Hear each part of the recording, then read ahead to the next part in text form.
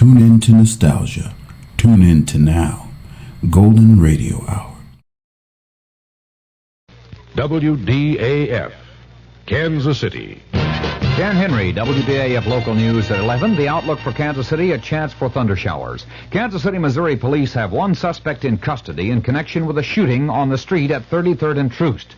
2 women were injured. They have been identified as 30-year-old Joan Oglesby of 2139 East 15th in Kansas City, and General Hospital lists her condition as critical, with gunshot wounds in the chest and stomach. The other is identified as Kay Sue Hammond of 5814 Olive in Kansas City. Hospital authorities say she is in fair condition with gunshot wounds in the pelvic area and right leg. The identity of the suspect in custody in connection with the incident is not known. Police are still investigating. A class action suit against the Kansas City, Missouri Board of Education and the Kansas City Teachers Union has been filed on the docket of U.S. District Court Judge Elmo Hunter. The suit was filed on behalf of his sons by the father of 2 boys who attend Southwest High School, asking the judge to order schools opened and teachers to halt the strike. A hearing was set for April 25th. Norman Hudson, president of the Kansas City Teachers Union, sits in jail tonight, his first in a 10-day contempt of court sentence, and all negotiations between teachers and the board are being handled by a federal mediator. In Kansas City, Kansas, teacher talks are to resume immediately, according to Superintendent of Schools Dr. O.L. Plucker, but negotiations between the NEA, representing Shawnee Mission teachers, and that district school board appear to have been stalemated, with teachers apparently demanding more than the 10.5% increase reportedly offered by the board. WDAF News Time, 11 o'clock.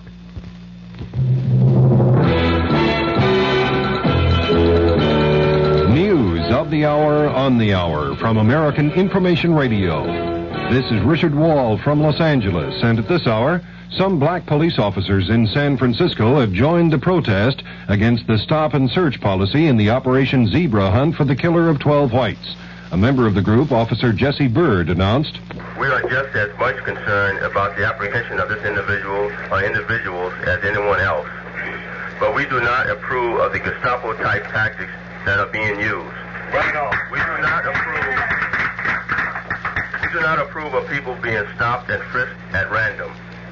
We can only view this as another type of harassment." Officer Bird's objection came as 5 black civic leaders filed a class action suit saying the tactics of searching blacks who match the zebra killer's description in San Francisco are unconstitutional. A Statue of Liberty takeover. That story coming up.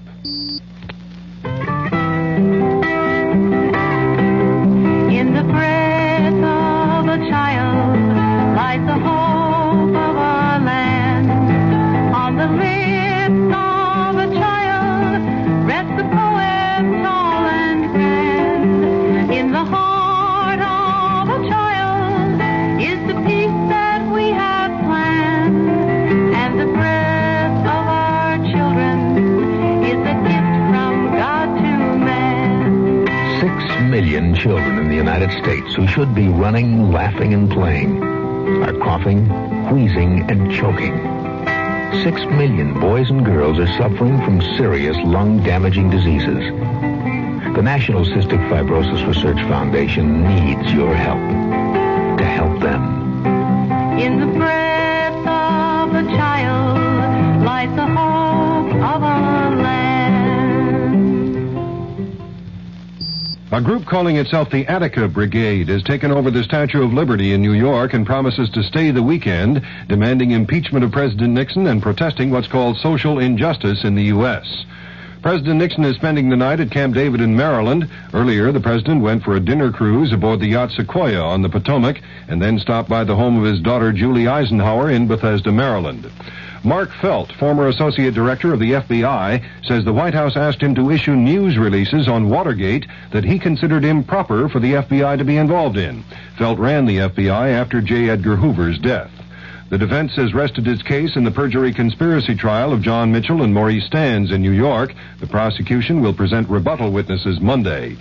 Israel and Syria disagree on losses in the first major air battles in the Mideast since the October War. But there's a warning about the consequences of the increasing escalation of the Golan Heights fighting. Correspondent Andrew Mizell's reports from Tel Aviv.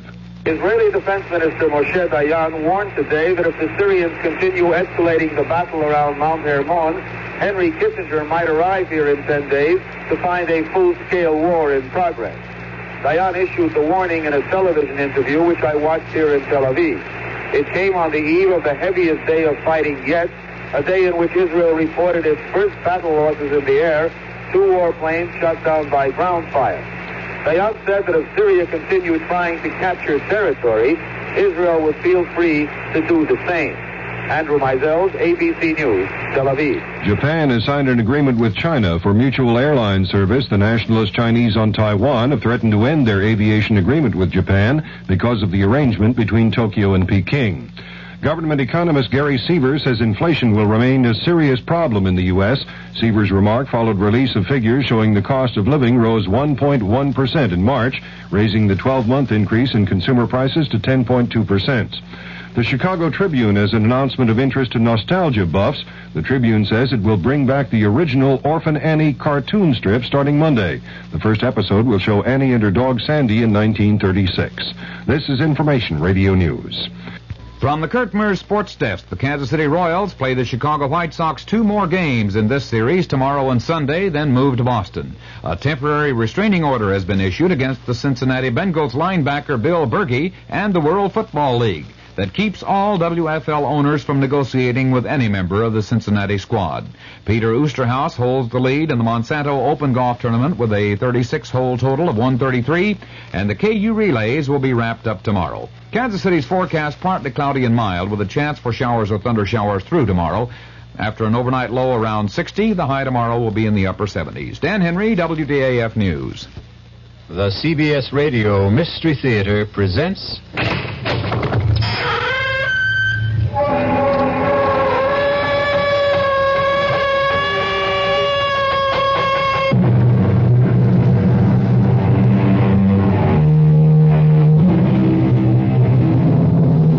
Come in.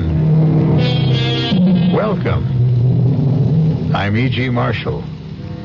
Welcome to the fear you can hear. Welcome to the world of your own terrifying imagination.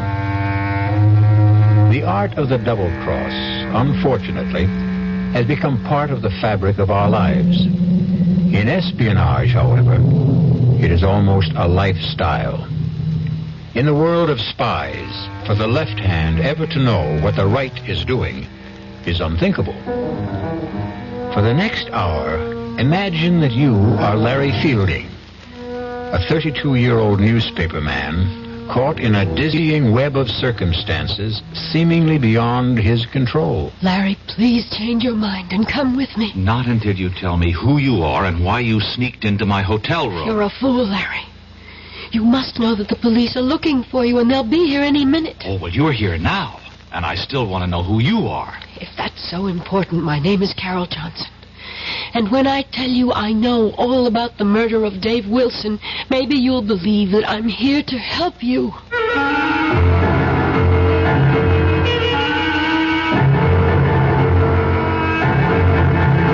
Our mystery drama, The Lady Was a Tiger, written especially for the Mystery Theater by Murray Burnett, stars William Redfield. It is sponsored in part by Anheuser-Busch Incorporated, brewers of Budweiser, and by the Kellogg Company, makers of Kellogg's Special K cereal. I'll be back shortly with Act One. Hi, I'm Goldilocks, Miss Goldilocks, if you please, and I'm a professional taste tester. Here at my taste test laboratory, that's TTL for short, I taste test everything from porridge to diet drinks. Actually, there's not that much taste testing in porridge these days. There used to be. Once upon a time. I mean, that's how this Miss got into the biz. But lately it's been diet drinks. I mean, with so many diet drinks going sugar-free, I've been really busy conducting taste tests. A rather unbearable assignment, to be sure.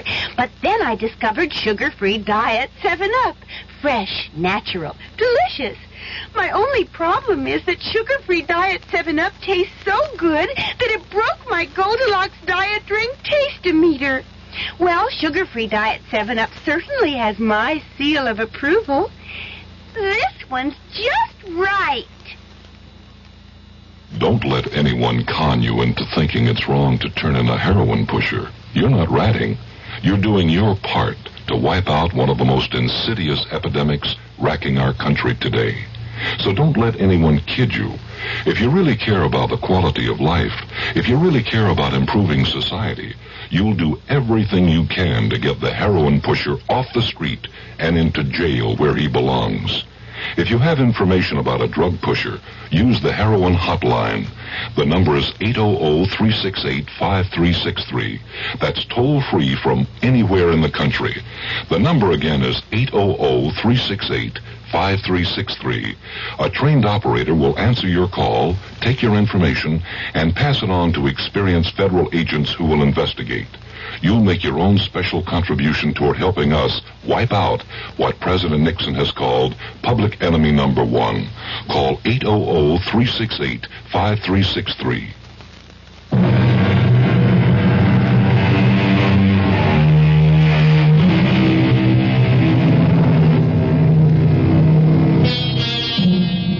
Walking is great exercise, and with good weather can also be great fun. But not when you've just been fired by the editor of the newspaper for which you've worked happily for 5 years. Larry Fielding has been walking aimlessly for 2 hours, trying to figure out why Horace Finley, the editor and his boss, had refused to give him any reason for his dismissal. Tormented by his frustrating thoughts and tired, Larry sits down on a park bench to think. He is so deep in thought, he is unaware of 3 men who suddenly surround him. Larry has only to look at them to know that he is in trouble.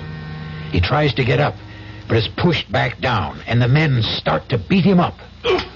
No, take my money and leave me alone, will you? Look, if you want money, I told you can have it. Help! Help!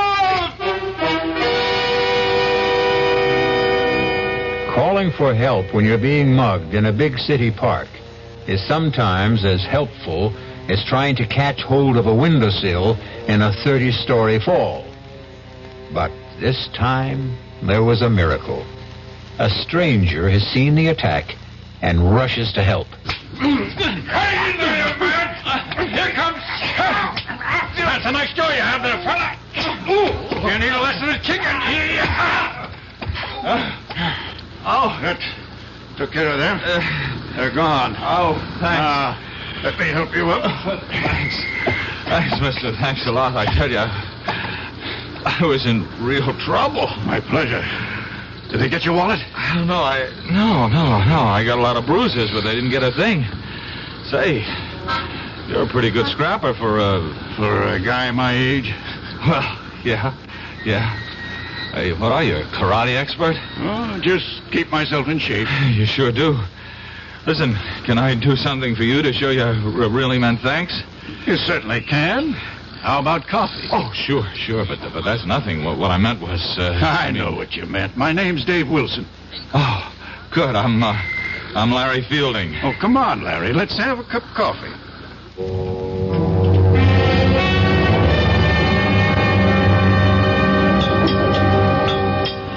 You know, I still can't get over the way you tore into those guys. I was a commando in World War II. World War II? Did you think I was in the Civil War? No, I didn't mean that. It's just... Well, to a young fellow like you, World War II might as well have been in the last century. It was only 30-some-odd years ago, you know. Oh, I know. After all, I was in the newspaper business. Yeah, that stuff which you told me about losing your job. What are you going to do? Oh, I don't know. Look around for another one. What bothers me is the way my editor let me go. No explanations. You know, we were friends. You'd think he'd at least tell me why he fired me. Those things happen. Stop torturing yourself and begin making plans. No, not until I get this thing straightened out in my own mind. I think I'll call my editor at home tonight and... I've got a better idea. Go out and get drunk, huh? Nope. How about a trip to Paris? Are you putting me on? I'm serious. Well, what are you? A scout for contestants for some kind of TV quiz show? No. I am a man sitting on $200,000. What? And I need a guy just like you. Now, look. I'm a newspaper man. Anytime a stranger starts talking about a trip to Paris and a couple of $100,000, I, Walk away without even listening? Yeah. Even if the man just happened to maybe save you from being mugged, robbed, and beaten up? Okay, all right, I'll listen, but believe me, that'll be it. Fair enough. First, here's my card. Oh, David Wilson, Calridge Imports. I never heard of him. You can call and check me out. I told you I was in World War II. Oh, look, I'm grateful to you, but you're wasting your time. Why don't you shut up and listen? You've probably heard about the millions of dollars in artworks and precious jewels that the GIs liberated during the last days of the war. Liberated, sure, yeah. Well, I've heard stories. Well, most of them are true. One that I know in particular certainly is.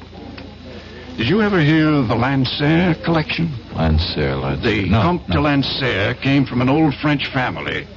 And the Lancer collection is a fabulous assortment of diamonds, rubies, emeralds, and other precious stones which were seized by the Nazis when they swept through France in 1940. A pal of mine, not a commando, happened to come upon the collection when the Americans were driving the Germans back in 44. Wait a minute. And he liberated it? Exactly. He and a distinguished Frenchman named Henri Thiel. Oh. Professor Henri Thiel? The archaeologist? That's the man. Oh, come on. He wouldn't, You were saying something? No, nothing. You were about to say he wouldn't get involved in anything crooked, weren't you? Yeah, something like that. You're right, he wouldn't. But he was younger. The world was quite different then. And my GI pal was a most persuasive guy. They decided to bury the Lancer collection. They did. They drew a map. And today, Professor Thiel is the only possessor of that map. Uh-huh. And, what happened to your nameless friend? He's dead. Professor Thiel wants to return the jewels. But that's easy, isn't it? Not if the professor doesn't want embarrassing questions asked about how he came by that map in the first place. Oh. What about you? Calridge Imports is a highly respected and reputable importing firm. I want to keep it that way. Oh, so do I, even though I've just been fired. You haven't heard what I'm asking you to do. Well, what? Come with me to Paris. You're writing a story on Professor Thiel. He's good material. You'll grant me that. Yes, yeah. You'll interview him, naturally. During the course of that interview, he'll give you a slip of paper, which is a map showing the location of the jewels. You'll later deliver it to me. And that's all you have to do. You, mentioned something about sitting on hundreds of thousands of dollars? That's right. The Lancer collection is worth that and more. I'm sitting on it. I intend to return the jewels and collect a reward. If you want to share in that, you deserve it. This is Wilson. The report is positive. Fielding has agreed to go to Paris with me. He bought the story about picking up a map showing the location of the Lancer collection. Operation successful.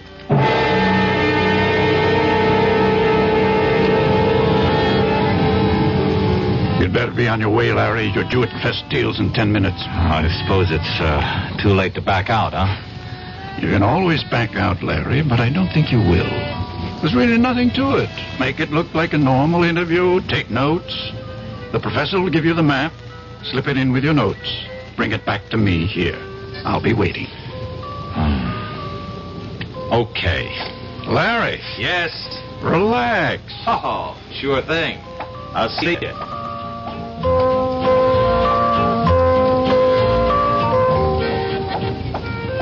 Would Monsieur mind if I join him? I wouldn't mind at all, but I don't think I'm what you're looking for. Oh, but Monsieur is exactly what I seek.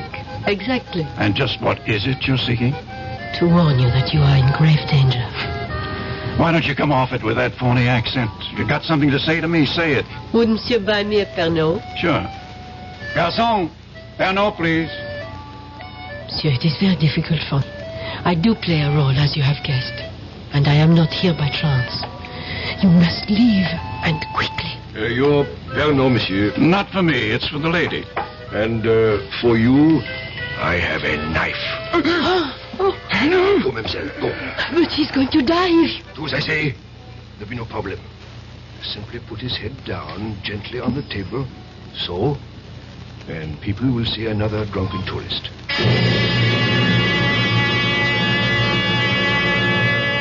Your name is Larry Fielding. You're 28 years old, and you're feeling marvelous.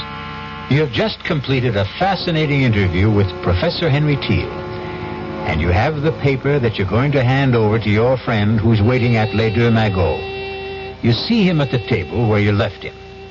His head is down, but you're not concerned. Dave, wake up. I saw the professor. What? Monsieur, what has happened? Well, I don't know. I came back to meet my friend. I guess he's passed out. A moment, monsieur. Look, this man has been murdered. What? Stabbed to death. You will wait here for the police. I will not. I'm getting out of here.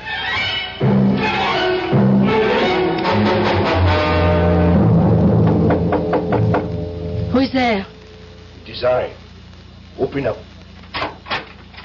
What's the matter? What happened? The other American. The young one.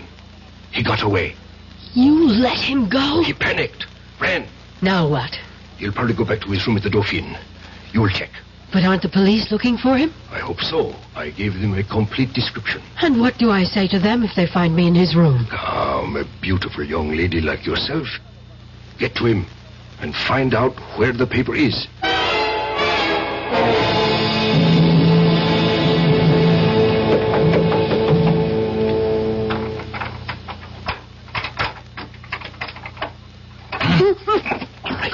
All right. Who are you? If I take my hand away, you promise not to scream? Right? Okay. Now, why have you picked the lock into my room? Never mind. You have to get out of here. Not until you tell me who you are. If that matters, my name is Carol Johnson. I've been sent here to help you. Oh, sure. I know about the murder of your friend. Wait a minute. Sent by whom? I'll answer your questions while we're on the way. On the way to where? Safety. I don't need to run. I didn't kill anybody. I'm not about to take off with a strange girl, particularly not one who's equipped with skeleton keys. Oh, suit yourself. Goodbye.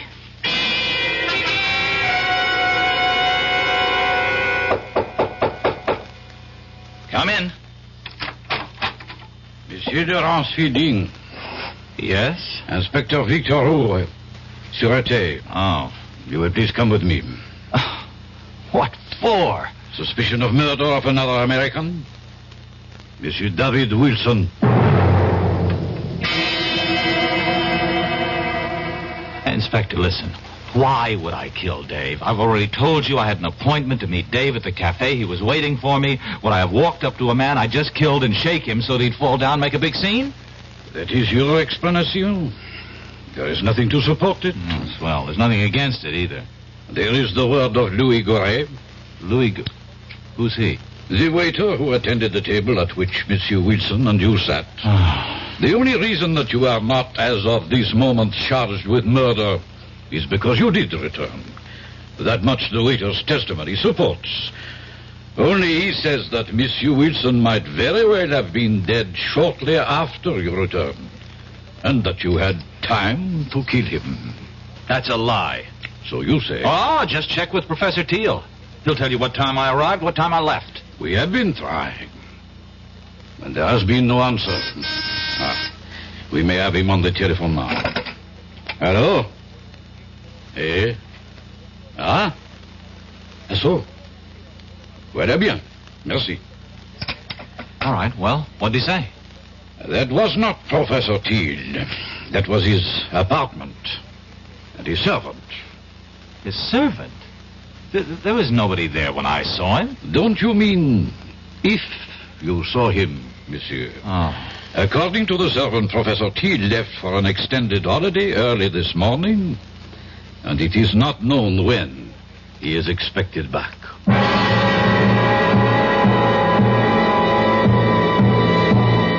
Your name is Larry Fielding. You're 32 years old, and you find yourself in prison in Paris, accused of murder. You know you've been had, and you're dealing with forces that seem beyond your control. You have a million questions, and the only man who could answer them is the man you're accused of killing. We'll be back shortly with Act 2. When you drink beer, do you tilt the glass for long, hearty swallows? Or just tip it and sip it? Well, sipping's the thing for wine. But Budweiser beer is a hearty drink, brewed for zest and character. The best way to enjoy Bud is to drink it. Not chug-a-lug, just man-sized beer drinker swallows. That's when that famous Budweiser taste, smoothness, and drinkability really come through. Smoothness and drinkability that come only from natural carbonation and exclusive beechwood aging. Smoothness and drinkability, too good for any half-hearted sipping. So drink up. You'll see that brewing beer right does make a difference, and that when you say Budweiser, you've said it all. Anheuser-Busch, St. Louis. In 1919, someone had a big idea. Let's help youth understand big business by starting them in small businesses of their own. And Junior Achievement was born. Each group elected a board of directors, chose a product, set up a production line, sold stock, and went into business. That year, 314 students made and sold products and learned the business of business. Today, Junior Achievement has grown to nearly 200,000 members. Junior Achievers are designing and marketing their own products and services, from cutting boards to printing. They're organizing sales efforts, writing marketing plans, calculating profit and loss. Running these small businesses helps Junior Achievers understand how big business works. Support Junior Achievement, where youth learns the business of business. Call your local Junior Achievement office.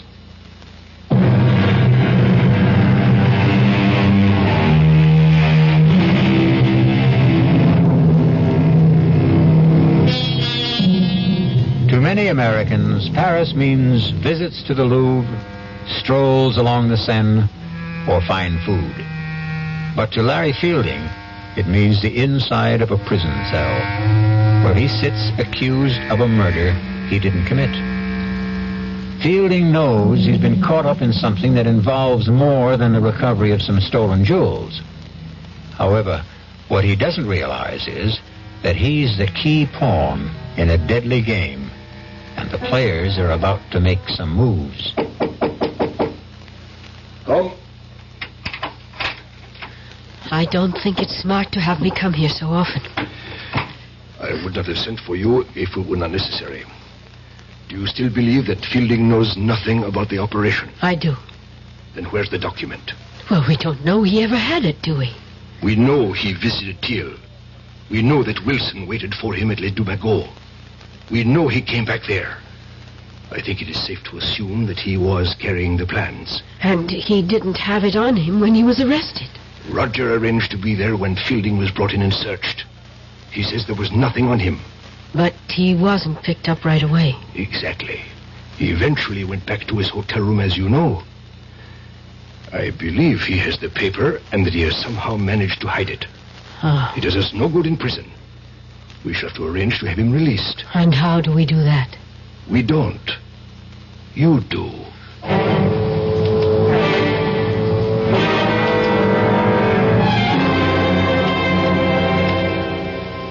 Sit down, mademoiselle. Your passport says Carol Johnson. That's right, Inspector. And I am told you are in my office because of the unfortunate incident in the Café Les Dumagots. Yes, Inspector. I just had to come here to tell you you have the wrong man. Ah? And how do you know that? I'm studying at the Sorbonne. I visit Les Dumagots all the time. I was sitting right there when that man was murdered. Formidable. You saw a man murdered and you did nothing. Oh, at the time I didn't know it was a murder. I just thought the man had too much to drink or was ill. But the reason I know that you've arrested the wrong man is that the murdered man was dead before this young American Fields Fielding. Yes, well, the man was dead before Fielding ever got to the table. Fielding came and shook him, and that was when it was discovered that he was dead. I'm prepared to swear to that, Inspector. Of course you are prepared to swear to this story that you have just told me. Why not? It's the truth. Of course, mademoiselle. Why would a beautiful young lady like yourself lie to an inspector of the sûreté? I'm not sure that I like the way you say that, Inspector. But everything will be all right if you release young Fielding. You have told me you will swear to this statement of yours in court. Therefore, I have very little choice. Ah, good. But, mademoiselle, I have been a police officer for 20 years. Long enough to know that witnesses who appear late with an alibi for an accused murderer often have reason. Oh, that's ridiculous. And I also wish to warn you, mademoiselle, that the Sûreté considers this a very much open case. That is the business of the Sûreté.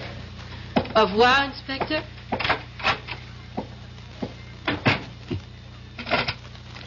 Gérard, you will follow the young lady who just left my office, and do not lose her.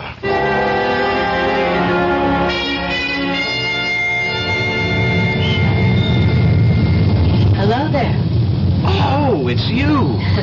Want to give me a lift? Well, I suppose I owe you something for getting me out of jail. Taxi! Taxi! There, we got one. Hop in. Oh, thanks.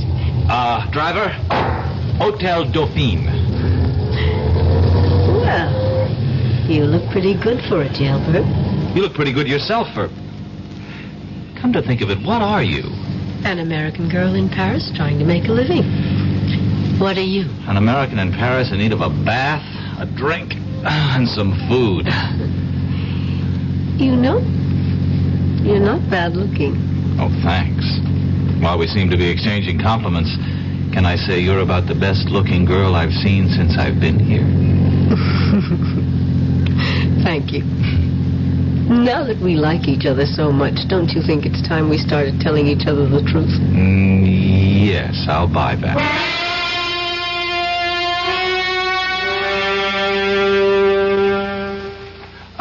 Écoutez-moi, operateur, well, never...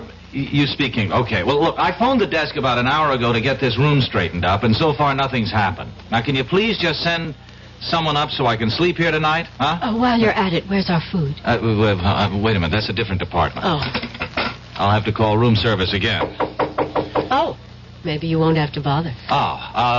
Entree. Your dinner, monsieur. Madame? Merci. Monsieur would like me to serve. No, thanks. No, I think I can handle it myself. As monsieur wishes. Wait a minute. Don't I know you? I think not, monsieur. Now, I've seen you before. I'm sure I've seen you. Paris is a large city, monsieur. One passes people on the streets and... The streets, that's it. You're the same guy who was at the Café Les Deux Magots. Monsieur is mistaken. What? Hey, wait a minute. Come back here. I want to talk to you. Oh, now don't go chasing him down the hall. Why not? Listen, Carol, I'm positive he's the same waiter... He'll just deny it and you can't prove it. But... Even if you could. What do you think it means? Well, it means... Well, I don't know. But if I get him to talk, maybe I'd find out something. I thought you were going to clue me in. Oh, yeah. Listen, have you ever heard of the Lancer collection? Of course. It's in the Louvre. Oh. The family of Comte de Lancer gave it to the museum after it was recovered when the Nazis fled Paris. What? Well, why does that shake you up so much? Because it can't be true. Come with me to the Louvre and I'll show it to you. Well, that changes everything. Come on. Where are we going? To the American consul.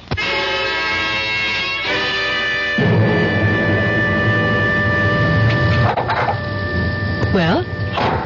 Unbelievable. What? Simply unbelievable. Do you know what the consul told me? I predicted it, didn't I? Yeah, that's right. Mm-hmm. He didn't want to hear about it at all. Just advised me to forget the whole thing and leave France. Incredible. Well, not really when you understand that he doesn't know what you're talking about. But you do. Some of it. Okay, take me back to the hotel. Any reason? I'm taking the consul's advice. If nobody's interested, I'll go back to the States. Well, now that they've cleaned up the room so nicely, you're leaving. Well, do you have a better idea? More than one. I think I'll take them one at a time. Number one. Give me the paper Professor Teal gave you. Well, it looks like we're finally going to level. Where is it? Well, first you tell me something. What is it? I don't know. End of conversation. Larry, listen to me. I work for Colonel Blake, military intelligence. I was assigned to this operation. What operation? All I was told was that Dave Wilson, who also works for us, was coming over here with you, and that you were to get something from Professor Teal and give it to Dave. Teal worked with you, too? He did. But now his cover is blown, and I don't know where he is. Who killed Wilson? I don't know. It could have been any one of 3 or 4 foreign powers. And the only reason I'm alive is because somebody wants the paper. That's right. And if I give it to you, then there's really no reason not to kill me. Oh, give it to me. I'll get it to Colonel Blake, and we'll get you safely out of the country. No, hold on. I got a better idea. I'll go with you to Colonel Blake, and we'll give it to him together. No, that would be too dangerous. To whom? Will you please trust me? Give me a reason. Please, where's the paper? I burned it. You expect me to believe that? Why not? You expect me to believe everything you tell me? You admit you had the paper. And somehow, between the time you ran from Les Deux Magots, you managed to hide it in a place where experts have been unable to find it. I told you I burned it. And you know that's a fairy tale that no one will believe. I don't care whether you believe it or not. Now, are you coming with me? Where? To talk to your Colonel Blake. He won't see you. Oh, I think he will. Goodbye, Carol. It was nice knowing you. I think. You will kindly step back into your room, Monsieur Feeling. Now, wait a minute. Let me introduce myself. I am Major Simonovich. Oh, of the Gay Payou or the NKVD? Does not really matter. What matters is that you and I have something to discuss. I warned you. Yeah, sure you did. Just like a rattlesnake does. I do so dislike dealing with amateurs. This is strictly a business. You mean you want to make a deal with me? Correction. I mean you would find it wise if you wanted to make a deal with us. For the paper? Exactly. Where is it? No, not so fast. Not so fast. You spoke about a deal? You give us the paper, we give you your life. You must really believe I'm an idiot. You people murdered Wilson. That paper is the only thing that's keeping me alive. I have my word. No deal. Do you really believe you have a choice? Carol, call Rodjansky. Make the usual arrangements. We will wait here. Donnez-moi 80-36, s'il vous plaît. C'est ça. Merci. Carol. Yes. Tell me something, will I like Rodzansky?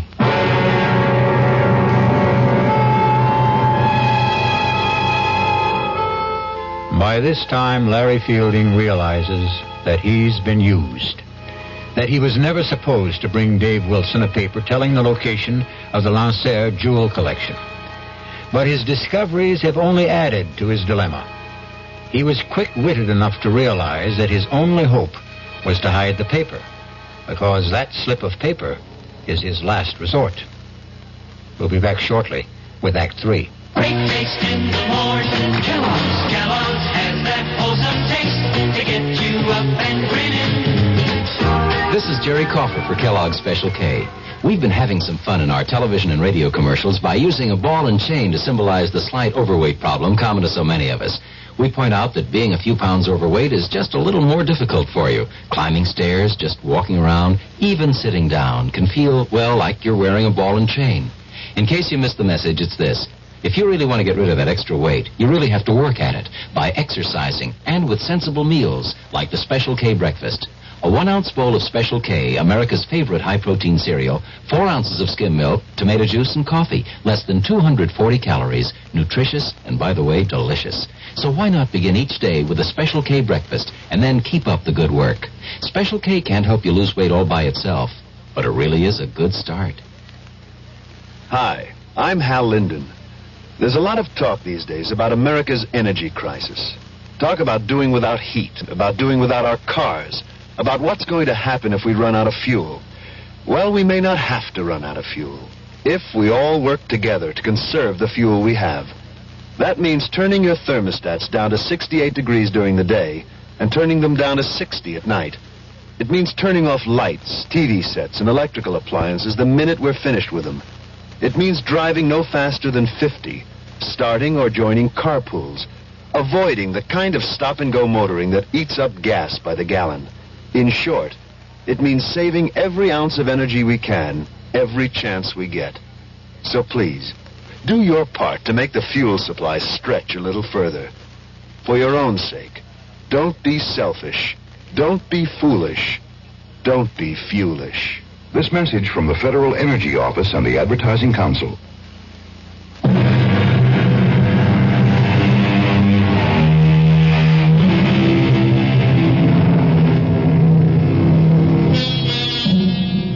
Newspaperman Larry Fielding sits waiting in his Paris hotel room, closely guarded by 3 members of the Russian secret police and the beautiful American girl, Carol Johnson.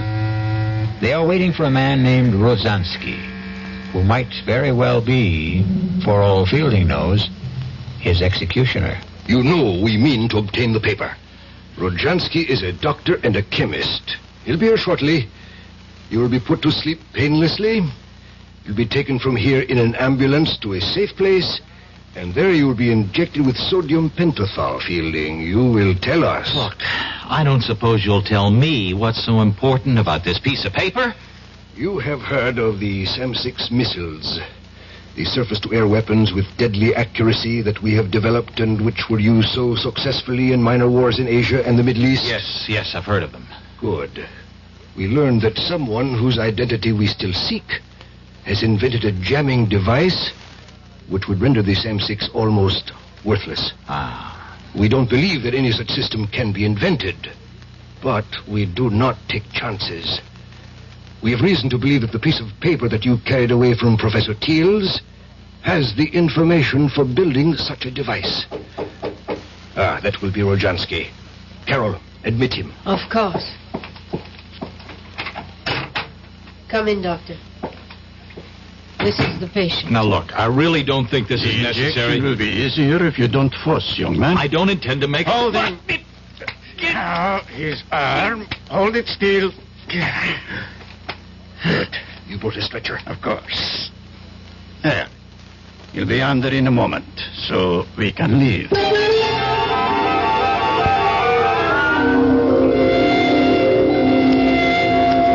What is this? Gendarmes? It has nothing to do with us. We are taking a sick man to the hospital. Put this stretcher into the ambulance. Quickly. I must apologize, but we received a report from the hotel concierge that there was a dead man here. Absurd, Inspector. This is Dr. Jansky. The doctor will explain this to you, Inspector. This man became suddenly quite ill. I gave him a sedative to quiet him, and we're now taking him to the Lefebvre nursing home, as you can see by the ambulance. You say he is alive? Very much so. See for yourself. Mon Dieu. I know this man. Inspector, he must receive medical attention. Of course. But I suggest that instead of taking him to the nursing home, he go instead to the police hospital. That's ridiculous. He's my patient. I am afraid I must insist.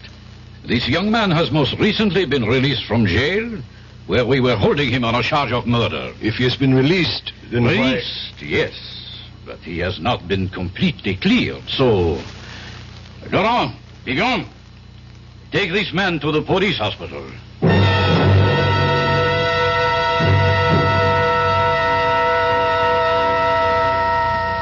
Did you get a report? Yes. And? He'll be conscious in an hour. And he will talk? I'm sure of that. He will scream to see Colonel Blake, and then your cover is blown, and the whole operation goes fooey. What do we do? Silence him. But what about the papers? We will be faulted for that, of course, but if we do not have it, neither do the Americans. Who do we have in the police hospital? Only Leclerc. A weakling. But he can admit Rojansky. Rozhansky's a doctor. He doesn't need Leclerc to admit him. He can visit his patient openly. Thank you, my dear. I visit Fielding and he dies shortly thereafter. That idea does not appeal to me. We have to do something. You are both right. Carol, you will be his first visitor when he regains consciousness. No. Yes, Carol. Rodzansky, give her your hypodermic kit. I don't have to do this, and I won't. You would prefer that in my report I mention your failure with Fielding when you had some hours alone with him? I'll go. That is wise. Rodzansky, give her the syringe. Here. Quickly. The car is waiting.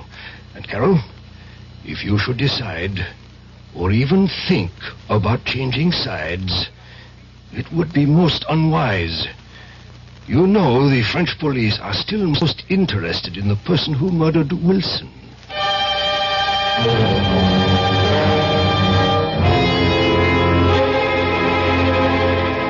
You awake now, Larry?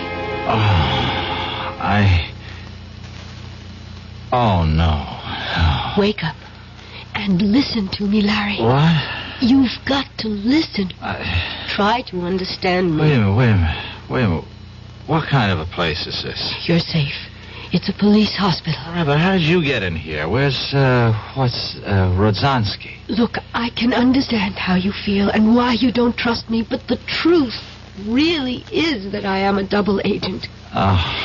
Do you understand what a double agent is? As near as I can figure out, a double agent is somebody working for two different sides. Yes. And neither side trusts them. Oh. You know, that fits you to a T.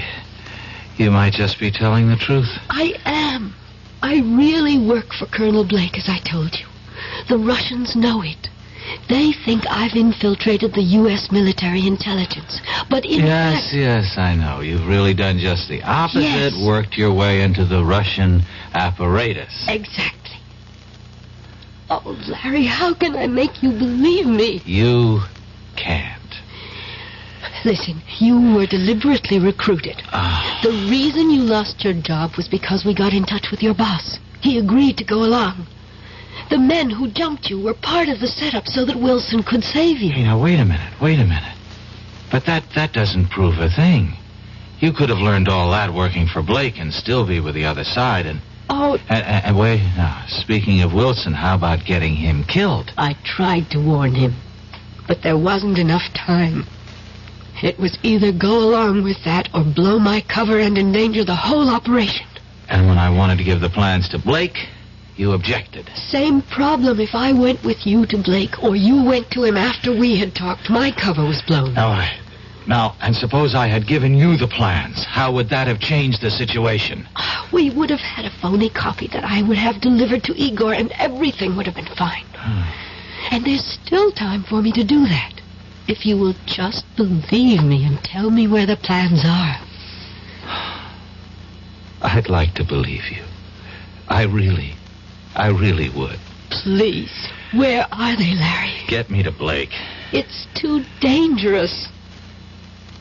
Look, you see this. Yeah, it's a hypodermic. It's death.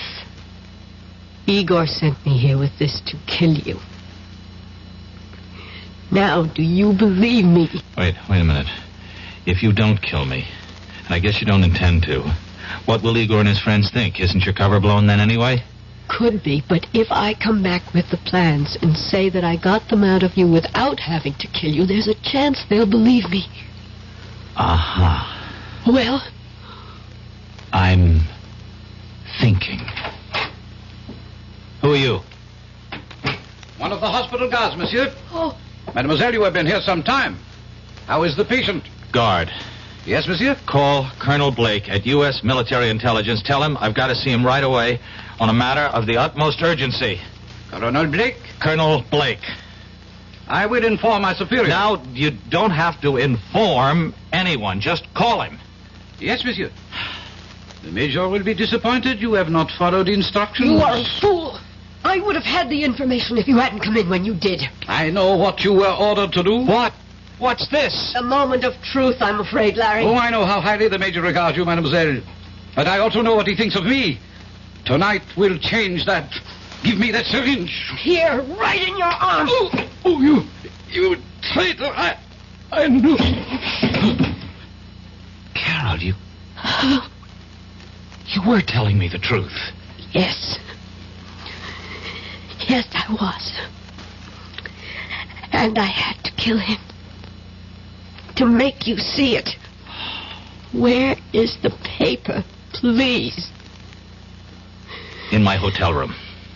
Oh, aren't you ever going to stop playing games? You know your room was searched. Let me get dressed and I'll show you.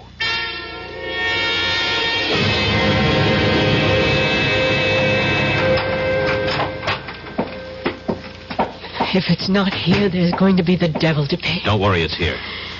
Now I'm the one who has to be shown. Trained operatives from 2 special branches went over this room with everything except Geiger counters. Okay. Where are we going? The bathroom. That was searched, too. Oh, I don't doubt it. Oh, we went through that cabinet. Did you now? What do you see? Towels, paper tissues, some of your toilet articles. We took your razor apart. And what else? A roll of toilet tissue, unopened. And as the French say, mademoiselle, voila. Oh. And now we unroll this toilet tissue and keep unrolling it, and... Oh, my God. Where did you learn to open a package and reseal it like that? When I was a kid, I was the best clerk in Roscoe's shipping department. Oh, thanks. It was nice knowing you. I really mean that, Larry. Hey, wait a minute. Surely I've earned the right to buy you dinner. I'd like to. Well, you'd better, or I'll start doing some talking. Blackmail? You said it. All right. I'll meet you at Les Deux Magots at 10:30. No way. Let's try the right bank, La Rotonde. That's a date. I'll see you. You better be there. Shirts, ties. Yes, I think that's everything. Come. Oh, it's you, Rojansky. Are you coming with me? I am staying. And we shall say goodbye. I do not have much time. The plane from Moscow leaves at... I do not think you'll be taking the plane. Are you insane? You know I've been recalled. Not precisely. What do you mean, not precisely? Moscow feels you have bungled badly. So? It's not the first time that an operation has been... First, you were duped by the American girl. You know she was a double agent? I know now. Did you know before she killed Leclerc? I was not in charge at that time. At that time? Now there are 2 murders that cannot be hushed up. The French police must have a murderer to satisfy the public. Then give them Carol. I only wish that we could. They want you. You have been chosen to be the murderer. I am replacing you as the head of this section. Ridiculous. I won't remain quiet. I have a lot I could and will say to the authorities if Moscow abandons me. Now you listen to me, Rojansky. I have no time to listen. Rojansky, wait. That hypodermic. Don't... Igor, you should be pleased to know that your dying will serve a good cause.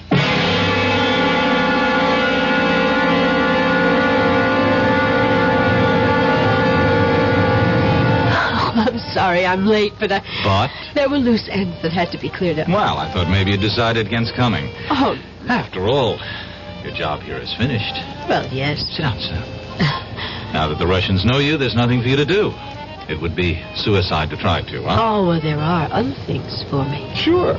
Like getting married to a lovesick newspaper man, settling down, raising a family. Oh. Oh, I take it I'm your first Matahari. Mm-hmm. First and only. Well, Larry, we're very different from other women. In our business, you pay dues. And they're heavy payments. I don't get it. I'm talking about sitting at another cafe on the left bank. Sitting and knowing that an agent named Wilson was going to be killed. Clumsily trying to warn him, and finally deciding that his death was the way it had to be.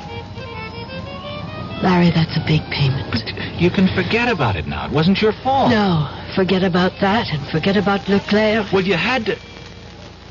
You see, It's even hard for you to say. I had to kill him. No, Larry, I have to keep on to justify those things. But, Carol, listen. Bye, Larry.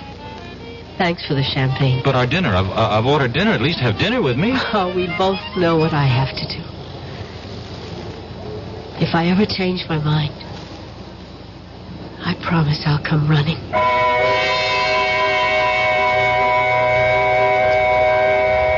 Larry Fielding sat in La Rotonde and watched her walk away.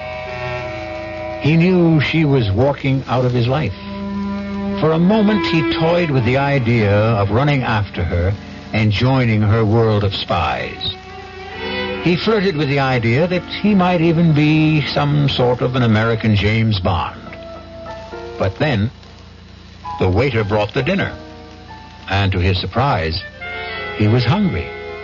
And that realization made him wonder about whether or not he was truly in love. I'll be back shortly. Who knows how to help you solve your shopping problems? Your Better Business Bureau knows. I saw this perfectly darling mirror in the showroom, so I bought it. But when the truck came, they delivered this thing I never saw before. Now what am I going to do? I'll tell you what to do, madam. But who are you? I'm the man from the Better Business Bureau. Now, the first thing to do is to call the store manager and tell him what happened. But in the future, when your merchandise is delivered, you should examine the item before the delivery truck leaves. And if it's to be delivered from a warehouse, have a clear understanding with the dealer that unless it is the same as the sample shown to you, you will not accept it or pay for it. Oh, thank you. Just part of my job, madam, to help people with their shopping problems.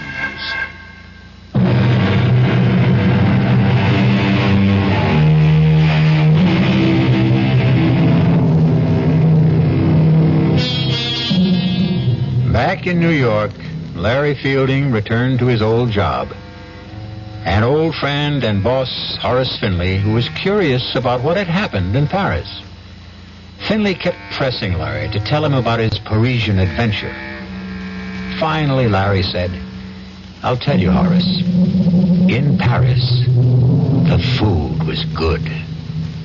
Our cast included William Redfield, Joan Loring, Roger DeKoven, Ian Martin, and Chris Gampel. The entire production was under the direction of Hyman Brown. And now, a preview of our next tale. I really killed that boy, you know? What did you say? I killed him, Mr. Murray. I waited for him in the hallway the next day, and I grabbed him. He was a scrawny kid. It was like wringing in the neck of a chicken. I'd do the same thing again, Mr. Murray, to the next guy who bothers my wife. They gotta learn. You lied to me. Every stinking word you told me was a lie. Don't be sore, Mr. Murray. I couldn't tell you the truth, could I? I mean, you wouldn't have taken the case, would you? Yes. I would have taken the case and told you to plead guilty with cause. No, I wanted you to get me off, and that's what you did. Look, I've got to go now, Mr. Murray. I just want to say thanks again. Oh, you think it's that simple? You think you can just walk out of here? Melanie's waiting for me. She likes to eat dinner early. The girl's always hungry. So long, Mr. Murray. Radio Mystery Theater was sponsored in part by new sugar-free Diet 7-Up. This is E.G. Marshall inviting you to return to our Radio Mystery Theater for another adventure in the macabre. Until next time, pleasant dreams.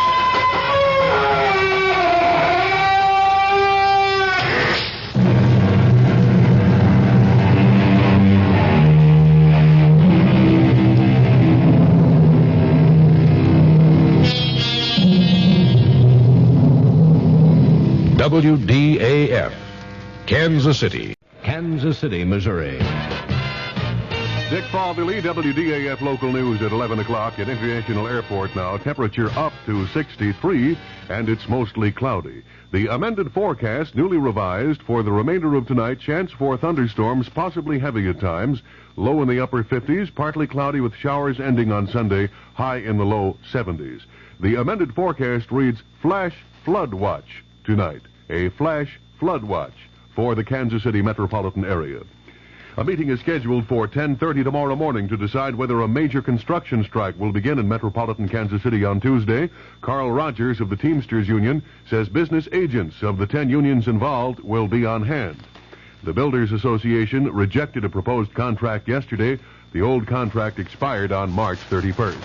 10 young persons were arrested last night in a drug raid in Trenton, Missouri by Grundy County Sheriff's officers and the Highway Patrol. Sheriff Forrest Fisher said the raid on a Trenton residence resulted in confiscation of marijuana and drug paraphernalia. WDAF News Time, 11 o'clock. News of the hour on the hour from American Information Radio. This is Dan Streeter from New York, and at this hour, published reports say the Senate Watergate Committee's investigation of a $100,000 contribution to the Nixon re-election campaign by Howard Hughes has been blocked by the Internal Revenue Service. An attorney for the Senate committee suggests that the IRS has succumbed to pressure from the White House. Vice President Ford says the Democrats are trying to exploit the Watergate scandal against the GOP. Speaking to California Republican officials in San Jose this afternoon, Ford said, "Let me point out what would happen if we don't stand together, if we don't bring people together. You could have a legislative dictatorship in the Congress, which would obviate the influence of the White House, would obviate to some extent the influence and the impact of the judicial system." Ford does admit that election defeats already suffered by the GOP this year are discouraging. Shut down at Silver Bay. That story coming up. We live in an age in which most handicaps can be dramatically reduced. The almost blind can be helped to see, and the almost deaf can be helped to hear. Retarded children can be taught to work and play with other children, and in many cases, to read and learn an occupation that will give them independence and a better life. Nearly 7 million American children have learning handicaps of one kind or another, and many parents don't know where or even how to look for schools with special education programs. Special education can help a child overcome his particular learning problems, whether physical, mental, or emotional. If you have a child with a learning problem, or know of such a child, you can find out, free, the location of special education programs or facilities in your state. Just write Closer Look, Box 1492, Washington, D.C., 20013. That's Closer Look, Box 1492, Washington, D.C. The Reserve Mining Company is shutting down its processing plant at Silver Bay, Minnesota, throwing 3,200 employees out of work. But the shutdown is a victory for environmentalists. Correspondent Ron Miller has been covering the story and has a report from Chicago. The Reserve mining trial in Minneapolis has been called the most important environmental case of the century. The trial has dragged on for almost 9 months, with testimony focusing on the health hazards created by Reserve's methods of waste disposal. The company has dumped 67,000 tons of waste into Lake Superior every day. Government experts testified that waste contained amosite asbestos fibers, which could later be found in the drinking water of Duluth and several adjoining communities. To the very end of the trial, the mining firm, which is owned by Armco and Republic Steel Companies, denied its waste disposal methods created any threat to public health. But federal judge Miles Lord called the company's position preposterous and ordered the plant closed. Ron Miller, ABC News, Chicago. The Reserve Mining Company said tonight it would appeal the shutdown order. A federal energy official in Spokane, Washington, says much of the oil that will initially flow through the Trans-Alaska Pipeline will be exported. Jack Robertson says that in the early years of the Alaska Pipeline's operation, West Coast oil refineries won't have the capacity to process all of the oil that they'll be receiving. Louisiana voters apparently have approved a new state constitution. This would be Louisiana's 11th constitution, more than any other state. A new Gallup poll shows that a majority of Americans are still opposed to amnesty for Vietnam draft evaders. However, the Gallup poll says the opposition has shrunk in the past year from 67% to 58%. The Saigon Military Command says communist forces have cut off 1,000 South Vietnamese reinforcements trying to reach a besieged ranger base 35 miles northwest of Saigon. The South Vietnamese force has suffered many casualties. Secretary of State Kissinger addressed the Organization of American States in Atlanta at noon Saturday and said the U.S. was launching a good partner policy. This is Information Radio News. From the Kurt Mears Sports Desk, in NBA playoff activity, Milwaukee over Chicago 113-90, leading the best-of-7 series 3-0. In the National Hockey League playoffs, Philadelphia 3, New York 0. In the American Baseball League, Kansas City defeated Chicago 7-3. In the National Baseball League, it was St. Louis over Montreal 10-4. The Kansas City forecast for the rest of tonight, a chance of thunderstorms with a flash flood watch included. Possible heavy thunder shower activity at times, a low in the upper 50s. Partly cloudy with showers ending on Sunday, a high in the low 70s. Partly cloudy and cool Sunday night, low in the 40s. Partly sunny on Monday, a high around 70. Now at International Airport, it's up to 63 degrees and mostly cloudy. Dick Fatherly, WDAF News. Join the fun tomorrow, 1 to 6 at North Hills Bank, grand opening of the Parvin Park facility at 4300 Northeast Parvin Road. Free frisbees, balloons, and more. Don't miss it. Member FDIC. The CBS Radio Mystery Theater presents...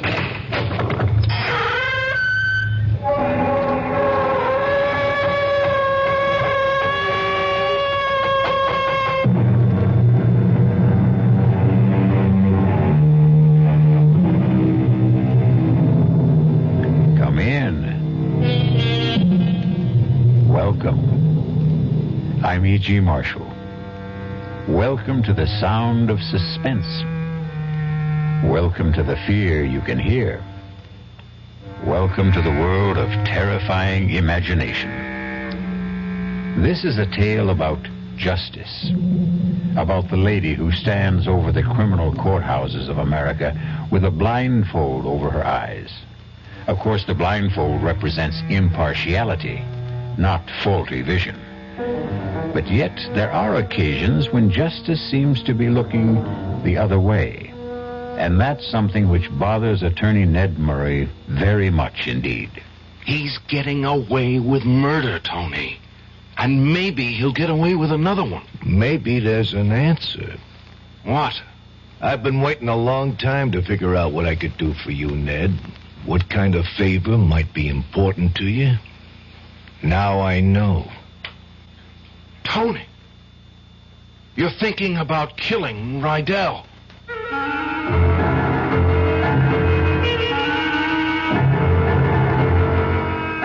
Our mystery drama, After the Verdict, was written especially for the Mystery Theater by Henry Slessor and stars Tony Roberts.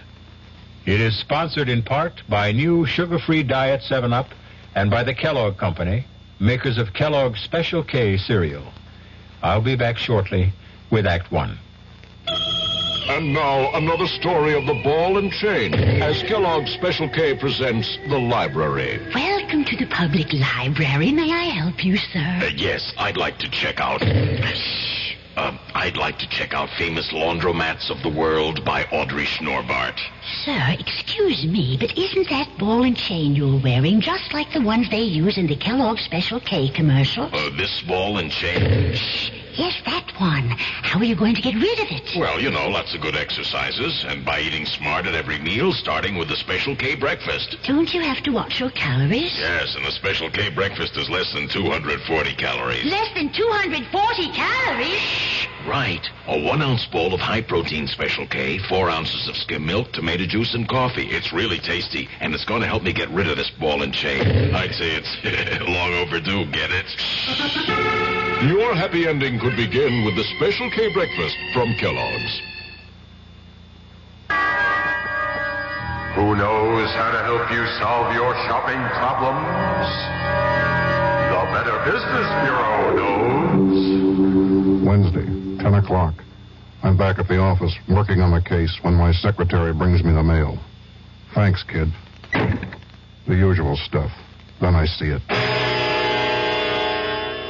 It's addressed to me, resident. Inside, a fake rabbit's foot. The pitch, a $2 donation or send back the rabbit's foot. My problem, what to do about it. I'll help you with good advice from the Better Business Bureau. Oh, yeah? Spill it. If you receive unordered merchandise in the mail, you are under no obligation to return it or pay for it. Thanks, pal. You're okay. Just another consumer tip from your Better Business Bureau.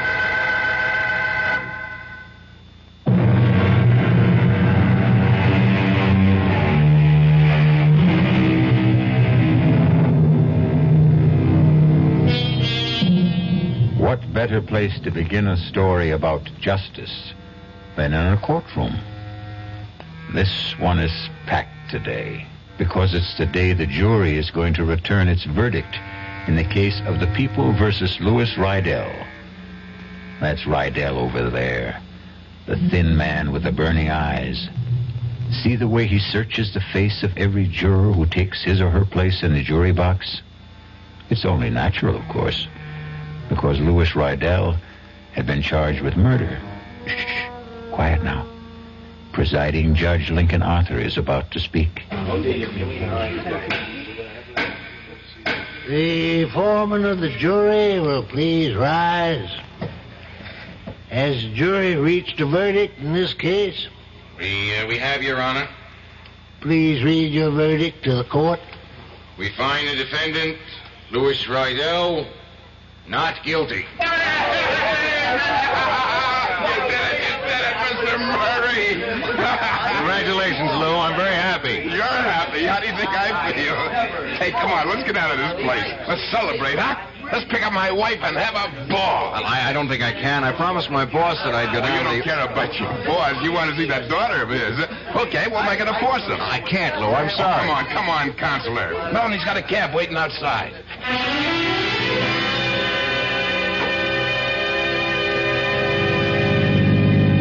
Boy, did I read those faces wrong. I thought, that's a hanging jury if ever I saw one. The only one I was worried about was that little old lady with the blue hair. You just can't tell about a jury from their faces. My last case, well, I thought they all looked friendly, but I lost. You won this one, Mr. Murray. I bet that boss of yours is real pleased. I mean, all this publicity that you got. Well, you're a regular Clarence Darrow. Look, Lou, we don't really have to talk about the fee settlement now. Why don't you and Melanie just go out and drink up a couple of bottles of champagne? Oh, Lou doesn't drink, Mr. Murray. Lou doesn't have any vices. Do you, Lou? I want to get the money settled, Counselor. Melanie here doesn't like to hear about money. She just likes to spend it. We'll drop her off at home. Hey, you promised to take me someplace. Wait for me at home, Pumpkin. Oh. Daddy will be there just as soon as he settles things with his lawyer. Okay? What choice do I have? I'll be home in an hour or two, and we'll go out to dinner. Just stay in the apartment, and don't open the door to anyone. And if you have to open the door, wear some clothes, baby. Huh?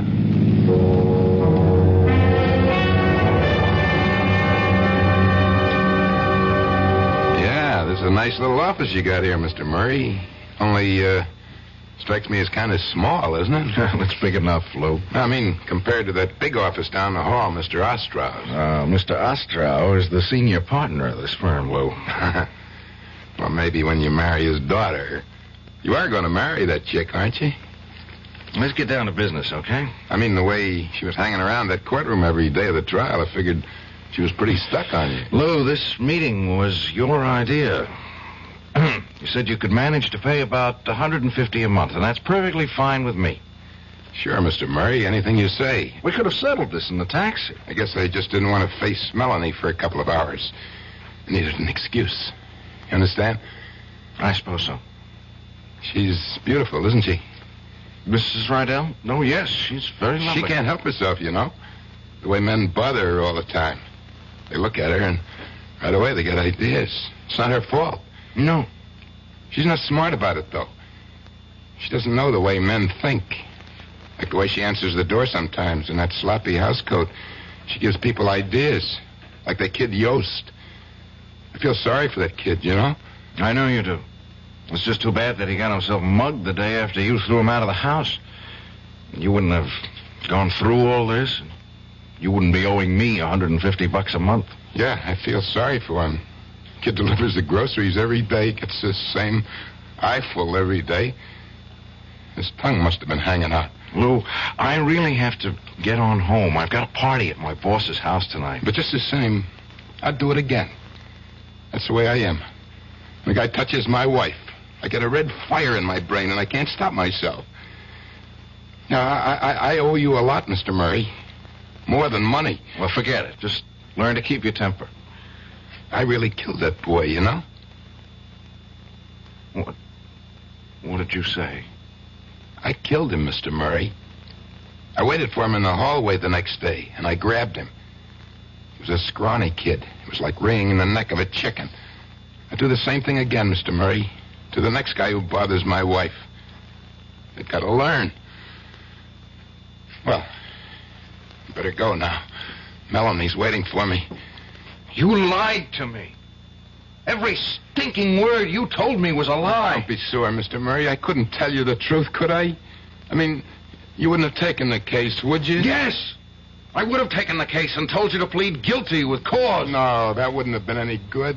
I wanted you to get me off, and that's what you did. Look, I've got to go now, Mr. Murray. I just want to say thanks again. Oh, you think it's that simple? You think you can just walk out of here? Melanie's waiting for me. She likes to eat dinner early. The girl's always hungry. So long, Mr. Murray. Oh, my God.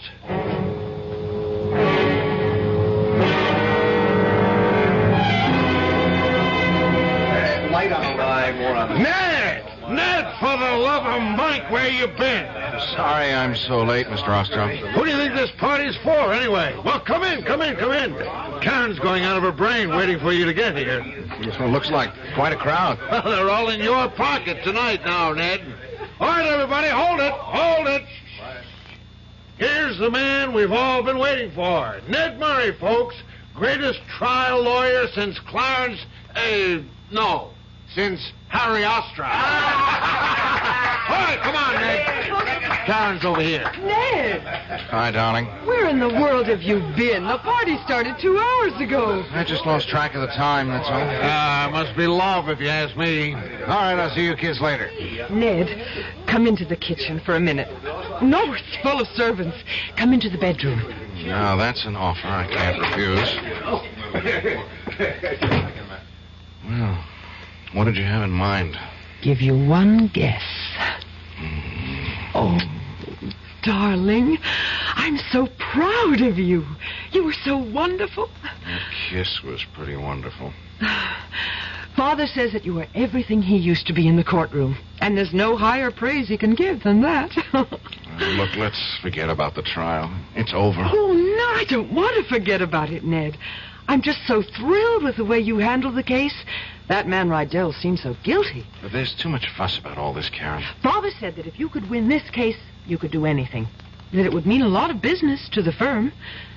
Do you know what I think? He's not going to wait on that promise about the junior partnership. I think he's going to do something about it right now.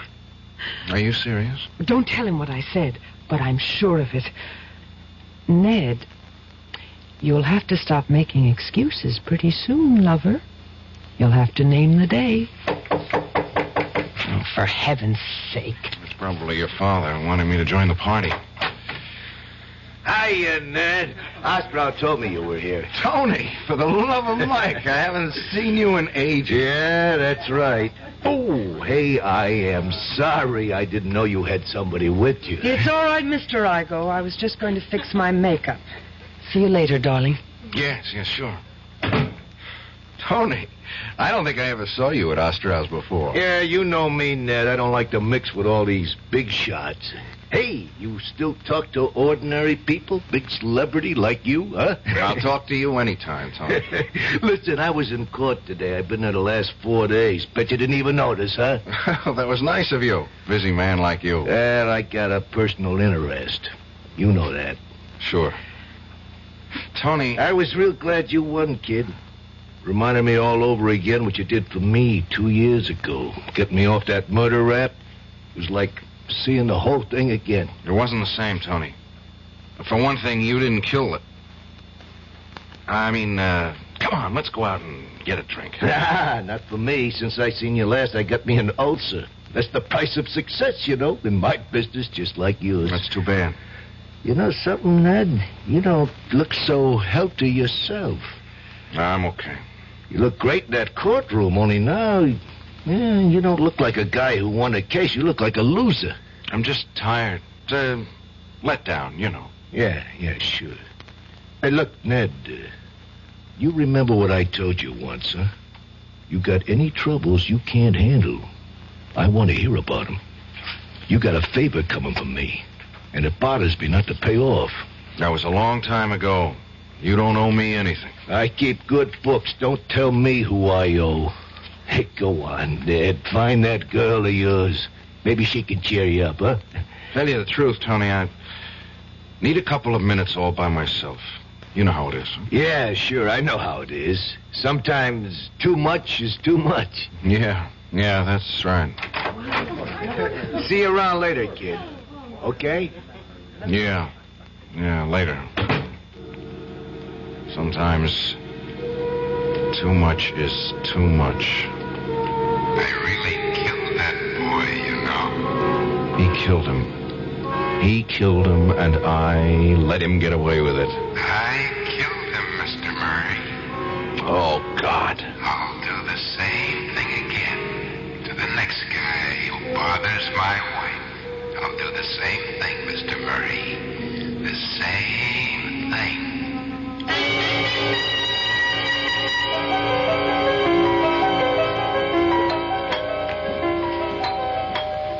I'm coming. Oh, Mr. Murray. Hello, Mrs. Rydell. Oh, well, Lou isn't home, you know. Oh, he went to see Mr. Fleming about going back to the company. I knew he wasn't home. May I come in anyway? Oh, yeah, sure. Look, do you think Lou will have any trouble? I mean, getting his old job back? You know, he was their best salesman before the trouble happened. They won't hold it against him, will they? I don't know. I want to ask you a few things. Yeah? Oh, well, sure. Mrs. Rydell, before the trial, you told me your husband was the jealous type. Yeah, that's right. But you said there was never any reason for his jealousy. But do we have to go through that again? The trial's over, isn't it? Please, it's more important than you think. Why? This delivery boy, Yost. I tried to underplay Lou's anger about him in court, but he was really pretty sore about the pass he made at you, wasn't he? But I told you all that. Yes, Lou was sore. Sore. He was crazy. I didn't even want to tell him about the kid because I was afraid he'd... Well, you know... Mrs. Rydell, the trial is over, just as you said. Nobody can charge Lou with the same crime again. That's the law in this state. So you've got nothing to lose by telling me the absolute truth. About what? Lou did kill that boy, didn't he? Hey! He waited for him the next day and choked him to death. That's a dirty lie. How could you, of all people... All right. Maybe you didn't know the truth. Maybe you believed your husband the way I did. You get out of here, mister. Please, I'm not through. The reason I know this is because Lou told me himself yesterday in my office. Lou isn't going to change because of the trial. He's an insanely jealous man, and he might very well do the same thing again. Oh, you're awful. I thought you were so nice, Mr. Murray, but you're terrible. I had to let you know how things are with Lou. He got away with murder, and that makes me sick to my stomach. There's not much I can do about it, but maybe you can do something, Mrs. Rydell. Me? You can be careful. Do you understand? No. You've got to make sure he never has any reason to be jealous. Listen, if you think I play around... Even if he misunderstands your behavior, somebody else might get Lou's hands around his throat. It might even be easier for him the next time. He got away with it once. Please, Mrs. Rydell, for his sake. All right, for mine. Don't make your husband kill again.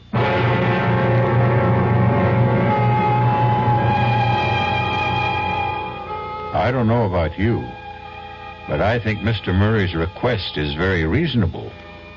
The only problem, of course, is exactly how reasonable Lou Rydell is.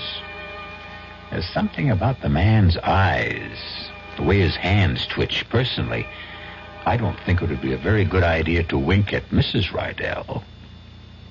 I'll return shortly with Act 2. Oh, somebody's been drinking my sugar-free diet 7-Up, and it's all gone. Oh, actually, I saved a little. Oh, a bear! Hiya, Goldie. What's brewing? That's Miss Goldilocks to you. Oh, come on, kid. You mean you don't remember me? The cottage, the 3 chairs, the porridge? Baby bear! In the fur. Been a long time, Goldie. But Baby bear! Just call me BB. You drank all the sugar-free diet 7-Up, and I have to conduct another diet drink taste test today. Well, yeah, I saw the sign on the door, a professional taste tester, huh? But how can I conduct my taste test now? Why bother? I tried those other diet drinks, too. You'll notice there's still plenty of them around. Why not ask me? Well, okay, BB.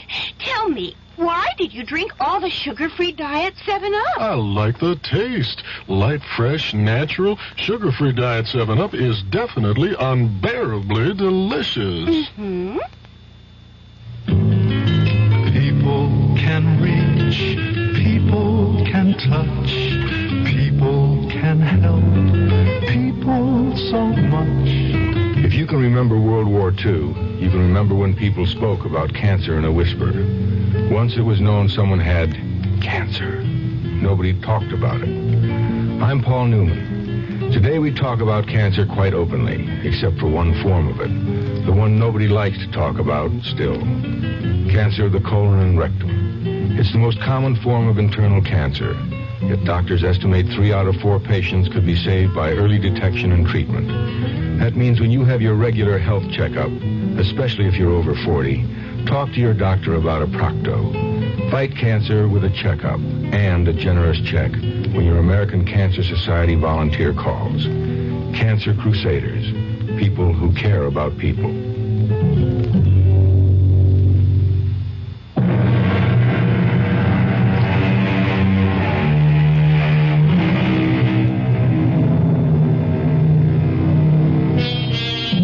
And now here's Act 2 of After the Verdict. It's a bright, sunny morning. The kind of morning that fills promising young men like Ned Murray with enthusiasm for life. After all, he has everything going for him. A fine career ahead, marriage to a lovely young lady who also happens to be the boss's daughter. And even if his recent triumph has turned a bit sour, it was still a triumph, wasn't it? But as Ned Murray goes to see Harry Ostrow, he finds the sun isn't shining in the big corner office. The shades are drawn. His boss's face is a thundercloud. You wanted to see me, Mr. Ostrow? Yes. Come in and shut the door. Hello, Mr. Murray. Nice to see you again. Hello, Lou. What are you doing here? Mr. Rydell's told me something I find hard to believe, Ned. I said he must be mistaken, but he swears it's true. Did you go to see Mrs. Rydell yesterday? Yes. Why did you think it was necessary to do that? I had something I wanted to tell her. It was strictly an unofficial visit. You told her I was guilty. You went up there deliberately just to frighten her. I ought to sue you for what you did, Mr. Murray. Lawyer or no lawyer. What kind of nonsense is this, Ned? You didn't say any such thing, did you? Well, did you? Yes, sir, I did. What? I didn't go there to frighten her, just to warn her. Right after the trial, Mr. Rydell here obliged me with a nice little confession. A little late, I'm afraid. Confession? What are you talking about? That's a lie.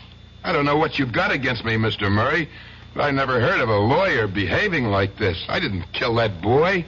The jury said so. And Ned, please, this is all so ridiculous. Mr. Rydell put it very bluntly. He said he killed Yost. He said he'd kill again if another Yost came along. You can't do that. It's over. The trial's over. They can't put me through this again. They can't. No, Mr. Rydell, of course they can't. There's nothing to get excited about. Mr. Murray just misunderstood you, that's all. I read him loud and clear. I knew I couldn't get him back in a courtroom because of double jeopardy, but I thought if I went to the DA, he'd be a lot more careful with his hands the next time. I'll sue you.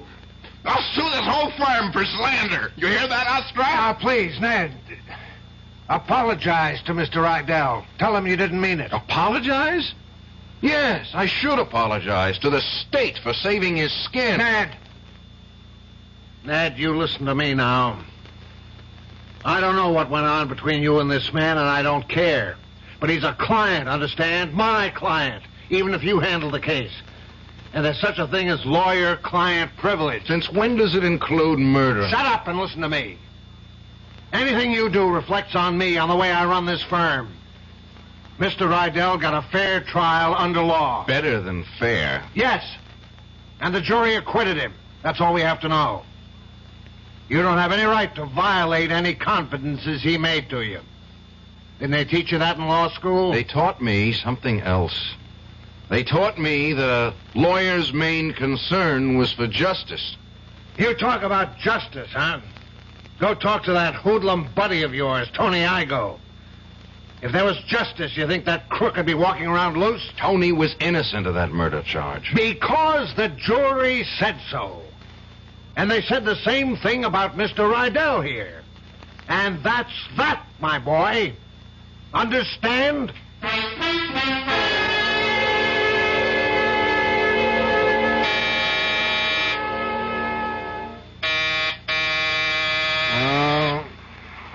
Who is it? Oh, for Pete's sake. Can't they let a guy get some rest in his own home? Well, have I caught you with the blonde? You caught me with a bottle. And just in time, obviously. Well, the least I can do is make sure you don't drink alone. Not enough for the two of us. Even if I give you this? What is it? A present. Open it. It's that pipe you were so crazy about. The one with the ivory carving. I was saving it for some special occasion, but your birthday isn't for 6 months. It's a beauty.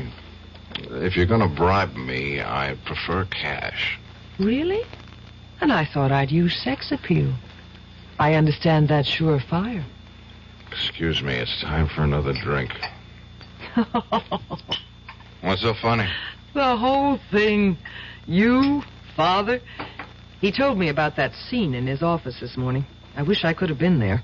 Clarence Darrow versus William Jennings Bryan. It wasn't. It was stupid versus childish, and all because of that... All because of that silly man with the funny eyes. Honestly, Ned, I hope you won't make any more fuss about him. I thought it was Daddy who was making the fuss. Believe me, I think he feels just awful about the whole silly quarrel. Yeah, I'll bet he does. Oh, for heaven's sake, Ned, why would you want to spoil things now? All right, maybe that idiotic man did kill that grocery boy, but I'm not saying he didn't. But, well, wouldn't be the first time that a guilty man is... Ned! It's the first time for me.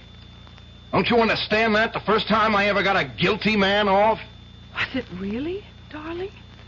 Well, that man Igo... Tony was innocent. Well, innocent of that crime, maybe, but what about all the others? He might have killed a dozen men before, or had them killed. He wasn't being tried for killing a dozen men, only one. And he was innocent of that. I should know better than to talk to you while you're drinking. I'm going to the district attorney tomorrow, Karen. Even if it doesn't do a bit of good, I'll feel better for it. Do you know what the DA will say? He'll say you're a fool. I don't care. You haven't got a shred of proof. Not a shred. And all the proof in the world wouldn't put Lou Rydell back on the stand.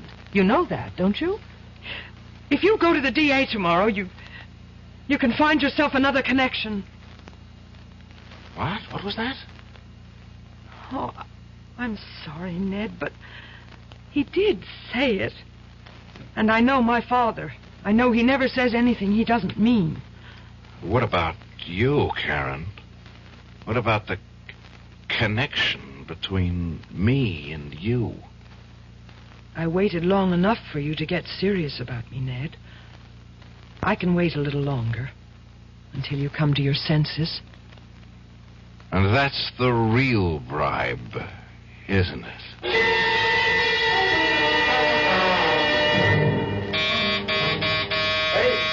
Ned! Open up, it's Tony! Hey! What? What is that? What's all the racket about? Come on, open up. All right, take it easy, will you? Give a guy a chance. Tony, what the heck are you doing here? Boy, you've really been working at it, kid. Huh? I'm an invited guest, remember? No, I guess you don't. About an hour ago, you called me up, told me to come have a drink with you. Well, here I am. Want to change your mind? No. Come on in.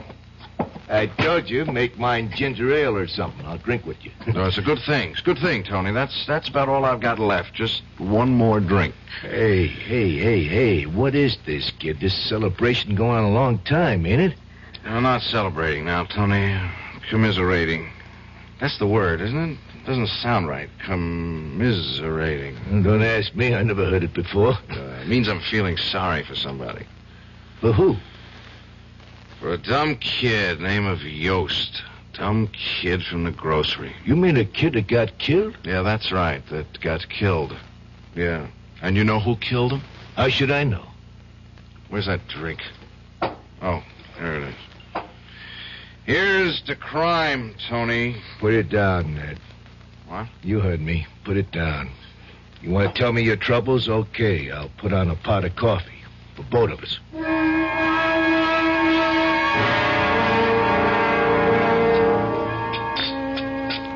Huh? That make you feel any better? No. Well, give it time.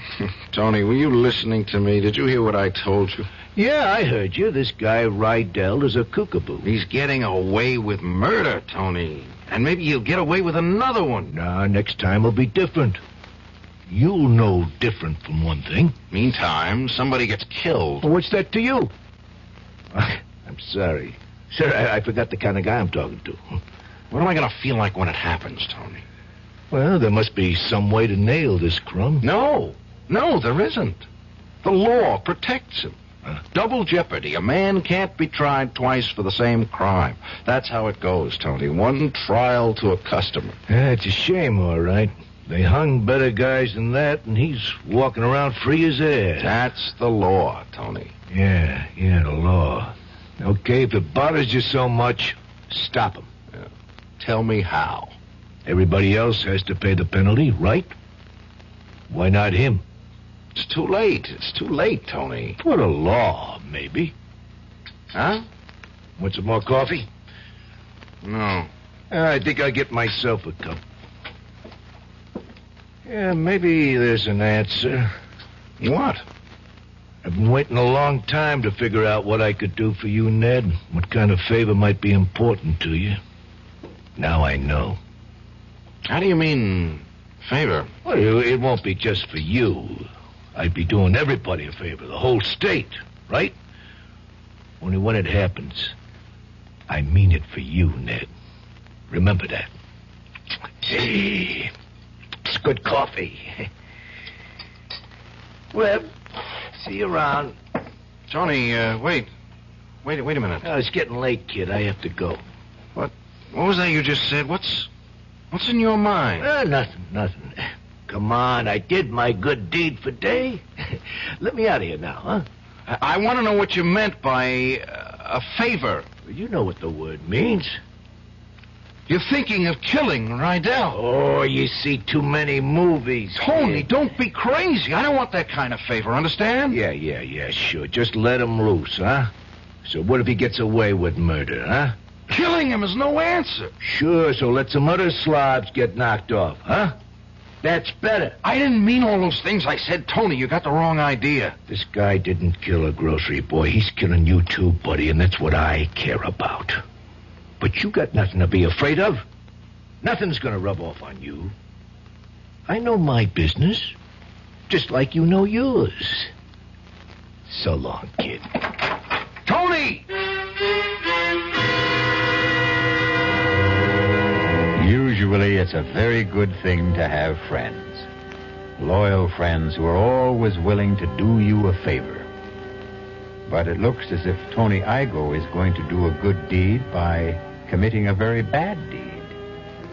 The question is, can one murder avenge another? We'll find out shortly when we return with Act 3. You've seen the Budweiser commercials on television, and maybe you've wondered how long people have been putting that famous Bud label on things. Well, not as long as the brewers of Bud have been putting things on the label. Things like a list of Bud's most important ingredients. Quote, brewed by our original process from the choicest hops, rice, and best barley malt. And things like the following statement. This is the famous Budweiser beer. We know of no brand produced by any other brewer which costs so much to brew and age. Our exclusive Beechwood aging produces a taste, a smoothness, and a drinkability you'll find in no other beer at any price. Unquote. Yes, brewing beer right does make a difference. Read the Bud label. Taste the king of beers, and you'll agree, when you say Budweiser, you've said it all. Anheuser-Busch, St. Louis.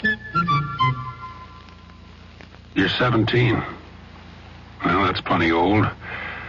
Old enough to know about things like grass and speed and acid and smack.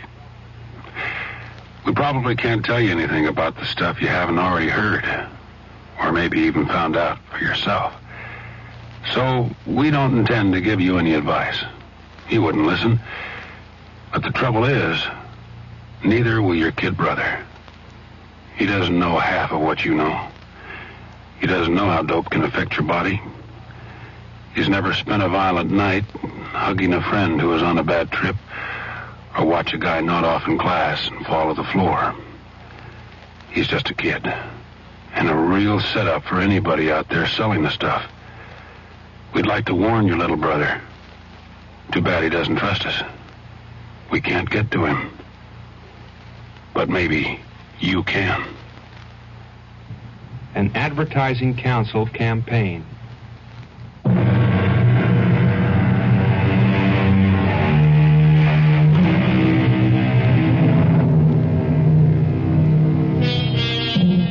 Now, the last act of After the Verdict. Listen closely.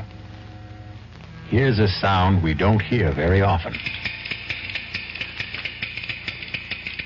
Yes.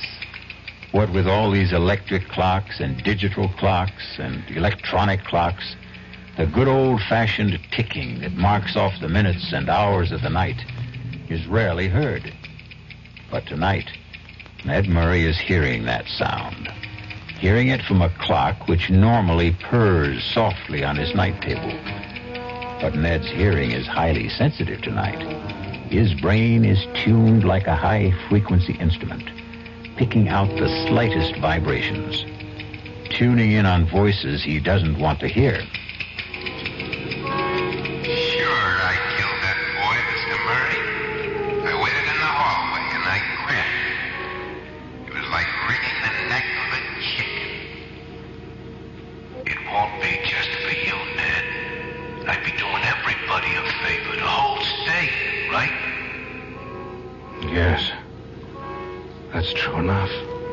They hung better guys than that, and he's walking around free as air. Yes. Everybody has to pay the penalty, right? Why not him? Yes. It's true. Why shouldn't he pay? A man is murdered. The murderer has to pay. Tony is right. He's right. Hello? How are you, darling? I'm all right. I'm in bed. Oh, I'm sorry. Did I wake you up? No, I was just lying here. You're not sick, are you? No. Well, it's only 10:30. I didn't think you went to bed so early. I did tonight. You're angry with me, aren't you? No, Karen, I'm just tired. I drank too much. Oh, I knew you'd do that. Ned, I'm so mixed up. Well, what's there to be mixed up about? The choices are pretty clear, aren't they? Are they? Not to me, they aren't. I don't think things are ever that simple, especially when it comes to law.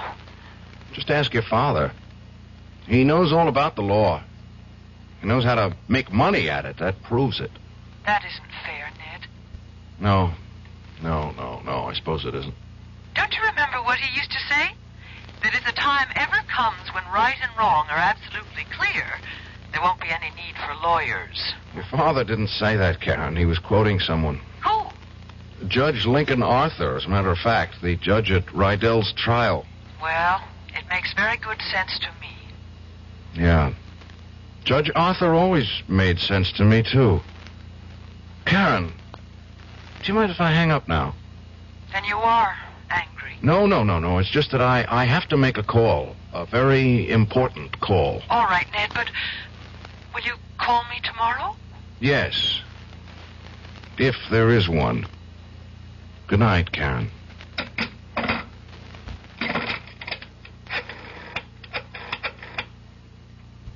Information? Can you give me the number of Judge Lincoln Arthur?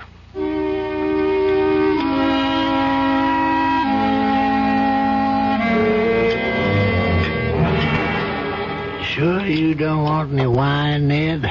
No, Judge, thanks. I've sworn off that stuff for the duration of my life. Sounds like you had yourself a party. Is that when you came up with this parable? Isn't that what you called it? No, Judge. It's more like a riddle, a legal riddle.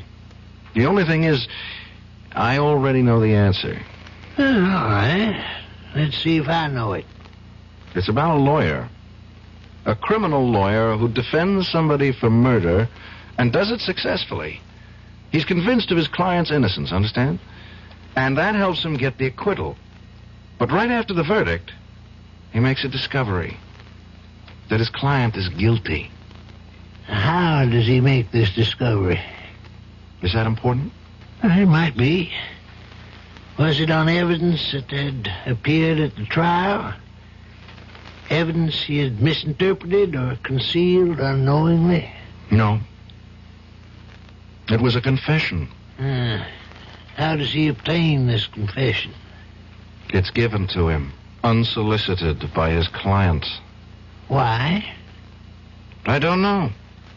Perversity, pride, ego. Anyway, he knows the truth about his client. And he knows something worse. That the man is more than capable of committing a similar crime. In fact, he boasts of the possibility almost gleefully. Any witnesses to this confession? No. And when he's confronted with it, the client denies ever having made it. You're not asking a legal question, Ned. I'm sure you know where your hypothetical lawyer stands legally. In the middle of nowhere. Is this a moral question, maybe? Well, you might say that. I mean, if you were that lawyer, Judge, what would you do? If I were that lawyer, Ned, and if I were your age, I suppose I'd do what you're doing now. I'd get angry. With my client, with myself, maybe even with the law. But if I were practicing now, I think I'd feel different. How different? I wouldn't feel anger. Only pity. Pity? For a man like that? Yes. Exactly for that kind of man. Man who feels a compulsion to confess must have felt a similar compulsion to kill. They're symptoms of the same disease, Ned. And if there's one thing the law has learned in this century, it's the ability to feel compassion for the emotionally disturbed. Yeah, he's that all right, but that doesn't... Dad, this parable of yours, you talking about Louis Rydell? Yes. He told you that he murdered Yost? He did, I swear it. In my office, the same day of the verdict. Oh, for God's sake, Ned, use your brains.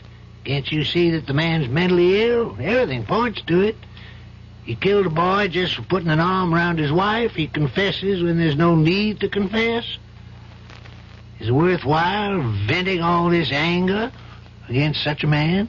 But he's dangerous.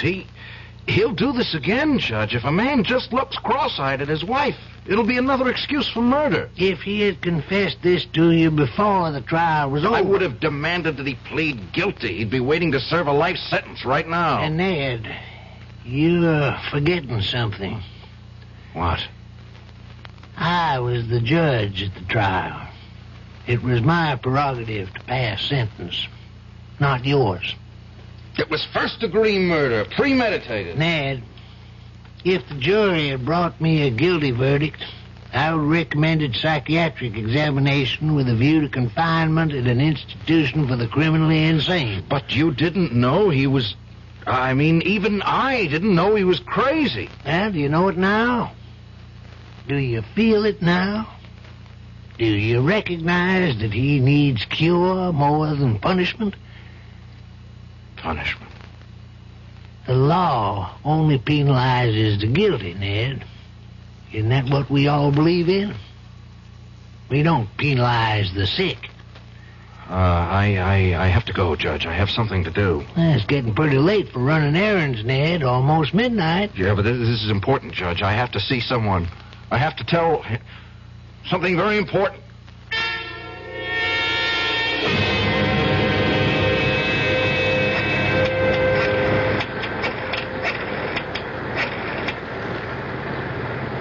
Hello?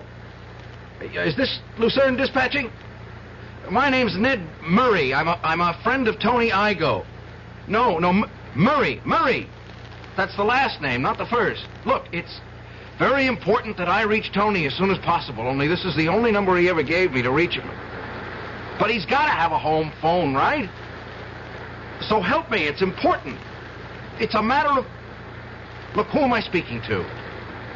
Lady, please, I'm in a phone booth and it's pouring like hell and I'm getting soaked. No, I'm sorry. I didn't mean to talk to you that way. Yes, I realize that, but if you could make this one exception. Well, how do you know he isn't home? For God's sakes, it's after midnight. Yes, all right. He couldn't have gone there tonight. He couldn't. Taxi!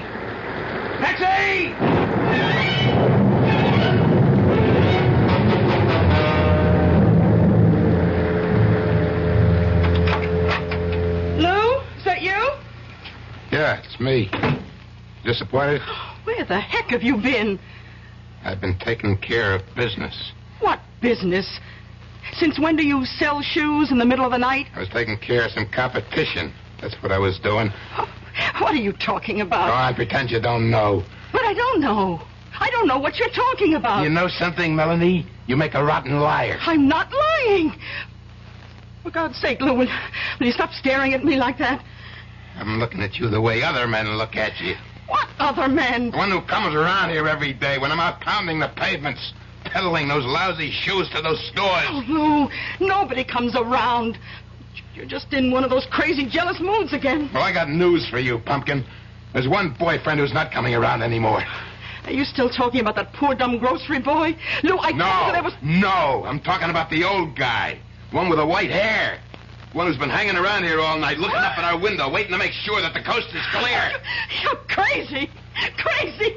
I don't know any white-haired guys. Well, you'll never get to know this one, because he's got something wrong with him, baby. He's got a carving knife in his stomach. Lou. Oh, my God, no. No, you didn't. Yes, I did. So you can forget about seeing your lover boy tonight, baby. You can just forget it. You'll have to be satisfied with just me. Lou, just tell me it isn't true. Tell me you didn't kill anyone. It wasn't the first time, Pumpkin. If you keep up the way you're going, it won't be the last. In fact, the next one might be you. Oh my God. Those police cars. They're coming here.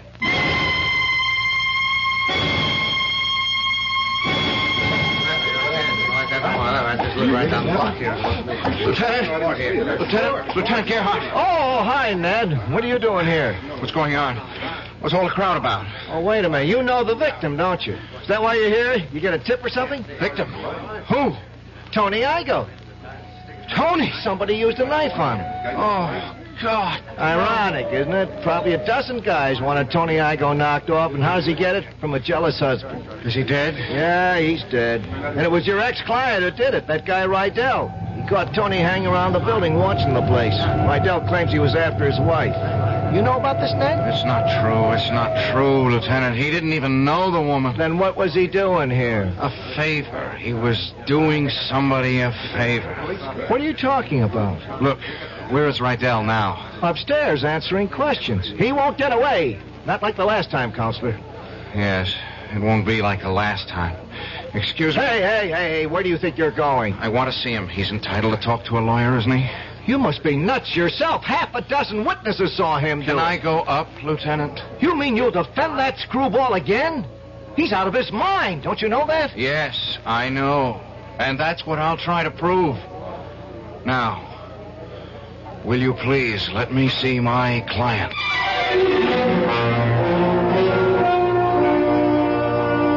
And so Ned Murray is about to try for still another verdict.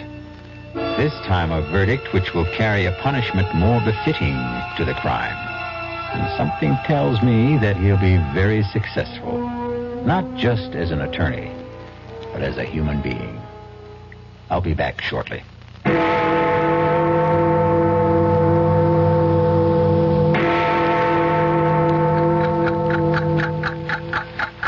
The time has come for action. Birth defects are forever unless you help. A time to be born, a time to die. The March of Dimes fights birth defects. A time to heal. Through medical service programs, scientific research, a time to and speak. public education. These are the times that try men's to souls. protect the bodies and minds of our children today and That's why tomorrow. it's time for a change. So much to do. So little time. We must see to it that every child is born healthy, whole, Now is perfect. the time for all good men to come To the aid of the March of Dimes in its drive to prevent birth Make defects. time stand still.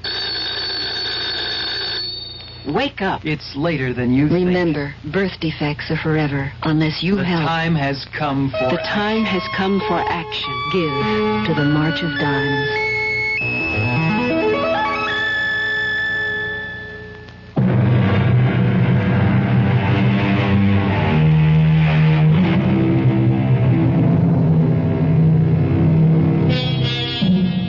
Some time ago, a man named Thomas de Quincey said, "If once a man indulges himself in murder, very soon he comes to think very little of robbing.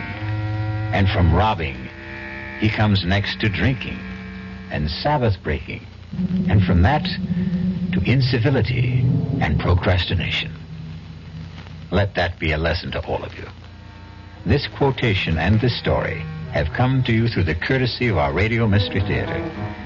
Our cast included Tony Roberts, Joseph Julian, Bryna Rayburn, Barbara Caruso, Robert Dryden, and Sam Gray. The entire production was under the direction of Hyman Brown. And now, a preview of our next tale.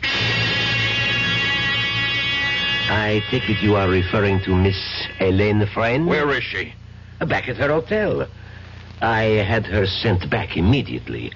We did not want to speak to her, just you. Okay. You have the floor, Mr. Colodanos. Colodinus, Monsieur Nash. It is an old name. In my country, a revered name. I'll do my best to remember. Well, continue. A question, monsieur. Why are you in France? As we say at home, none of your business. I like you, Monsieur Nash. You are refreshingly candid. You are working for FNB. You are a trusted, intelligent worker, well thought of. Thanks for the information. When I get back, I'll put in for a raise. If you get back, monsieur. If you get back. Radio Mystery Theater was sponsored in part by Anheuser-Busch Incorporated, brewers of Budweiser. This is E.G. Marshall inviting you to return to our Mystery Theater for another adventure in the macabre. Until next time, pleasant dreams.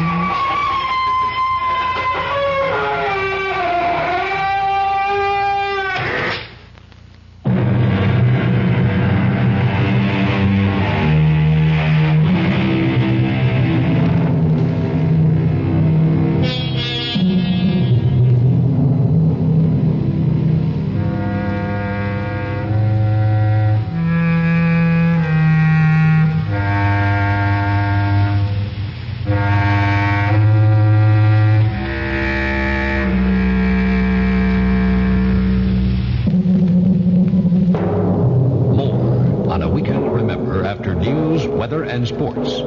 This is WDAF, Kansas City, Missouri. Pat Ross, WDAF local news at 11 o'clock. The outlook for Kansas City, sunny and mild. Floodwaters from the rising Big Arkansas River swept into rural and urban areas north and south of Wichita Sunday, causing the evacuation of many families. At Mulvane, Kansas, south of Wichita, at least 25 families were evacuated from their homes as the water continued to rise. Affected were from 75 to 100 residents. It's been a relatively safe weekend this far on Kansas roads. Just one highway death reported in Kansas since the weekend counting period began at 6 o'clock Friday night. In Missouri, 9 persons have been killed so far this weekend. 5 of the deaths involve motorcycles. Missouri legislators return to work tomorrow, anxious to resolve a deadlock on the state's $2 billion budget. For some senators, it could be the last time they return to Jefferson City for a while. WDAF News Time, 11 o'clock.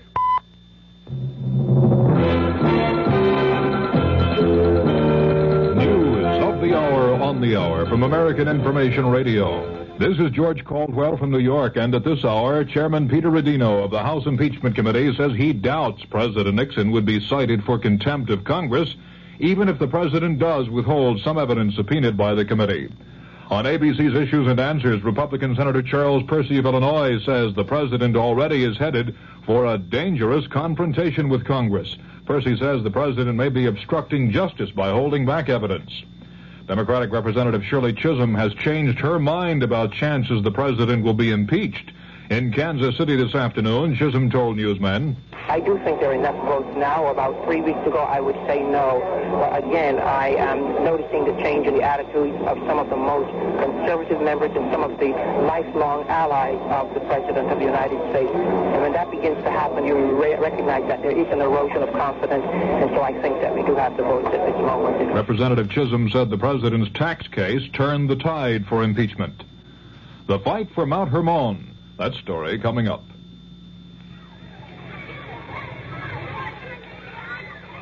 Pollution, crime, substandard housing, energy crisis, corruption, inequality, vandalism. If you don't like these conditions, you can do something about it. Law Day, May 1st, reminds us that the great thing about our system is that people can have a voice in improving it if they understand it and if they use that voice in the many ways possible. Through involvement like helping to register voters, campaigning for candidates, voting. People of all ages can work to bring about change lawfully. But with almost half the population under 25, youth can make the difference. Learning what can be done and how should begin at an early age. Law Day urges young America to lead the way. Help preserve good laws. Help change bad laws. Help make better laws. A public service message of the American Bar Association and your state and local bar associations. Military officials in Tel Aviv say they don't have any information to support reports that Israeli soldiers moved into Lebanon today. Arab newsmen on the scene say an Israeli force took positions on the edge of Mount Hermon in southern Lebanon. Syria says its troops attacked 10 Israeli positions on the other side of Mount Hermon. Earlier today, correspondent Jem Bennett was on Mount Hermon. At least for a few hours, the Israelis, who have tenaciously held on to this position in the face of very heavy shelling by the Syrians, are not about to be pushed off. Their spirits remain high. They're a happy people, a happy group of soldiers. I don't see any dispiritedness among them. The plateau stretches out in a green carpet for miles.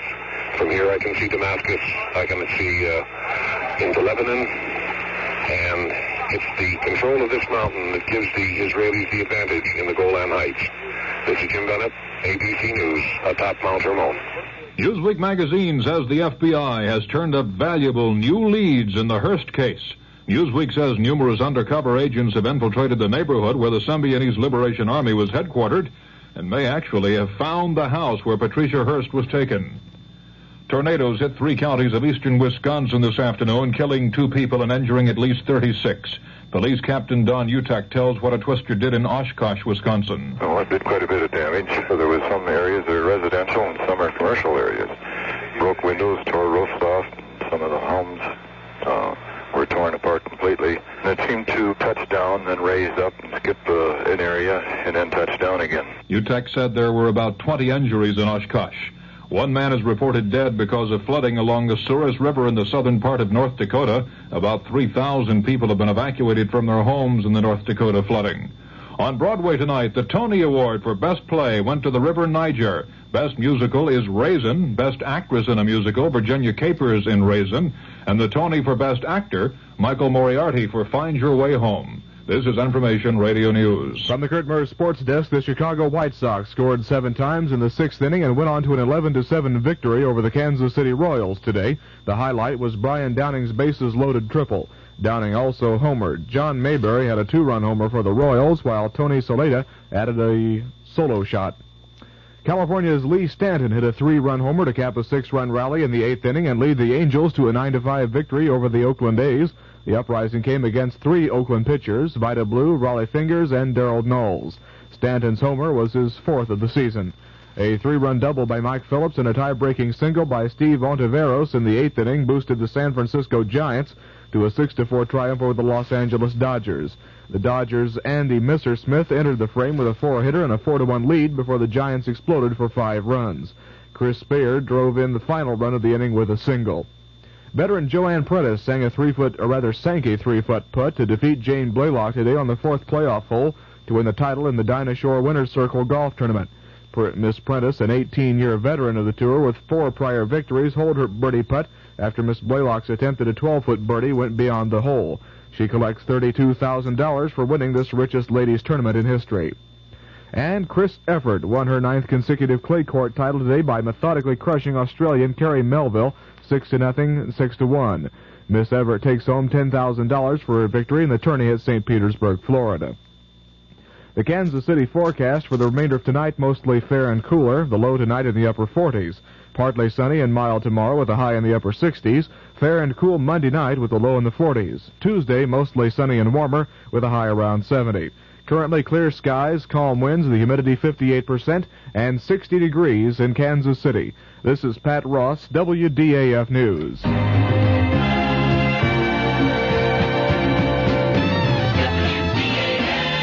The CBS Radio Mystery Theater presents...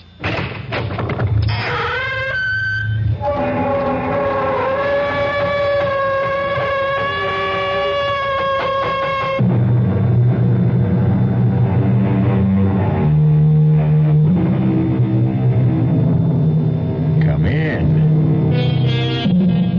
Welcome. I am E.G. Marshall.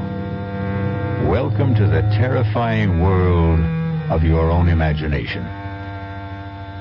I have an unusual story about foreign intrigue, murder, and love. Interesting combination. You know, that great mystery writer Edgar Allan Poe once wrote that the best way to hide something was to leave it in full sight. And that's what this story's about. Steve Nash, agent for the Federal Narcotics Bureau, was awakened from a sound sleep by his chief. Steve, Manny and LaFaro got it tonight. Wounded? Dead. Oh, no. Manny's wife just had a baby. She's still in the hospital. Start packing a bag right now, Steve. Am I going somewhere? Paris, and anywhere else you feel it necessary to go from there. Paris? Now, don't get happy. It's not exactly a vacation, Steve. You're in for plenty of trouble.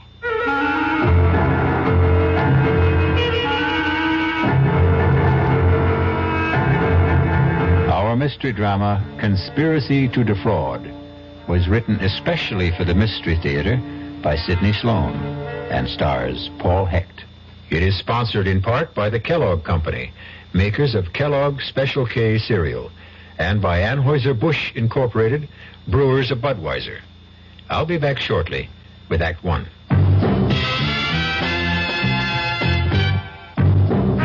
Ever had a tall, frosty glass of Amplitude?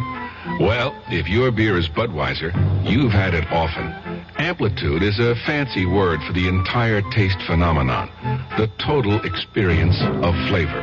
Next time you take a healthy swallow of Bud, watch what happens. Think about the sensations you're experiencing. Notice how the flavor of Bud comes on nice and easy. Not too strong, not too quick. just right. Notice the clean, crisp togetherness of Bud's taste. Everything in perfect balance, with no single element jumping out at you. And there'll be no aftertaste either, no hanging on. And you'll be refreshed and ready for another glassful. Actually, Bud drinkers have been experiencing amplitude for years, but they never phrase it that way. They just say Budweiser, and that says it all. Anheuser-Busch, St. Louis. Hello, this is Steve Allen. You are? Then I must be Jane Meadows. I hope so. Now, do you want to tell them, darling, or shall I? Ladies first, sweetheart. The microphone's all yours. Okay. Well, we have some good news. Steve and I are the honorary chairman of National Goodwill Week. That's May 5th through the 12th. Mm-hmm. And we're very pleased to be associated with this organization. Yes.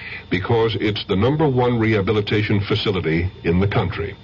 You see, Goodwill believes in people, and its business is helping the handicapped help themselves. Mm-hmm. And you know, Steve, with most of us these days devoting a good portion of our time combating the energy crisis, we tend to forget about the battle that handicapped people face every day just to survive. Very true.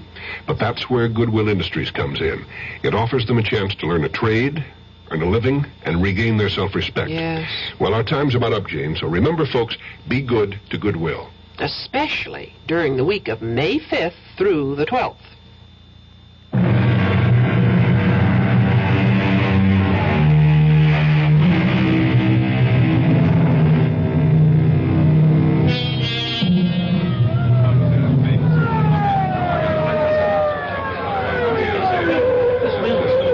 What the police and the Federal Narcotics Bureau believe to be a well-planned and secret bust of a big narcotics ring is taking place in a warehouse district of New York City. Stand by, Sergeant. I'm going to talk to them on a bullhorn. If they don't come out, we go in. Right, I got it. You are completely surrounded. I repeat, you are completely surrounded. Come out with your hands behind your head, and we will not fire. Come out with your hands behind your head, and you will not be harmed. Keep the windows covered. I'm going to blast the lock on the door. That's got the door. Let's go. Looks like there's nobody here. Careful, it might be a trap. This is your last chance. Come out with your hands behind your head. Cover me. Hit the lights. Wait a minute. There's the body. Careful. Careful. Chief, it's Manny. He's dead. Manny. LaFaro may be here, too. He's here, Chief. Still alive? No. Dead. They got him, too.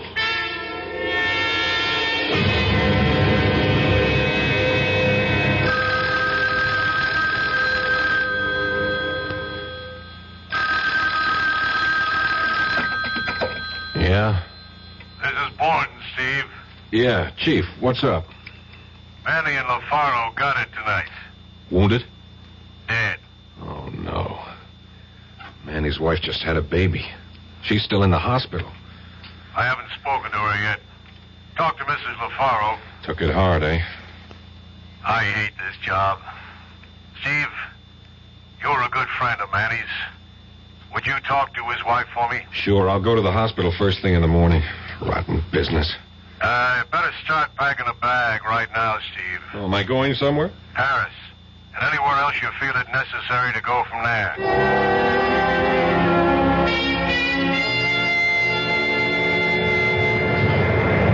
I beg your pardon. Yeah. What? This seat. Seat? Oh, I'm sorry. Am I in the wrong seat? No, I am. Oh. You see, I was sitting forward, the second row on the outside. Yeah? And I asked the stewardess to change my seat. This was the only unoccupied seat in first class. Oh, sure. Sit down. I don't mind. I thought this was going to be a dull flight. My name is Helene Frey. Oh, I'm Steve Nash. Pleased to have you as a traveling companion. I'm pleased, too. Are you going to be in Paris long, Mr.? Nash. Call me Steve. So seldom I get called Mr. I'm not sure whether I'm the one. Steve, then. Are you going to be in Paris long? Well, it all depends on business. Are you? No, I was rushing back to...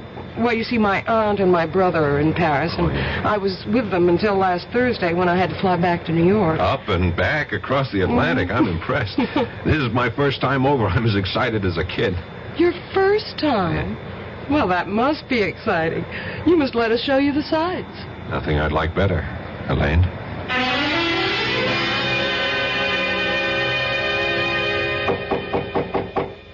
Entrez. Inspector Boivin? Oui. You are Stephen Nash, Federal Narcotics Bureau? That's right. Entrez. Come in, please. I've been expecting you. May I say that we are not pleased by this visit?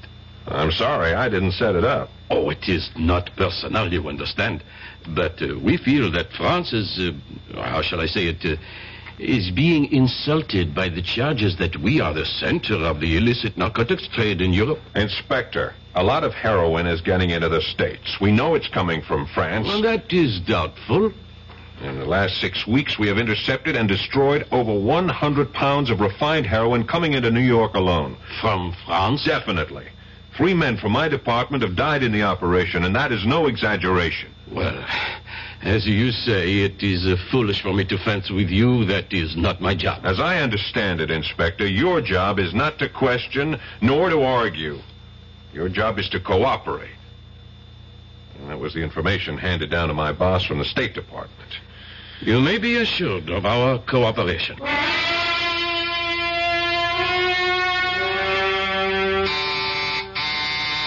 Entree. The door is open. Oh, hello. You must be the chap Helene picked up on the plane. Picked up? Oh, that's just a figure of speech, of course.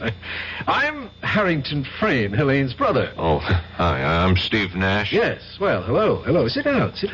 Helene should be back in a minute. Just stepped out to do a bit of last-minute shopping. That you, Helene? Oh, Auntie. This is that chap that Helene met on her flight back, Mr. Stephen Nash.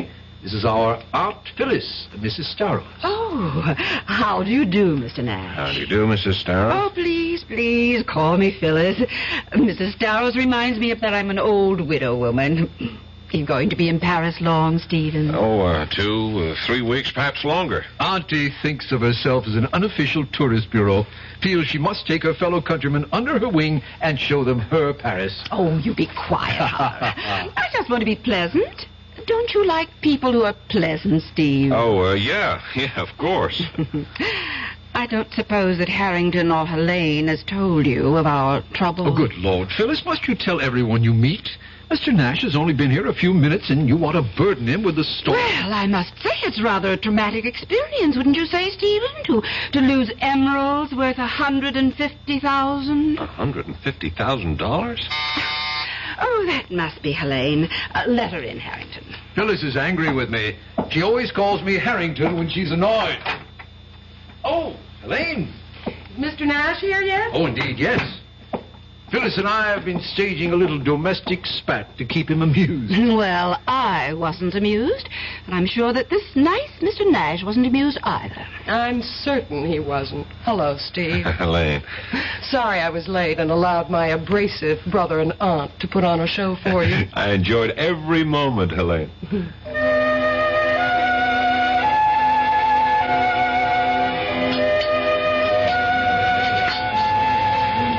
Penny for your thoughts, Steve. Oh, I'm sorry. I shouldn't have let the maitre d' seat us here in the window with a view of Notre Dame and the river. It is beautiful, isn't it? I was worried that perhaps you might feel that I'd steered you to a tourist trap. This place is frightfully expensive, you know. It's great. I'm on an expense account. Stop worrying. All right, I shall. And speaking of worry, you seem to have something bothering you. Is it something personal? Well, it's about my aunt and Harrington. Yeah? Well, you see, my aunt has lost a very valuable piece of jewelry. The emeralds. You know. One of the first things she told me when I called, worth $100,000 or more. They're insured for $120,000. Why should she worry? She's not worrying. I am. The emeralds are not lost, strayed, or stolen. What? It's just a stunt to bilk the insurance company. Well, she's being very foolish. She's desperate. She's completely without money. For that matter, both Harrington and I are, too. If they go through with this insurance swindle, they're going to be in big trouble.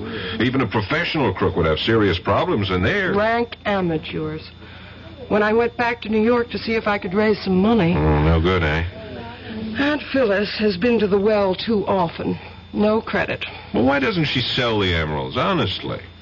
Well, I believe it's Harrington's idea, but he wants her to sell them to some... Fence? Yes. And also collect the insurance. He's made several tentative moves in that direction. He's spoken to several mysterious callers. I don't know how far the transaction has gone.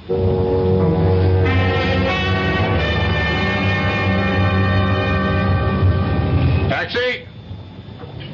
Taxi! I can find you a taxi, monsieur. What? You want a taxi? I can get one for you. No thanks, sir. What a town. Even the taxi drivers have agents. You will not make a move, monsieur. It is a revolver that is pressing into your back. Oh!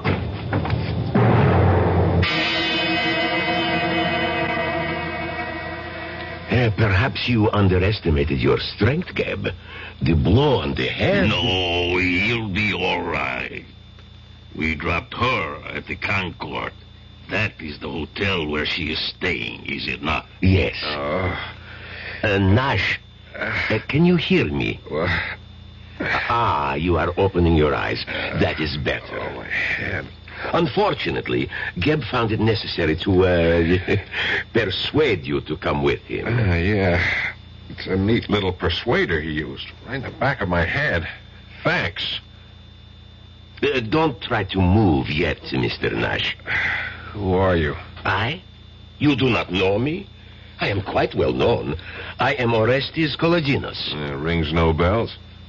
Why should you try to make me come here? Wait a minute. Where is she? What have you done with her? Now, compose yourself, Mr. Nash. I take it you are referring to Miss Helene Friend? Where is she? Back at her hotel. I had her sent back immediately. We did not want to speak to her. Just you. Okay. You have the floor, Mr. Kolodinos. Kolodinos, Monsieur Nash. It is an old name. In my country, a revered name. I'll do my best to remember. Well, continue. A question, monsieur. Why are you in France? As we say at home, none of your business. I like you, Monsieur Nash. You are refreshingly candid. You are working for FNB. You are a trusted, intelligent worker, well thought of. Thanks for the information. When I get back, I'll put in for a raise. If you get back, monsieur. If you get back.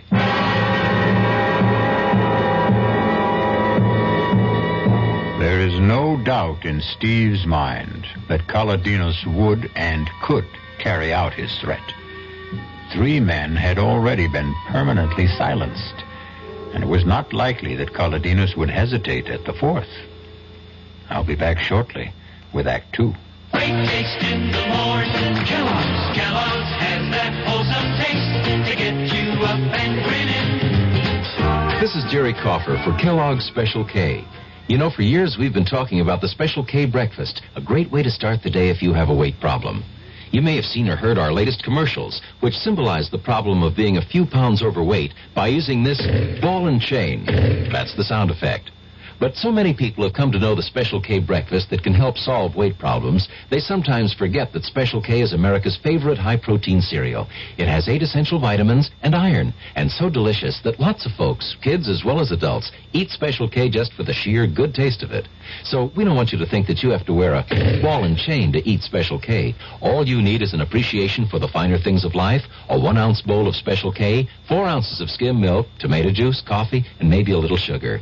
The Special K breakfast can't help you lose weight all by itself, but it really is a good start. The Marine Corps Reserves are looking for a few good men to help keep the peace. We're looking for men who understand that nobody likes to fight, but somebody has to know how. We want men who want to see their children grow up in an age of peace. Men who will do more than wish for it. Men who will work for it. Men who don't need the draft to know there's a job to be done. Men who ask themselves what they can do for their country and do it. We're looking for a few good men to stand with the Marine Corps Reserve. No shortcuts, no compromises, no promises except one. You'll be a Marine, and you'll be ready. That's the job of a peacekeeper.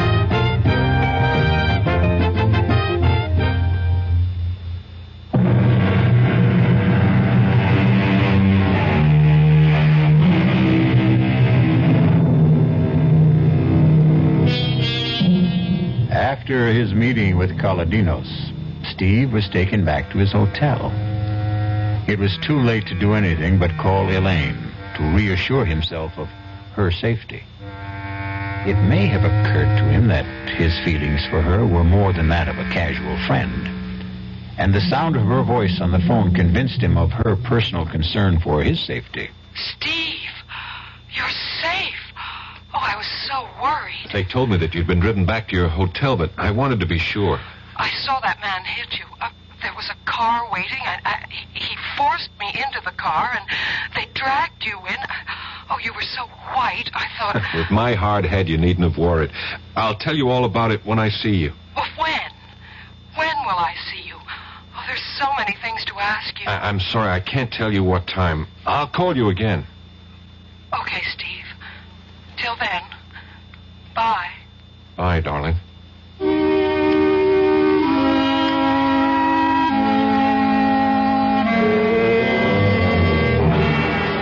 Ridiculous. Incroyable, monsieur. It could not have occurred. I tell you, he told me that his name was Kaladinos. It could not be he. It is a, how do you say, imagination, hallucination. This lump on my head is not the result of a vivid imagination, Inspector. And also, I have a witness. I was with a Miss Helene Frayne when the incident occurred. Frayne? Frayne is an English name? Possibly English in origin, but she's an American. She has a husband by name Harrington Frayne? No, that's her brother. This is a most interesting development. Monsieur Frayne was here not 20 minutes before you to report that his aunt, Madame Phyllis Darrow, had been robbed of a valuable collection of emeralds. I believe he estimated the jewels to be worth, I have the report here. Yes, 700,000 francs. In dollars, 150,000. Look, Inspector, let's stay with my problem. What are you going to do about Kaladinos? Do? But you are jesting, monsieur. Monsieur Kaladinos is a very rich, very powerful man. And so he can get away with hitting a man over the head and forcibly detaining him, kidnapping him, threatening him? Monsieur Kaladinos could not have been involved in this matter. What do you mean? I spoke to him. He introduced himself. He insisted that I pronounce his name correct. It was not Kaladinos, monsieur. Who was it then? What was this man's purpose in posing as Kaladinos? That, monsieur, I cannot answer. But I know that it could not have been Kaladinos. He is just at this time, 1900 hours, arriving in France at Orly Airport in his own plane.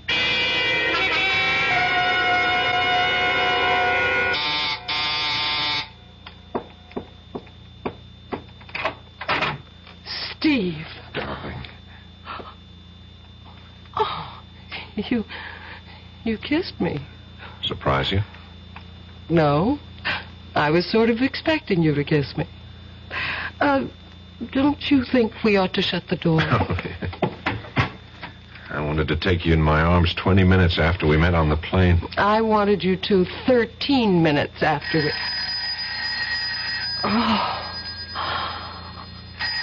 Oh, damn, let's ignore it. You better answer it. Oh, dear. Yes? Yes, he's here.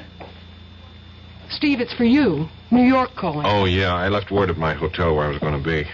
Here, darling. Oh, thanks. Hello?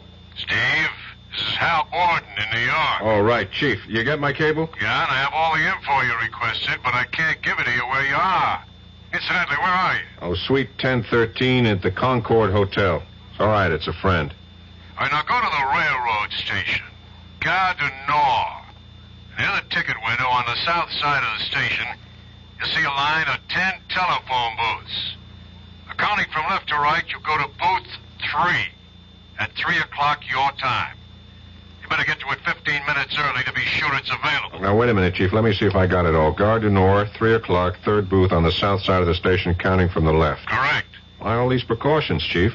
Steve, you are being watched, followed, bugged 24 hours of the day. Don't trust anyone. I'll talk to you later. Bye. Bye, Chief. Well, what was that all about? Oh, it's nothing. It's the business I'm in, Elaine. Oh, it sounds very mysterious. Rushing off to the Gare du Nord to receive a phone call at 3 o'clock in booth 3. Oh, I almost forgot. What? When I came into the hotel just now, the clerk at the desk, he gave me a message for you. Hang on, I got it here someplace. For me? I think it's for your brother. What did I do with it? Ah, darn it. Well, don't be upset. It's probably nothing important. Hang on. I can remember it. It was very short. Just call El Morey. What? Yeah, it was, sounds sort of Arabic. El Morey. E-L-M-O-R-E-Y. Did you ever hear of it before? Oh, no. Maybe. I'm not sure. You seem a bit upset when I mentioned it. Well, I was, actually. I think it's the man Harrington has been trying to contact. About the sale of the emeralds. Yes. We've had several calls. I've heard him deep in muffled conversation on the phone at least 3 times in the last week. Elaine, you can't let them... You've got to help me. I'm desperate. I can't think how I can stop them. Except by going to the police, as you said. Oh, not that. No. That would be the last resort.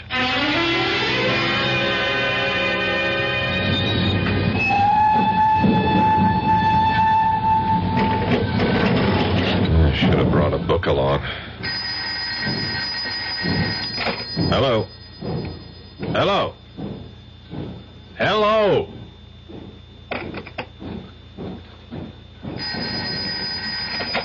Hello? Hello, Steve? Yeah, Borden. Steve Nash. Steve, is that you? Yeah. Good. I'm glad you got to the booth early. I'm 7 minutes and 35 seconds early. Now, exactly. listen. We have reason to believe that we may be bugged right here at headquarters. Here's the info on Colodinas. He's a rich exporter of olives and olive oil. He's dabbled in other things, art, petroleum, some shipping. But mainly olives and olive oil, eh? Clean? Well, who knows? Then explain why he picked me up, brought me to this place, and gave me more than a gentle warning to get the hell out. I don't get it. He's reputed to be one of the richest men in Europe. Now, here's what I wanted to tell you. We have it on good authority that a very large shipment of raw opium came into Marseille yesterday. It'll take a few days to process, and then the refined product will be slipped out of France for here. Do the French know? They're just being told through official channels. We've asked them to check all personal baggage going out of France. Going out? Big order. I know. It's going to be tough to check. A lot will slip by. We'll have to try to spot it here. Wait a minute, Chief. What is it? Someone just slipped into the booth next to mine. Public phone, Steve. This guy I recognize. You know what time it is on my watch? Exactly 3. Yeah, but Steve, what is that got Character to... I ran into on the street the other night. The one who let me have it on the back of the head.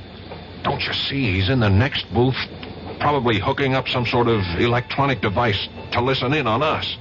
He expected you there at 3. Yeah, you were right. You were right about the phone being bugged. But we got the jump on him by several minutes because I was early. I won't hang up my phone, Chief. Stay on the phone. I'm going to get him. What? I got you, you little punk. Let me go. I'll call the police. You call the police. Good. Save me the trouble. But before they get here, I have a little something I owe you from the other night. You're quitting so soon? Come on, buddy boy. Don't play unconscious with me. Uh-oh. Looks like we're going to have some company. Hello. Chief, are you still there? Yes, Steve. What's going on? I I just nailed our eavesdropper, and I was right. He is one of Colodina's boys. Now, you better get in touch with the French police and point the finger at Colodinas. And while you're getting Colodinas into trouble with the police, you might tell them that they got me locked up. I don't think I'll be able to explain. Locked up? What are you talking about? You're not locked up. No, but by that time I will be. Here comes the gendarme now. Bye, Chief.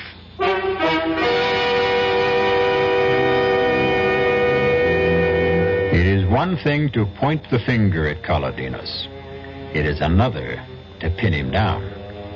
Colodinos is a man used to wielding great power, a very cunning and wily antagonist. We'll be back shortly with Act 3. Hello, this is Goldilocks.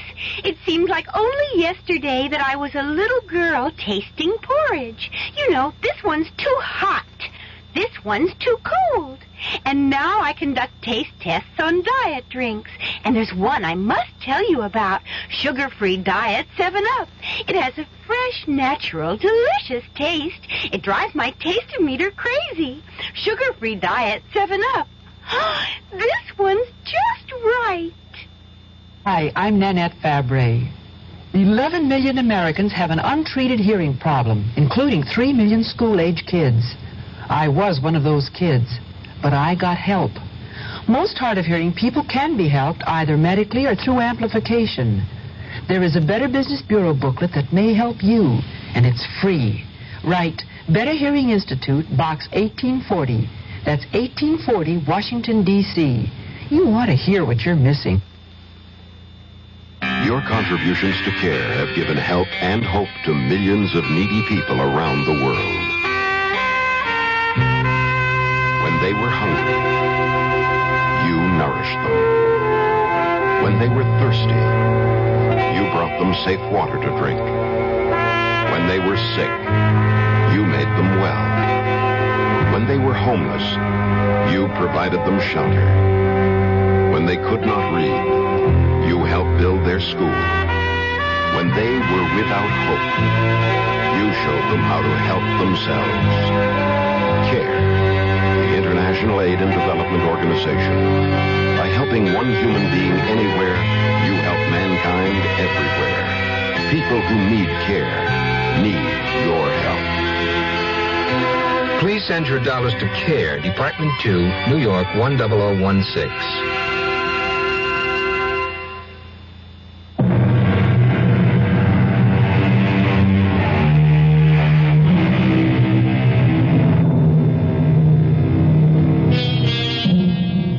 At times, Steve Nash's assignment has him feeling as though he's chasing phantoms. He keeps reaching out to grab something tangible and ends up with empty hands. After 10 days in Paris, he is as much in the dark about the narcotics racket as he was before he came. Colodinos is probably deeply involved. But Colodinos is untouchable. You can close the cell door, guard. Thank you. Thanks for being so prompt, Inspector.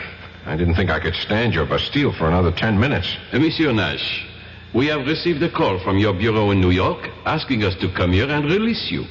How they knew you had been arrested is a mystery. I told them on the phone. You called from here? No. When I was making a call to my chief in New York from a booth in the Gare du Nord. I still do not understand. I knew I was in trouble after I hit that man that Colodinos sent. Colodinos? He is becoming, how you say, an obsession. You still don't believe he was the man? No. And I do not wish to continue this useless conversation. You have been released. You may leave. Good day. Hey, wait a minute, Inspector. What happened to the man I hit? He was treated for his injuries and sent home. Hey, let him go. He is Colodinos, man. He's the one who cracked me over the head and took... Monsieur, I will not listen to more from you.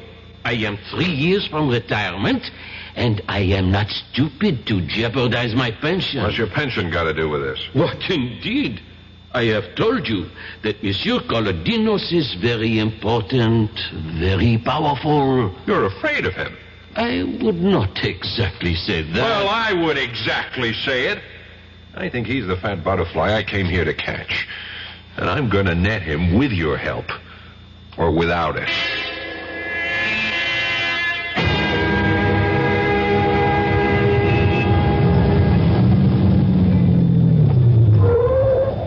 Monsieur Nash. Monsieur Nash.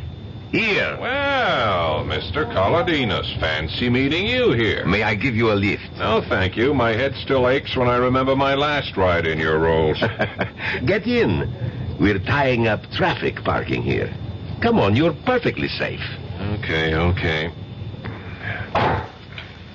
Good. Drive on, Andre. As a matter of fact, I was anxious to see you, Colodinos. Really? I am flattered. You wanted to say goodbye? Goodbye? Yes, because you are leaving Paris. Where did you get that information? I mean, how come I haven't heard? You will, monsieur. You will. And you are very lucky, you know? Go on. You are alive. Monsieur Nash, you have been walking in dangerous territory. And do you know why you have survived? Tell me. Because you have been completely ineffectual. Because you have discovered nothing in all the time you have been here. In fact, your superiors are of the opinion that you have wasted your time and your government's money. So I'm going home in disgrace. Friday afternoon. Flight 225 International.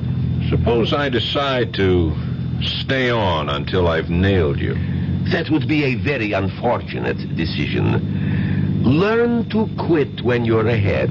You are ahead right now. Well, I want to thank you for everything. All the arrangements. Very neat. Very efficient. Thank you. And now I should like to drop you at your destination. My hotel? I was thinking perhaps that you would be going to the American Embassy. There to call your superior in New York, Chief Borden, and verify the information that I have given you.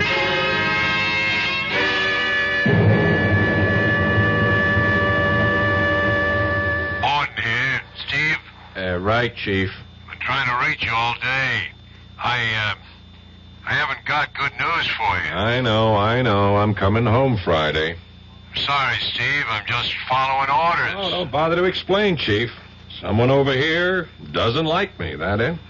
That's about it. Maybe because I'm getting close to something, beginning to press where it hurt.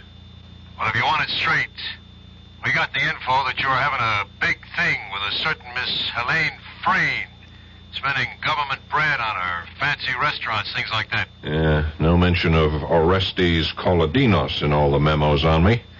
No, not a thing. Marvelous. It's simply astounding how that overweight olive salesman can be everywhere at the same time. Wield influence strong enough to get our government to back down and still not show himself. Steve, I'm sorry. Yeah. I'm not fired yet, am I? No, not yet. It's nice to know where you stand. I'm still employed until Friday. That gives me 3.5 days. I'll do what I can for you, Steve. Thanks, Chief.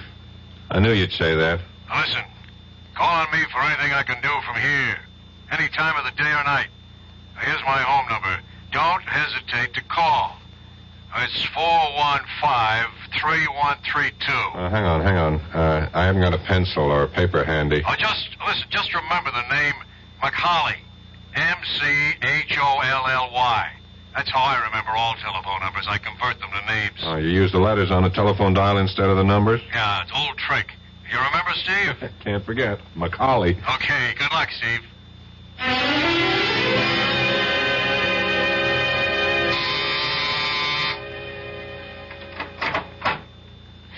Steve, darling. Hi, Helene. Oh, come in. Come in. Let's shut the door. Oh, I called you all day yesterday. I left messages. I was in jail. Jail? Yeah, I ran into the buzzard who hit me that night.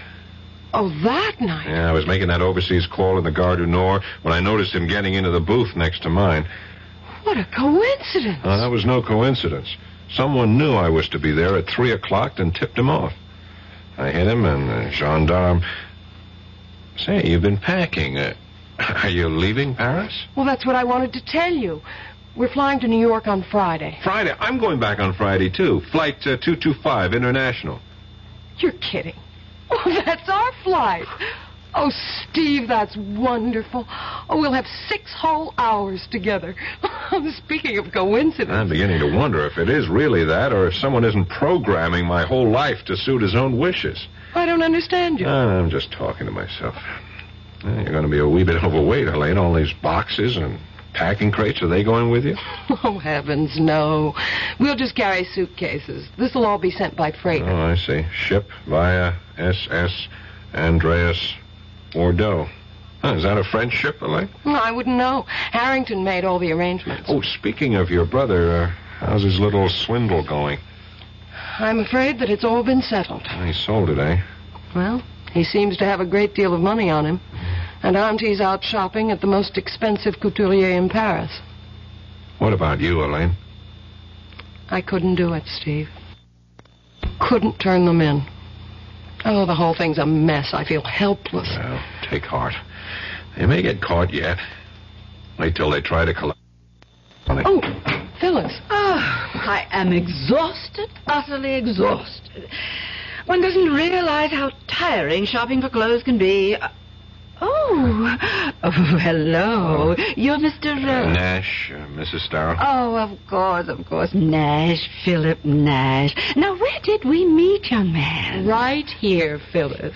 Not more than 10 days ago. And his name is Stephen, not Philip. Oh, yes. And? And he's the man I'm going to marry. If you'll have me. Will you, Steve? Will I? Darling, I thought you'd never ask.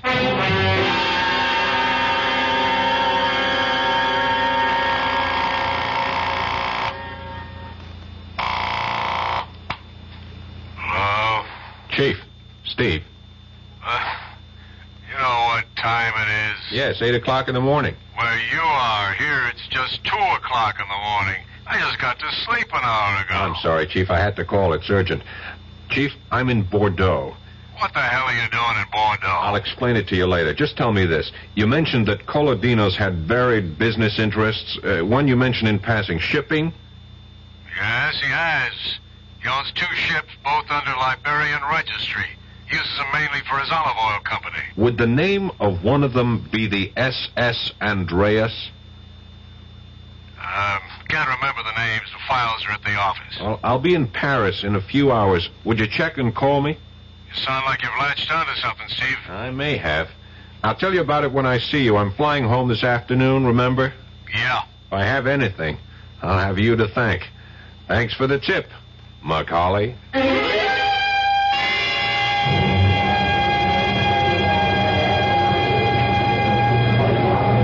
Now, really, I can't understand. I distinctly remember ordering all 3 tickets for first class.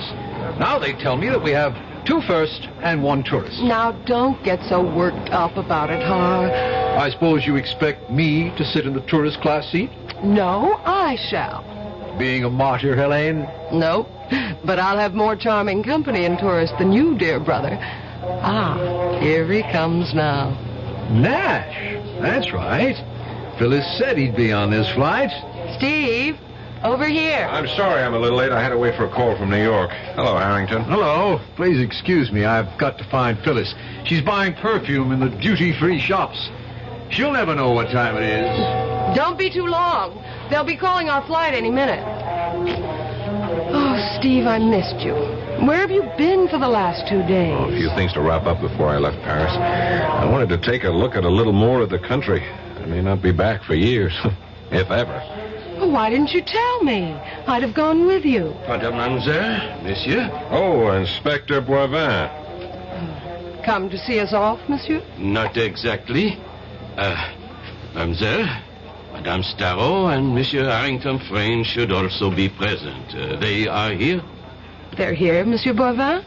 My aunt is doing some last-minute shopping. Oh, here they are. Oh, I've had the most glorious time, Helene. Oh, Miss Nash and Monsieur Boivin.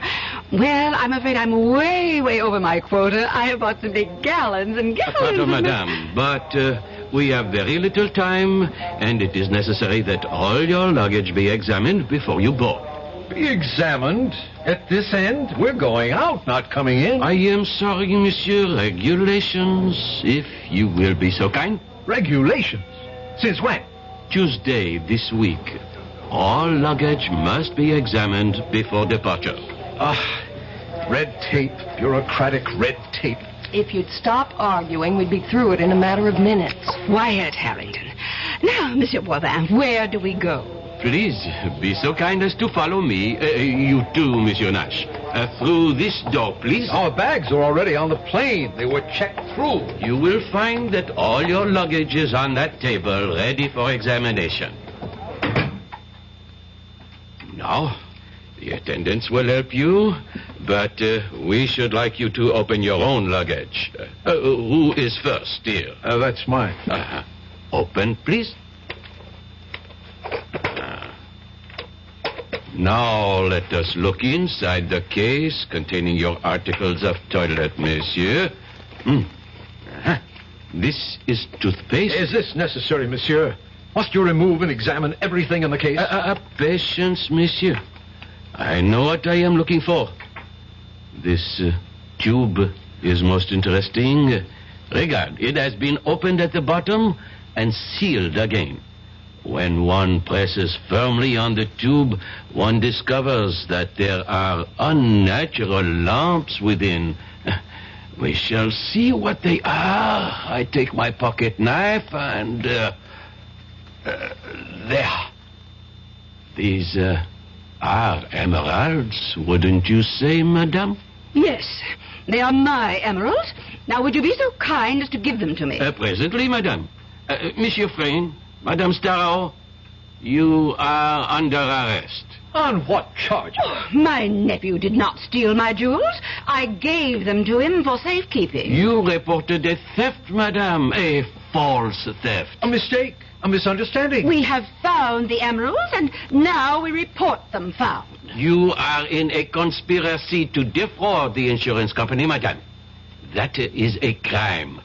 Now, you will both come with me. You, Nash, you did this, snooping around. I knew he was some sort of a cop, Phyllis. You are clear, mademoiselle. The attendants will see that your luggage is placed aboard the plane.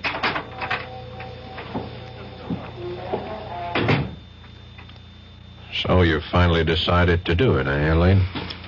Yes. I discovered that the emeralds hadn't been sold yet. Also that Phyllis hadn't reported the loss to the insurance company. I knew the charges couldn't be too severe and would probably be dismissed. Of course, they'll probably never forgive you. Oh, I think they will in time. And I'll have you to console me, Steve. They'll be calling our plane now. Too bad Phyllis and Harrington's tickets won't be used. Oh, look, there's Boivin. He's alone. I guess he sent them off to the Bastille. I don't envy them their visit. My experience was pretty bad.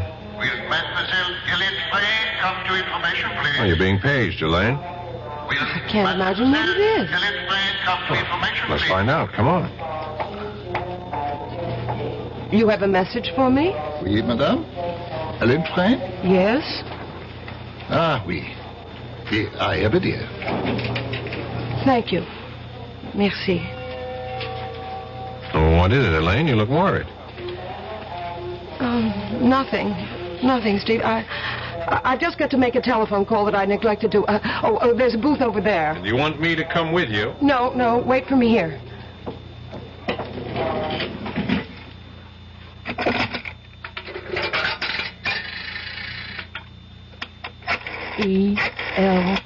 ELMOREY.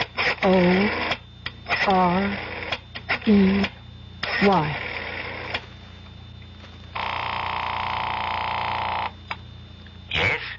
This is Elaine. I'm at the airport. I got your message.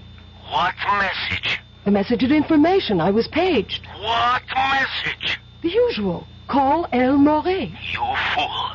You little fool. I sent no message. You've been trapped. You are caught. And so am I. They will be waiting when you come out of the booth. You have involved me, you stupid fool.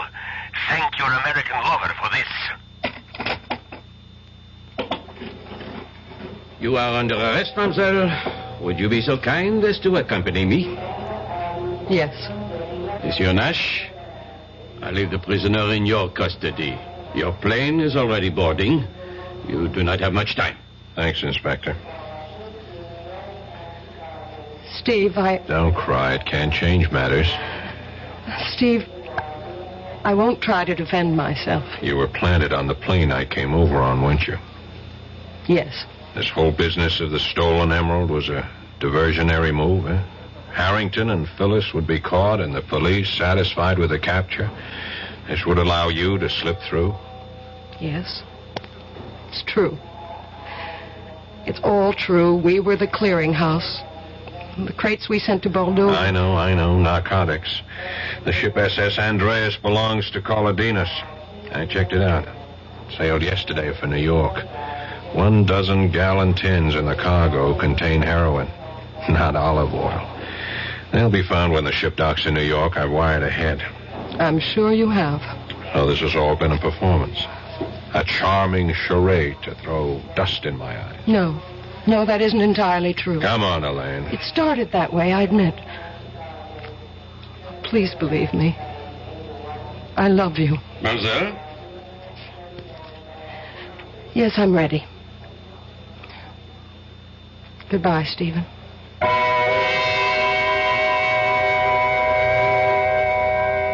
Steve stood there and silently watched the woman he had just begun to love being led away by the French police. For long minutes after she disappeared through the main doors, he stood there without moving.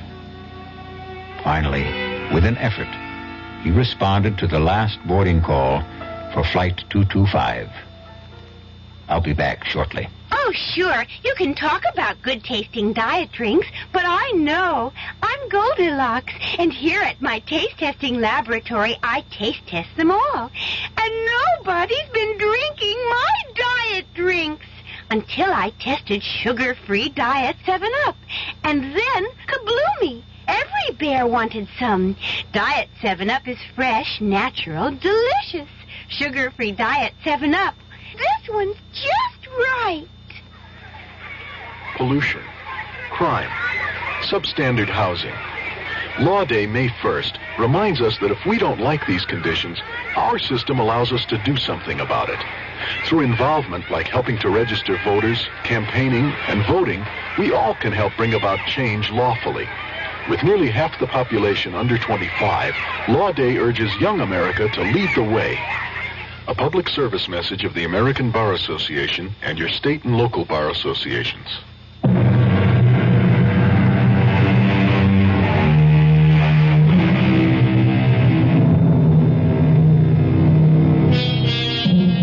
When Steve Nash got off the plane in New York, his chief was waiting to congratulate him. But all the praise and promises of a promotion couldn't wipe out the last look on Helene's face. He knew it would stay with him forever. Our cast included Paul Hecht, Suzanne Grossman, Ruth Warwick, George Petrie, Leon Janney, and Gil Mack. The entire production was under the direction of Hyman Brown. And now, a preview of our next tale. Jenny, that stone ain't gold. And what is it? It's pyrite. What's pyrite? Oh, it's just what everybody calls... Well, it's a sort of metal. Well, anyways, whatever it is, it's real precious to me. It's my lucky charm. Well, that's why you better not let Pa know what you think about it. Why? Well, you know what he's like. He cares about gambling more than he cares about anything, and all gamblers are real superstitious. Now, if he knew you had a lucky piece, especially if he heard the crazy story about you and the school burning down, he'd have it offer you so fast that it'd set your head to spinning. It isn't crazy. You heard me wish on the stone for no school, and now there is no school. That was just happenstance. You don't think it happened just 'cause I wished it? Of course it didn't. Then I'm going to prove it to you. Radio Mystery Theater was sponsored in part by new sugar-free Diet 7-Up. This is E.G. Marshall inviting you to return to our Mystery Theater for another adventure in the macabre. Until next time, pleasant dreams.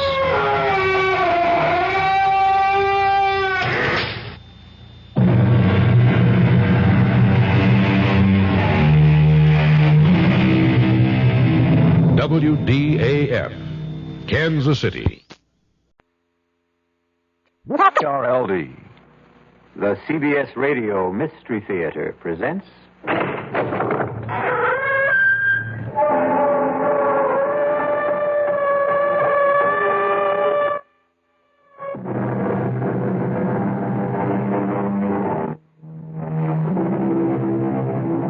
Come in. Welcome. I'm E.G. Marshall. Welcome to the sounds of suspense, to the fear you can hear. Relax and listen to the strange tale of a strange man, though no more strange than anyone who has suffered what you might call a mutilation of the soul. And who of us has not, at one time or another, suffered such a mutilation? What means did we use to restore ourselves? How quickly did we recover? How well did we heal? The answers vary even as we vary. One man's answers are revealed, we trust, in the story which follows. I'm cold. So am I. It's the darkness I mind the most, not to be able to see you. Oh, touch me. That'd help. Oh, my God, where are you? Right here. Right here. I can't find you. Keep talking. Keep talking. I'm here. I can't. Oh, here you are. Oh, darling, don't let go. Never. Oh, never.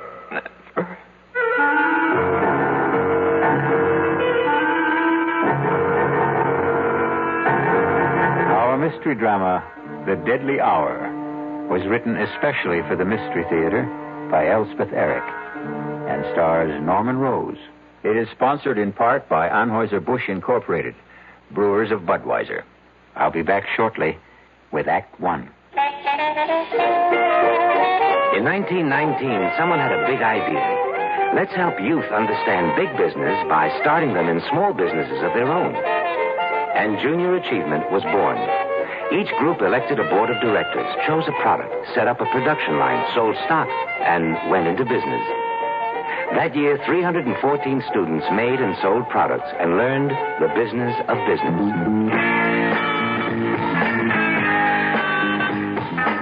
Today, Junior Achievement has grown to nearly 200,000 members. Junior Achievers are designing and marketing their own products and services, from cutting boards to printing. They're organizing sales efforts, writing marketing plans, calculating profit and loss. Running these small businesses helps Junior Achievers understand how big business works. Support Junior Achievement, where youth learns the business of business. Call your local Junior Achievement office. Hello. Hello, Mrs. Ken Driggs of Salt Lake City, Utah? Yes? Mrs. Driggs, my name is Ted Brown, and I'm calling for Campbell's Soup. And we're calling ladies in the Salt Lake City area asking if they'd like to sing the Campbell's Soup jingle. Come on, you're kidding. No, honest, I'm not. And if you sing the Campbell's Soup jingle for me, why, I'd love to send you a case of Campbell's tomato soup. All right, but if I sing it and you don't send it, I'll be awfully disappointed. Well, you just sing it and you see. Okay, it goes, good, good. That's what Campbell soups are, good. That was just marvelous, really. And we're going to send you a case of Campbell's tomato soup. You're kidding. I'm not kidding. How cold does it get in Salt Lake City, by the way? Below zero sometimes. But if you like skiing, you don't mind. Uh-huh. When it does get cold, good hot Campbell's soup warms you up. Yeah, that's right. Now, you enjoy yourself, you hear? All right. Bye-bye. Bye. The preceding recorded message was selected from random phone calls.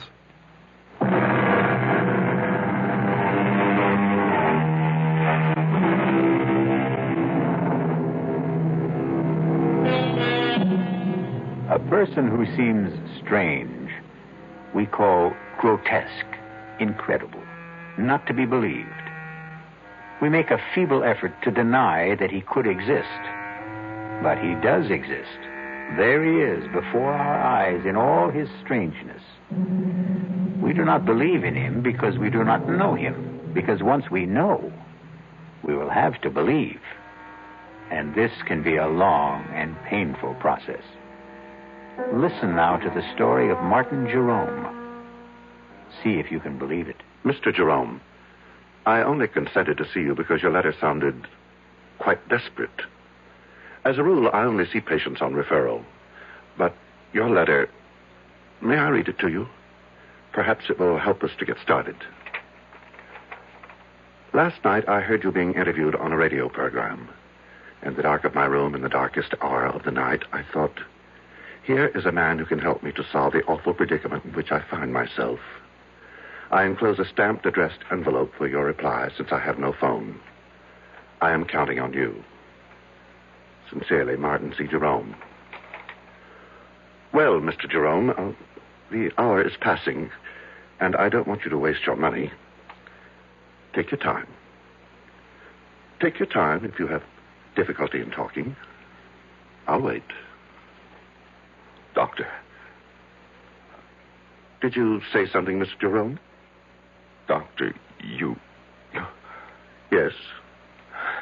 You are the first person I have spoken to in 25 years. You said 25 years? Yes. I begin to understand your silence. Can you tell me what drove you into this silence?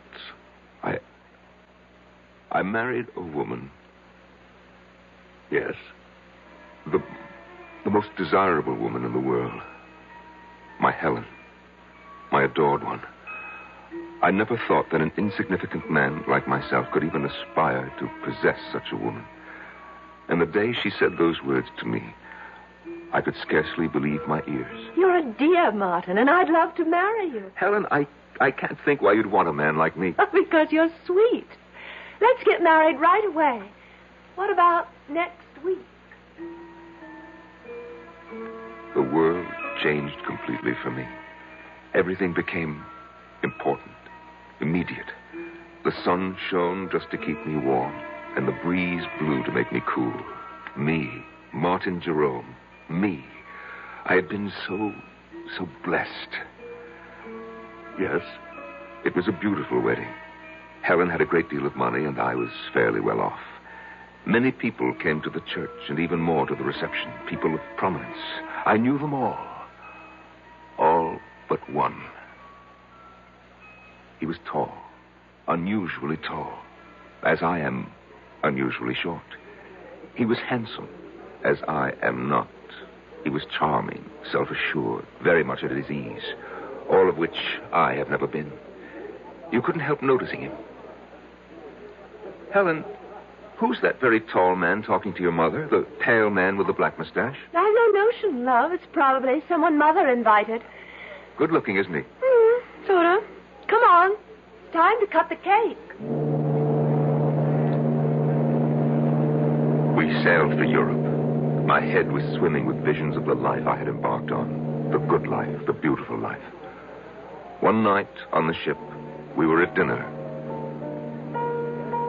Helen, look over there. To your right, against the wall, sitting by himself. Isn't that the man who was at our wedding? 500 people were at our wedding, love. He's getting up from the table. The tall man, black mustache. Your mother must have invited him, you said. Well, then I guess she did. After dinner, we danced for a while. Then Helen said she had a headache, but I should stay and enjoy myself. Well, I tried, but I couldn't enjoy myself without her. I was too much in love for that. I watched the dancers for a while, drank a brandy. I managed to kill an hour, and then I went down to our stateroom. Helen wasn't there. When I stepped back out into the corridor, there she was, coming out of another stateroom about 6 doors from ours. Darling. You weren't in our room. I didn't know what to think. You said that you had a headache. I've been doing a little detective work. You were so anxious to know who the tall man was. Well, I found out. He's not precisely a friend. His mother came to the wedding and dragged him along. Helen, you were in his stateroom. I ran into him in the corridor, and he said to come in for a nightcap. Let's go to bed. Our stateroom is much nicer than his, by the way. We went to Paris. And then because she loved to ski, we went to St. Moritz. She was very good on skis, effortless as a bird flying. I watched and watched and never got tired of watching. And then, one day, there he was again, the tall man. I've got to catch the ski tow. Wait for me. Helen, he's here. Who's here? The man from the wedding, the man from the ship. Oh, is he here? Oh, so he is. Well, I'm off. Wait for me. After St. Moritz, we came back to the city and moved into an apartment. I went to work. We made friends. Helen grew lovelier every day, and she was her loveliest the day she told me that we would have a child. Tell me about that. Well, Helen was very, very light-hearted, very casual about the prospect, but I... Yes? How did you feel? Well, it's hard to tell you, Doctor. Oh, I know every man is what, excited, happy, I don't know, but I felt bowed down, Doctor, actually crushed by my own good fortune. That a man like myself, so petty, so pitiable, should be given a child by a woman like Helen. Have you always thought of yourself as petty and pitiable? I have. Why? Because I am. Go on, please. I could scarcely concentrate on my work once I'd heard the good news. Helen was on my mind all the time. And one day, I suddenly couldn't bear being in the office, couldn't bear being anywhere except where she was. And I rushed home. I suppose you know what I found. I think you'd best tell me. I hurried to the bedroom looking for her. I burst through the door. And in the bed, our bed, there he was. The man from the wedding. From the wedding, from the ship, from the ski tow. He looked at me, standing in the doorway. He said not a word, but his red lips smiled. And then the bathroom door opened, and Helen took a step into the room. Helen, all scrubbed and fragrant. She was wearing something pink. I think it was made of lace. And she smiled too. While I stood in the doorway, she smiled. And then she said, "Well, love, now you know." And the world rocked, and I felt as though I had died, but I hadn't. I was still standing there. Doctor, I've never told what I just told you to anyone before. Not to anyone? It wasn't simply grief that I felt. It was my pride that had been destroyed. My marriage to Helen had built up a sort of pride. I thought, if she loves me, then I must be something. Oh, it is not a good thing, Doctor, to build your pride on what other people think of you. Or seem to think. No, it isn't. So I cleared out. That was 25 years ago. And I have not said a word to anyone until today. How have you lived? Well, I had a business, import and export. I kept the business, but I dismissed my staff. I had the phone removed and made arrangements to conduct my affairs by mail. I took a one-room flat with a little kitchen, a bed, a chest of drawers, an easy chair with an ottoman. And to one side of the chair, my hi-fi stereo set and my records. To the other side, my books. After my work, I'd sit in my easy chair with my feet on the ottoman, listen to my records and read. Only writers who are dead, however. I'd read till about 10 o'clock, eat a little something, and go to bed. The next morning, go to work all day, and do the same thing all over again. No relaxation of any kind? No enjoyment? Well, vacation in the summer. I shut down the office for 2 weeks and take my vacation. Where do you go? I take a train. 2 trains, actually, and a bus to a little town on the coast called Marsh Hills. You've probably never heard of it. I'm afraid I haven't. No one has. And there's no reason why anyone should.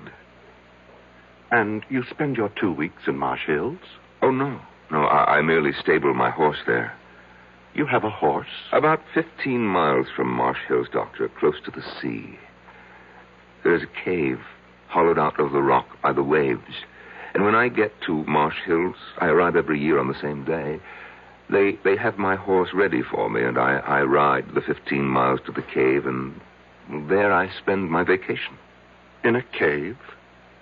For 2 weeks? I walk. I canter my horse on the beach. I gather what edible herbs there are growing in the rocks. I boil them. They're very tasty, really. And at the end of 2 weeks, I return my horse to the stable and take my bus and the 2 trains back to the city. And you've lived this way for 25 years. Oh, yes. But, Doctor, last summer something happened. I arrived in Marsh Hills as always. My horse was waiting for me, as always. And we started off at a walk for the cave by the sea.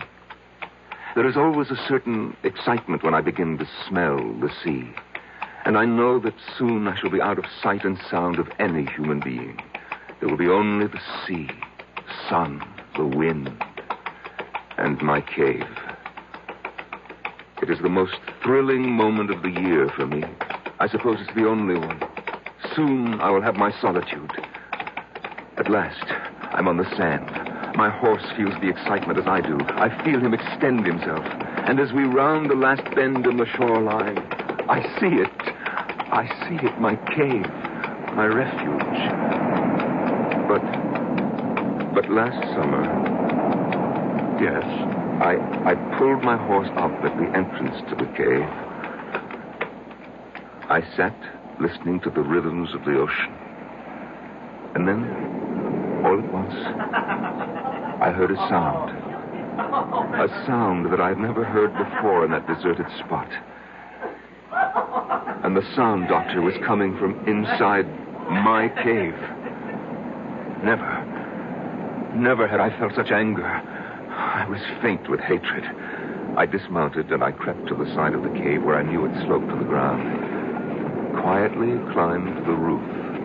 I found a tiny chink in the stone, no more than 1/8 of an inch wide. I put my ear to it. Beneath me, I heard laughter. Laughter and tender words and all the sticky, silly sounds that lovers make. Are you my girl? Oh, so much your girl. How much? This much. I can't hardly see how much is this much. It's too dark in this place. Then come here. Oh, darling, darling love. They were kissing. They were using my sacred sanctuary for lovemaking. I almost fell from the roof of the cave. I struggled to stay where I was, and my feet dislodged a shower of stones. What was that? Sounds like a rock slide. Yes, some rocks in front of the entrance. Lots of them. Hey, maybe we better move them. Oh, we can still get out. Let's stay a little longer. I love this place. All right. I climbed down. My brain was on fire. My whole body was on fire. I had never felt such hatred as I felt then. Not since... Well, Doctor, you know when, I've told you. I took hold of a big boulder. Yes, these skinny arms went round it. This puny body pushed and shoved till it stood against the mouth of the cave, was tight against the mouth of the cave. I heard the voices of the lovers, fainter now from inside. George, it's really dark. Darker than before. Aaron, there's no light at all. I had sealed them in.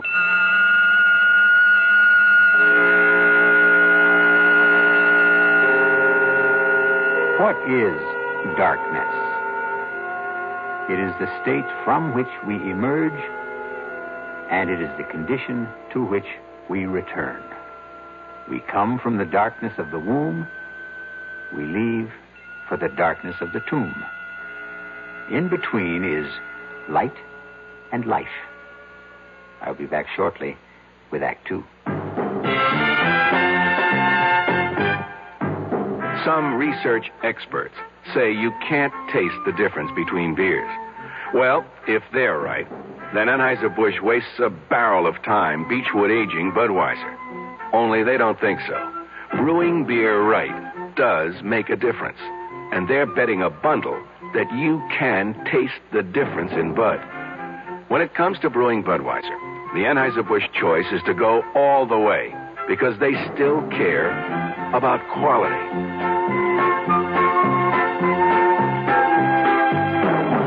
it this way. If the Bud people have a choice between what some experts say and what beer drinkers say, well, you'd better believe they'll go with you beer drinkers every time. When you say Budweiser, you said it all.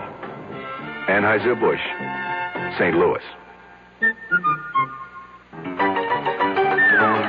I love you. I love you. Love you. Love you. Love you. Love you. That's why Hallmark makes over 1,000 different kinds of Valentines to get everybody's message across on Valentine's Day. I love you. Let Hallmark say you care enough to send the very best on Valentine's Day, Thursday, February 14th. That's Thursday the 14th.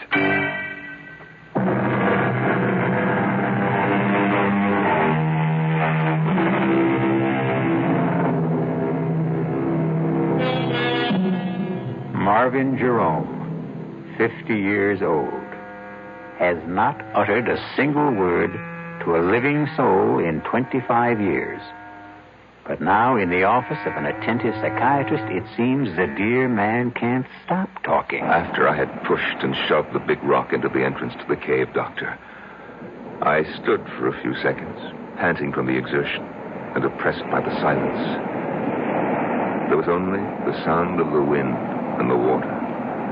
I thought of the lovers locked inside. What were they doing? What were they saying? I felt that I must hear their voices again, as though their words, which had driven me near to madness, were essential now to keep me sane. I scrambled back to the roof of the cave and put my ear once again to the narrow crack through which I could hear them. George, there was a little light before, now there's none. More rocks must have fallen. I didn't hear them. I heard something that didn't sound like rocks falling. Come on, we've got to clear the entrance. Come where? I don't know where the entrance is anymore. It's so dark. Well, take my hand. I think I know which direction. I can't even see your hand. Don't you have a match? I may have, boy. Yeah, I have a few. Well, light one. I will. Oh, went out. Now, don't panic. Don't panic. Light another. We've got to get out of here. Just don't panic. All right, now, careful. Be careful. I am being careful. Oh, darling. Huh? No, I found the one that went out. It was right by my foot. Let me light it from yours. Yeah, good girl. All right, George. There's the entrance. Don't let your match go out. Don't you let yours. Hey, look, see? Just a whole bunch of stones. Come on, let's start clearing them away. Oh, both matches went out. That's all right. Now, we know where we are. We're right by the entrance. Come on, let's get started. George. What, darling? We'll get out, won't we? Of course we'll get out. Now, keep working. Don't stop. At my listening post atop the cave, I heard them, so kindly toward each other, so reassuring, so united in their purpose. I pressed my ear closer to the crack in the cave's roof. I was frantic to hear every word. George, it isn't getting any lighter. Shouldn't it start to get lighter? Yes, it should. Oh, why doesn't it? How should I know why? I'm sorry, darling. Oh, that's all right. Marion. What, darling? We've cleared all the stones away. But there's no light. No. None. Why not? Why isn't there? Because there's something huge. A big boulder, I think, up against the entrance. Oh, move it. I will. It's heavy. It must be huge. Well, how did it get there? It fell from someplace, Lord knows where. Can't you move it? I'm trying. Let me help. Put your shoulder up against it. That's what I'm doing. Can't you see? No, I can't see. Do you think I could? Can you see? I'm sorry. Forgive me. All right, let's try together now. 1, 2, 3. Shove! I don't think we moved it at all. No, not a centimeter. Darling, You know what the trouble is? We're tired, that's all. Clearing away all the stones just took our strength. I haven't had anything to eat since this morning. We need to rest for a little while. Then we'll be able to move it. Oh, you're probably right. So let's lie down right here by the entrance so we know where we are. First, I want to light a match. Why do you want to do that? I want to look at your face. Oh. Light it. This is the face I love. This is the face I love. It's dark again. No matter. When we wake up, we'll find our way into the light. Sleep now, my darling. The thought of them lying there. No, the vision of them, for I could see them. The image was so strong. The two of them pressed close, their arms entwined, their hands clasped. The two young bodies fitted so tightly together against the dark and the cold. The nameless memory crowded in on me, and I knew what it was I remembered and would not name. And it was love. Love. It was love that I remember. I'm sorry, Doctor. For what? For crying like this. If there is anything to be sorry for, it's that it took you so long to cry. All I really know is that when that word came into my head... What word? The word love. I shrank from it as though it was tainted. Poison. Yes. And then? Then, Doctor, I climbed down, I got on my horse and rode back to Marsh Hills. I took the bus and the 2 trains back to the city. You what? I opened up my office. I took the dust covers off the furniture in my flat, and I resumed my old routine. Didn't you ever think of them? I'd shut them out of my mind, just as I'd shut them in the cave. You didn't worry about them or anything? Well, they had each other. Mr. Jerome, I have to tell you, I can't help being shocked. Forgive me. Go on. Well, after a while, the old feeling of loneliness came back. You see, I missed them. Missed them? Yes, it may sound strange. Indeed it does. I began imagining what they might be saying to each other. I couldn't know for sure, of course, but I imagined. I'm cold. So am I. I'm hungry. I can't find you. Keep talking. Keep talking. I'm here. I can't. Oh, there you are. Oh, darling, don't let go. Oh, never. Never. I invented their conversations, of course, but I was fairly sure my inventions were accurate, or nearly so. You simply left them there? For 2 weeks. And then I was suddenly seized with the desire to hear their voices once more before they were silent forever. I closed the office, closed the flat, took the 2 trains and the bus to Marsh Hills. They were surprised at the stable to see me back again so soon, of course, but they saddled my horse and I set off for the cave. The old excitement came back when I started to smell the salt air. There was the familiar thrill which I had looked forward to each summer for 25 years, till they had invaded my kingdom by the sea. Such a tiny kingdom, a cave no bigger than a tool shed, with no comforts, no conveniences, and they had taken it away from me. On the sand at last, we round the last bend, and I see it. My cave, my refuge. And even from a distance, I can see that the big boulder still stands wedged into the entrance. What did you do then, Mr. Jerome? I dismounted. I climbed to the roof of the cave. After all, I had made the long and rather arduous trip to hear their voices once more, if I could. I crouched down. I put my ear to the narrow crack. And were they still alive? Oh, yes. Yes. Weak, of course, but alive. Oh, yes, they were still alive. Are you all right, George? Yes. Are you? I'm all right. If we only had something to eat. Anything. Don't think about it. You think there's any use trying to move that big rock again? No. I guess you're right.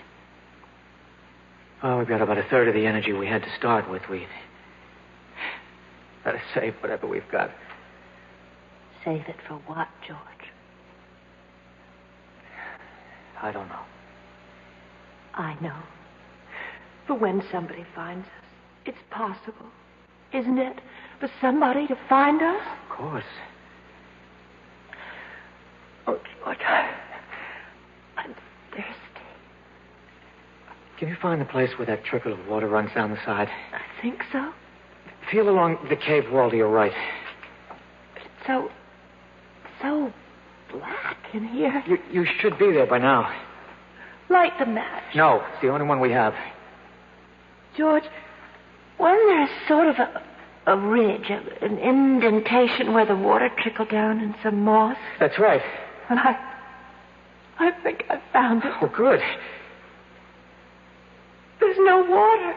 There must be. There isn't. Then you're in the wrong place. Didn't you find it? You're so smart. I know exactly where. It's about here. I remember this. It ought to be right here. Yes, it ought to be, but it isn't. It ought to be, but it isn't. Marion, shh. There's no food. Now there's no water.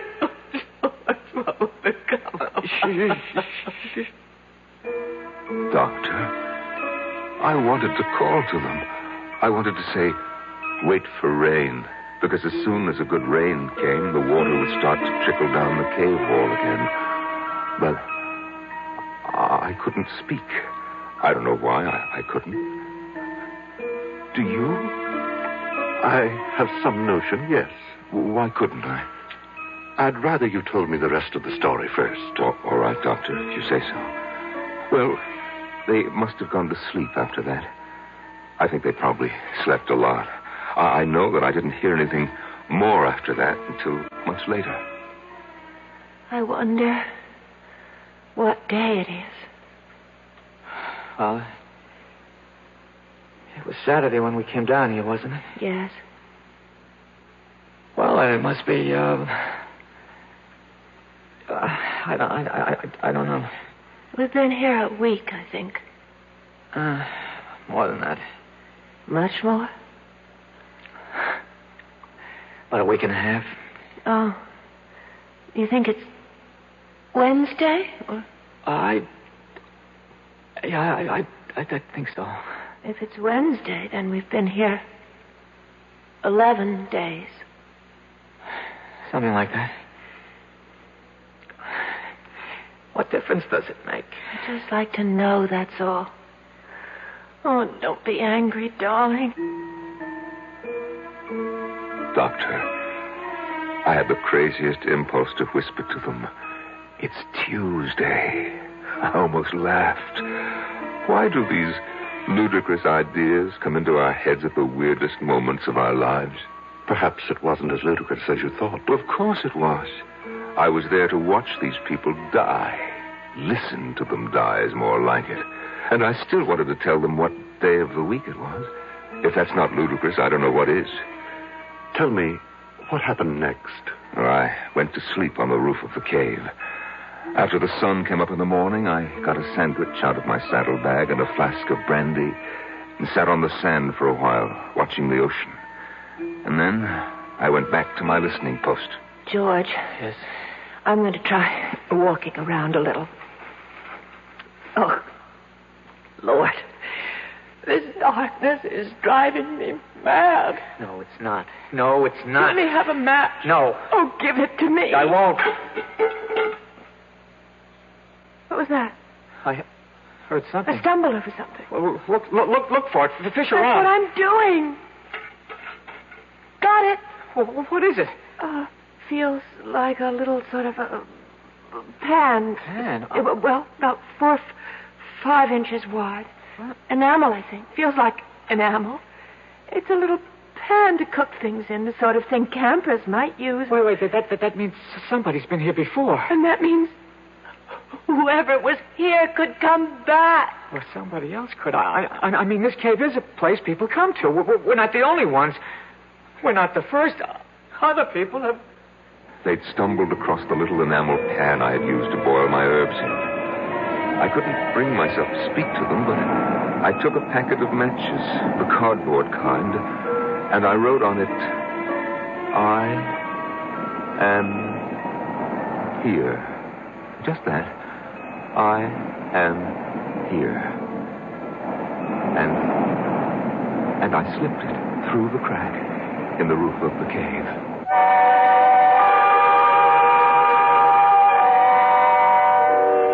Three little words. I am here. I suppose the most cherished trio of words in our language consists of I love you. But surely there are times of trouble when I am here is even more welcome. I'll be back shortly with Act 3. And now another tale of the ball and chain. At Kellogg's Special K presents Last Tango in Pittsburgh. There I was at Raoul's All-Night Tango Lounge. My little orchid, will you tango with me? It was Raoul. You're a splendid dancer. But what was that? Was what? That sound effect. Oh, I'm a few pounds overweight, and this ball and chain points out how my extra weight can get in the way. I'm pointing you back to your chair. Our heroine decided to lose that extra weight. She exercised and ate smart at every meal, starting with a Special K breakfast. A bowl of Special K, skim milk, tomato juice, and coffee. It's less than 240 calories, 99% fat-free, and 100% delicious. After a while, she was rid of the ball and chain and back at Raoul's. Darling, you're looking fantastic. What a happy ending. What ending? We're just getting started. Raoul, get lost. Your happy ending could begin with the Kellogg's Special K breakfast. And that's another tale of the ball and chain. Give your hand to a friend. Give your heart to your heart. Give your cold to contact. The sooner the better. Hey, I'm back. How's that cold? Rotten. Get the contact? I got everything. Contact, cold tablets, and this liquid. Oh, no. Honey, it's all cold medicine. Well, sure, but it only takes one contact for up to 12 hours continuous relief from sneezing, drips, congestion. For that, I'd need 6 of your cold tablets. 2 every 4 hours. Or 3 ounces of nighttime liquid. 1 every 4 hours. Or just 1 contact. The tiny Tide pills do it. Well, it's all cold medicine. Those others contain antipyretic analgesics. The liquid, antitussive, and alcohol. They're not in contact. 6 or 3 or 1. I'd choose the 1 contact. Me too. And I'm the one with the cold. Give your cold contact. The sooner the better. 6 or 3 or 1. When you catch a cold, take contact. Only as directed.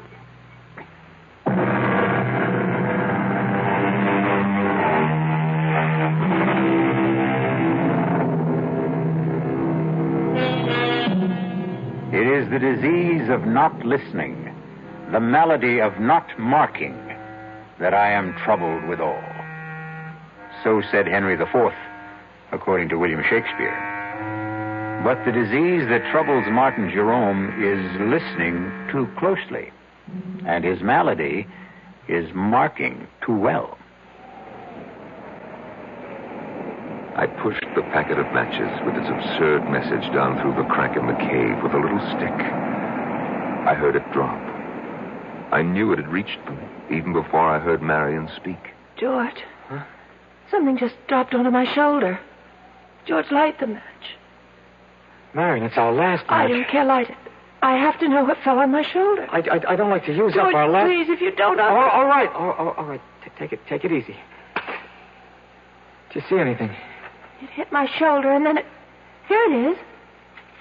George! Well, it's matches. It's a whole fold of matches. You're kidding. I'm not. There's something written on it here, George. Wait a minute. It says, I am here. Who Who's here? I don't know. Oh, my God, that's the end of the match. I held it till I burned my fingers. I'm sorry, I couldn't. It's all right. What? We have matches now. Can you see? It isn't signed at all. It just says, I am here. That's all. But who's here? Doesn't matter, does it? Somebody's here. That's what counts. Why doesn't he say something? Call out to us or something. Tell us that everything will be all right. Maybe he's gone for help. Oh, yes, that must be it. Yes, that is it. It's all right now. It's all right as long as somebody's here. I couldn't stand their joy over my simple-minded message. They seemed like silly children, as silly as I felt myself. For I hadn't the faintest notion what I was going to do once I had made this strange contact with them. I climbed down and sat on the beach staring at the water until I fell asleep.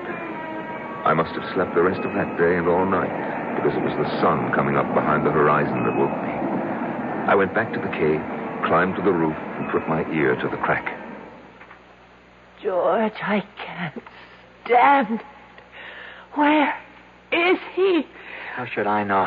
Stop asking me. He wouldn't give us a message like that. He wouldn't write, I am here on a package of matches and then just go away, would he? How do I know? You keep asking me as though I had an answer. Oh, I'm not hungry anymore. I haven't been hungry for a long time. I just feel terribly weak. Damn it, I know. Now, will you shut up? Just shut up. We'll die here, George. Be quiet. No water. No food. We'll die here. I said shut up. Whoever wrote that note must have been a madman. Whoever he was, wherever he was, he's gone away. Yes. And we'll die in this cave. I don't intend to die in this cave. Oh. And just what do you think you'll do about it? Something. Nothing you can do. I'm just not going to die. Yes. Not yet. Yes, you are. Make up your mind to it. What are you doing now? I'm going to light a match. Matches? We have matches. No food. No water. Just matches. George. I'm not going to die. Not yet. Not me. George! Not me. I felt as though the world had stopped. Actually, I had stopped. All at once, I knew what I must do. I didn't want to go completely out of my mind. I clambered down from the roof. I ran to the cave entrance. I tried to move the big boulder that blocked it. I knew even before I tried that I wouldn't be able to do it. But my mind was working brilliantly. I ran to where my horse's saddle and bridle lay on the sand. And after taking it all apart, I began working to put it together again for a new purpose. Oh, I used everything. The girth, the reins, the stirrup leathers. And in an hour, I had fashioned a crude device. I led my horse to the cave entrance. Somehow, I wrapped the girth around the boulder and made it firm. The reins circled my horse's shoulders. And then I stood back and gave him a sharp rap on the flank. He moved. And the boulder moved. The boulder moved away from the entrance to the cave. There was room for me to squeeze through. Just inside, I found them. She lay there in a faint. He lay across her. And his teeth were sunk in her breast.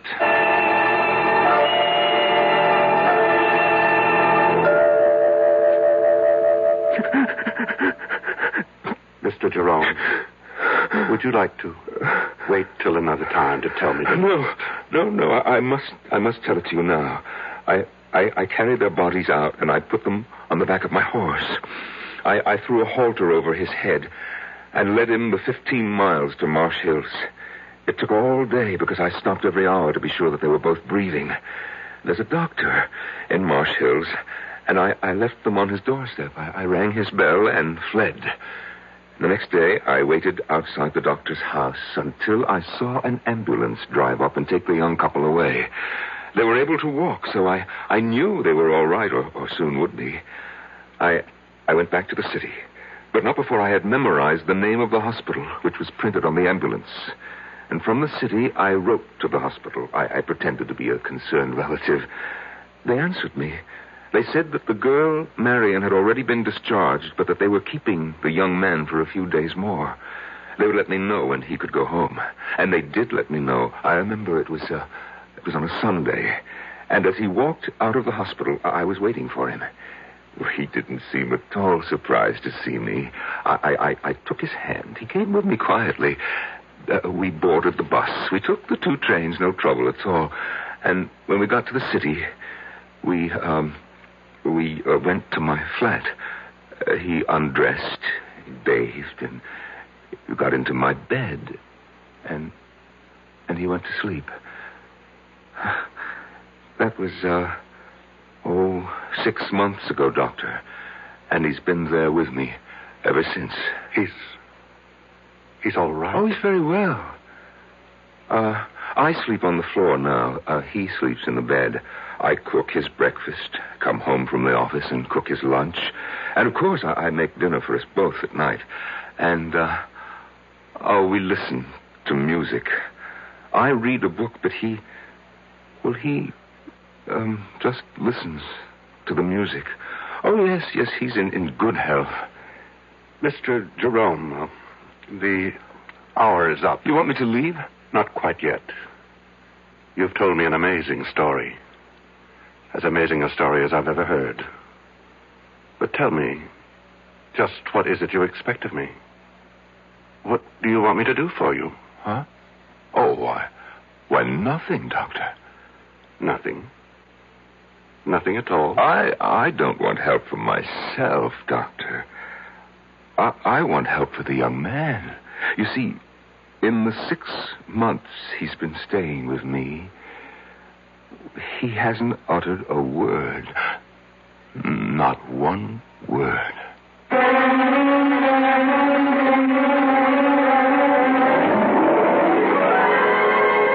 see the doctor, young man. Yes, George, he can help you to unburden yourself. He will make the words pour out in full confession, and you'll feel the better for it. Why, look what he has just done for Martin Jerome. As the deadly hour passed. I'll be back shortly. Young I may be, but still I'm a man. Just turned 18 and I'll do what I can to find me a place where I can be me. Get ready for life and be free as the sea. Where do I go from here? Oh, where do I go from here? I finished school, but what lies ahead? Don't want to get trapped, want to feel free instead. All over the world, there's so much to do. The call of the sea, don't you hear it too? Where do I go from here? Oh, where do I go from here? What about the new Navy? You'll get your chance at success, learn an exciting job, and see the world. Call toll-free 800-841-8000. That's 800-841-8000. Or see your Navy recruiter. Be someone special in the new Navy. I know where I'm going from here.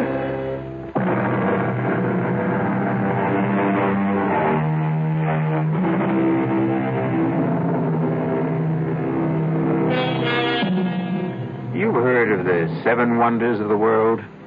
The Grand Canyon, the Taj Mahal, Niagara Falls, and I forget the other 4. No matter. Because they are simple things compared to the human mind in all its deviousness, all its twists and drifts. Why, I could sit in wonder at the human mind for the rest of my life. Our cast included Norman Rose, Marion Seldes, John Barragray, and Jack Grimes. The entire production was under the direction of Hyman Brown. And now, a preview of our next tale. That's impossible.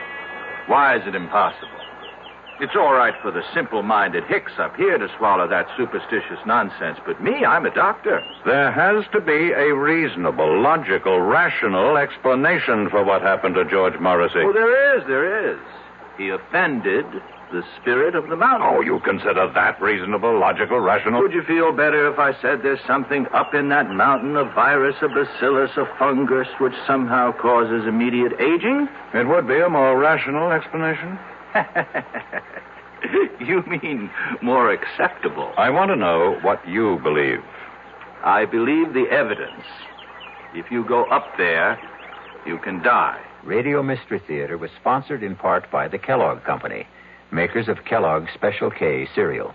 This is E.G. Marshall inviting you to return to our Mystery Theater for another adventure in the macabre. Until next time, pleasant dreams.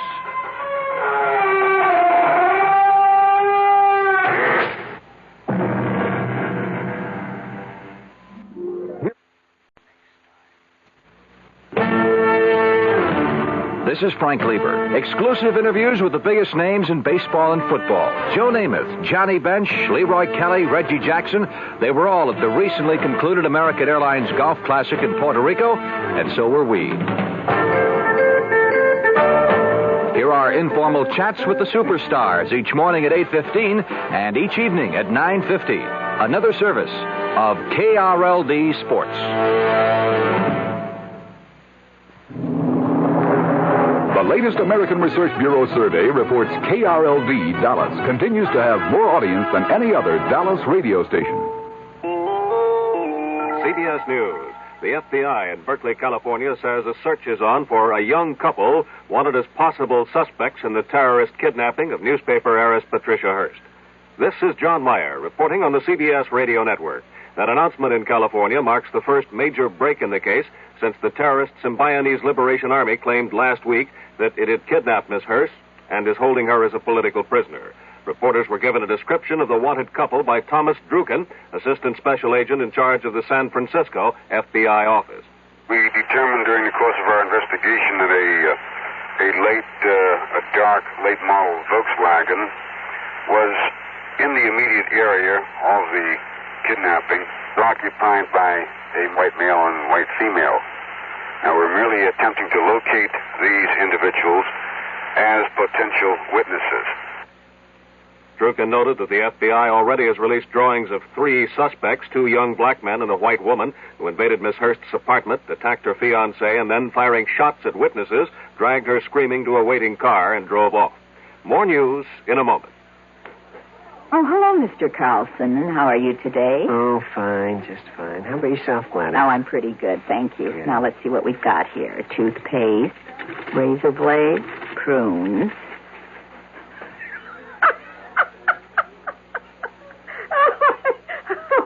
Something wrong? Can we have a replacement checker for Gladys on number 5, please? There are still a lot of people who laugh at prunes.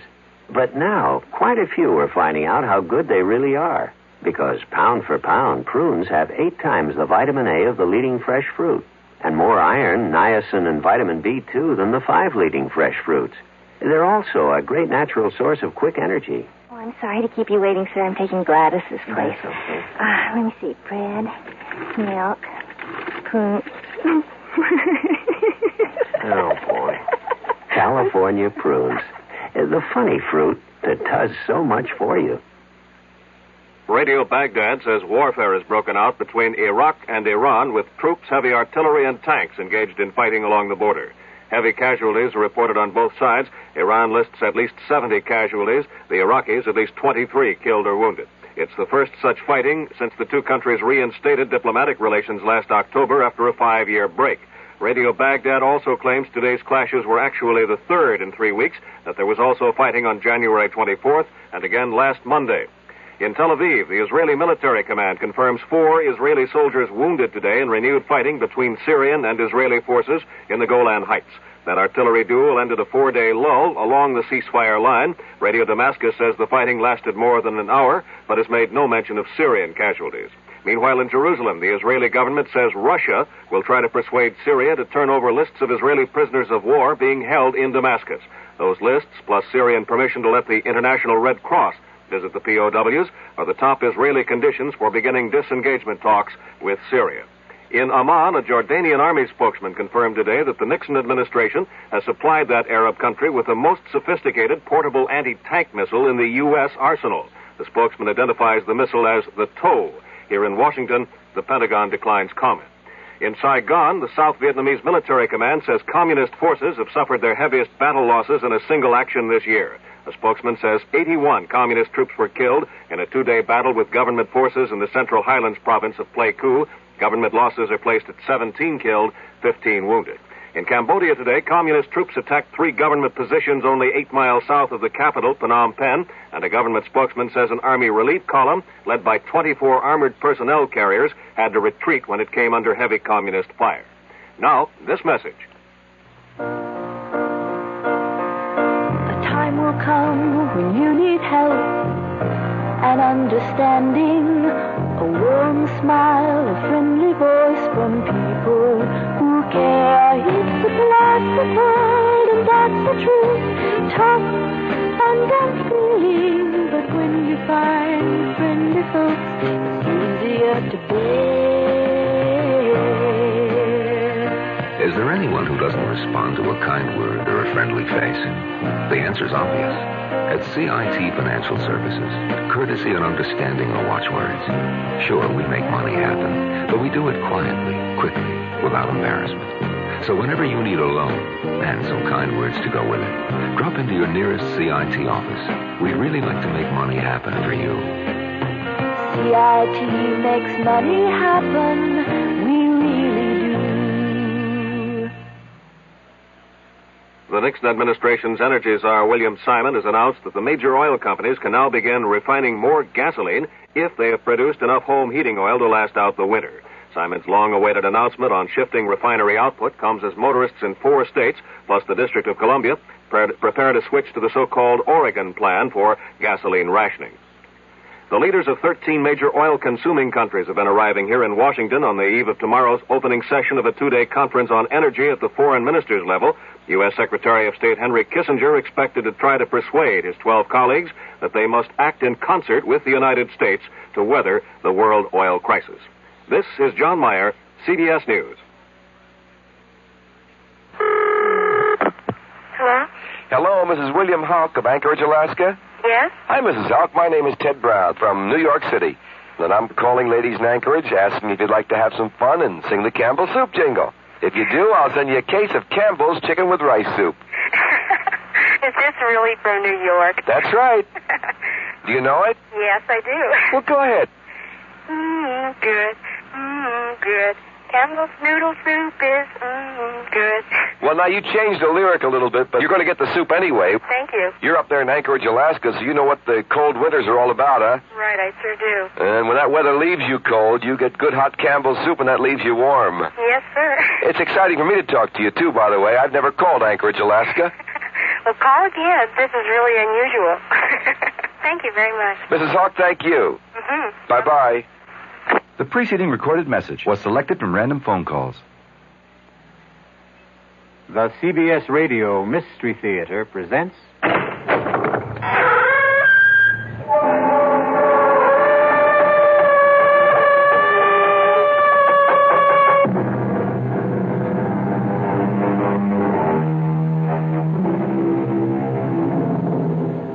Come in.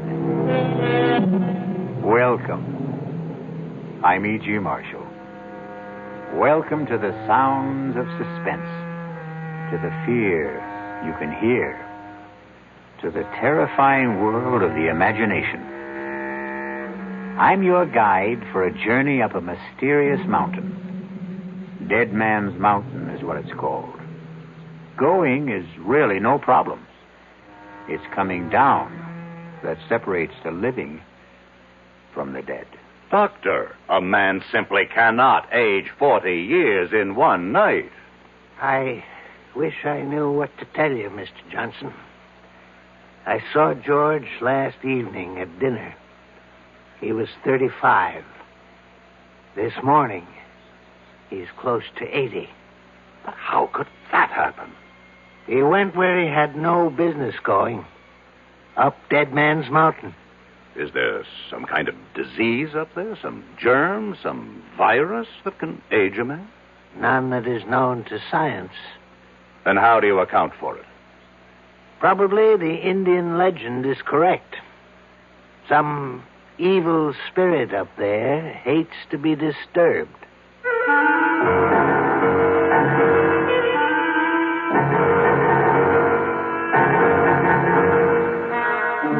Our mystery drama, Dead Man's Mountain, was written especially for the Mystery Theater by Sam Dan and stars Alan Hewitt.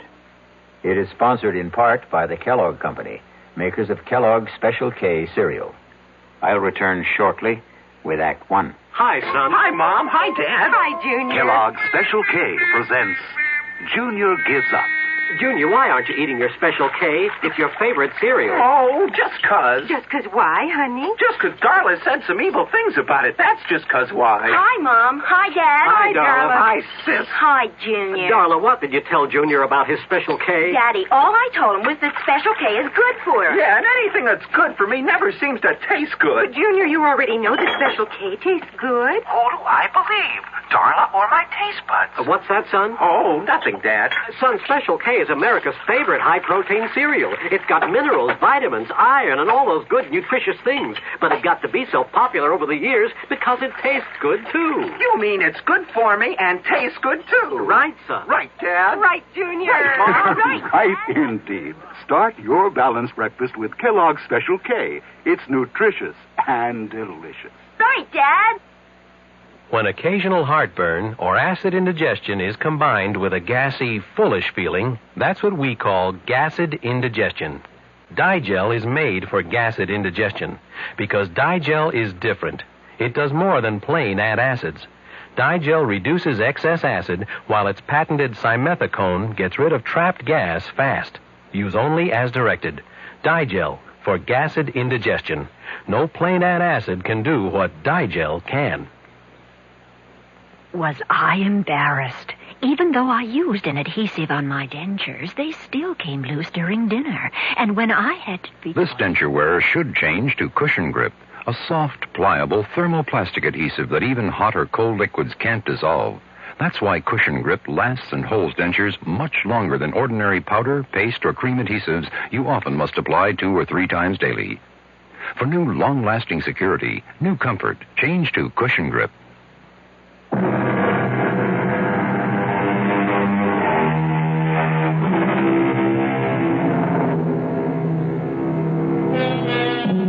R.J. Johnson sits at his desk. Yes, the R.J. Johnson. The mysterious, the remote R.J. Johnson. I better explain that. His ways are mysterious, except when his plans include you. He is remote, except when he wants something from you. Then his presence can become an overwhelming reality. Some say R.J. is the richest man in the world. Some say he's the second, the third, the fourth richest. Does it matter? All we need to know is that on this particular morning, R.J. Johnson sits at his desk, as usual, and is formulating plans to buy or sell what? An industry? A government? Somebody's soul? Parker, I want us to maintain our short position on Consolidated Industries. It's bleeding down steadily, and we should help depress it a bit, too. No, I'm not afraid of anything like that. They won't get a government contract. We can see to it. Pick up National Computer and Starlight Oil. I want our full concentration on those 3. I'll call you back later. Yes, Mrs. Dollard. Come in. Mr. Johnson, George Morrissey is here. And about time. I want hourly reports on Consolidated, National, and Starlight to see to it that Parker can always reach me. Now, have Morrissey come in. But, sir, about Morrissey. Is there a problem? Well, I... You were saying? Perhaps I should have said... Mrs. Dollard, are you all right? Perhaps I should have said... There's a man outside who claims to be George Morrissey. Mrs. Dollard, you know George Morrissey. I thought I did. If there's any doubt, check security. I did. Then that settles it. He could never hope to get past the lobby elevators if he weren't George Morrissey. Mr. Johnson, maybe what I'm trying to say is there's a man out there. And I don't want him to be George Morrissey. Have him come in here. Yes, sir. Mr. Johnson will see you now. Do you see what I mean, Mr. Johnson? Mrs. Dollard, is this your idea of a practical joke? Who is this? Please, R.J., don't yell at her. I can't stand noise. George? Yes, George. You can't be George. Look at me, R.J. Look at me. I can't believe it. You don't want to believe it. What happened to you? Please let me sit down. He walked out of this office 3 weeks ago. Yes, 3 weeks ago. He was a man of 35. And now... Now I know. I look in the mirror. I could be 75. His hair is all white. He's wrinkled, stooped. And that's not the worst of it. I feel 75. I couldn't even walk without this cane. George, the first thing you have to do is tell me exactly what happened. I was at Manitou Mountain getting the development deal set, and R.J., listen, we'll have to forget it. Give it up. What are you saying? I'm saying forget it. Look at what happened to me. They said, all the locals, they said the mountain was haunted. Terrible things would happen to anyone who went up there. Talk sense. Can't you believe your eyes, R.J.? Look at what happened to me. George, start at the beginning. I couldn't get anyone to drive up the mountain road. So I hired a car. I drove it myself. I drove it up the mountain and... Yes, and? And that's all I remember, R.J. I must have passed out up there. But something did happen. It's like a nightmare. I can't bring it into focus. Just flashes of it. Terrible things. Be specific. What kind of terrible things? Shapes, forms, voices, saying I was going to die, that my life was falling away, that it was disappearing. What kind of shapes? What sort of forms? I don't know. What size were they? What color? I don't know. You say voices. What kind? High, low? R.J., I were they don't men's know. voices? Women's? I can't remember. I can't now pull remember. yourself together. Pull myself together. Look at me. I'm an old man. I've been robbed of half my life. Now think. How long did you stay on the mountain? I don't know. Somehow I managed to get the car turned around. I drove back to town. I found a doctor. What's his name? I don't know. What did he say? I can't remember. R.J., I came here to warn you. The mountain, it's haunted. It's cursed. Give up the project. Mrs. Dollard, call Dr. Waterson. No. Doctor can't help me anymore. But I can help you, R.J. Give it up. Give up the project.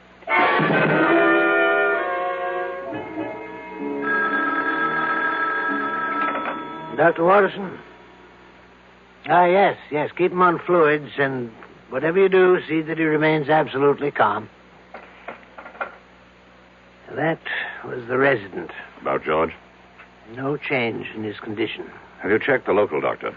The one who saw him first? Well, we called him. He reports he treated a man of about 70 for exhaustion. That's all you could get out of him? And that's all he had to say. And what have you got to say, Doctor? We find that George Morrissey has the physical signs of a man in his 70s. But you know very well he is not in his 70s. Chronologically, no. Medically, yes. Is there a disease that could age a man so radically in so short a time? I would say a man could be ravaged by some psychic or physical attack, but here we have no signs of trauma. His tissues, organs, nervous system, circulatory system, They show the deterioration that could only be caused by aging. Let's cut through all this, Doctor. How did it happen? We don't know. You don't know. Am I supposed to buy this nonsense about a haunted mountain, curses, and all that? I don't have the answer, R.J. Watterson, over the years, I have contributed millions for medical research. I bought this whole hospital for you. So, are you telling me that now, when I need some answers, I'm not going to get anything for my money? I'm telling you that we have no answers at this time. Is it possible that George could be faking? Why should he want to fake? Answer my question. The answer's no. I want to see him. He's very weak. Is it important? I don't make unimportant requests. Well, just for a minute or two at most. And please, don't excite him.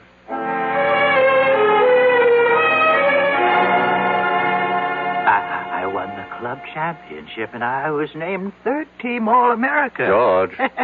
Girls, you should see how the girls would fall all over me. George, pay attention. Huh? Oh, it's you, R.J. Listen. No, George. Don't try to sit up. But I've got to talk to R.J. Listen, R.J., are you listening? I'm listening. Here's what happens to you up there on the mountain. I remember, you see. Now I remember. Yeah, R.J., don't excite him, I please. accept full responsibility. Up there on that mountain, I was told you will lose that which you value most. Told? You say told? How? By whom? I don't know. How can we get anywhere if you keep saying you don't know? Think. R.J., I order you from this room. He's going to die soon anyhow. We have to get that information. R.J., I will call security and have the guards throw you out of here. No, Doctor. No, leave us alone. This is between R.J. and me. What were you told, George? I wasn't really told. It was more like a kind of feeling, an idea that seemed to seep into me. And I realized the most important thing, what mattered most to me, was my body. Talk sense. I'm talking sense, R.J. And I began to lose my body. What do you mean, lose your body? The way you really lose it. To old age. Only, oh, God. Only I was losing it then and there. And all at once.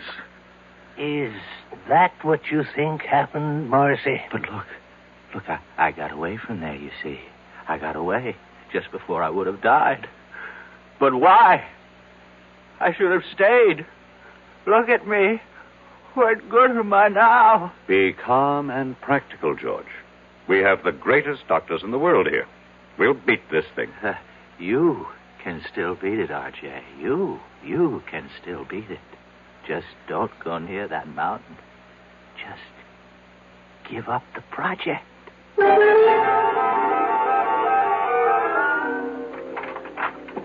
You wanted me, Mr. Johnson? As Parker called while I was out. Yes, sir. He reported in. Consolidated stock is still falling. That's good. National Computer is rising. And Starlight Oil is doing well with the new government. Tell him to increase our holdings. Try 10%. Now, cancel the rest of today and all of tomorrow. Yes, sir. Call Chuck Daly. I want him here in 3/4 of an hour. Sir. What is it? Well, Chuck's about to leave for Florida. His daughter's getting married this afternoon. Tell him he is to fly me up to the Manitou Mountain area. But, Mr. Johnson... Now, what is it, Mrs. Dollard? You can't go up to Manitou Mountain. Why not? You saw what happened. What did happen? You saw George Morrissey. About George Morrissey. Either he caught a disease... But medical science doesn't know of such a disease. Medical science is constantly being surprised. Obviously, someone does not want me to develop the Manitou Mountain Resort Complex. And perhaps they managed to buy George Morrissey. But I would bet my life on George Morrissey. You must never bet your life on anybody, Mrs. Dollard. The nearest town to Manitou Mountain is Lafayette Center. Reserve a room for me there at the motel. But he is George Morrissey. Fingerprints, dental records. Reserve it under the name R.J. Smith. Mr. Johnson, are you going up there alone? You know perfectly well, Mrs. Dollard, that the way to get something done is to do it yourself. But isn't it dangerous for you to go? Mrs. Dollard, I have complete freedom of action because, as you know very well, practically nobody on the outside has the faintest idea of what I look like.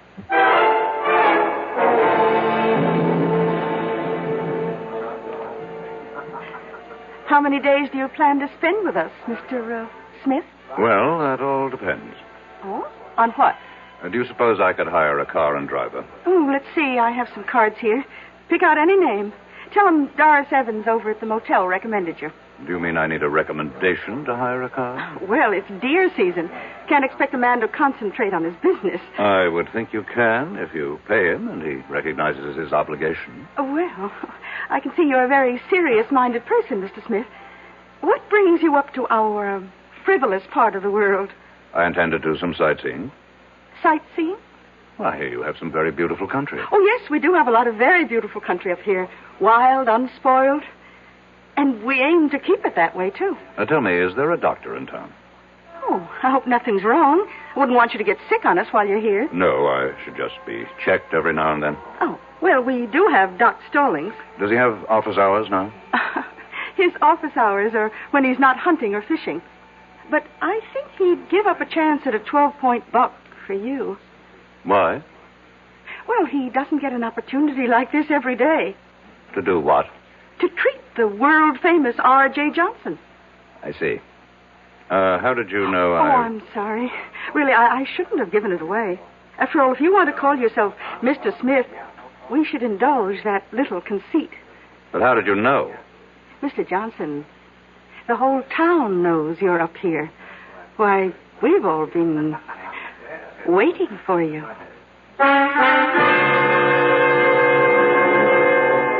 We've all been waiting. Waiting for what reason? Had they also been waiting for George Morrissey? And George was only R.J. Johnson's hired man. We'll be back shortly with Act 2. For children growing up in homes without books, there's a special emptiness. A deep-down hunger for the world beyond the street corner or playground. A world where they could grow up to become whatever they want to be. But millions of these children will never find out about that world because they'll never know what they can learn in books unless you help. RIF, Reading is Fundamental, is helping to get millions of books into the hands of these boys and girls. Books they can choose themselves for keeps. And once a child gets into books, there's no stopping him. More than 150 local RIF programs are proving it in communities like yours. Won't you help RIF? Help the children in your community. Write to RIF Incorporated. That's RIF, care of Smithsonian Institution, Washington, D.C., 20560. Give your hand to a friend. Give your heart to your love. But if you're cold, contact, the sooner the better. Hey, I'm back. How's that cold? Rotten. Get the contact? I got everything. Contact, cold tablets, and this liquid. Oh, no. Honey, it's all cold medicine. Well, sure, but it only takes one contact for up to 12 hours continuous relief from sneezing, drips, congestion. For that, I'd need 6 of your cold tablets. 2 every 4 hours. Or 3 ounces of nighttime liquid. 1 every 4 hours. Or just 1 contact. The tiny time pills do it. Well, it's all cold medicine. Those others contain antipyretic analgesics. The liquid, antitussive, and alcohol. They're not in contact. 6 or 3 or 1. I choose the 1 contact. Me too. And I'm the one with the cold. Give it cold. Contact, the sooner the better. 6 or 3 or 1. When you catch a cold, take contact. Only as directed.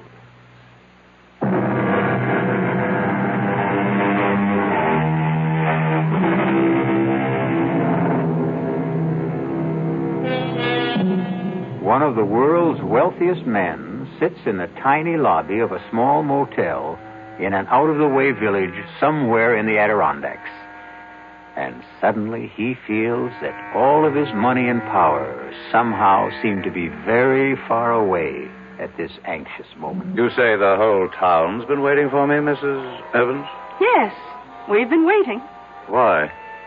Well, you own us now. I own you. In a manner of speaking. You own all the land that surrounds this village. I would think of myself as more of a neighbor. Well, we don't think your plans for the area will make you a good neighbor. You had your chance to protest against the project at the hearing. And we did. And after the legislature weighed all the pros and cons, they acted in the interests of the entire state, not your narrow provincial prejudices. You really believe that, don't you? I certainly do. Well, we know why certain votes went a certain way. Oh, do you? Suppose you tell me. We know there was bribery and pressure. Really? None of this was found by the special prosecutor's office.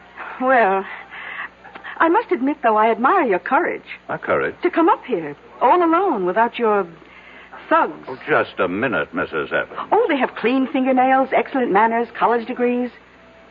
But they help you to steal and cover your tracks.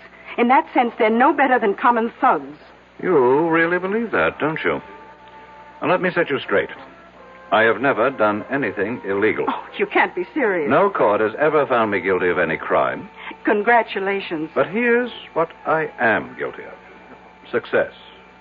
And this has earned me the envy and the hatred of millions of people. But that's human nature.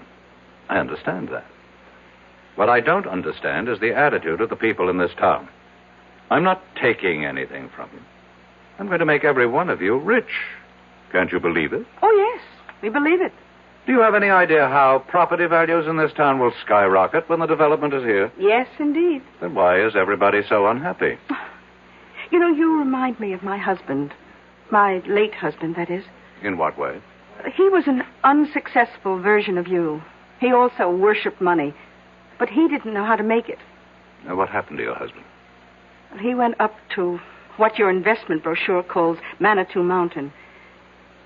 Dead Man's Mountain, we call it around here, and it killed him. How could the mountain kill him? It's an old Indian legend. Unless your conscience is completely clear, that mountain will kill you. Well, it killed poor Sidney Evans, rest his soul. Killed him? How? He was discovered at the foot of it. He was completely shriveled. There must be an explanation. Doc Stallings never found it. He just wrote it up as death due to causes unknown. Stallings is, after all, only a country doctor. That's right, he is.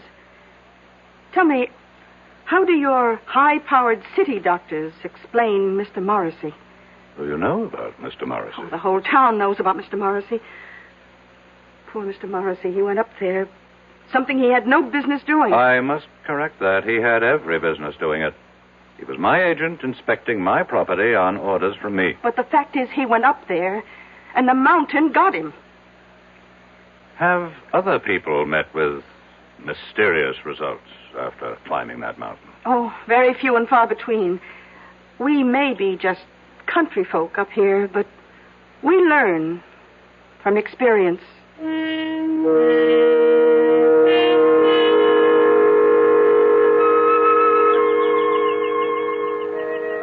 Are you Dr. Stallings? Well, look who's here. They said you'd be out fishing. Well, that's never a bad guess, but it takes two, and the trout won't play. I'd like to talk to you. Sure. I'm willing to pay you for a consultation. Oh, I intend to charge you. Well? Well, what? Well, aren't you going to come up here out of the water? Well, you see, I got my eye out for a certain brown trout. So you just tell me your symptoms, and I'll decide whether I have to examine you. An employee of mine. You treated him recently. George Morrissey. Oh, him. What happened to George Morrissey? Well, I met him at the motel. It was a Thursday night. I go there for dinner whenever Doris Evans serves pot roast. Hey, you're lucky. She's having it tonight. About Mr. Morrissey. Oh, he was a serious kind of fellow. Not like you. Same no-nonsense, let's get right down to it attitude. I'm only interested in what happened to Morrissey. What happened? Well, he wanted to hire somebody to drive him up to Dead Man's Mountain. And nobody would do it. That's right. Why? Well, you've been told why by now, I'm sure. I'm asking you why. I'll tell you the same thing. That's impossible. Why is it impossible? Oh, I see what you're thinking. It's all right for the simple-minded hicks up here to swallow that superstitious nonsense, but me, I'm a doctor. A product of a highly sophisticated, specialized education. That's exactly what I'm thinking. Well, think again, because I believe it, too. There has to be a reasonable, logical, rational explanation for what happened to George Morrissey. Oh, there is. He offended the spirit of the mountain. Oh, you consider that reasonable, logical, rational? Would you feel better if I said there's something up in that mountain, a virus, a bacillus, a fungus, which somehow causes immediate aging? It would be a more rational explanation. You mean more acceptable? I want to know what you believe, and I'll pay you for it. I believe the evidence. If you go up there, you can die. But why? Because a great spirit lives up there, and he values his privacy. That's impossible. I saw George Morrissey at dinner one night. A vigorous, athletic-looking man in his 30s. I saw him again the following evening. A broken old man, half dead. And you explain it with this half-baked legend. Well, how do your city doctors, with all their modern facilities, explain it? Your Dr. Watterson, a world-famous diagnostician, he called me. He asked me. This thing has to be cleared up. Why? What's wrong with a nice, quiet mystery? If word of this becomes general, it can destroy the entire project. Uh-huh. Is that bad? Millions of people will be deprived of an opportunity to enjoy healthful recreation in a fresh country environment. But it won't be fresh country, you see. You'll have superhighways and smoke and noise and honky-tonk resorts. I'm convinced that you people are up to something. Well, you tell me what. I don't know. But I assure you, I have the resources to find out. Well, if you ever do, let me know.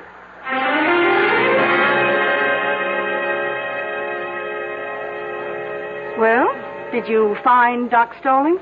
My secretary should have called me on the hour. Oh, she did.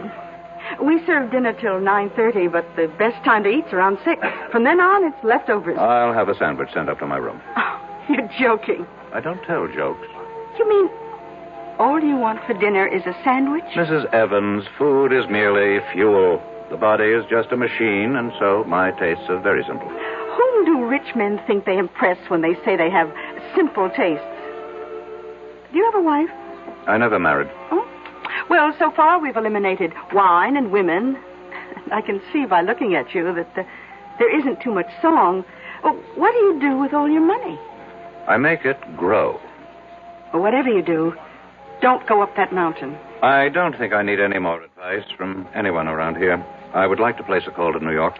You go up that mountain, and when you come down, you'll be penniless. You have my secretary's number there. Please put it through. Just remember, I told you.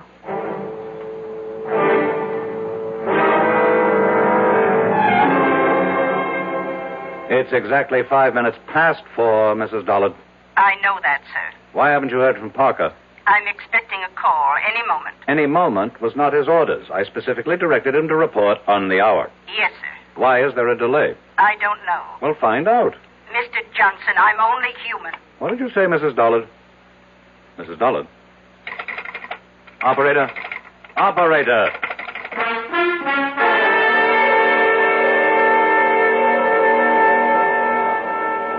Now, see here, Mrs. Evans. Oh, Mr. Johnson, I was just trying to reach your room. I've been cut off in the middle of a crucial telephone call. Carlotta, the phone company operator, she just told me that we can't get through to New York for a bit. What are you saying? Well, you've seen those signs along the roads. Look out for falling rocks. Well, we just had a pretty good slide on Route 640. But I must talk to New York. A lot of wires are down, but Ev Bailey and his boys will have it fixed before long. Oh, hi, Doc. Hello, Doris. And why does the celebrated R.J. Johnson look so agitated? Well, he can't make a phone call. Oh, my. You know, Mr. Johnson, as a physician, I have a prescription that could keep you healthy and happy for years. Doctor, I'm in no mood for your folksy philosophy. I have to make a phone call. Don't you want to hear my prescription? How long will it take to repair the lines? So, maybe an hour. An hour? Maybe less. I would prescribe the following. Chuck it all, Mr. Johnson. Give it up. Settle down here and marry Doris. Oh, I'm not sure I'd want to marry him, Doctor. I'm not out to marry anybody. Oh, why not? What's going on in this town? Are you people crazy? Where's the police station? The police station? Well, we do have a sheriff. Send for him. What do you want the sheriff for? There has to be some kind of plot. Where can I find the sheriff? Oh, you don't have to find him. He's coming in the door right now. Hi, Elwood.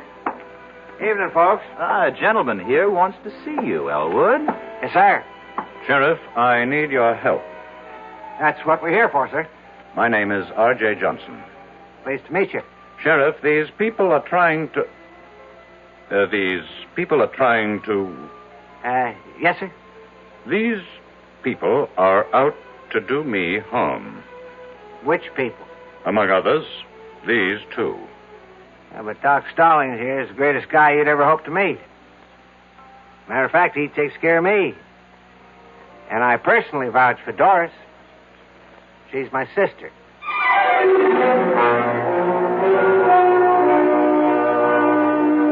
A very nice, tidy little town. And the natives are so friendly and obliging, and so concerned with your well-being. But right now, R.J. Johnson feels overwhelmed by their solicitude, as if he is being literally killed with kindness. We'll return shortly with Act 3. Ever see a beer drinker pour his beer real easy down the side of the glass? Maybe you do it yourself. If so, the Budweiser brewmaster thinks you're missing something, especially if you're a Budweiser drinker. You see, Bud is brewed, so it will kick up a healthy head of foam. Exclusive beechwood aging and natural carbonation make it a lively brew. Well, anyway, pouring Bud plunk down the middle of the glass helps bring out the best in that clean white Budweiser foam and real beer aroma. It also helps you get the full benefit of a taste, smoothness, and drinkability you'll find in no other beer at any price. Remember, brewing beer right does make a difference. Next time, pour that Budweiser right down the middle and see for yourself. Anheuser-Busch, St. Louis. I'm Art Linkletter, and I'd like to talk about something that everybody loves. Babies. Play School has introduced a group of fascinating baby toys. Play School, a Milton Bradley company, has been making toys for generations of preschool children. And their baby toys are just terrific. They're fun and safe. Babies will love the Baby Action Ball. They can grasp it, roll it, shake it, or throw it. The Baby Mirror of unbreakable stainless steel introduces them to the most important person in the world when they look into the mirror, themselves. The Play School Toddler Truck is great for baby to scoot around in, and it even has a miniature telephone for baby's first phone calls. My children are grown up now, but if they were babies, I know what I'd want them to have, the Play School Baby Toys. Your children are going to love making discoveries every day with Play School's new baby toys. And every day is a good day to make a baby happy.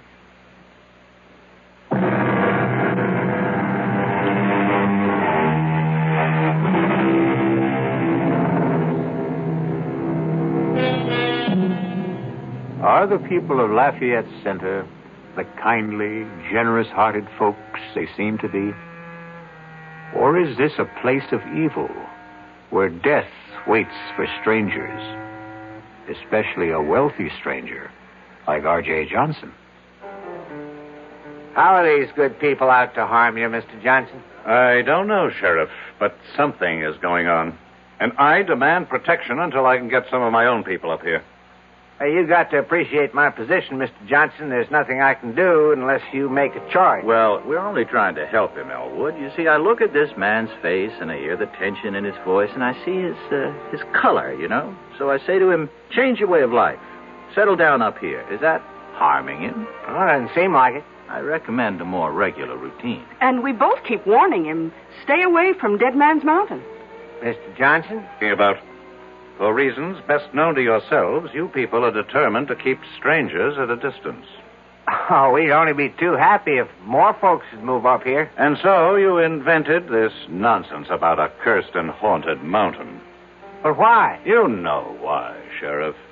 Because to any man of intelligence and courage, it presents a challenge. But before a man goes up there, you prepare him. Well, gentlemen, you can stay and listen to all this. I've got to serve dinner. By all means, Mrs. Evans. We can continue this discussion at the table. Oh? I thought all you wanted was a sandwich. Oh, no. Tonight, I'm having all the trimming.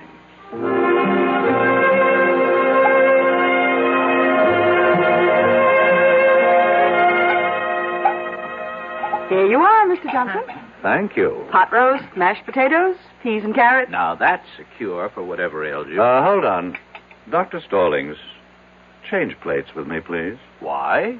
It's the same portion. Except I always give you a little bit less, Doc. Would you mind changing plates, Doctor? No, not if you tell me why. Since I'm going up to the mountain, there could be something in this food. A drug, perhaps. Oh, I like that. Very well, Mr. Johnson. Here, have it your way. You say you're going up the mountain? Yes. After all we told you? I'm going up that mountain to prove that it's just an ordinary piece of undeveloped country real estate. Can you stop him? Why does everybody want to stop me? Well, look what it did to your Mr. Morrissey. Suppose, for the sake of argument, there is something dangerous up there, and it gets me. Isn't that to your interest? Without me, there can't be a development project. Well, we have a more basic interest. We have obligations as human beings. Well, now, I will need a car. There's a road, I assume. Oh, yes, sir. It leads up to the top. But why go now? At night? Because the word should get around.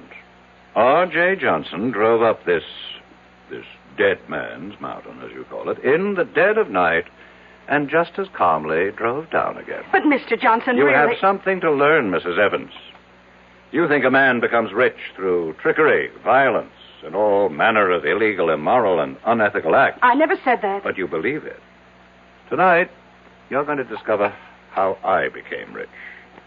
By daring to do what other people consider impossible. It's that simple. I would still advise you to keep away from that mountain. Let's end the little game, Doctor. I've humored all you people long enough. Well, very well. How do you account for George Morrissey? Very simple. George Morrissey is not R.J. Johnson. Oh. Does the spirit of the mountain, going along with the legend, kill everyone whose conscience is not clear? Very well. I'm safe.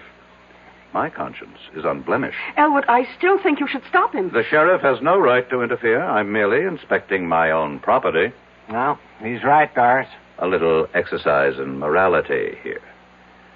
Who would care to accompany me? You look down on. You are the pillars of virtue.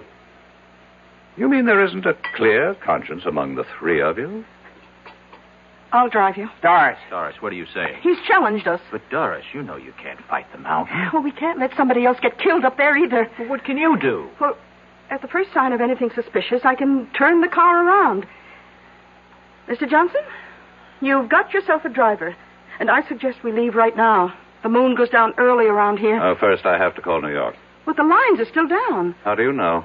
Carlotta will let us know when they're fixed. Maybe I'd better wait. Oh. Don't tell me you're starting to have second thoughts. I have some very important things to check out. Well, we can drive to the top of the mountain and back again in an hour. How do you know? Have you done it before? No, just a guess. And I'm ready if you are.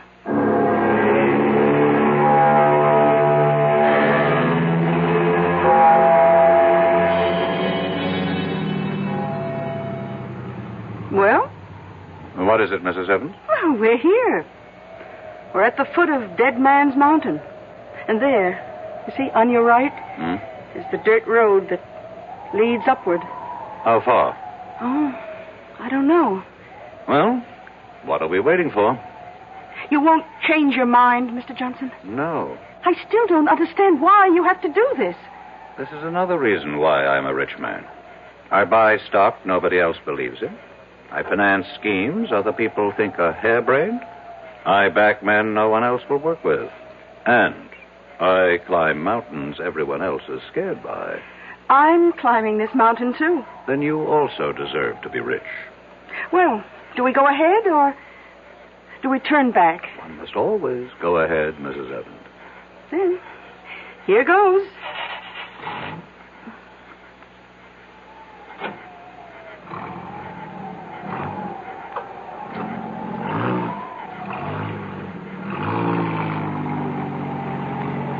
How do you feel, Mrs. Evans? All right. I guess. You guess?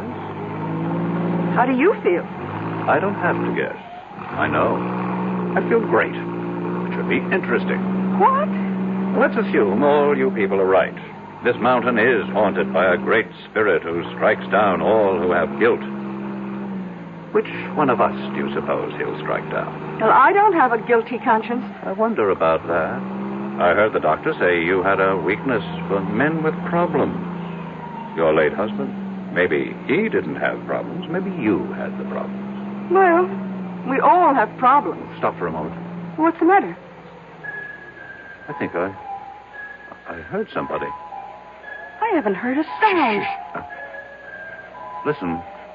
RJ, I'll have the security guards throw you out of here. It's Watterson. It's Dr. Watterson. What's he doing up here? Who's Dr. Watterson? He's looking after George Morrissey. I'll throw you out of here. Didn't you hear him? There's no one around but you and me. Now that I think of it, that's a strange way for Watterson to talk to me. He would never have the guts to say that unless he knew something. Look, I think we'd better turn around. No. I think I'm learning something. Watterson, do you know that Watterson is Parker's son-in-law? Oh, who's Parker? My administrative assistant. He executes all my orders. Suppose Consolidated Industries is not going down. Suppose it's starting to go up. Suppose Parker is still holding. Oh, come on, Mr. Johnson. Just relax, huh? Now, if it's too much for you up here, let's turn back. Tell me, Mrs. Evans, how did you know I'd be here? Well, we just assumed. No one told you. Who would tell us? A pilot. My pilot. I didn't even know you had one. He may have been put out because I made him fly me here on his daughter's wedding day. Oh? Well, that really wasn't nice. I pay him enough, but he didn't tell you. No. Listen. I don't hear anything. Just listen. There. I'm only human, Mr. Johnson. I'm only human. Why would she answer me like that if she didn't know something?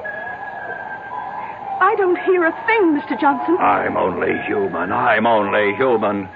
Let me tell you about her. She's quiet. She's almost mousy. But she's ambitious. I can tell. I've made her a rich woman. She's in on it.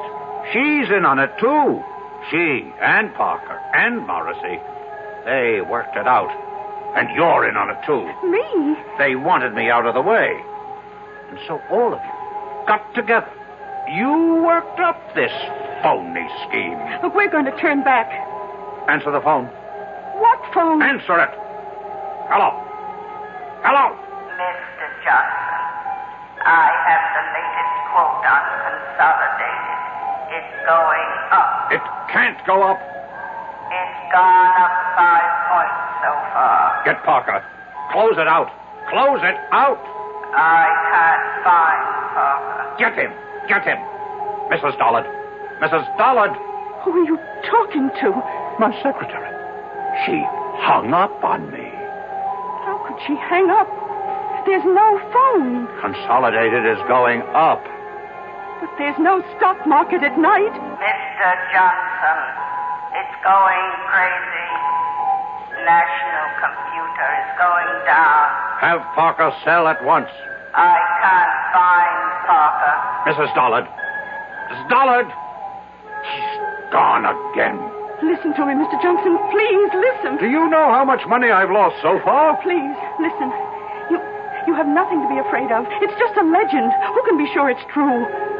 Oh, sure, we local people push it to scare away developers. I feel weak. As if I lost a lot of blood. Listen, you're R.J. Johnson. You're not to be taken in with this superstitious nonsense. Fight it off. I can't. I'm trying. But all my strength is going. My money. It's disappearing. Your money isn't your strength. It is.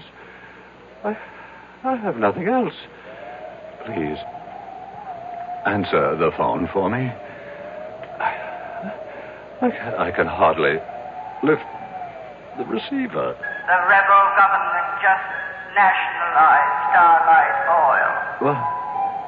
What did you say? Mrs. Dollard. Mrs. Dollard. Mr. Johnson, we're leaving. What?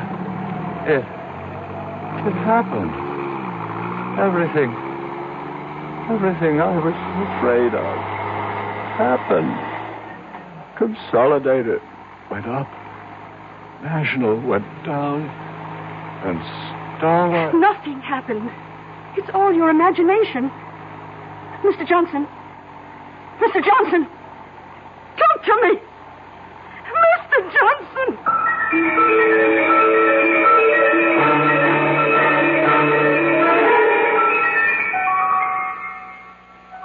He's dead. How? Why? Doris, I don't know. There isn't a mark or a sign on him. It's as if all the force and vital energy just left his body. Well, maybe it's all for the best. He was in trouble. Trouble? It was on the news. Some of his holdings went haywire for some reason. 3 big companies. He's out millions. He may have died just in time. The mountain. The mountain. What about the mountain? It's true. Every word we say about it. It's true. Oh, come on, sis. How can it be true? The mountain killed him. It took away his money. Doris, are you all right? I don't know. I don't know yet. I wonder. What did it do to me? Well, what did it do to Doris? Everybody loses what he values most up on Dead Man's Mountain, as the saying goes. Maybe Doris had fallen in love with R.J., and thus the mountain robbed her, too. I'll be back shortly. Who knows how to help you solve your shopping problems? Your Better Business Bureau knows. For heaven's sake, this store won't give me back my $25 for the ice skates. All they would give me is this credit slip, and they don't even have any more skates in my size. Oh, what am I going to do? Madam, not all stores make cash refunds on returns, you know. Who are you? I'm the man from the Better Business Bureau. You know, only some stores will make refunds because it's their policy to do so, not because they're required to do so. Next time, remember, find out about a store's policy on refunds and exchanges before you buy. I guess you're right. Well, you know, it's just another tip from your Better Business Bureau.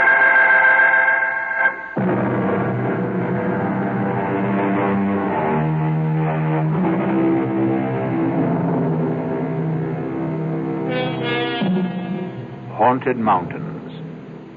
Did this one cause certain stocks to go up and down one day recently? It certainly seems no more far-fetched than some of the explanations people have for the market. The cast in our exercise in The Extraordinary included Alan Hewitt, Bryna Rayburn, William Redfield, and Robert Dryden. The entire production was under the direction of Hyman Brown. Now, a preview of our next tale. The only way to learn how to swim is to jump in the water, right? I simply can't make you understand, can I? Well, maybe I can make you understand. Forget it.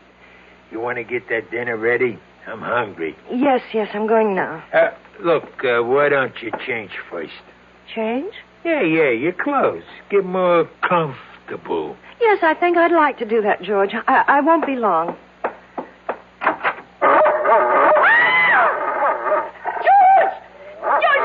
There's a dog on our bed. A horrible big dog. Take it easy. That's my surprise. That's it. Tell her. Get him out of here. Please, George, take him away. It's only a dog, for Pete's sake. He's not going to hurt you. Get it out, George. Please. Radio Mystery Theater was sponsored in part by Anheuser-Busch Incorporated, brewers of Budweiser. This is E.G. Marshall inviting you to return to our Mystery Theater for another adventure in the macabre. Until next time, pleasant dreams.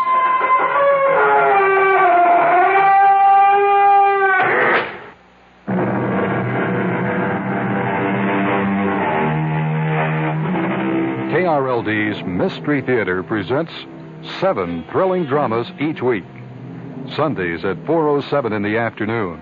Then nightly at 10:07, except on Tuesday and Saturday nights when the basketball broadcasts necessitate delaying the mysteries until midnight. This is John Wherry for the Kansas City, Kansas Public Schools. Vicki Nagel, kindergarten teacher at Central Elementary School, has some suggestions for parents whose children will start school next year. If a child can come to kindergarten knowing how to write his name, or at least a beginning of how to write his name, it's a big help. It would be really nice if they knew how to tie their shoes, knew how to button their coat, knew how to zip their coat, because when you get in a group, it's really helpful if they can all take care of that themselves. Some tips for helping kids get started right in school. Listen again when WDAF and your Kansas City, Kansas Public Schools present another school note. WDAF, Kansas City. Kansas City teachers and the school board have given overwhelming support to a contract hammered out during extensive bargaining with a federal mediator. Sunday's vote clears the way for reopening all 100 public schools today, or rather tomorrow. This is WDAF Kansas City. It's 11 o'clock. News of the hour on the hour from American Information Radio. This is Steve Powers from New York. And at this hour, a positive reaction to the acquittal of John Mitchell and Maurice Stans extends from the defendants themselves to the White House and to Geneva. For the defendants, the reaction was predictable. They were happy. Maurice Stans. Looking back, all I would like to say in conclusion is that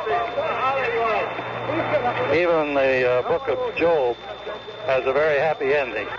And that's the way I feel today. Stans had praise for the jury, and so did John Mitchell. It was decided by 12 good American people, part of the cross-section of all of America. Mitchell says now he's going to take a vacation and a drink. The other side, that story coming up.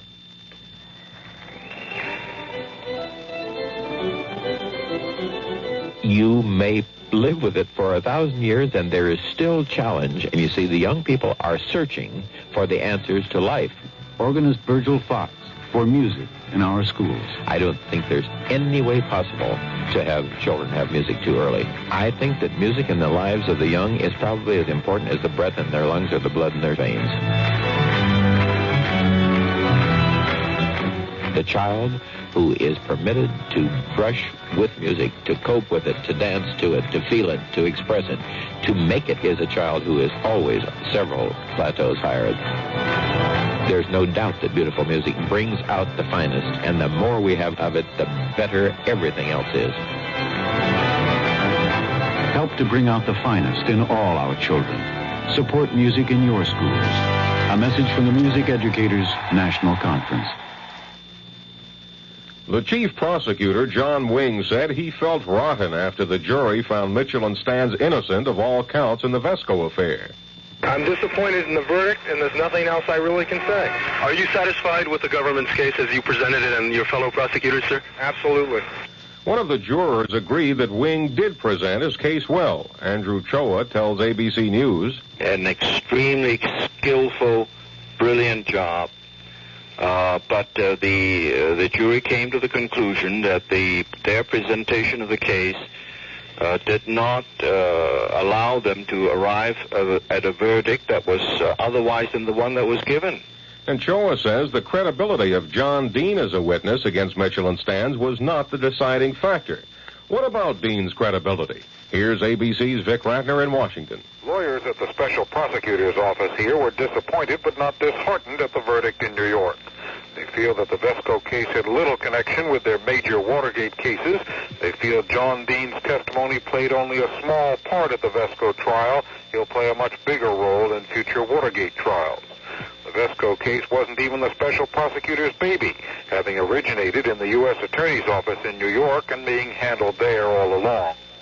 Vic Ratner, ABC News, Washington. ABC's Jerry Landay reports that President Nixon is being described as pleased about the not guilty verdict for Mitchell and Stans and their families. We asked ABC's Ted Koppel, who's traveling with Secretary of State Henry Kissinger in Geneva, if the verdict will have an effect on Kissinger's current negotiations. Some of the president's critics in Congress have been suggesting for several weeks now that the United States might be forced to make negotiating concessions simply because the president is in a weakened position at home. The fact that Messrs. Mitchell and Stans have now been acquitted is not, of course, going to take the heat off altogether. There is still the danger of impeachment hanging over the president, but Secretary Kissinger was clearly elated when he heard the news of the acquittal this evening and felt that his hand was somewhat strengthened as he goes in now to his first round of negotiations with Soviet Foreign Minister Gromyko here in Geneva. Correspondent Koppel said Kissinger was beaming when he heard the news that Mitchell and Stans had been acquitted in the Vesco affair. This is Information Radio News. From the Kurt Murray Sports Desk, Johnny Miller sank a clutch 4-foot putt to win the $200,000 Tournament of Champions today. Miller fired a final round 69 to win by a single stroke over Buddy Allen and John Mahaffey. Ferguson Jenkins notched his 5th victory in pitching the Texas Rangers to an 8-5 win over the New York Yankees for a split of their doubleheader. The Yankees won the first game 11-2. The New York Mets defeated the San Francisco Giants 6-4 for a sweep of their doubleheader. The first game also went to New York by a score of 6-0. The San Diego Padres rallied for 5 runs in the bottom of the 9th to edge the Philadelphia Phillies 5-4. Steve Yeager slammed a 3-run homer to face the Los Angeles Dodgers to their 6th straight victory, a 4-0 decision over the Montreal Expos. And Cecil Cooper's leadoff homer in the 4th of the 13th inning gave the Boston Red Sox a 5-4 triumph over the Kansas City Royals. The win snapped Boston's 5-game losing streak. The Kansas City forecast, cloudy with a chance of showers or thunder showers, possibly with heavy rain for the rest of tonight and tomorrow. The low tonight in the low 60s, high tomorrow in the mid to upper 70s. Partly cloudy with a chance of showers Monday night and Tuesday. The low Monday night in the 60s, high Tuesday in the 70s. Right now, cloudy skies, south winds at 14, the humidity 87%, and our current Kansas City temperature 64 degrees. This is Pat Ross, WDAF News.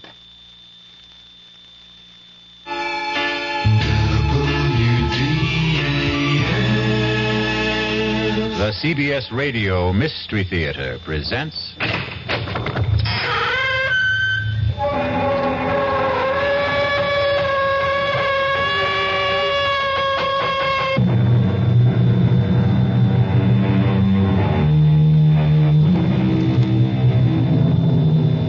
Come in. Welcome. I'm E.G. Marshall. Welcome to the sound of suspense, to the fear you can hear, to the world of terrifying imagination. They say, hell hath no fury like a woman scorned. And perhaps it's true. But the question is, how long can that fury endure? How long can the passions burn? Well, Miss Charity Youngblood was left waiting at the church some 200 years ago, and she still isn't over it. Sheriff's Office, Deputy Palmer speaking. Sheriff, there's someone who wants to murder me. Yes, sir. Your name, sir? Well, is that important? Yes, sir, it is. Well, I hesitate to give you my name because you might think I'm unbalanced. Now, why would I think that? Because of the peculiar circumstances involved. Why don't you let me be the judge of that? Well, this young lady wants to kill me, and she's armed. What's her name? Well, I wouldn't want her to get into trouble. What? She doesn't look like a killer, and besides, I can't prove it. It's just that I know it. Now, sir, calm yourself and tell me, why does she want to kill you? Because I broke our engagement. All right. It's possible. Now, when did you break that engagement? Oh, about 200 years ago.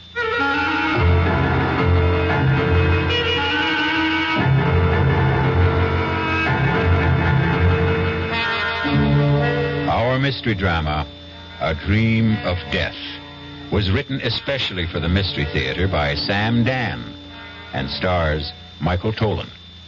It is sponsored in part by new sugar-free Diet 7-Up and by the Kellogg Company makers of Kellogg's Special K cereal.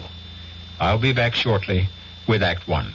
Hello, Ms. Goldilocks here, and welcome to my professional taste testing laboratory. Oh, Papa Bear, could you bring that case of sugar-free Diet 7-Up over here? Another case? Miss Goldilocks, you're drinking this sugar-free Diet 7-Up like there's no tomorrow. You can't still be taste testing it. Oh, no, Papa Bear. Sugar-free Diet 7-Up has already earned my seal of approval. It's fresh, light, natural, delicious. I drink it because I love its taste. Now hurry up. Okay, here. This sugar-free Diet 7-Up really tastes delicious. Ladies, if you're tired of switching from one diet drink to another, take some advice from Ms. Goldilocks. Try sugar-free Diet 7-Up and you'll say, yes, this one's just right. I'll bear witness to that, Goldie.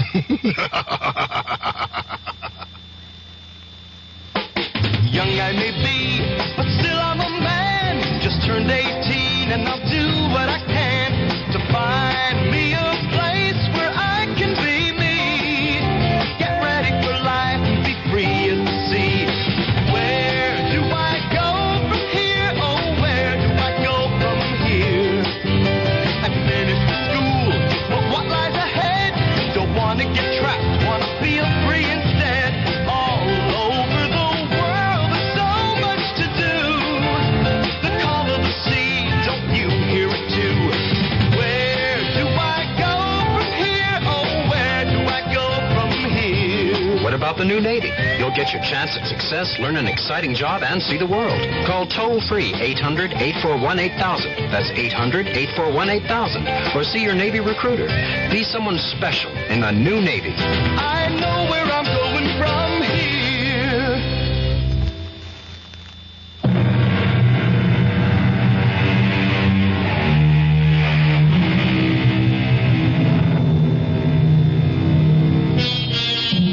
Sometimes a few notes of an incomplete melody may steal through your head.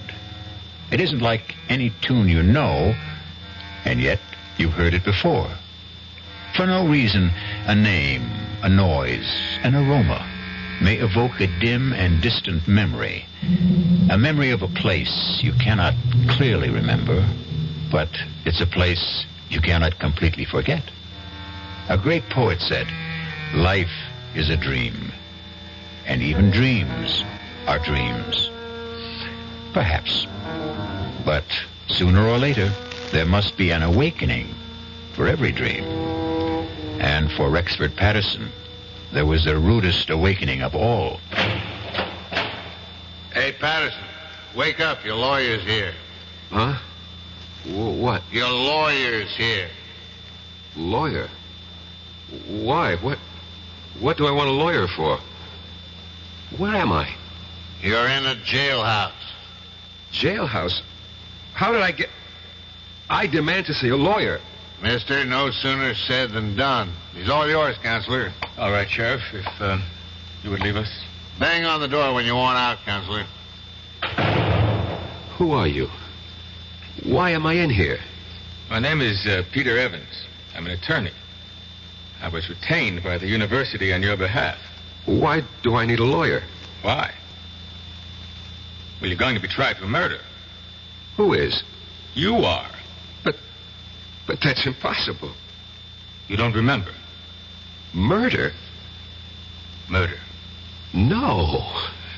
Well, according to the sheriff, you were found unconscious on the floor of your study, and she'd been shot.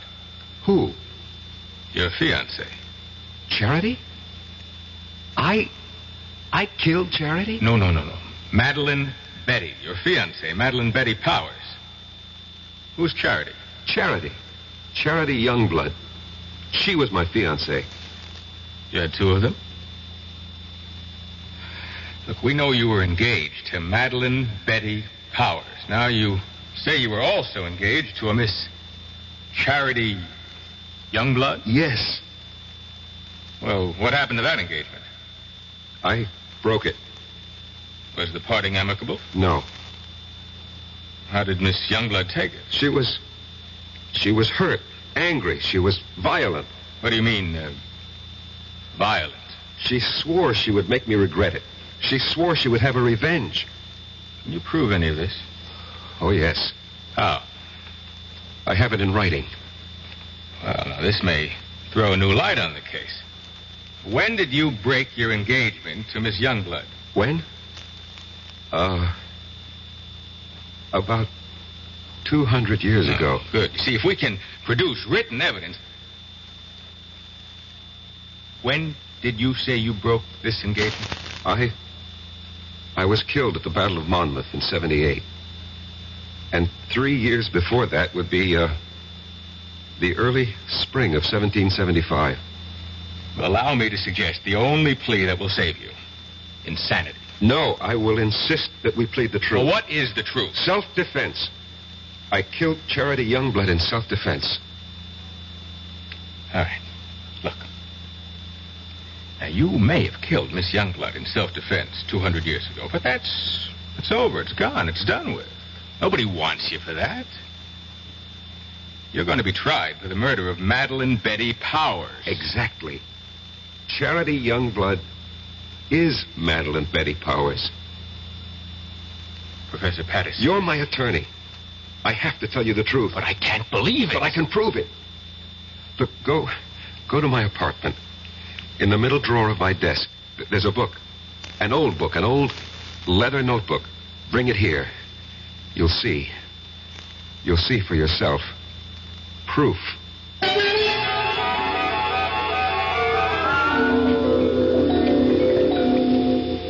You read the book? Yes.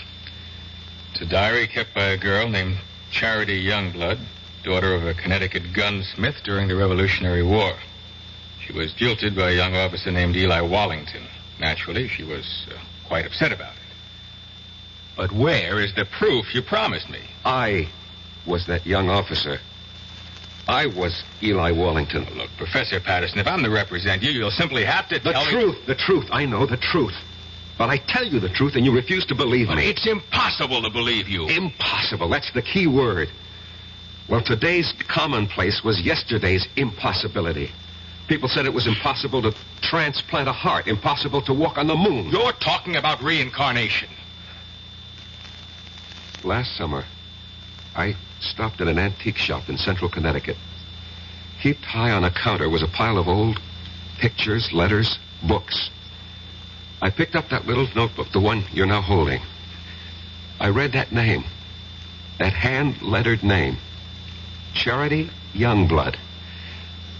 And suddenly I felt as if I'd been stabbed through the heart. I knew that name. I knew that name. Please, Professor Patterson. No, don't tell me to be calm. Don't humor me. Just listen to me. I knew that name. I knew the girl. I knew the time. I knew the place. Here, turn to the page where she describes how he proposed to her. Just don't see how Just all of... do it. All right. This is what you want? Monday. Eli proposed marriage to me this morning. I read the name Eli. An electric shock ran through my system. I knew I was Eli. And the entire scene ran through my mind.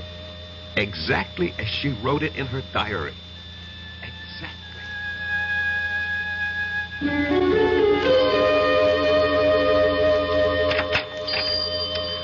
Good morning, Charity.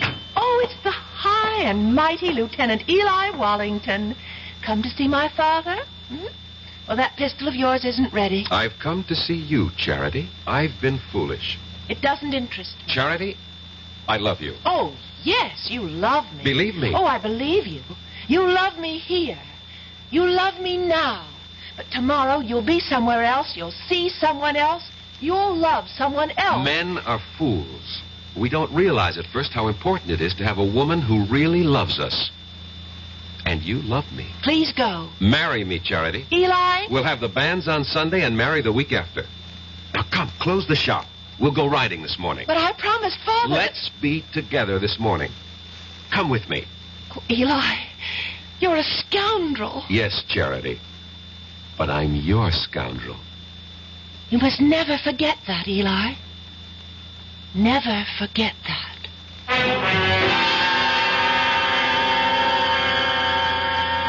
What are you trying to tell me, Professor Patterson? Don't you see, as Eli Wallington, I had lived through that scene. I knew how I felt. I loved her. How do you know you were Eli Wallington? How do we know you're Peter Evans? You just know, that's all. None of this is proof in a court of law. You can read in her diary. Yes, Sunday. This morning, the banns were read in the church. But Eli never married her. Do you know why? Because Charity was right. The very next week, Eli was somewhere else. He saw someone else. He loved someone else. He never saw Charity again. And 3 years later, he was dead at Monmouth. Turn to Charity's diary. See what she wrote when she heard the news of Eli's death. Here's the evidence you need to defend me in court. Read it. All right. Now, Friday. This morning, the Reverend Fallowfield came into the shop with news.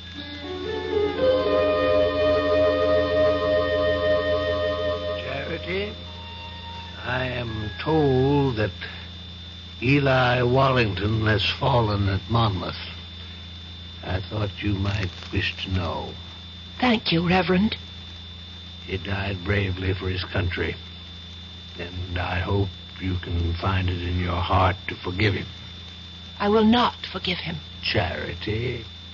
On that Sunday, that awful Sunday, I swore I'd kill him. But the boy is already dead. He'll live again.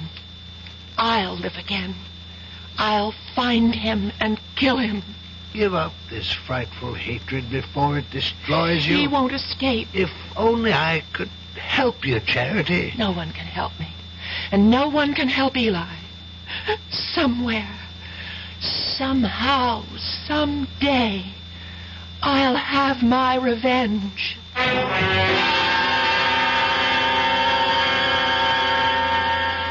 And when I picked up that diary in the antique shop, Mr. Evans, I was almost frozen with terror. I knew I had come back. Why shouldn't she? But you know something? After a while, I began to laugh at myself. Why?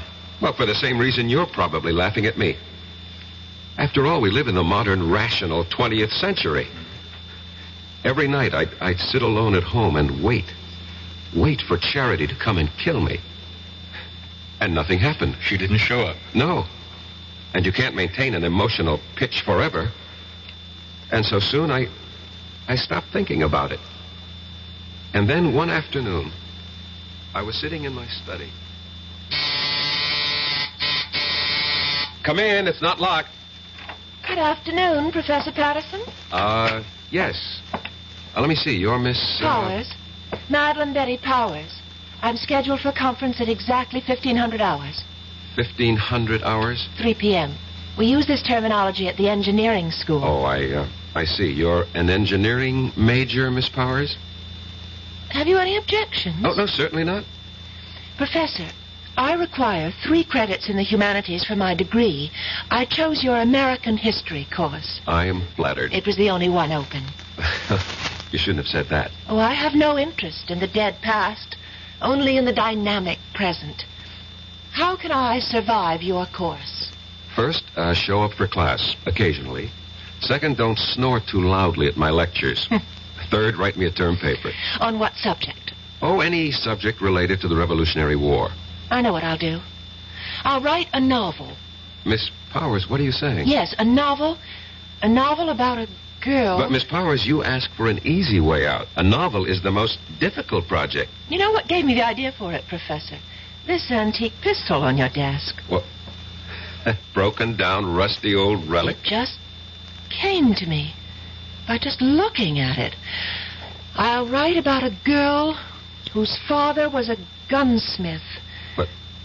What did you say? In one of the 13 colonies, Connecticut. But, Miss Powers, do you know anything about Connecticut during the Revolution? No, I'll make it up.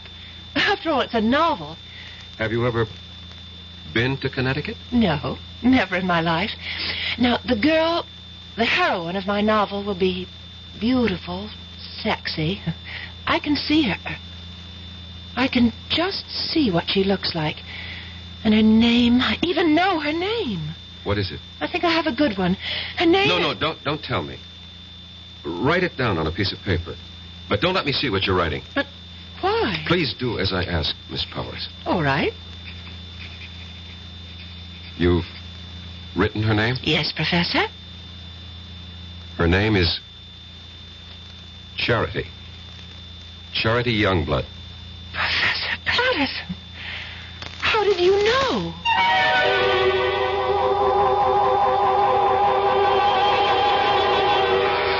How does he know? Funny how these things work out, no? You can never tell who you'll come back as. Devil-may-care adventurer. Getting any money, but he's entitled. Well, what's wrong with writing a letter saying that under the law, this man is entitled to receive $220 a month for attending school on a full-time basis? Believe it or not, he can take that letter with the little job, take it to the real estate people, and because he has an additional income of $220, although he isn't receiving it, it makes his chances of getting that apartment much better. And this is what I mean about the little things. Going beyond the duty every once in a while. Just go a little bit out of your way to help someone. That's my philosophy. To me, these are little things, but big things to that person. A big thing to that person. At VA, we try a little harder to help.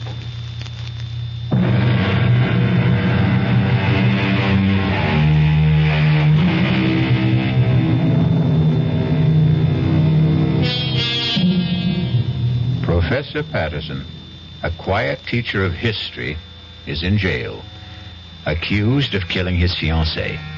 He doesn't deny it. What he's desperately trying to prove is that he killed the one he had 200 years ago. Where, Miss Powers, have you heard that name, Charity Youngblood, before? Nowhere. I made it up. You made it up? Well, Charity sounds like a name a girl might have had 200 years ago. And Youngblood has a kind of colonial quality to it. Charity Youngblood. It just sort of popped into my head. And everything just came to you, the whole idea for the novel, the heroine, her name, it all occurred to you just now? Yes, that's right, Professor Patterson. I simply can't account for it. It has no scientific basis. But suddenly, I have feelings that I've never experienced before. What sort of feelings? I can't describe them. Vague ideas, hazy pictures. Of what? But this woman, this girl, this Charity Youngblood, she's a creature of my own imagination. I only conjured her up a few moments ago, and yet she seems to be alive. Give it up, Miss Powers.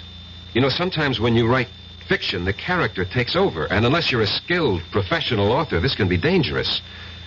Just attend class, look intelligent, and you'll pass the course. Oh, Professor, that wouldn't be ethical. Miss Powers, we'll just let that be our secret.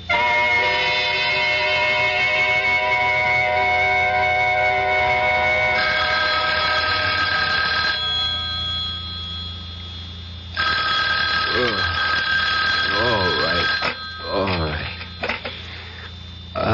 Hello. Professor Patterson, this is Miss Powers. What? Miss Powers? Madeline Betty Powers. Did I wake you? I'm sorry. I know it's midnight, but I must see you at once. Please. Well, It's important. Where? Well, I'm calling from the all-night cafeteria at the Student Union building. I'll be there. Oh, thank you, Professor.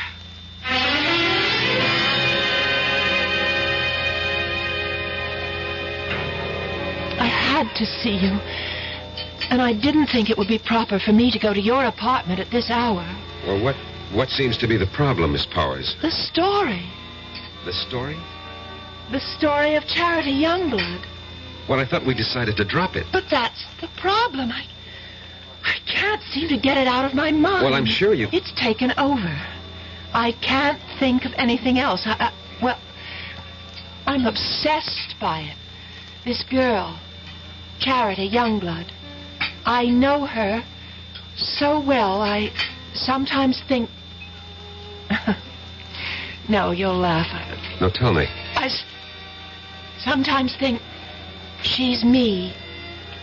Well, of course she's you. What are you saying? Well, when you write fiction, every character has to be yourself in one form or another. No, it's more than that. It's a feeling in my bones.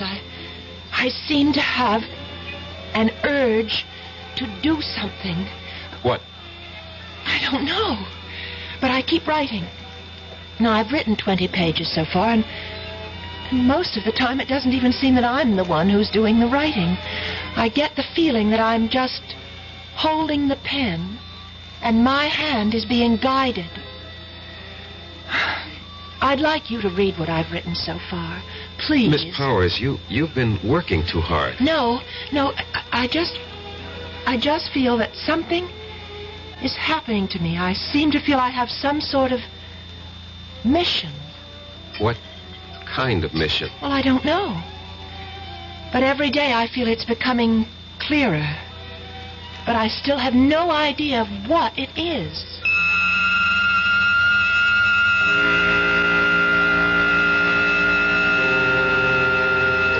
And every day, Mr. Evans, she would hand me a chapter of her novel.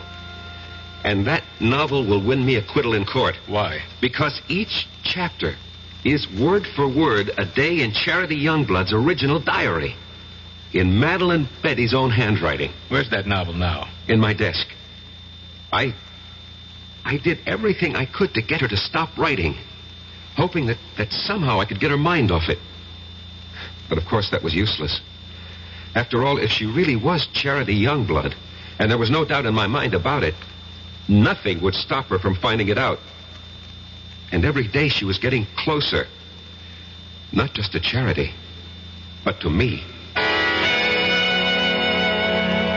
Professor, I decided to give Charity a love interest. We're about to have the war, and I've created a young cavalry officer of the Connecticut Brigade. I have a name for him. Eli Wallington. Eli Wallington? Yes. Miss Powers, you've already written more than enough to earn a good grade. It's already longer than the average term paper. Oh, but I have to finish. Why? This whole thing started as a term project, Yes, it and may as far... have started that way, but now it's something that belongs to me, and I can't help it. I have to keep writing until... Until? Until something happens. What? What is supposed to happen? I don't know. But I'm afraid. I'm very much afraid.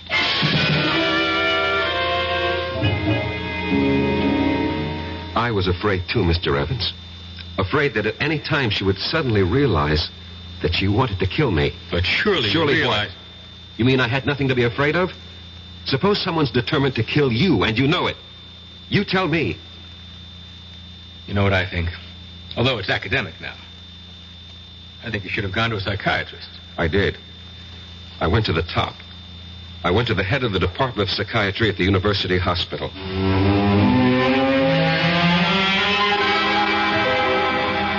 All right. Now, let us see if we can delve into the core of these hallucinations. No, let's not, Dr. Laufer. You see, these are not hallucinations. No? No. These are matters of fact. I know them to be true. You're talking about reincarnation. Yes. And you obviously don't believe in it. That's hardly the point. It may exist, for all I know. However, if it does, then we have no way of knowing who we were in a past lifetime. Perhaps we had no way of knowing. Perhaps today, with heightened powers of communication, perhaps our modern scientific technology has upset certain natural balances. Whatever. The fact is, I know. If you know, you know. What do you want me to do? Suggest a way I can live with it. I'm afraid I don't understand. Look, if a man was an alcoholic or a drug addict or a gambler, and he said to you, this is what's wrong with me, how do I live with it? What would you tell him? You are oversimplifying. I am I'll coin the word. Reincarnate. How do I live with it? Especially since my life is in danger. Very well. Why is your life in danger? I told you. Charity Youngblood wants her revenge. And she's here in the person of Madeline Betty Powers to exact it. Don't you see what you must do? No. This is all within the framework you yourself have created. If you remove the motive, you can prevent the crime. I still don't know what you mean. If she wants to kill you because you jilted her, well, all you have to do is give her satisfaction. How? Marry her. Marry her? Marry Madeline Betty? She's hardly my type. You're 32 years old. You're not married. Are you going with anyone? No. But marry her? How do I know she'll have me? Were you once Eli Wallington? Yes. Was she once Charity Youngblood? Yes. She'll have you.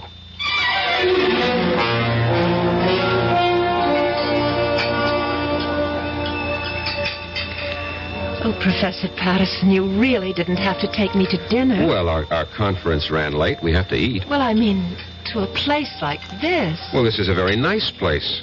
Or so I thought. Oh. Would you care to dance? Oh, no, thank you. I dance rather poorly. Oh, I can't believe that. Why can't you believe it? Because you're so charming. I don't think so. At least no one ever told me that. But I think so. Do you? Why?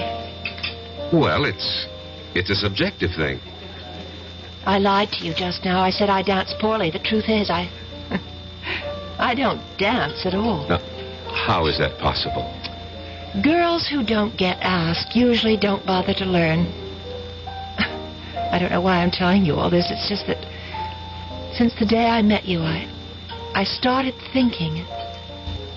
I don't know how to describe it. Well, what were you thinking? Oh, crazy things. That is, for me. I suddenly wanted to write a book. Why, I'll never know. And I began thinking of a girl who lived hundreds of years ago in a place I've never heard of. I can't understand it. Madeline Betty, maybe I can help you. Would you, Professor Patterson? Rex. Go on, say it. Call me Rex. Rex.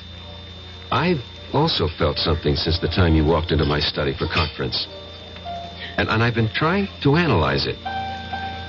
And I finally discovered what it is. It's love. Professor Patterson. Rex. And so I'm asking you, I hope that you will marry me.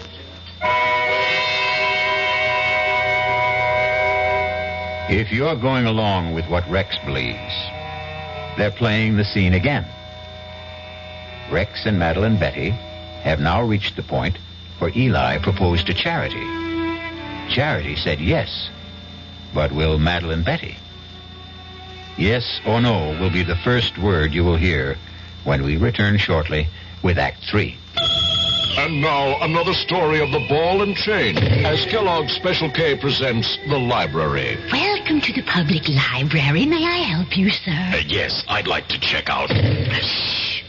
I'd like to check out Famous Laundromats of the World by Audrey Schnorbart. Sir, excuse me, but isn't that ball and chain you're wearing just like the ones they use in the Kellogg's Special K commercial? This ball and chain?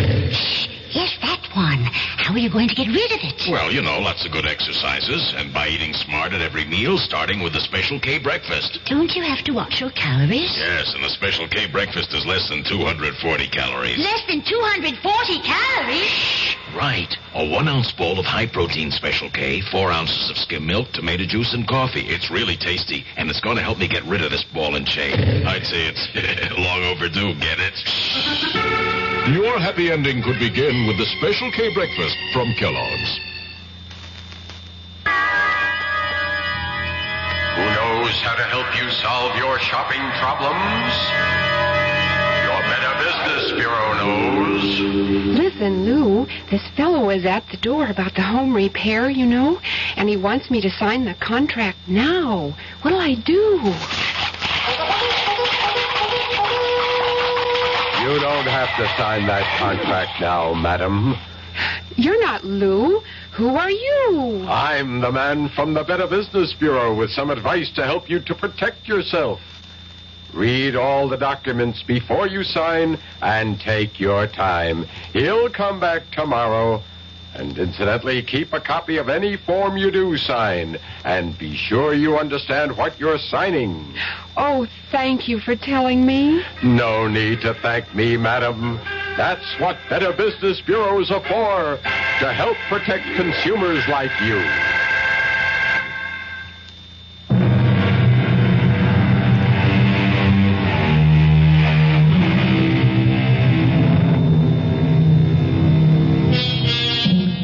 Eliminate the motive, and you prevent the crime. Excellent advice. And Rexford Patterson has taken it. He has just proposed to Madeline Betty Powers because it's the only way he can think of to keep her from killing him. And now, she looks at him and says, Yes, Professor Patterson. Yes. You can't agree to marry a man and call him Professor Patterson. Rex. I know it's sudden, Madeline Betty. We can get married after you graduate. Oh, I'll marry you anytime you say, Rex. I love you. I love you, too. I fell in love with you. Must have been at first sight. Why? Why? Because you're handsome. I was hoping I had other qualities. Oh, you do. You do. But being handsome's part of it. Why did you fall in love with me? Because you're beautiful. Oh. No, you don't believe it. No, Well, I feel beautiful. You make me feel beautiful. Oh, Rex. I can't believe this is happening to me. It's happening. It's happening to both of us. And I'll be such a good wife for you. What is it? Oh, my head. What's the matter? Suddenly feels so light, so clear. Well, that's good. And different. Different? Yes, different. How? The book. You know the novel that I'm writing for the course? Yes. All of a sudden, I don't want to write it anymore. Why not? I don't know how it came into my head in the first place. Just as suddenly as it came, it's gone out. Gone out? That girl, Charity? Oh, yes, Charity, the heroine of your book. Yes, that's her name? Yes, I seem to remember. Well, she's gone from my mind, too. I simply can't understand how it happened. Well, why bother? Yes, that's right. Oh, why bother about anything except us? Except you and me.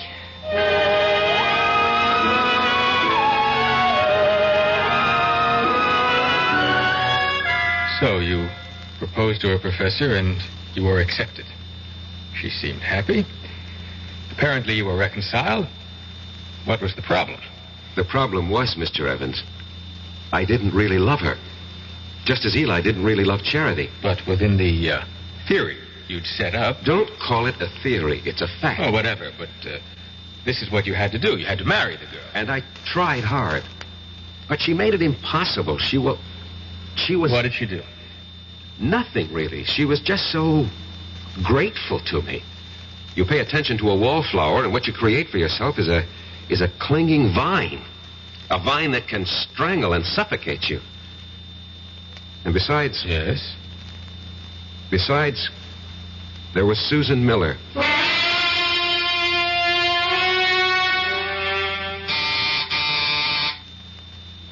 Come in, Madeline Betty. I'm not Madeline Betty, but I came in anyhow. Well, how do you do? Professor Patterson? Yes? I'm Susan Miller, of the English department. You're new here. Oh, I received my teaching appointment last week. Early American Lit. A favorite field of mine. Well, that's the scoop on campus. anything early American, see Rex Patterson. I just thought we'd chat. Fix you a drink? A soft one. Naturally. Diet, if you have it. I'm watching my weight. Why? I think it's most attractive the way it is. Well, if you think so, I'll keep it that way.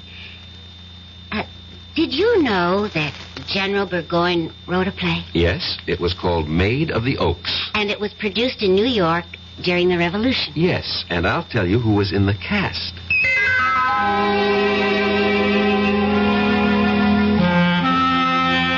And that's how it all started, Mr. Evans. Easy, relaxed, delightful. There is such a thing as love at first sight. And it was there for both of us. But Madeline Betty. Madeline Betty. Well, I knew I had to do something about her. Yeah, exactly. So you killed her. No. No, that's not the reason. You wanted to marry Susan Miller. It never reached that point. I mean, we didn't get that far. But the prosecution will know about Susan Miller. No. They don't have to. No one really knew. No one? No one. Except Susan, myself, and Madeline Betty.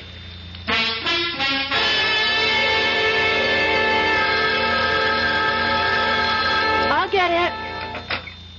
Hello? Hello, is Rex, Professor Patterson there? Oh, who's calling? This is Susan. Miss Susan Miller. Rex is for you, Miss Susan Miller. Oh, thank you, Madeline. Yes, Susan? Rex, how about a drive in the country? I have considerable work to do. But I thought you had nothing to do all weekend. So did I, but, I have this research project. I see. Did your project answer the phone? No. No, it's nothing like that. Well, maybe we can get together tomorrow. Sure thing. Goodbye. Bye. And who is Susan Miller? She teaches here. I'll bet. What does she teach? English. You could look it up in the catalog. I'm sorry. I'm so jealous. Forgive me. You're forgiven. I just can't believe my good luck, that's all. Rex, you said you'd marry me any time I chose. Well, yes. Well, I choose now. Now? Well, next month. I want Mother and Dad and my sisters, and I have some cousins. I'd like to see the looks on their faces. The first Sunday next month. That's almost 4 weeks from now. Is that all right? Well, You haven't changed your mind, have you? But I had changed my mind, Doctor. I see. I wish I knew what doctors meant when they say, I see. Patterson, you are the one who set up the ground rules. You said she was Charity Youngblood, reincarnated to have her revenge. I know. I know. And using that, I suggested marriage. It was your only chance. I realize that, but you see, I really don't believe that anymore. You don't? I should have listened to you when you called it an hallucination. You agree with that now? I think I do. What caused this radical change? I'm in love. With whom? A woman. A woman? Yes, a woman. Not a girl, not an immature, neurotic girl, but a woman. A woman who is beautiful, intelligent, who has everything in common with me, who has something to offer me, just as I have something to offer her. And what of Madeline Betty or Charity Youngblood? Charity Youngblood was an adolescent delusion. You're hardly an adolescent. In many respects, I was. I fell in love with the idea of Charity Youngblood, this voluptuous creature, but... Yes. You grow up when you meet a real woman. As I said before, you're hardly a boy. It takes some of us longer than others. And Madeline Betty? What of her? She'll have to grow up, too. Somehow, all this, it doesn't seem fair to her. Life itself is unfair, Doctor. You make everything seem very neat. Somehow, I don't think you'll be able to unwrap the package as easily as you think.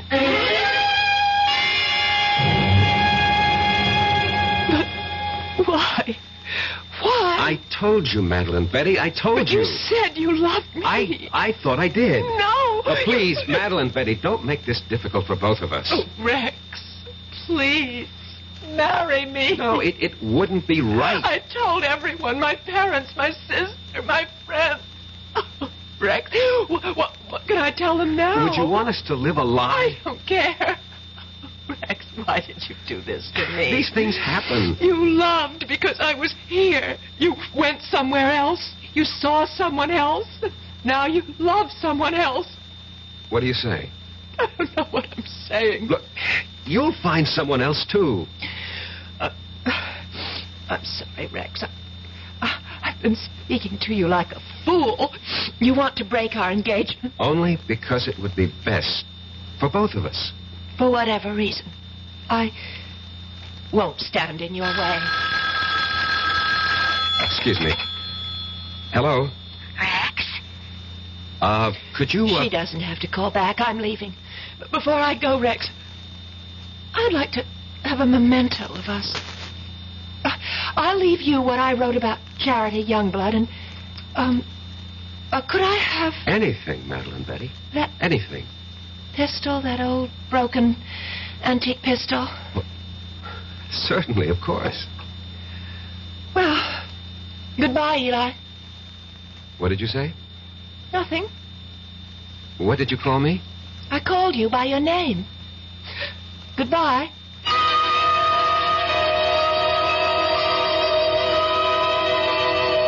That night, Mr. Evans, she left the college. Her roommate called me and said Madeline Betty had disappeared. Didn't you feel that perhaps you should investigate? No. Well, to tell you the truth, I felt relieved. I thought she was embarrassed and had decided to go somewhere, and I forgot all about her. You forgot? How could you forget? Maybe I wanted to forget. Anyway, about a week later, I came home. It was late at night.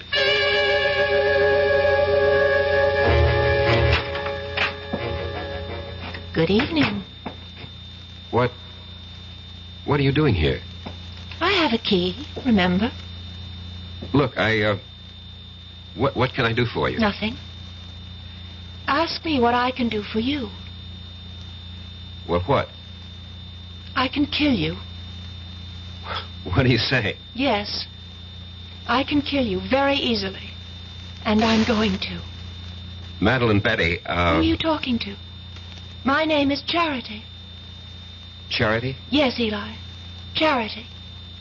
Remember Charity? No, you're Madeline It's Betty. taken me such a long time to find you, Eli. Such a long time. Listen to me. I'm not Eli. I'm Rex Patterson, and you're not Charity. You're Madeline Betty Powers. Sweet talk, Eli. You always could do it, but it doesn't go with me anymore. Look, Madeline Betty, I'll have to ask you to leave. Oh, I will. After I kill you. No, you can't kill me. I can. With this. What are you talking about? With that rusty old antique pistol? No, not anymore. I brought it home to Father, to Isaiah Youngblood's gun shop, and I said, Father, fix this pistol. And he did, you see, how he cleaned it and oiled it. See how it shines now. Madeline Don't Betty. move any closer, not one step closer. See how it sparkles.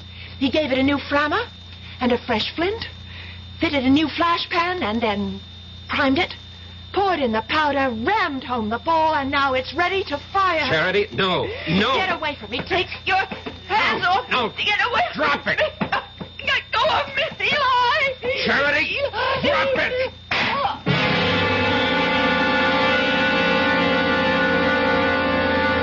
We struggled for the gun, and at the last second, the barrel must have turned toward her. And she pulled the trigger. And that's your defense? That's my defense.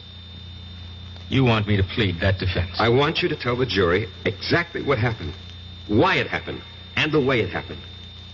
Show them the written proof.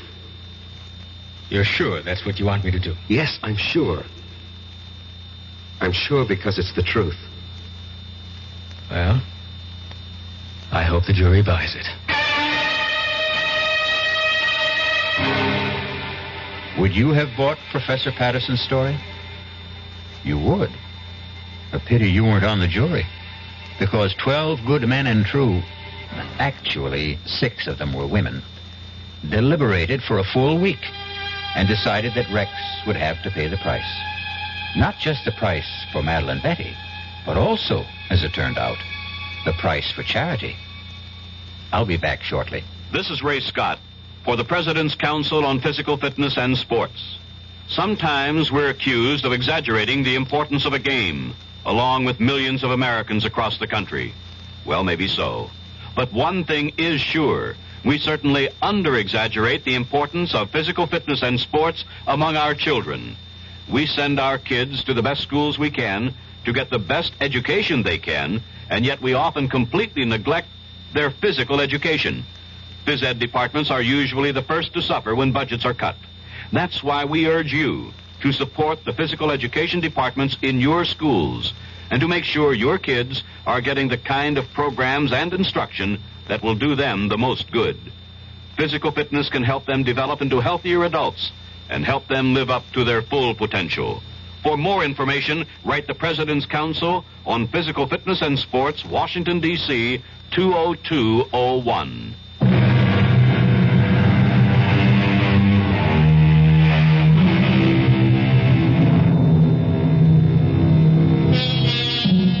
Can a desire for revenge span the centuries? Not a comforting thought, exactly. It's all most of us can do to hew to the straight and narrow during one lifetime. If we're going to have to pay for the sins of other incarnations and existences, well, who has the price? But there is no price for our next meeting, when we shall enjoy another suspenseful experience. Our cast included Michael Tolan, Marion Seldes, E.V. Juster, Ira Lewis, and Robert Dryden. The entire production was under the direction of Hyman Brown. And now, a preview of our next tale. The answer's still the same. No dog, no baby. Just be happy with these dumb plants. They're bad enough. Taking up the whole bloody windows. I hate you. Yeah, look, I'll let you keep them. I hate you. I wish you were dead. What did you say? I said I hate you. I wish you were dead. Did you really say... Hey. Hey, what? Hey, what's this? The bloody plants are on my neck. Hey, Barbara, they're all around me. They're choking me. I can't get them off. Hey, Barbara. Barbara, they're too strong. Barbara, don't stand there. Get them off. No. Get the scissors. Barbara, the scissors. I hate you. I hate you. I want you dead. Radio Mystery Theater was sponsored in part by Anheuser-Busch Incorporated, brewers of Budweiser. This is E.G. Marshall inviting you to return to our Mystery Theater for another adventure in the macabre. Until next time, pleasant dreams.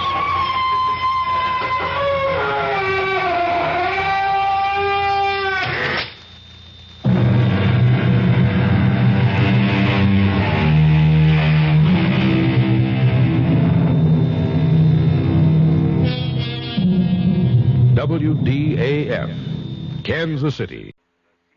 The CBS Radio Mystery Theater presents...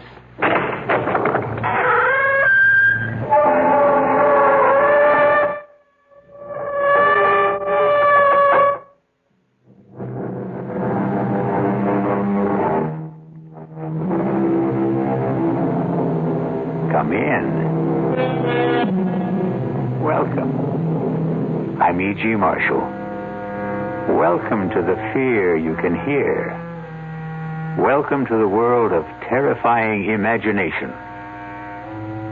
It gives me a fiendish delight to invite you on a very unusual expedition. For in our tale to come, we are going to travel not to distant shores, not to outer space, but instead backwards in time.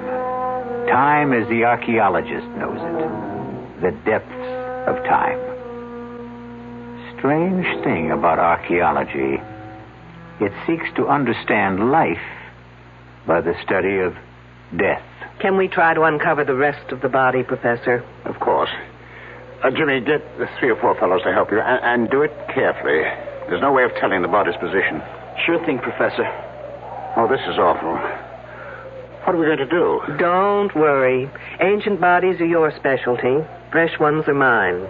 But how do you know it's murder? You surprise me.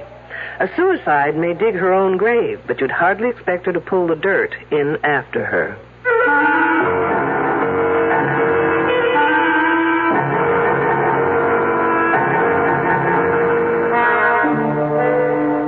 Our mystery drama, Dig Me Deadly, was written especially for the Mystery Theater by S.J. Wilson and stars Louise Larrabee.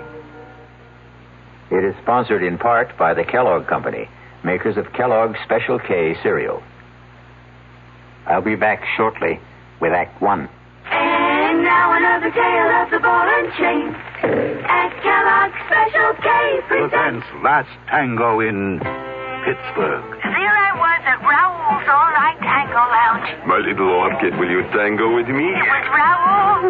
You're a splendid dancer. But what was that? Was what? That sound effect. Oh, I'm a few pounds overweight, and this ball and chain points out how my extra weight can get in the way. I'm pointing you back to your chair. Our heroine decided to lose that extra weight. She exercised and ate smart at every meal, starting with a Special K breakfast. A bowl of Special K skim milk, tomato juice, and coffee. It's less than 240 calories, 99% fat-free, and 100% delicious. After a while, she was rid of the ball and chain and back at Raoul's. Darling, you're looking fantastic. What a happy ending. What ending? We're just getting started. Raoul, get lost. Your happy ending could begin with the Kellogg's Special K breakfast. And that's another tale of the ball and chain. Frank Lieber with a special announcement exclusively for Radio 1080 listeners. Metroplex Tire and Appliance Stores are offering a front-end alignment that's guaranteed to last for 5 years or 50,000 miles. A regular $20 value, but just for our listeners, the price is, you guessed it, $10.80. $10.80 for most American cars.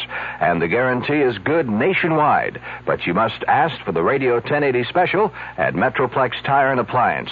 In Carrollton at Beltline and Josie Lane. In Town East at Town East Boulevard and Gus Thomason Road. Ask for the Radio 1080 special at either location, and for just $10.80, you'll have your car's front-end alignment taken care of for the next 5 years or 50,000 miles. And at no extra charge, your 2 front tires will be expertly balanced. Metroplex Tire and Appliance in Carrollton and Town East. And watch for their new location opening soon at 4102 Lemon Avenue, just 3 blocks north of Oak Lawn.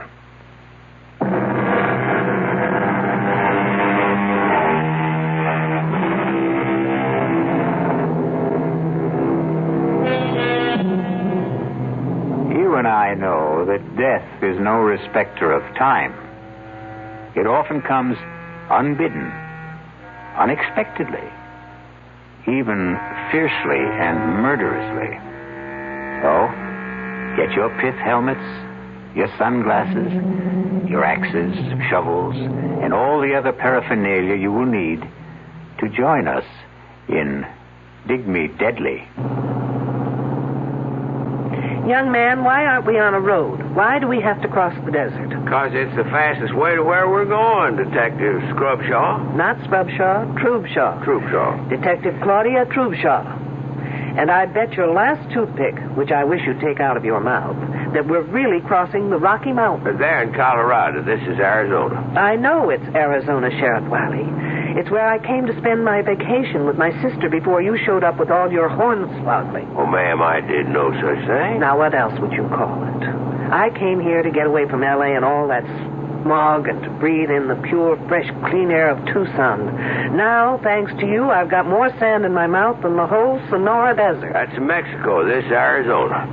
I've got news for you. It's left Mexico and settled in my lungs. Now, do you mean to tell me that in the entire state of Arizona there isn't a police officer, anybody who can cover this case, that you had to drag me into this no-woman's land? Those are my orders, ma'am. But why would my boss in Los Angeles assign me to an Arizona case? Well, I guess he knew you were in the neighborhood. That makes as much sense as kissing one of those cactuses. They're called saguaros. Now stop changing the subject. Now, will you tell me where we are going? Like I said, west of NACO. Good for you. You have advanced to the next plateau. And why are we going there? Because that's where they're digging. Superb. Now, who are they? The kids that are digging. Wiley, did you ever have your IQ tested? Not since I know. Well, don't. It's probably lower than Death Valley. And I know that's in California. Now, why are they digging? For dead bodies, I think. Stop this car at once. Well, what's wrong, Detective? Now, I'm not riding another minute until you tell me what this is all about. Well, what more do you want to know? Why I'm sitting in this rolling junk heap on my way to West NACO or wherever. Well, there are these kids there. What kids? These kids from some school near L.A. Every summer they come, and they dig up things that are supposed to be real old. In other words, students working on an archaeological dig. Never could pronounce that word. Forget the pronunciation. Just try and make some sense. Well, a few days ago, I am sitting in the sheriff's office when this here girl comes by. Excuse me. Sure, miss. Come on in. Is the sheriff here? Well, the truth is, there is no sheriff. Then who's in charge? Well, I guess I am.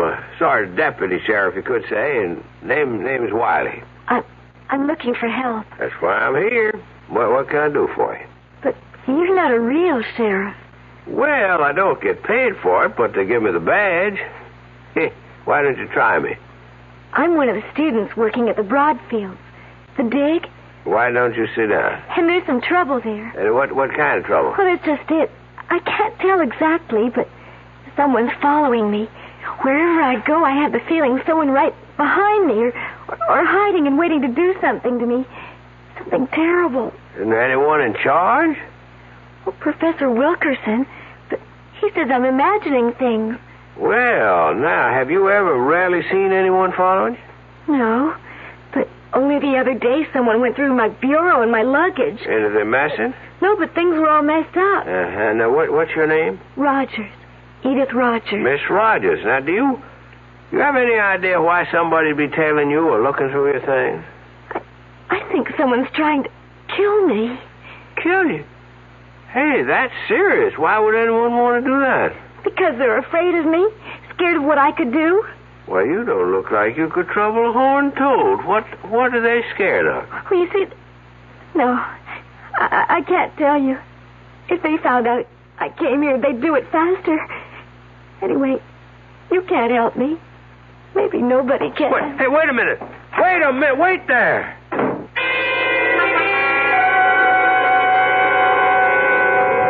Then what did you do? I phoned that Professor Wilkerson. Say, Detective, can we get this thing going again? All right, but only as long as you tell me everything you know.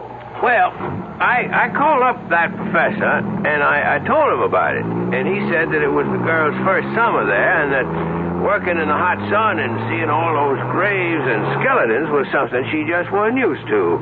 Then he said he'd take care of it and for me not to worry. Well, now, at first I thought I'd better leave well enough alone, except that the whole thing just kept a-pecking at me. So, a couple of days later, I dropped by the Broadfield spread and was told by a girl who roomed with this Edith Rogers that that is to say, this Edith Rogers here, she had left. Did she say when? I didn't ask. Did she say how or why? No, I didn't ask that either. Were her clothes and luggage gone? Gosh, I didn't think to ask that neither. Then how come you thought to ask for me? Well, I called this friend of my father's who is Assistant Deputy Chief of Police. Say no more. You called my boss, Morgan. In other words, this isn't an official assignment, is it? Well, he told me you were in Tucson and to speak to you. And dragging me through this sand heap is your idea of speaking to me. Wiley, if I admit something to you, will you promise never to tell anyone? Sure thing, Detective. I know of only one person who's a bigger fool than you. Who'd that be? Me.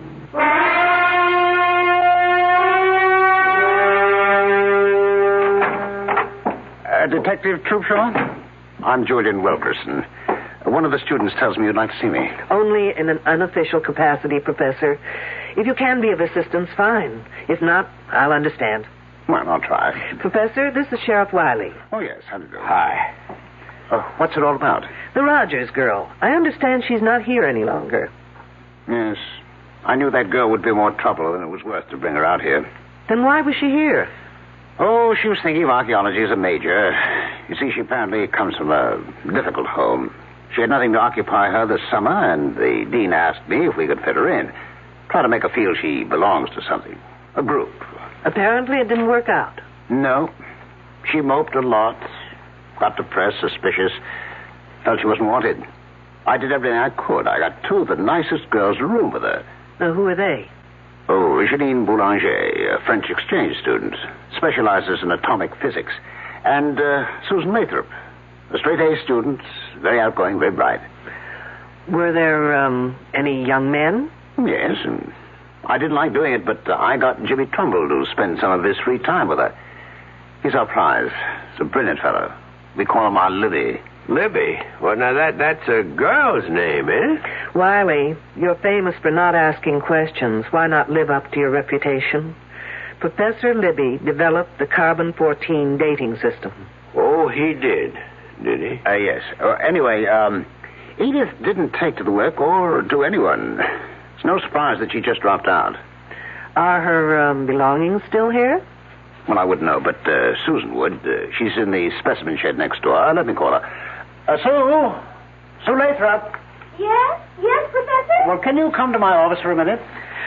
Wiley, why don't you do something constructive, like seeing if you can get me something to wash down this sandstorm I swallowed, thanks to you. Sure thing. Detective, anything special? Just something soft, wet, and cold, please. I'll be back in a minute. Oh, sorry, miss. I didn't mean to knock. Oh, that's all right. Susan, I'd like you to meet Detective Troopshaw. A detective? From the police? Yes, but not on official business. What for, then? I was wondering if Edith Rogers' belongings were still in her room. Oh, Edith? Oh, no. She took everything when she left. When was that? Oh, about 4 or maybe 5 days ago. I'm not sure. Do you have any idea why she left? Not really. She didn't tell anyone she was going, but then she just didn't get... Well, what can I say? Susan's trying to be discreet. The fact is, the girl just didn't belong. Did anyone notify her family? I know I didn't. We just assumed that she hitchhiked her way home, or perhaps to one of the youth communes around here. Then, at this point, we don't know if she left or disappeared. But what would make you think she disappeared?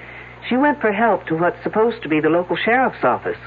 She was frightened, thought she was being followed, that someone wanted to kill her. That's just like her. She was so silly, so romantic, always making up stories where so-and-so loved her madly and so-and-so was terribly jealous of her.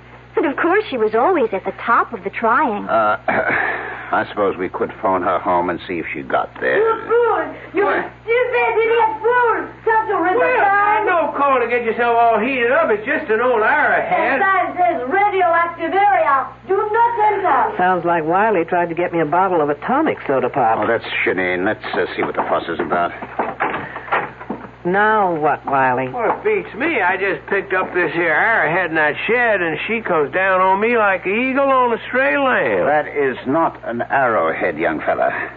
It's a spear point that happens to be about 12,000 years old. Trouble is, it's recently been through carbon-14 dating. That? Yes, and it may still be hot. Like an atom bomb? Hopefully, Wiley, you'll go up in a mushroom any minute. Oh, Professor, I am so sorry. Wiley, just give that arrowhead to Janine. She's wearing protective gloves. And then follow her. She'll take you to the decontamination room. You'll probably be all right. Don't look so worried, Wiley. There's no chance of it affecting your brains. You're sure now, Detective? Absolutely. Follow me, you goose, quickly. So that stone point is 12,000 years old. Yes. Well, that's as close as we can get within the margins given by C14. But Jimmy is now working with radioactive potassium, which can give us an earlier reading. I thought 10,000 to 15,000 was about the earliest records we have of man on this continent. Well, we've got some surprises in store. Not only for you, Detective, but for the world. Really? Care to give me a clue? I already have. I filed that one away. Which one? With C14, you can date back some 50,000 years, but with potassium, you can go back to at least 1 million years, right? Yes, that was the clue. Interesting. What are you hoping for? It's no longer a hope, Detective. But you'll have to be patient and wait until we release our reports. What's that all about? I don't know. The kids seem to be heading for the northwestern bridge. I've got to go. I'll bet it's Wiley again. Nothing like this has happened before. Nothing like Wiley has happened Susan? before. Susan, do you know what's happening? No, Professor, but it's something exciting. Maybe a new find. I hope they didn't have to dig as much sand as I've got in my shoes. I'll catch up with you. Hi, Detective, aren't you coming? Someone screamed. Riley, where have you been? I've been in that shed with that French refrigerator. I need your shoulder. Well, what for? To lean on so I can get the Sahara out of my shoes. Okay, but you better hurry. Riley, no matter what has happened up there, you've got to do something for me. What's that? In that shed, can you remember what you saw there? Pretty much. Then listen carefully.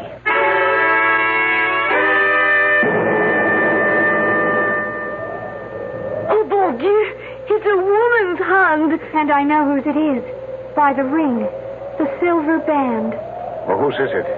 Edith Rogers. Oh. All right, no one touch anything until Detective Troopshaw gets here. A detective? A lady detective in here. Okay, kids, one detective coming up. Let me through. All right. Yes. Let the detective through, please. Well, from the looks of it, here's a lady who definitely needs a hand. Who found her? I did. And who are you? James Trumbull. I told you about him, remember? Oh, yes, you're Libby, as you call him. Yes. But there doesn't seem to be any digging around here. Is this the way you found her? Just one hand sticking out of the sand? No. I was on my way to the datum point to figure out what the next grid would be when I passed this place and noticed that someone had been digging around here. The sand wasn't as flat as the surrounding area and not as compact. So I began to brush away the top layer until I uncovered this one hand. Professor, have I your permission to supervise this matter until I get official regulations? Yes, of course. Thanks. Has anyone been able to identify the hand? Susan, she said it is Edith Rogers. What makes you think that? The silver band. I was with her when she bought it in town a couple of weeks ago. She bought a silver wedding band? I asked her why, and she said she expected to be married very soon. It just sounded like one of her crazy stories, so I forgot about it. I see. Well, rings have been known to change fingers. Can we try and uncover the rest of the body? Of course. Jimmy, get 3 or 4 fellows to help you. Do it carefully, please. There's no way of telling the body's position. Sure thing, Professor. Oh, this is awful. What are we going to do? Don't worry, Professor. Ancient bodies are your specialty. Fresh ones are mine. Yes, but this is liable to stop our work. This place will be crawling with police, newsmen, television crews, what all. Really? Why? Isn't murder a little too common to rate that kind of attention? But how do you know it is murder? Miss Lathrop, you surprise me. A suicide may dig her own grave, but you'd hardly expect her to pull the dirt in after her. Pit's very shallow, Professor. I don't think we should use shovels. Shall we use the brushes from here? Sure, but let's get a move on, eh? Ah! Look, the hand is attached only to bones, to a skeleton. Oh, no, I've never seen it. Oh, now, will you all stop crowding? You'd think this was a Hollywood opening. Oh, Janine is right. There is no body. The hands are attached to a skeleton.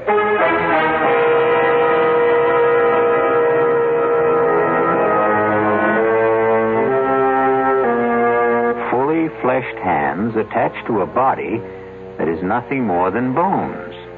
A skeleton. You know, Mother Earth is very miserly about giving up her secrets. But little by little, man has dug them out of her. But never before has there been this kind of puzzle, in which the hands belong to the present and the body to the past. We'll be back shortly with Act 2. Hi, I'm Hal Linden. There's a lot of talk these days about America's energy crisis. Talk about doing without heat, about doing without our cars, about what's going to happen if we run out of fuel. Well, we may not have to run out of fuel if we all work together to conserve the fuel we have. That means turning your thermostats down to 68 degrees during the day and turning them down to 60 at night. It means turning off lights, TV sets, and electrical appliances the minute we're finished with them. It means driving no faster than 50, starting or joining carpools, avoiding the kind of stop-and-go motoring that eats up gas by the gallon.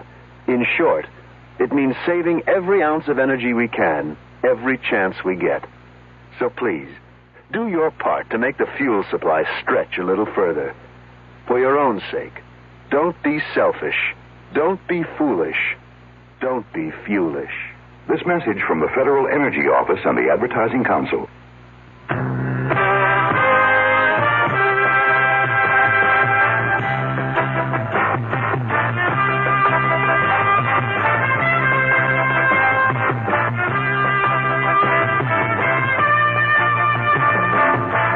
You don't just make a profit in the beef business. You work for it. Working to keep your feeders out of a growth slump.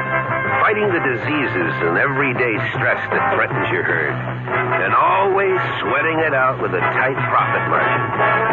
Through it all, one name is there to help you.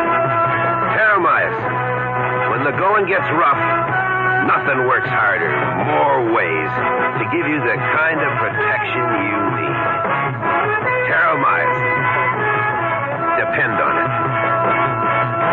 From Pfizer.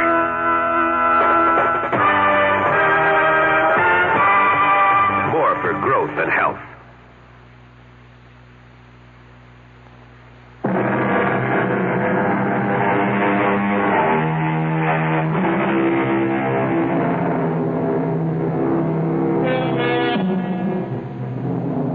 We return to our dilemma. The question is, what is a bunch of young, bright college students going to do about a body that has fully fleshed hands attached to the bones of a skeleton? And what is our lady detective, Claudia Troopshaw, going to do with this seemingly improbable corpse? Yes, Captain. You've got to tell me under whose jurisdiction this case belongs. No, there is no local police department. The hands may be the Roger girls, but the body, wait till you get this, it's a skeleton, and the professor tells me it's over 2,500 years old. Stop yelling. I know it sounds crazy, but they just did a C14 test on one of the bones, and that's the result. 2,500 years old. But not the hands. Whose case is it, I want to know? Mine? Why mine? Well, will you get in touch with the FBI at once? No, I can't use anyone here to help me that's already here. Why not? Because they're all under suspicion, that's why not. Lunkhead.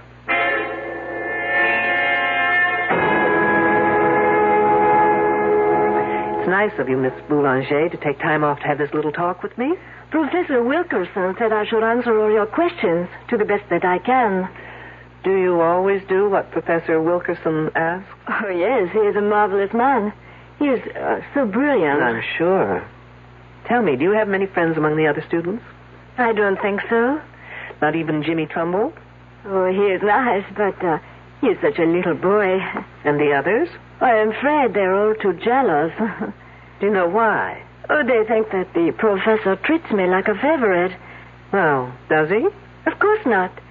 But I have studied all this and done it in France before, so I know it very well. And they do not. I think I understand. This body we found, you've seen it? I could not bear to look. Oh, but you did.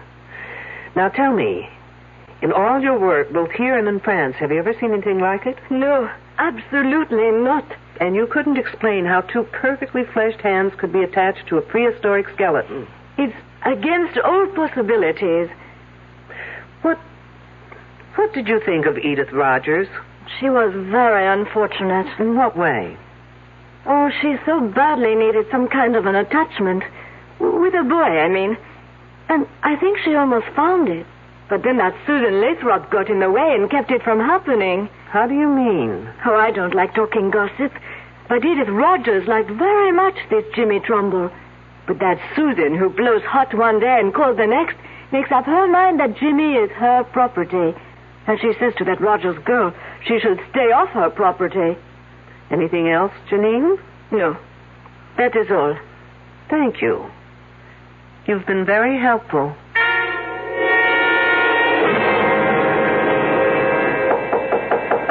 Come on in. Oh, hello, Jimmy. Hello, Detective Troopshaw. Professor Wilkerson says you want to see me. I have just a few questions that may or may not help clear up some of your problems.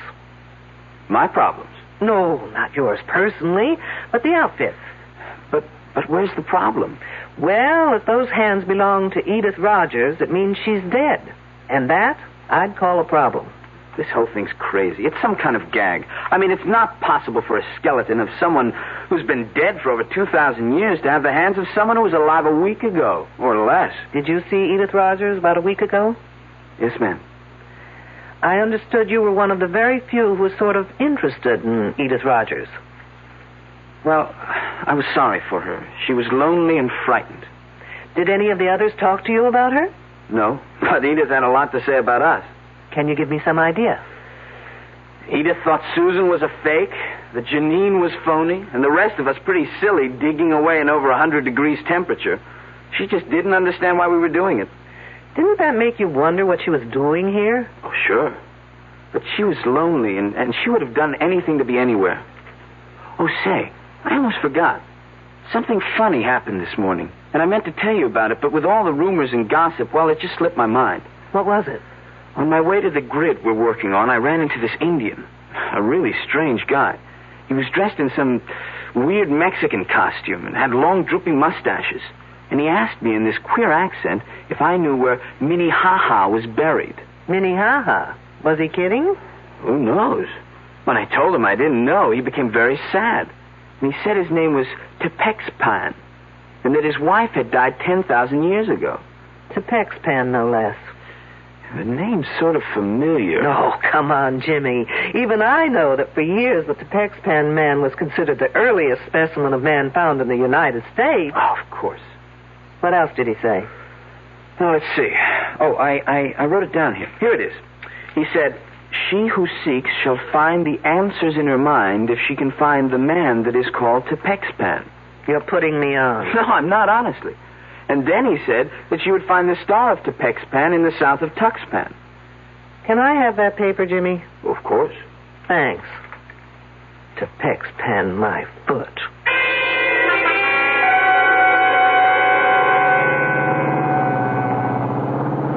Wiley must be a genius to be able to drive this kidney buster. I can just about manage to keep the wheels straight. Now, where am I? Tuxpan. Ah, here it is, Tuxpan Avenue. Now turn south. How am I supposed to find the building? The Star of Tuxpan. Ah, lo and behold, a building with a star over the door.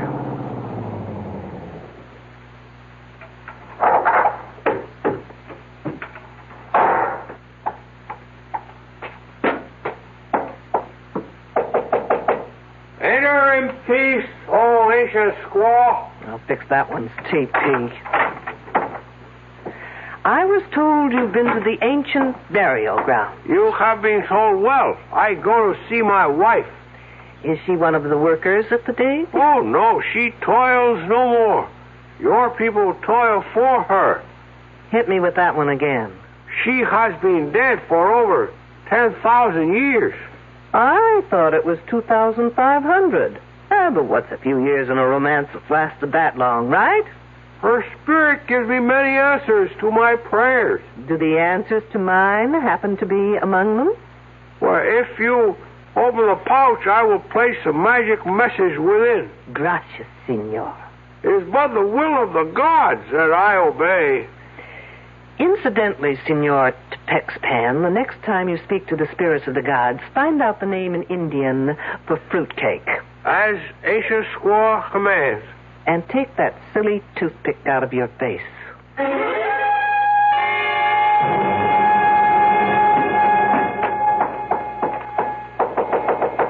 Who's there? Shirley Holmes. Who? Oh, it's you, Detective. I was just being cute, Miss Lathrop. Shirley, Sherlock Holmes, get it? What's there to get cute about? I see you're packing. I'm leaving. I'm sorry, Miss Lathrop, but you're not going anywhere. Why not? Because everyone stays put. until I get the answers to a thing or two. Such as? If the body we found yesterday was Edith Rogers... I told you it has to be Edith. They are her hands. Attached to a prehistoric skeleton. I don't care what the radiocarbon dating says. I was with her when she bought that wedding band. She didn't say anything about when she planned to get married. No. And you didn't ask? I thought she was clowning. So she impressed you as the sort of person who would clown about getting married? I guess she wasn't old-fashioned enough to be serious about it. But most of the girls here aren't into things like getting married. We don't have such hang-ups. And Edith Rogers was a square. Very square. You must have found it a bore to room with her. Frankly, she was a bit of a drag. How did Janine get along with her? They hardly spoke to each other. Because of Wilkerson? How did you know? Do you think either of them got anywhere with him? Janine was making points. Not that she's so hot, but her father's an important politician in France, and Wilkerson is impressed by that sort of thing. Ambitious, eh? Even at his age. Oh, come on, Miss Lathrop. He's not that old. Old enough to have a son who's in college. As a matter of fact, it was good old Edith Rogers who told me that. Did she tell you anything else? Nothing important. Have you ever seen anything like that body before? Never. Think hard. Maybe an experiment done on an animal in a lab or in the dating shed? No. Besides, I'm not allowed in the shed. Why not? I don't get to work on dating until next term. Oh, I guess I'll have to take my own advanced course with Professor Wilkerson. That's Janine. I was waiting for the second moccasin to drop. Let's go.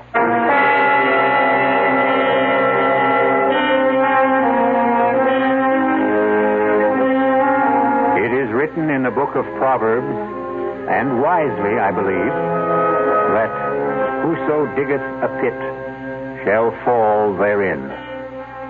Our problem is that all our characters are diggers in pits. Even our ardent detective Claudia Trubshaw has been digging through level after level, but getting seemingly nowhere. I'll be back shortly with Act 3. There's nothing wrong with drinking Budweiser sip by sip, is there? Well, the brewers of Budweiser think there's a better way. Sipping's fine if you're drinking wine. But Bud is the king of beers, a hearty drink. Look, rinse a 10 or 12-ounce glass with cold water.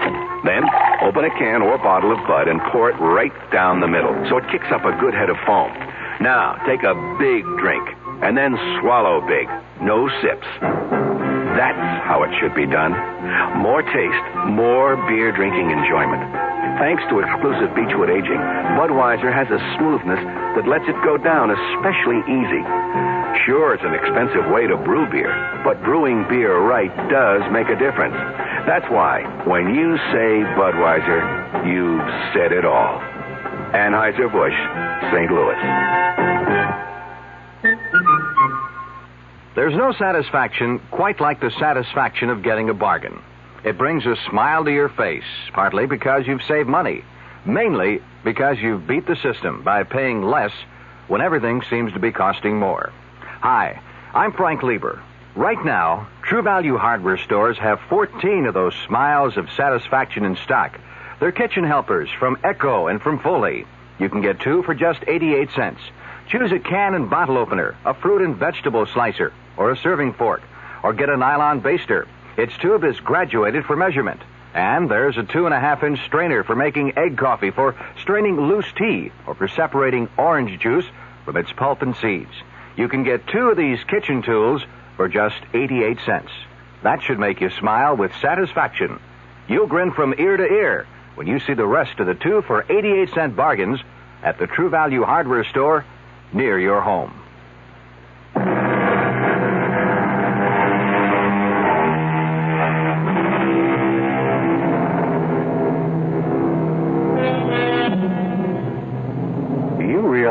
That the gunshot we heard at the end of the second act was the first time anyone has used a conventional weapon in our story? Well, gunshots may not only be used to signify someone's end, they may also be fired to start something. Isn't that typical of a woman? She calls for help but doesn't bother to tell where she needs it. It sounded far away. Maybe from the northern grid section. You mean where the body was found? Yes. What could anyone be doing out there? Looking for clues? Or maybe hiding. Well, why didn't I think of that? I don't know. I heard something go on. There's our man. You mean Professor Wilkerson? Yes. Hey, Professor. There, Detective, over here. There he is. He turned on his flash. Professor, hold it a minute. Let me catch my breath. Did you hear Janine call? No, I was covering grid S42. We were working late there. Are you sure it was Janine? Pretty much, unless someone's imitating her accent. We don't know from where she called. I think it came from that north grid. First we heard what may have been a gunshot, and then we heard La Belle Janine calling for help. Hey, has everyone around here gone bananas? They say they heard a gunshot. Detective Troopshaw says Janine cried for help. And where were you, Mr. Trumbull?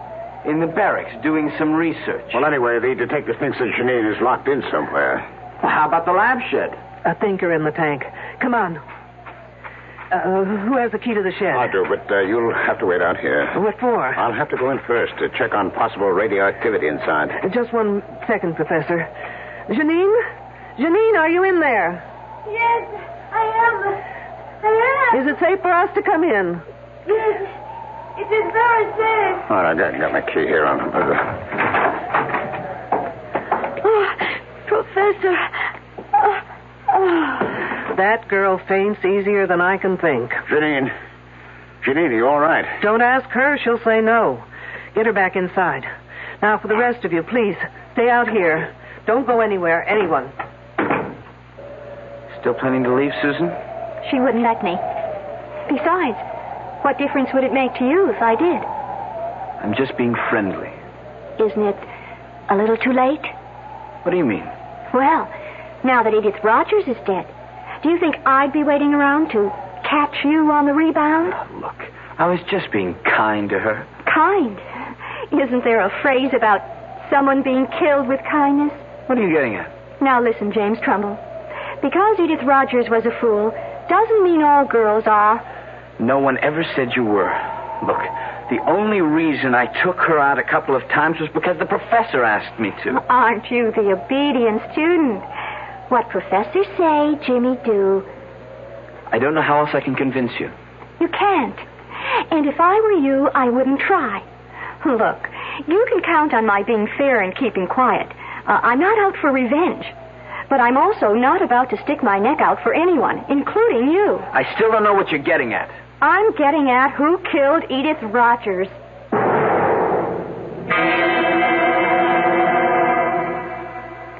I don't know why it is, Professor, but I've never seen a woman in a faint whose legs didn't look lousy. Oh, what happened? That did it. It always does. Janine. I don't want to interrupt, but like a good archaeologist, would someone please get to the bones of the matter? I'm speaking as fast as I know. I heard a noise at the window. What kind of noise? The window was opening. Wasn't it locked? It's always locked. So I went to see what could be happening, and already there was this man climbing inside. What was he like? He was an old Indian man with long mustaches. I told him to get out, that it was dangerous to be here. And then? He would not say anything, but stood there. So I ran back to the lab room where I have my pistol. And when I returned, I found him in the specimen room. He had a leather bag tied around his waist. It was open. Did you see him put anything in it? No, but I held up the pistol and told him I would shoot if he didn't put back whatever he took. So he put his hand in the bag and took something out and threw it in my eyes. Then I pressed the pistol. What did he throw? Little things. I don't know. Let's take a look. All right. Now, wait. Here on the floor. It's thin slivers. It's maybe wood. Let's take a closer look. No, don't touch them. For heaven's sakes, why not? They may be hot. I'll get the counter. Is anything missing, Miss Boulanger? I have not looked. Well, do that little thing. And, Miss Boulanger, the next time you find that you're stuck in here, just open the lock and walk out.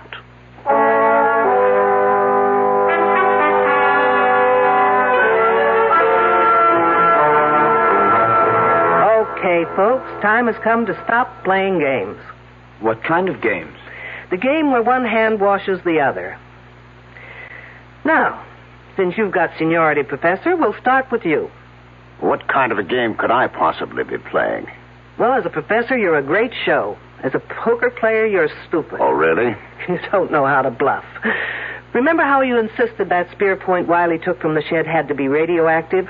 Well, you were lying. How dare you? When it comes to the truth, Professor, I'm very daring. That spear point was in perfect condition. If it had been dated, a piece of it would have had to be missing. How could you know that? What do you think they teach us at the police academy? Home economics? Now, putting it simply, the less carbon-14 in an object, the older it is, right? That is correct. And the older, the more valuable. Sure, that's what we're here for. To find evidence leading back to the first human being in America. And when you can't find it? Well, then you can fake it, can't you? What do you mean, Detective? There's no dating equipment in that shed. You are preposterous. Wait till you hear how preposterous I really am.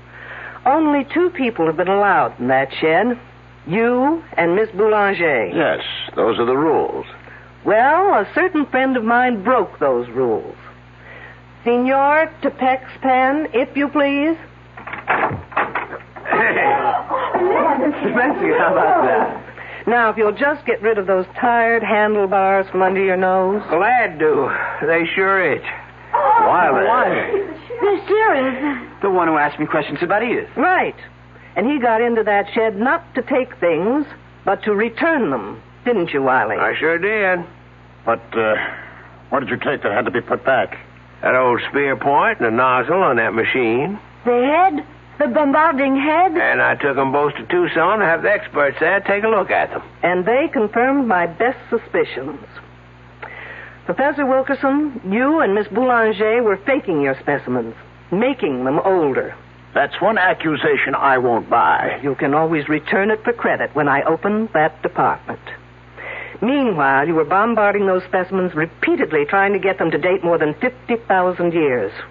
Professor, did you do that? I just can't believe it. Why not, Trumbull? You invented the machine. Well, only by accident. It was a fluke. And you told your esteemed professor about that fluke, and he told you to keep it under wraps. Yes, I did keep it under wraps. I never wrote a paper. Well, how'd they know about it in Tucson? Well, I sent them a report, but only for their opinion. Trumbull, you're a damn fool. You know, Professor, you're just plain not nice. Here we girls spend fortunes trying to keep young, while you try to make a fortune aging us. Which brings me to Edith Rogers. Of those present, only Wilkerson, Trumbull, and Miss Boulanger knew how to operate that machine. Oh, no, wait. They ought to be arrested at once. You'd like that, Miss Lathrop, wouldn't you? It leaves your hands clean, so to speak. Now, listen, Detective, I had no reason. Getting her pregnant and being blackmailed to marry her isn't a reason? Come off, Professor. He did? The professor? Surprised, aren't you, Miss Lathrop? But why would I want to hurt that Edith Rogers? You knew she had something on the professor, else she wouldn't have been here. But when you heard about the wedding ring, you thought you just might lose not only your professor, but more importantly, that machine. I'm sorry. What's going on here? I'm all alone. So am I, Trumbull, when it comes to you. I can't figure what you had to do with all this. Well, he may not be that innocent. He did try and make time with Edith Rogers until she dumped him. Well, that's not true, Susan. You're calling me a liar? I think you and your 2 pals are all to blame for that girl's death. You all deserve to be murdered. And this time, Miss Lathrop, you'd do it properly, wouldn't you? What are you talking about? Trumbull, did you ever tell Susan here about the machine? Well, yes, sort of, but not how to work it. I hadn't finished it then. But she was smart enough to know how it could be used. You're just guessing. True. But then came the monkey wrench. Trumbull began dating Edith Rogers. I didn't care. Not until she bought that wedding band. Now, why would that girl buy her own ring? You know why. Because no woman would go to a doctor for that kind of an examination without the necessary decoration on her finger. What's that to do with me? While Janine thought it was the professor, you thought it was Jimmy Trumbull, who might be the father. First, you threatened Edith Rogers. But when Jimmy tried seeing her again, you took no chances of ever losing that machine, and you just removed her from the scene. You're crazy. Not crazy enough to use a machine I knew nothing about, because that's what you did. You know, your biggest mistake was in tying Edith Rogers' hands over her head before opening that machine full blast. Those hands were protected by the lead shield over her head. Of course. Only the lead shield could have saved those hands, kept them from dating back. The result? A 2,500-year-old skeleton with Edith Rogers' hands. Okay, Detective. Who saw me? Where's your proof? Yours were the only fingerprints found on the bombarding head Wiley took to Tucson. Susan, you didn't work that machine without gloves, without protection. Why? What's wrong with that? Oh, good Lord. You didn't. What are you saying? Oh, no. Your body's probably got more than 600 radioactive units in it right now. You're trying to scare me. It's not true. Susan, 400 units are fatal. Help me. Someone help me. Or I die. Help me. Help. Help.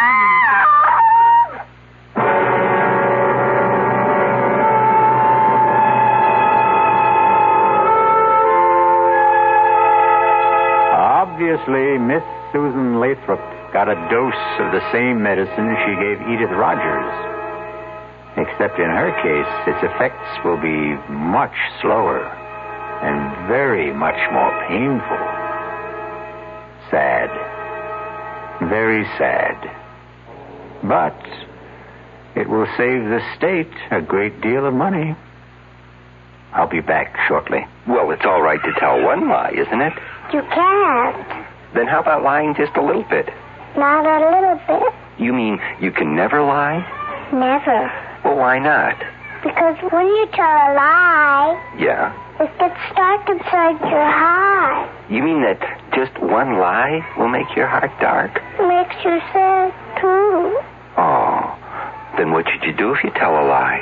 Well, you just say I'm sorry. And then what? Then the light goes inside your heart. Oh, the light goes on? Yeah. Oh, a light doesn't really go on in your heart, does it? Yes, it does. Well, how do you know? Because the light in your heart will shine in your eyes. Oh.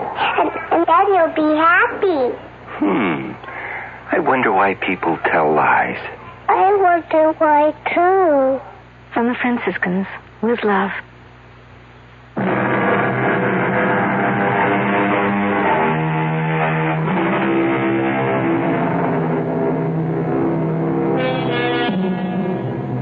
Here's a little thought to take to sleep with you. Never indulge in excesses. Eat moderately, drink moderately, and murder moderately. Our cast included Louise Larrabee, Mason Adams, Ralph Bell, Corrine Orr, Ann Costello, and Christopher Tabori. The entire production was under the direction of Hyman Brown. Now, a preview of our next tale. I saw the glowing tips of two flipped cigarettes. And then... Kiss me, Richard. I'm crazy about you. Stop it! Stop it! Tom! What are you... Marianne, go inside. Go inside, I tell you. Now, wait a minute. Why? If you have anything to say, you can say it here in front of Richard. Go inside. Let go of my arm. Now, listen, you leave her alone. Let go of her. He broke my grip on her arm and pushed me away. His shove made me slip to my knees. I came up swinging at his face and missed. He pinned my arms from behind. Now, listen. What's the matter with you? Are you crazy? I broke out of his grip, stepped back from him, and fell across the shovel. I grabbed the handle, jumped up. No! And swung at Emery. Too late for me to stop the swing. No! As she rushed in between us, the sharp edge of the shovel hit her in the back of the head. Oh! I stood there, holding the shovel, unable to move. Radio Mystery Theater was sponsored in part by Anheuser-Busch Incorporated, brewers of Budweiser. This is E.G. Marshall inviting you to return to our Mystery Theater for another adventure in the macabre. Until next time, pleasant dreams.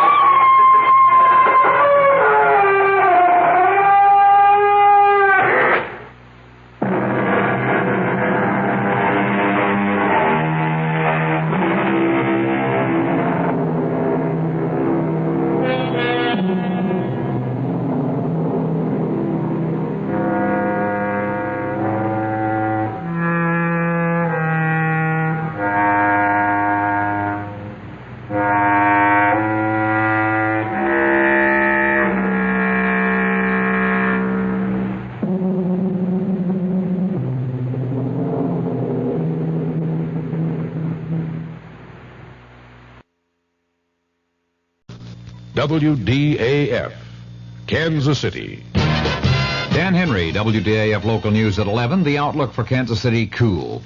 One party was fatally shot tonight in the armed robbery of a service station at 21st and Indiana in Kansas City, Missouri. Kansas City detectives are investigating and withholding the name of the victim pending notification of next of kin. Preliminary reports indicate there may have been no money taken in the hold-up attempt.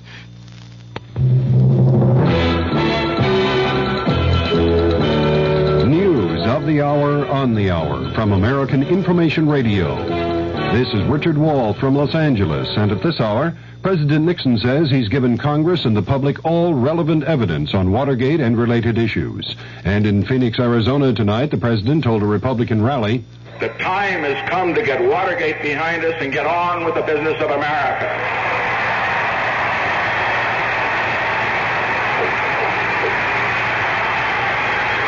The time has come for the President and the Congress to devote their full attention to what you, the people of Arizona and America, think are of your great concerns.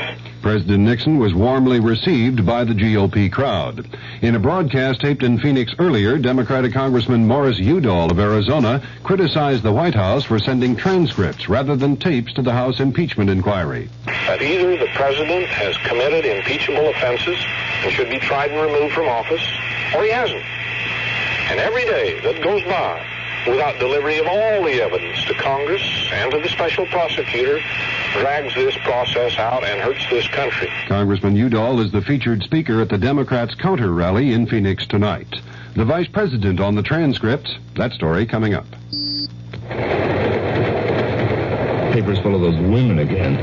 They say they don't have equal opportunity. Ridiculous. I don't know, Bob. I'm beginning to see they may have something there. What do you mean? Your daughter Mary Jean's doing all right, isn't she? Oh, yeah, just great. She's finishing college with almost a straight A average. Cost me $15,000. Hey, she wants a job in publishing. Can I send her to see you? Sure. Always glad to have a bright, pretty girl like Mary Jean around. We'll start her in the typing pool. Typing pool? Good college, great grades, and a $15,000 diploma so she can be a typist? If she were a young man, would you say the same thing?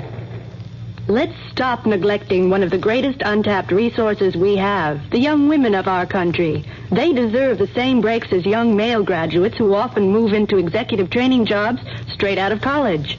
Stereotyping women constantly as office workers only is just not fair. Woman power, it's much too good to waste. This message sponsored by the Now Legal Defense and Education Fund. Vice President Gerald Ford has outlined his impressions of the transcripts released in answer to the House Judiciary Committee subpoena for tapes for the impeachment investigation. Correspondent Bill Zimmerman reports from Myrtle Beach, South Carolina. The Vice President told a news conference here in Myrtle Beach, South Carolina, that he has been disappointed at some of the talk and harsh language indicated by the edited White House transcripts. Said Ford, you can't help but be a little disappointed in what you've seen and read. But overall, the Vice President said he still believes President Nixon is innocent of Watergate and its cover-up. Bill Zimmerman, ABC News, with the Vice President in Myrtle Beach, South Carolina. State tax officials in Sacramento say President Nixon has paid more than $5,000 in back taxes, interest, and penalties here in California. Senator Edward Kennedy says he disagrees with critics who say President Nixon might give away too much on nuclear arms limitation with the Soviets to draw attention from Watergate. Kennedy says the president should make a Moscow trip this summer.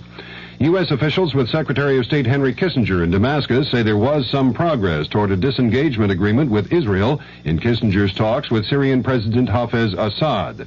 But Reuters quotes sources in Damascus as saying there was no agreement by Assad and Kissinger on any point. In San Francisco, the FBI says it's believed that Patricia Hearst stayed in the Symbionese Liberation Army apartment raided last night. The FBI says the SLA apparently pulled out of the apartment about a week ago. 3 men have been arraigned in San Francisco on murder charges in the zebra killings. 4 others arrested in the zebra case were released for lack of evidence. Atomic Energy Commission officials say a cloud of radioactive gas has drifted off the South Carolina coast. The tritium gas was accidentally released from the AEC Savannah River plant. This is Information Radio News. From the Kurt Murray Sports Desk, the Kansas City Royals will be hosting the Yankees tomorrow and Sunday. Pistol Pete Maravich has signed with the NBA's new franchise in New Orleans. Kansas City's Tommy Watson is tied with Bruce Crampton in third place in the Byron Nelson Golf Classic in Dallas after the second round. And 23 horses are set to run tomorrow in the largest field yet in the Kentucky Derby. The Kansas City outlook fair and colder tonight with a chance for scattered light frost in low-lying areas, the low in the upper 30s generally, sunny and warmer tomorrow with a high near 70. Dan Henry, WDAF News. Mystery Theater presents...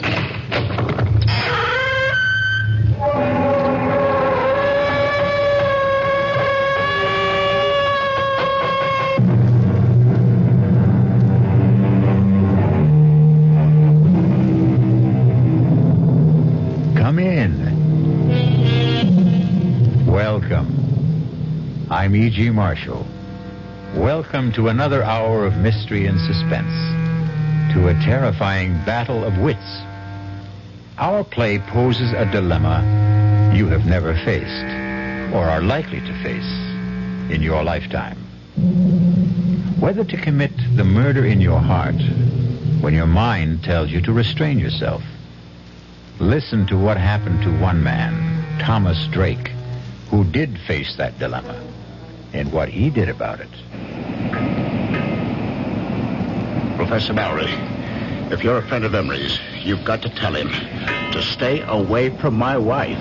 Really now, Drake, I don't like to interfere in the personal life of faculty You members. must. You must tell him, or I won't be responsible.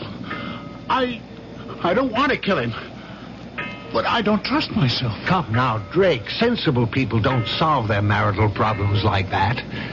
With murder.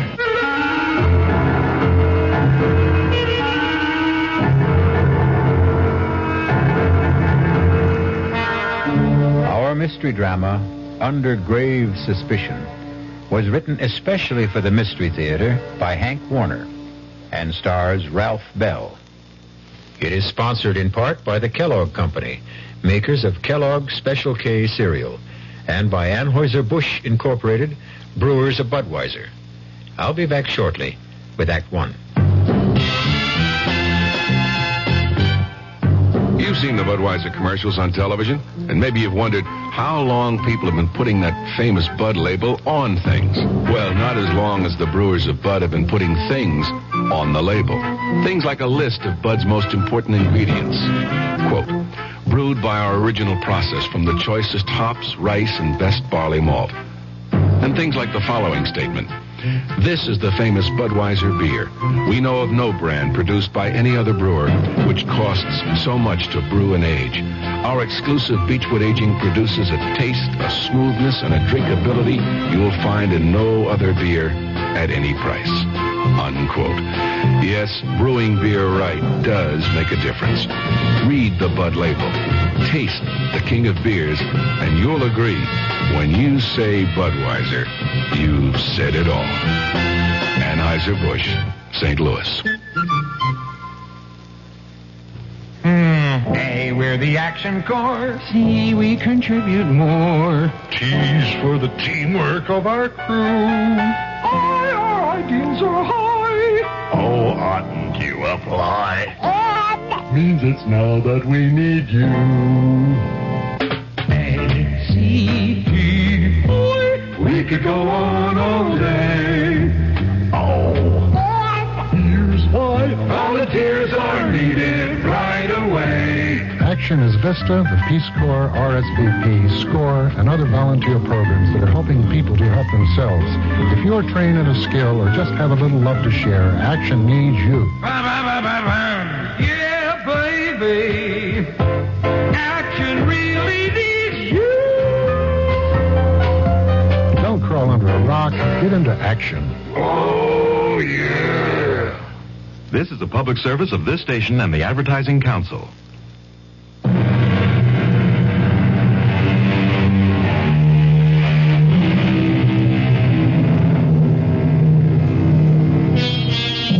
Have you ever returned home late one night and listened in the still darkness, tense and trembling, hoping and praying that you would not hear the whispered passions of your wife and a stranger.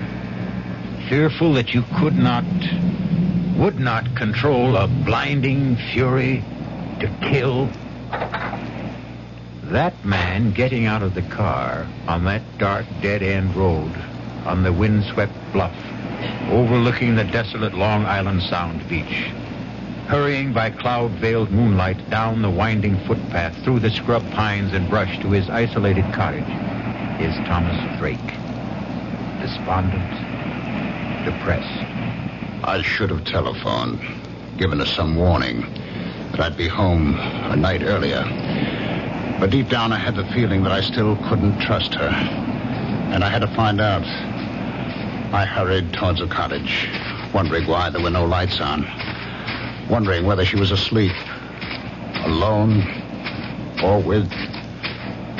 I walked around from the back of the house, across the gravel mound, toward the waterside porch steps, not caring whether the crunch of my footsteps could be heard inside. The only other sound was my pounding heart and the surf washing the loose gravel off the berm. The half-moon slipped behind a bank of black clouds. And in the darkness, I tripped over the shovel, left lying on the gravel. I kicked it away. I went up the porch steps to the front door. I tried it. It was not locked. I stepped inside and listened. I called out, "Marianne!" The bedroom door was closed. I opened the door. I stabbed at the light wall switch. The ceiling flooded. An empty made-up bed. I went to the kitchen. Turned on the light. It was swept and tidy. The counter, the sink, the stovetop, bare and dry. Not a trace of food particles. No lingering cooking odors. The dish mop, dish towel, bone dry. I needed a drink to calm down. I reached for the bottle of bourbon in the kitchen cabinet. Poured myself a stiff one. Wondering where she was. The drink only added fuel to my slow burn. I flushed with waves of anger. I had to get out in the air to think. I put out the house lights, carried the bottle and the glass to the porch, and settled down to wait. The cool onshore wind on my face. The moon playing hide and seek with the dark clouds. The lights of Connecticut blinking across 10 miles of black water. The old field light alternating beams of green and red. It was restful. But as I nursed the bourbon, I couldn't altogether get her out of my mind. My thoughts wandering back in time, wondering if she'd left me or would once again like the first time before we were married and were living together in my apartment on Manhattan's swinging east side. Two modern, sensible singles willing to give it a try.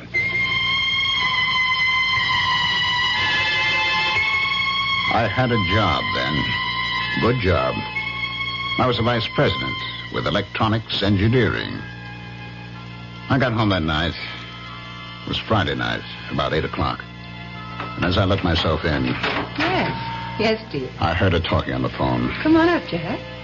Oh, ask the doorman to hold a cab. He just got home. Oh, who was that, Jack Harrison? Of course. Who else?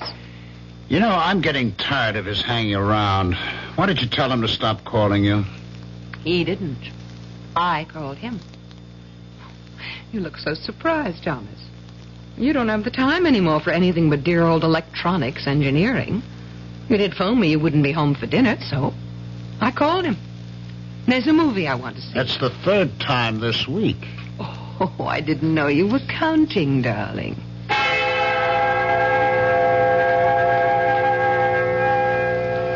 I waited that night watching television, dozing fitfully. My mind going back to the smiles and looks they had exchanged as they left. I could see them after the movies going to the Purple Camellia for nightcaps and the wild rock of the panting cougars, and then senses-stimulated bodies pulsating with savage beats to spend the night with him.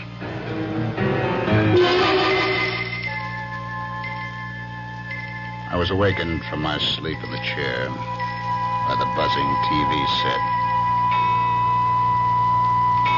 It was 4 o'clock. I fought off the idea of phoning her at Harrison's apartment. I had no one but myself to blame. We had agreed, like two sensible moderns, that there'd be no strings, that we'd be free to live our own lives. And for the first time, I admitted to myself I didn't want that freedom. By 10 o'clock that morning, I couldn't stand it. I phoned Harrison's apartment. There was no answer. I went down to the lobby reception desk to get the mail. It hadn't arrived yet. But the clerk handed me an unstamped envelope. My name and apartment number on it, in Mary Ann's handwriting. I tore it open. Dear Tom, I'm sorry. I think it would be best for both of us to call it quits. I'm going away. There was no date on the plain white notepaper. No imprint of name and address, no forwarding address. Just signed, Mary Ann. I refused to believe it. I hurried right back up to the apartment, to her bedroom closet. Her clothes were gone. I got through the day somehow, in a daze. But the next day, when I went out to get the Sunday paper and returned to the apartment, there she was, unpacking. I changed my mind. Let's have a drink. Want to tell me? There's not much to tell. He told me he has a wife, 3 children in Connecticut, that she won't let him go, so he couldn't marry me. Marry you? You want to get married?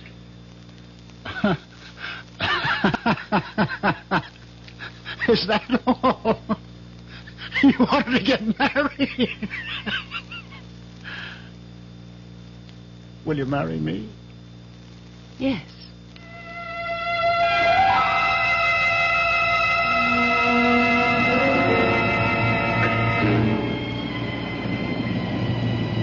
Now, here I am, waiting once again. Like two sensible moderns, we adjusted to marriage. We seemed to be making a go of it. Until I lost my job and the cutbacks of government contracts.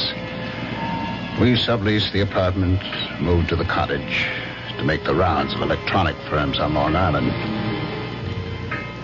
I sat there on the porch, waiting once again, looking up and down the beach. And suddenly I saw a flashlight about 100 yards down the beach.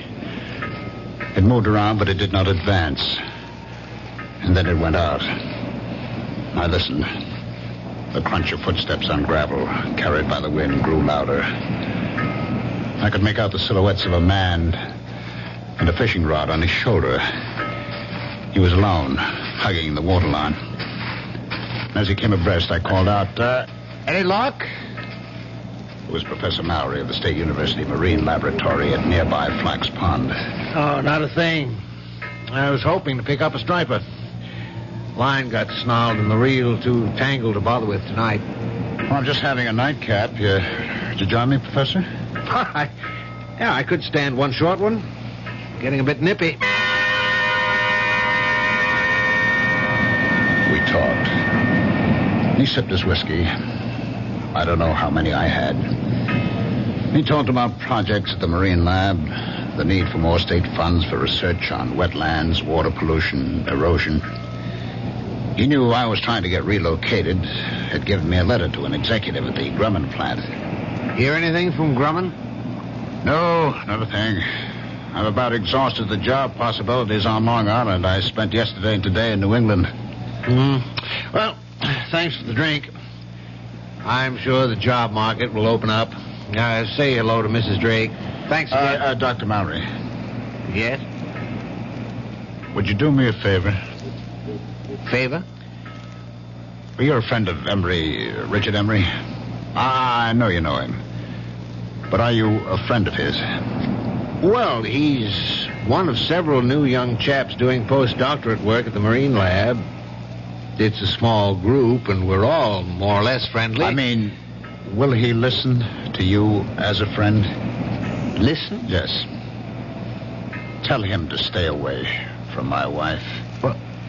Emery? Your wife? That's right. Don't ask me how I know. Little things, I know. I come home tonight. She's not home. I know. Well, it's a rather personal matter. I don't feel I have the right to meddle in the personal affairs of a faculty member. If he doesn't, I'll kill him. Now, Drake, don't talk like that. Sensible people don't solve such problems like that. That's what I always thought, but now... Look, Drake, if you don't mind my giving you some advice, why don't you just get a divorce? Or a separation? You just tell Emery to stay away from her. You must tell her, Mallory. You must. I don't want to kill her, but I'm afraid. There'll be a breaking point. You tell him, Mallory, tell him. If you don't, you'll share the responsibility. Now, Tom, you're overwrought. You'll feel better in the morning. All right, I'll talk to Emery. Thanks. Good night, Tom.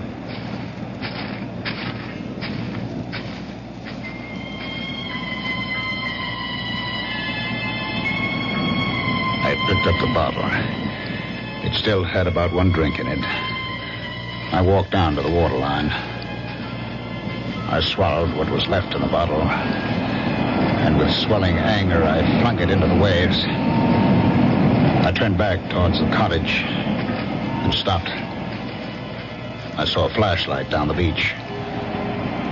I could make out two persons walking towards me. And then the light was out. And silhouetted against the night sky, two forms embraced as one.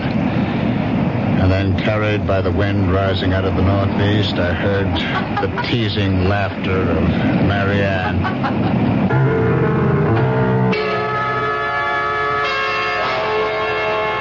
Well, there may be laughter in the wind, but for poor Tom, this is no time for levity.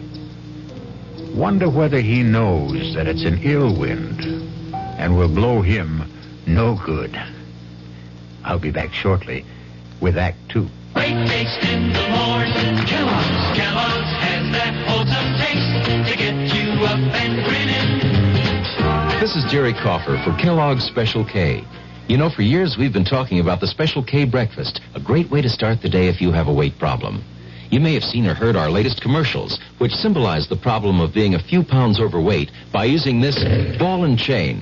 That's the sound effect. But so many people have come to know the Special K breakfast that can help solve weight problems, they sometimes forget that Special K is America's favorite high-protein cereal. It has 8 essential vitamins and iron, and so delicious that lots of folks, kids as well as adults, eat Special K just for the sheer good taste of it. So we don't want you to think that you have to wear a ball and chain to eat Special K. All you need is an appreciation for the finer things of life, a 1-ounce bowl of Special K, 4 ounces of skim milk, tomato juice, coffee, and maybe a little sugar. The Special K breakfast can help you lose weight all by itself, but it really is a good start. Who knows how to help you solve your shopping problems? The Better Business Bureau knows. Wednesday, 10 o'clock. I'm back at the office working on the case when my secretary brings me the mail. Thanks, kid. The usual stuff. Then I see it. It's addressed to me, resident. Inside, a fake rabbit's foot. The pitch, a $2 donation or send back the rabbit's foot. My problem, what to do about it. I'll help you with good advice from the Better Business Bureau. Oh, yeah? Spill it.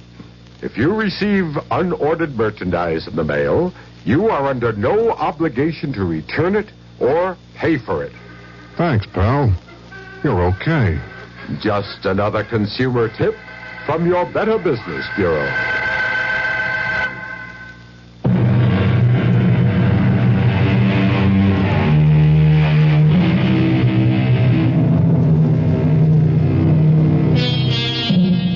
Now, what's a fella to do?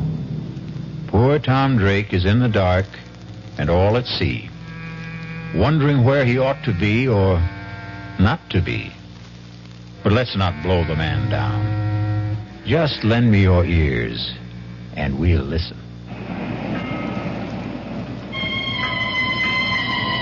Their embrace in the dark was brief, and they started walking towards the cottage without using the flashlight. For a split second, I thought of walking towards them for a showdown. But Mallory's promise to talk to Emery made me put aside the impulse. I ducked behind a line of boulders that formed a breakwater above a high water line. They stopped in front of the cottage. From behind the boulders, I watched and listened. That was a good hike. Yeah. Let's go inside. Oh, let's sit out here for a while. It's such a beautiful night. I'd like a cigarette. Okay. He sat down beside her, struck a match, cupped it in his hands and held it to the cigarette in her lips. In the glow from the match flame, her face flushed, her eyes dreamy with desire. I knew I would never give her up. I'm going out to Montauk next week. It's a long Monday holiday weekend. How about coming with me? I'd love to, but I'll have to figure out some excuse to be away. Figure out? Well, that shouldn't be any problem. You're pretty clever about such things. I'll think of something. I couldn't help thinking she was pretty clever about such things. Like the night she went with that very clever Harrison leading her on. I'd never forget that Friday night. And now, another Friday night. Come on, let's go inside. You said he won't be back tonight. Oh, relax, Richard. You mean to tell me you prefer this cold gravel to a nice, comfortable couch? Come on, Marianne. Oh, what's wrong with staying out here? Omar Khayyam was content with a jug of wine, a loaf of bread beneath a bough. Oh, not bad, not bad. The laughter broke off suddenly. I saw the glowing tips of two flipped cigarettes, and then... Kiss me, Richard. Oh, I'm crazy about you. Stop it! Stop it! Tom! What are you... Marianne, go inside. Go inside, I tell you. Now, wait a minute. Why? If you have anything to say, you can say it here in front of Richard. Go inside. Let go of my arm. Now, listen, you leave her alone. Let go of her. He broke my grip on her arm and pushed me away. His shove made me slip to my knee. I came up swinging at his face and missed. He pinned my arms from behind. Now, listen. What's the matter with you? Are you crazy? I broke out of his grip, stepped back from him, and fell across the shovel. I grabbed the handle, jumped up. No! And swung at Emery. Too late for me to stop the swing. No! As she rushed in between us, the sharp edge of the shovel hit her in the back of the head. Oh, my God. I stood there, holding the shovel, unable to move, my eyes fixed on her face as Emery knelt down over her with the flashlight. I watched her face and prayed she wouldn't die. I trembled with fear and anguish, telling myself this couldn't be. It was a nightmare. Emery turned the flashlight on me, studied my trembling lips, my glazed eyes fixed on Marianne. She's dead. I heard him, but didn't answer. I couldn't take my eyes off her. Drake, did you hear what I said? She's dead. You killed her. You better go in the house and call the police. I looked at him, puzzled. My mind, my eyes, my memory playing tricks on me, wondering who he was. Harrison? Jack Harrison? Mocking me the night he took her to the movie, telling me we'll be back. What's the matter with you, Drake? Don't you hear me? Call the police. I'll tell them. I'll say it was an accident. She tried to steal. I don't think you've heard a word I said. I'll call the police myself. Where are you going, Harrison? Call the... Who's Harrison? I'm Emery, Richard Emery. Drake. I'll be right back. Don't turn your back on me. What? He looked back as I swung the shovel, his mouth open, his eyes unbelieving. He went down. I hit him again. He was still, lying on his face. I staggered, gasping for air, my head pounding, thousands of pinpoints of light exploding inside my head. I sank down on the steps of the porch, holding my head in my hands, trying to clear my head, groping to recall, understand what had happened to me, to them. Slowly, the horror of it all returned. Marianne was dead. I turned the other body face up. It was not Harrison. It was Emery.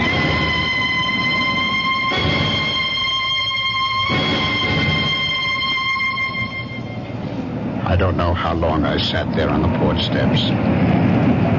Finally, I faced it.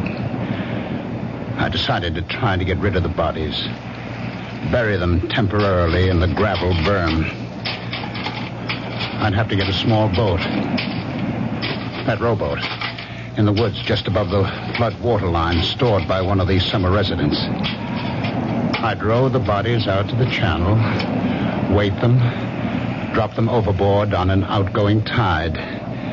The strong current on the bottom of the channel would move them out to the sea. The loose gravel was only about 3 feet deep. It would be deep enough to hide them.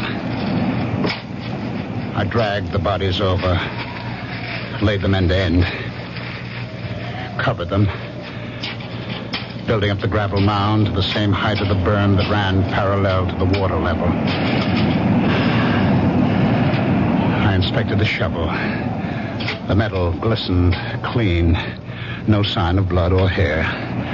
I stood it against the porch rail, went inside. I sprawled out on the bed, exhausted, and fell into a heavy, dreamless sleep.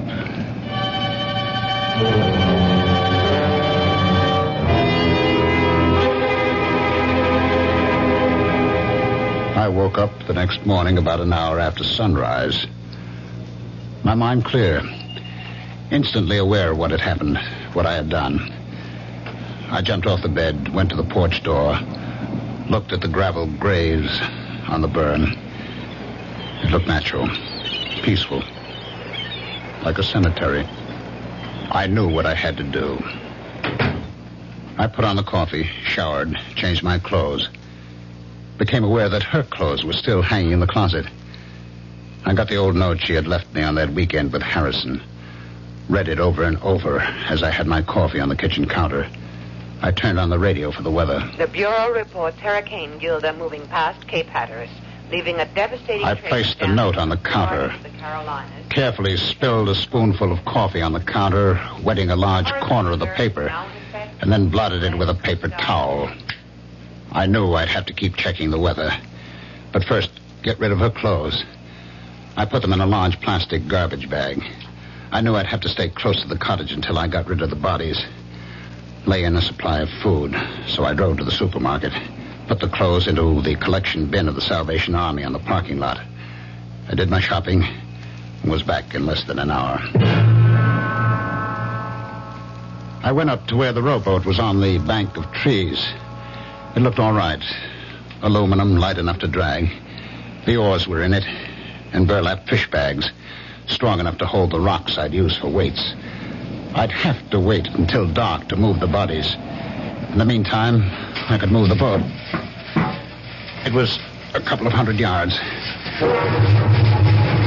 I I placed the boat on top of the grave. By nightfall, the Coast Guard was sending out small craft warnings, and all through the night, I was glued to the radio for weather checks, feeling trapped, helpless to do what I had planned. I finally fell asleep on the couch. I was awakened by the Sunday morning church music and a loud knocking on the porch door. Dave, are you in there? I didn't recognize the voice. I hesitated. The knocking stopped. I heard him walk down the porch steps. I put on my shoes, went to the door. He was sitting on the edge of the transom of the boat, his back to me, smoking a cigarette, fishing pole across his knees. It was Mallory. He turned. Didn't wake you, did I? I heard the radio, and I thought I'd stop by. Feel all right? Okay now, but yesterday, what a head. All day. How about some coffee? Oh, thanks, but I've got to get back to the lab. I didn't know you had a boat. Well, it's not mine.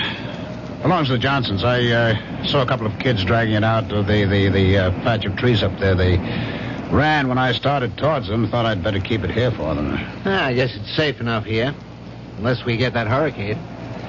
I'd pull it up on higher ground if the weather gets worse and Gilder doesn't move out to sea.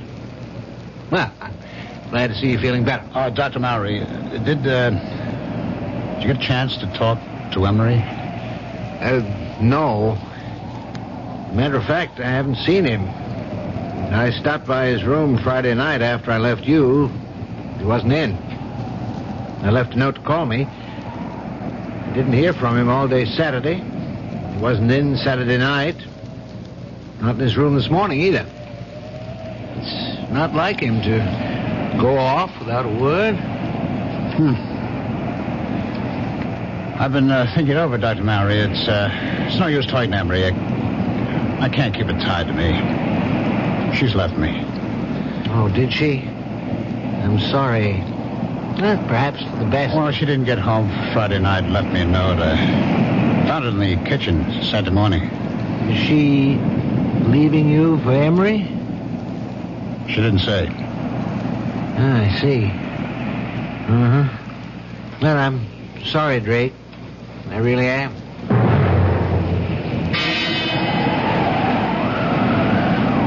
Sunday night, I was still trapped by the weather. It got worse through the night. But the weather report said there still was a 50-50 chance that the hurricane would bypass Long Island.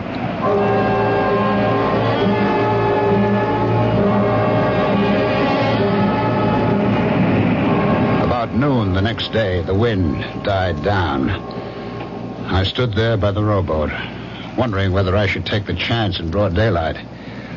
Long Island Sound was still, calm as a lake. I heard a helicopter coming across Crane Neck.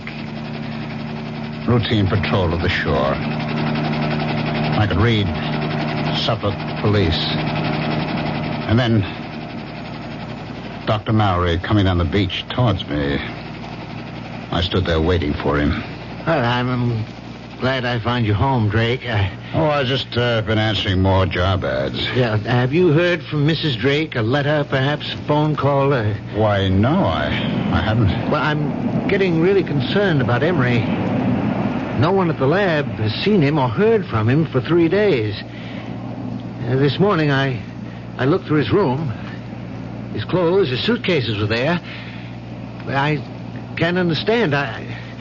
I was hoping if you'd heard from Mrs. Drake and knew where she was, I'd ask her if she had any idea about where Emery might be. Well, I do have her mother's phone number in Ohio and her sister's in Connecticut. If you don't mind. Do you want to call from here? Thanks, but I'm on my way to the village hall to see Police Chief Raymond. I stood there watching him make his way along the beach to the village hall at the old field lighthouse, wondering just what he'd tell Chief Raymond. Well, You know what they say. The path of gory murder leads but to the grave. What do you suppose will happen to Tom Drake? Will he be like that comedian who murdered people with stolen jokes and was hanged by his wits' end? I'll be back shortly with Act 3. Hi, Ms. Goldilocks here. Professionally taste testing diet drinks can be very difficult, but I've just had to bear with it. Then I found sugar-free Diet 7-Up. It doesn't taste like other diet drinks. It's fresh, light, natural, delicious. Sugar-free Diet 7-Up tastes so good that I've taste tested it hundreds of times, and each time I've given it my seal of approval. Yes, this one's just right. You've finally made your gift list. Your neighbor's child is 2, your niece is 6, and nephew is 7. But before you go to the toy store, there's something else you should do. Write Toys, Washington, D.C., 20207 for a free booklet on toy safety. That's Toys, Washington, D.C., 20207. This message is brought to you by the U.S. Consumer Product Safety Commission.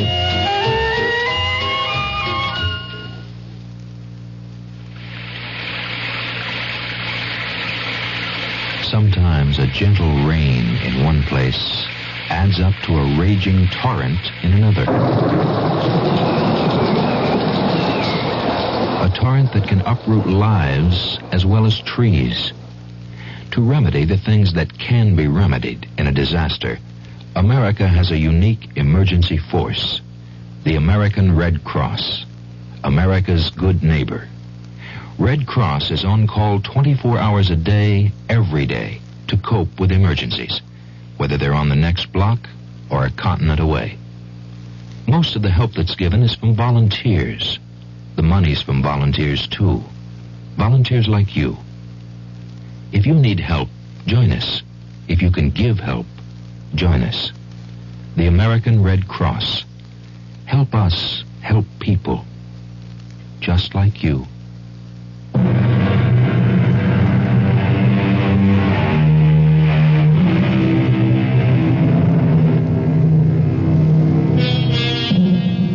The lot of most policemen is not a happy one. Wonder how Police Chief Raymond will receive Professor Mallory. Will he use the right bait and make a haul, or lose hook, line, and sinker? Let's follow our troubled professor and find out. What's this all about? Emma said to tell me it was urgent. Well, I mean, it's not a matter of life or death, is it? I hope not. Ooh, well, you sound like you're not so sure. I'm not, but I am getting worried. Somebody been stealing typewriters and lab equipment again? No, Chief. Well, this may sound odd, but a member of the lab faculty seems to be missing. Oh? That's so. What do you mean, missing? No one's seen him since Friday afternoon. Well, this is only Monday. Yes, but he was not in his room Friday night, Saturday night, Sunday night. He didn't show up in the lab today. Now, what about his weekends? Did he have them free? Oh, sometimes, when scheduled. He was not scheduled to be off this weekend. Uh-huh. The chap he rooms with, Garrison, says he saw Emery Friday noon. Well, Garrison was off this past weekend. He got back Sunday night. I saw Garrison this morning. He wasn't surprised or upset over the fact that Emery hadn't spent the night in his room. Mm-hmm. It wasn't the first time.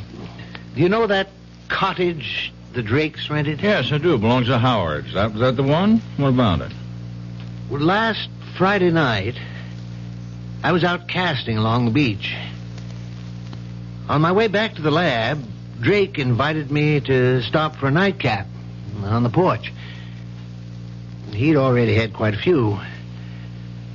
I had one drink with him, and he asked me, was I a friend of Emery's?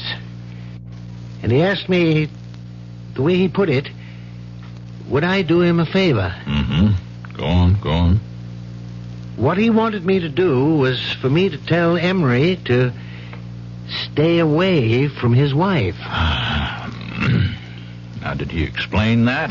Did he mean Emery was annoying his wife, or did he mean they were having an affair?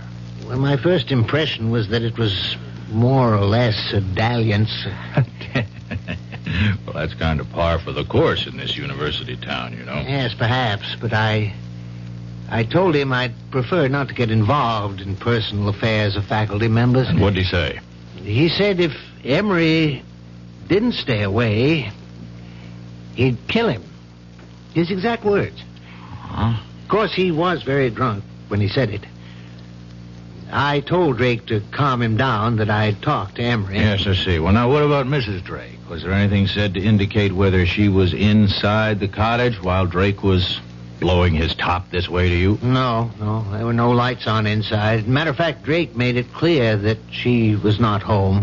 He implied, without mentioning Emery by name, that she was out somewhere with him. Well, in that case, she could have some idea about where he might be. That occurred to me. I went back there yesterday morning with that in mind. And did she? She wasn't there. Drake told me she'd left him. He said she didn't come home at all Friday night. He said he found a note from her in the kitchen Saturday morning. Well, that's quite a coincidence, to say the least. Did the note say she'd gone away with Emery? Well, Drake didn't show me the note, but as much as said, there was no mention of Emery. Have you been to the cottage since yesterday? I stopped there on my way here.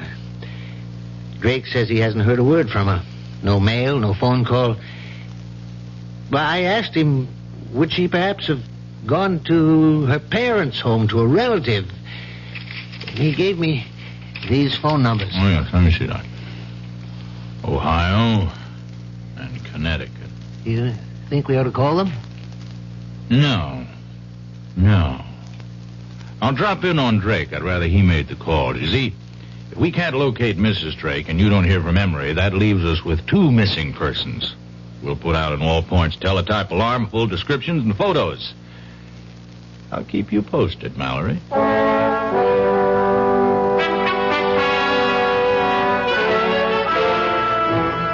I'll come to the point, Drake. Mallory, Professor Mallory up at the Marine Lab, came to see me. And he's a bit worried about the absence of a faculty member, one Richard Emery. There's no use being delicate about this, Drake. From what he told me, it does look like Emery and your wife ran off together, doesn't it? Yes, it sure looks like it. Do you mind if I see that note she left you? Oh, no, not at all. It's on the kitchen counter where I found it. We went into the kitchen. He picked up the note, studied it carefully, looked at the back of the paper, felt the coffee stain.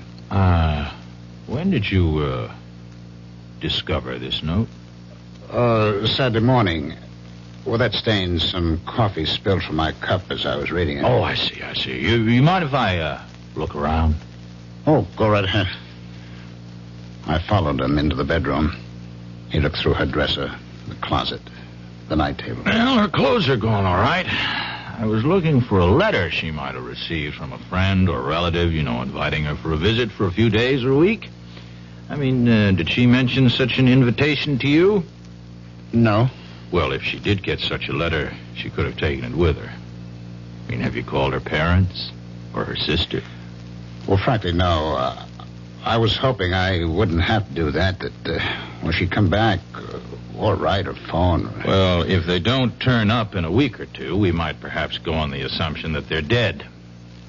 You see? And start a search for their bodies. You don't think... Well, look, Chief, I was drunk when I told Mallory... No. I don't think you killed them. Of course not. What would you do with the bodies? Bury them out there? Let's not get morbid about this. You don't think I'm going to call out the tractors to scrape down the gravel, do you? Oh, by the way, how long are you planning to stay on here? A couple of weeks. All right, fine. Well, now keep in touch. I'll call you if anything develops. Phone me if you get a letter or a call from your wife. I followed him out. He looked at the rowboat. steadied the sky. I'd pull that little boat up higher beyond that low ground back of the house. I wouldn't be surprised if we get some of Hurricane Gilda before night's over. Better keep the radio set on the Coast Guard reports. I watched him go down the footpath across the low ground behind the cottage and then uphill to where his car was parked, top of the bluff. It was not till he was out of sight that I stopped sweating.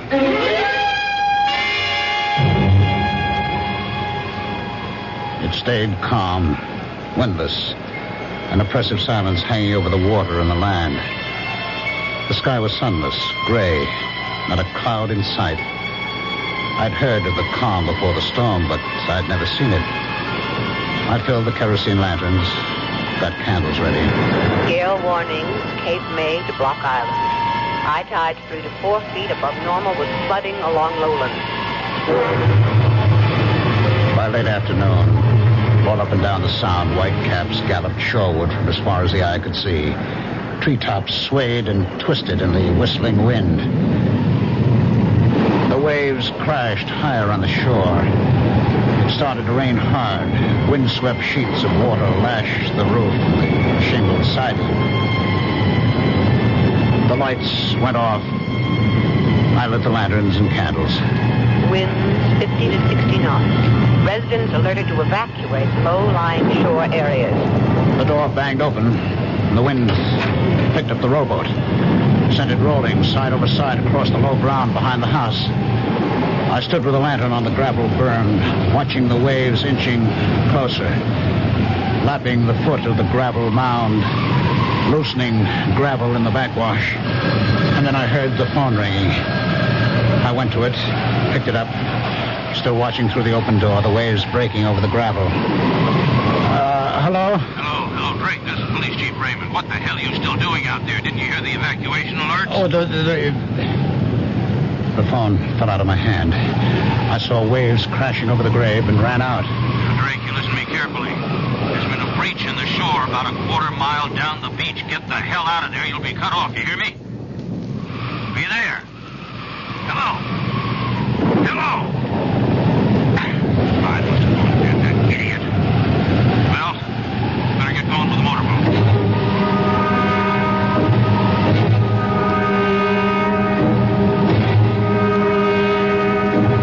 I knew I had to keep shoveling on the gravel and sand as fast as the waves washed it off. But for every shovelful I threw on the grave, the waves washed off too. I lost track of time. I knew I had to keep at it to keep the grave covered.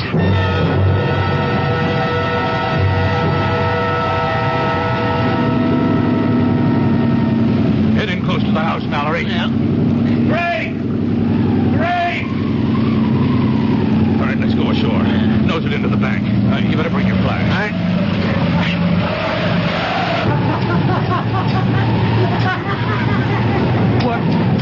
What the hell is he doing? No!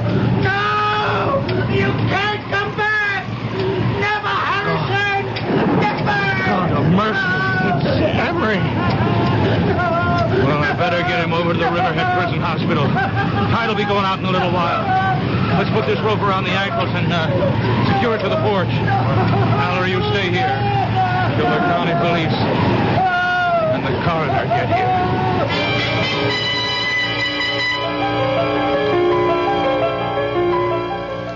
Chief, I'm at the morgue at Riverhead.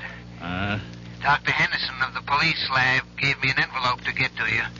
He said you wanted an analysis report in a hurry. That's right. What's it say? Read it to me.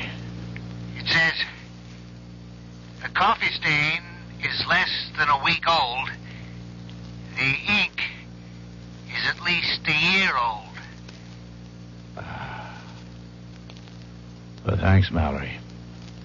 By the way, do me a favor, will you? Leave a note to Highway Superintendent Murphy in the State Office building. And tell him I said, I won't be needing those tractors.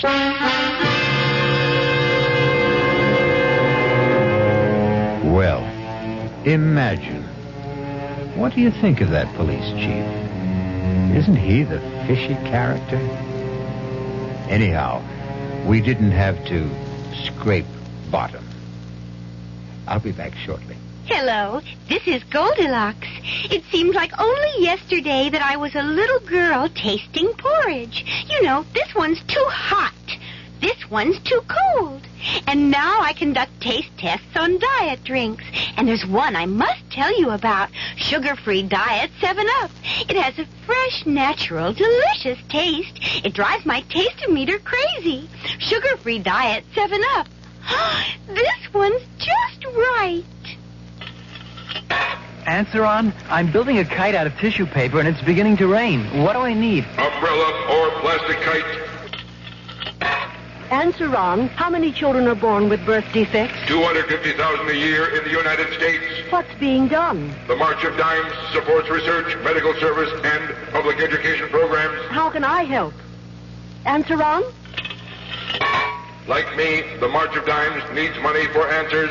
Give to the March of Dimes.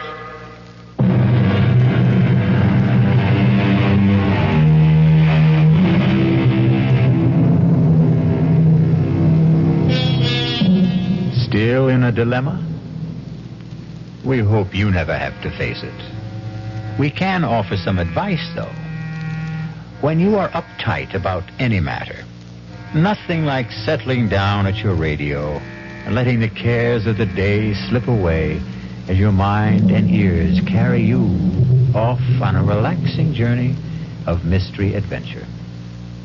Our cast included Ralph Bell, Patricia Wheel, Robert Dryden, and William Redfield. The entire production was under the direction of Hyman Brown. And now, a preview of our next tale.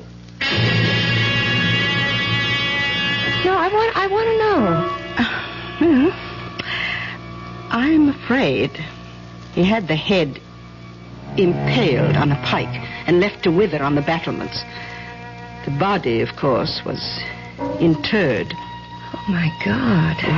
Nasty types they were in those days. How old was she? Oh, see, I think I remember. Oh, yes, 24. Just my age. So young to die and be buried forever. Well, the legend is, of course, that she hasn't been. You mean she haunts? Oh, rather. She was quite a horsewoman, history tells us. And any night, but particularly when the moon is full, she rides the grounds, searching for her lost head. Radio Mystery Theater was sponsored in part by new sugar-free diet 7-Up.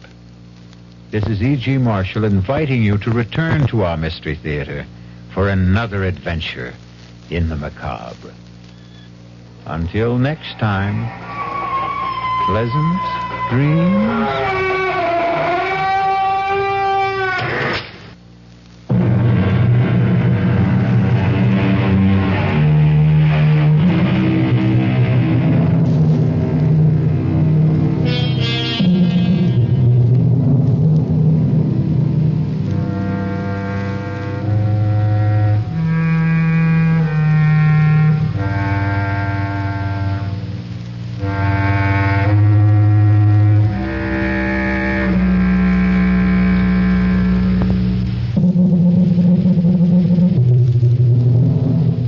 WDAF, Kansas City.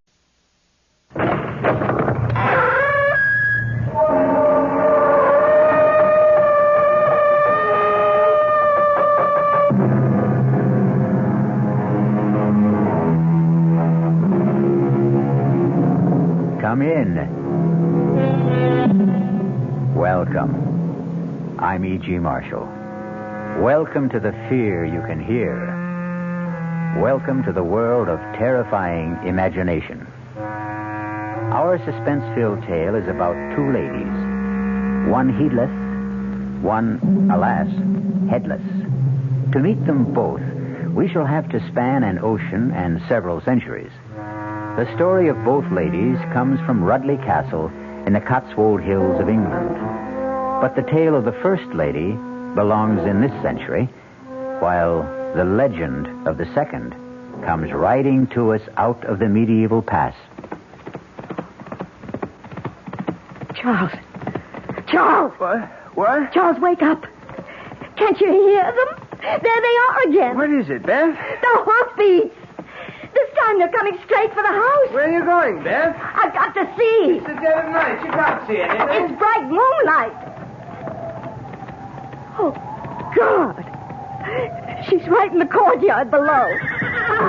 She's stopping. Out of your mind? She's throwing back the hood of her cage. You come back to bed. Oh, she has no head. There's nothing out there. Oh, no. Her head in her hand. She's holding it up by the hair. Charles, come quick. All right, I'm coming. The face, it looks 1,000 years old. Oh, it's my face, Charles. Help me. It's me.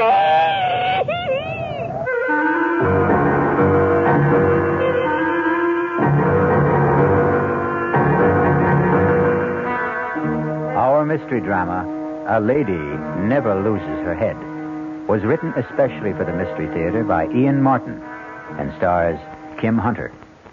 It is sponsored in part by the Kellogg Company, makers of Kellogg's Special K cereal, and by new sugar-free Diet 7-Up. I'll be back shortly with Act One.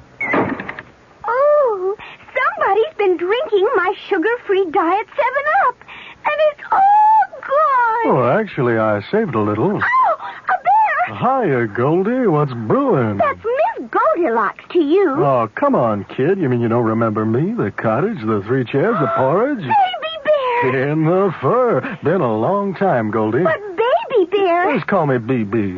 You drank all the sugar-free Diet 7-Up, and I have to conduct another diet drink taste test today. Well, yeah, I saw the sign on the door, a professional taste tester, huh? But how can I conduct my taste test now? Why bother? I tried those other diet drinks, too. You'll notice there's still plenty of them around. Why not ask me? Well, okay, BB.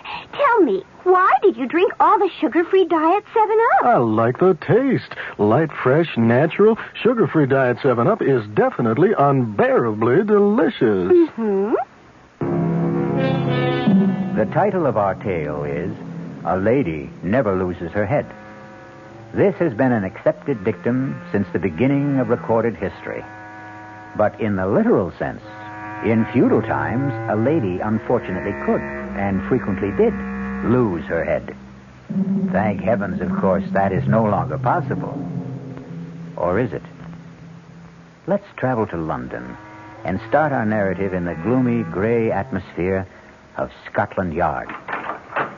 Excuse me, Inspector. Yes, Crothers, what is it? Young lady outside to see you. Most attractive. Blue-eyed, blonde hair, about 24. American, about 5... Yes, I can do without the vital statistics. Does she have a name? Yes, sir. Beth Stanton, Miss. Beth Stanton? Stanton? My old friend Biff's daughter. Well, don't just stand there, man. Bring her in. Right this way, Miss Stanton.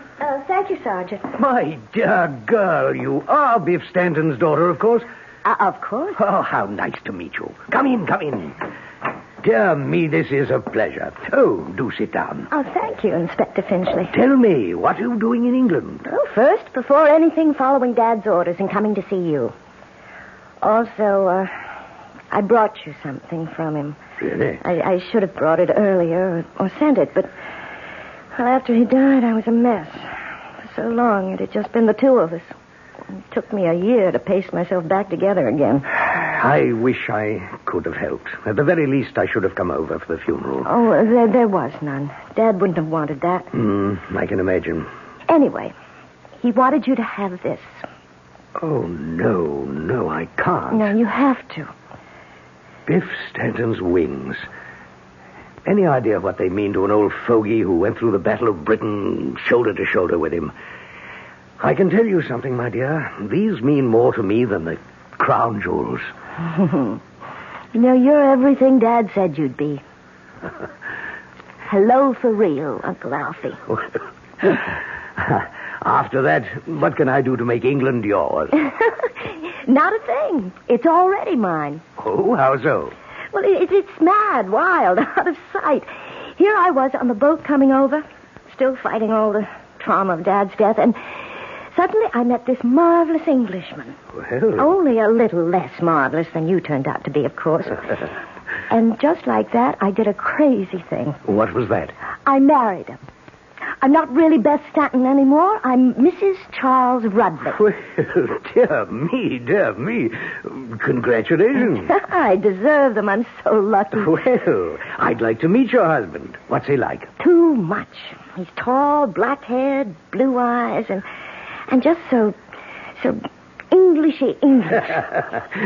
Well, now, will you live here or in America? Oh, it has to be here because of Charles. Ah, what's his line of work?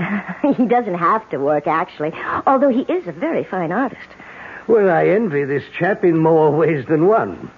Why doesn't he have to work? Oh, well, because most of his time is spent in managing his estate. Oh, which reminds me, I've got to run. I'm off to the ancestral home in the Cotswolds to take up my position as Lady of the Manor. Ah, Dorset, eh? Lovely country. Whereabouts? Chauncey Castle. I expect you know it. Well, I'm afraid I'm a bit shaky on Burke's peerage. Oh, Charles isn't an earl or a duke, really. It's just his family line. I don't even know what his title is exactly. Well, would you like me to find out? No, in this day and age, what does it matter? Now, Uncle Alfie, I must go. Charles went on ahead of me with his sister. Nora insisted she had to have a day to get things ready, and I told Charles I needed a full day to shop for a sort of late trousseau. So he drove her up with most of my bags. All right, my dear. I shan't keep you. Give me a few weeks to get settled, and I promise you'll be our first house guest. You only have to ask me. Bye-bye. Yes, sir. A very tasty young lady. And a hasty one. How's that, sir? Marion Haste repented. Beg pardon, Inspector? Oh, nothing. Too many years a policeman, I suppose. One tends to fall into the habit of looking for trouble. Still, she is the daughter of the best friend I ever had, and she must be a very rich young woman. I say, Crothers, rustle me a copy of Burke's Peerage, will you? Something I'd like to have a look at.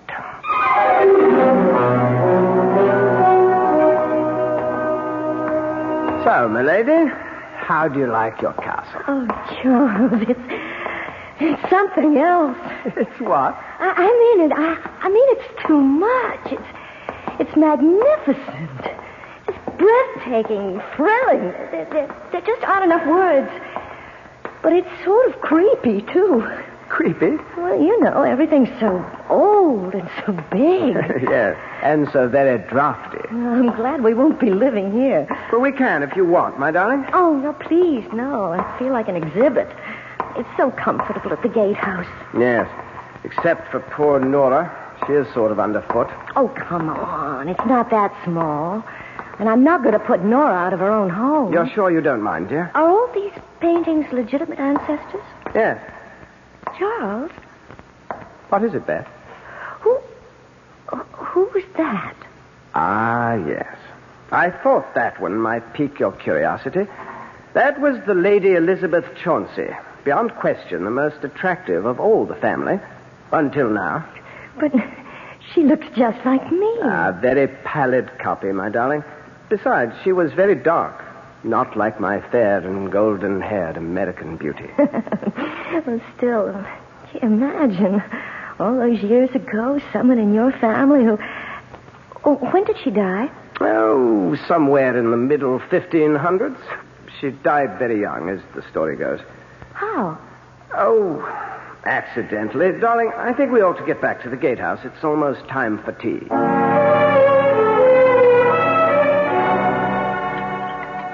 Do you have milk in your tea, Beth? No, thanks. Oh. Well, how did you like the castle? Oh, it's great. I mean, it's terribly impressive and fascinating and inexpressively gloomy, damp, and musty. Well, I didn't say that. Oh, but it was what you were thinking. Oh, no, you're marvelous. Yes, I thought all of those things. I just hope Charles doesn't want to live there. Oh, heavens, dear, not a chance. You see all the rebuilding, refurbishing that's going on there? Yes, I did. That's why I thought maybe... Oh, not intended for private life, Beth. Strictly for the public. Beg pardon?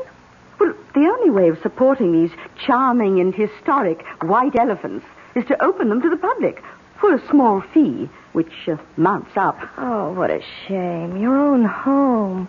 Poor Charles. Oh, he doesn't mind any more than I do. The place is much too big and full of cobwebs and ghosts. It gives me the shivers. Ghosts? You mean real ones that actually haunt? Well, if you want to believe in such things. Oh, the usual clanking of armor and dragging of chains. Except, of course, for the Lady Elizabeth. The one whose portrait I saw today? Oh, I'm not sure if I know you did. We've had a great many Elizabeths. Well, the very young one. The one who looked like me. Oh, that would be she. Yes, you do favor her. You know, Charles was so funny about her. I mean, he didn't seem to want to talk about how she died. Jolly right, I should think. Gruesome, silly story. Well, she was married to one of the first Earls of Chauncey. A man quite literally, believe it or not, old enough to be her grandparent. And so, quite naturally, she fell in love with one of the young bloods who traipsed around in the retinue. Oh, what was his name? Oh, heavens, dear, I haven't the foggiest. No one remembers him. At all events, sex being just as urgent in those days, if not quite so publicized, the two of them were caught cavorting in flagrante delicto, I think is the polite Latin phrase. And the elderly Earl was quite put out about it. So much so that he had the poor little thing beheaded. Oh, violent times, you know, violent measures. Even that wasn't quite enough for him. What do you mean? What else could he do to her? Well, it gets a bit bloody, dear. Maybe we'd better just... No, I want to know. Well, I'm afraid he had the head impaled on a pike and left to wither on the battlements. The body, of course, was interred. Oh, my God. Oh, nasty types they were in those days. How old was she? Oh, see, I think I remember. Oh, yes, 24. Just my age. So young to die and be buried forever. Oh. Well, the legend is, of course, that she hasn't been. Our parlor legend. You mean she haunts? Oh, rather. She was quite a horsewoman, history tells us. And any night, but particularly when the moon is full, she rides the grounds, searching for her lost head. She's quite famous locally. I must admit, when the wind's from the west, I sometimes swear myself I can hear the hoofbeats.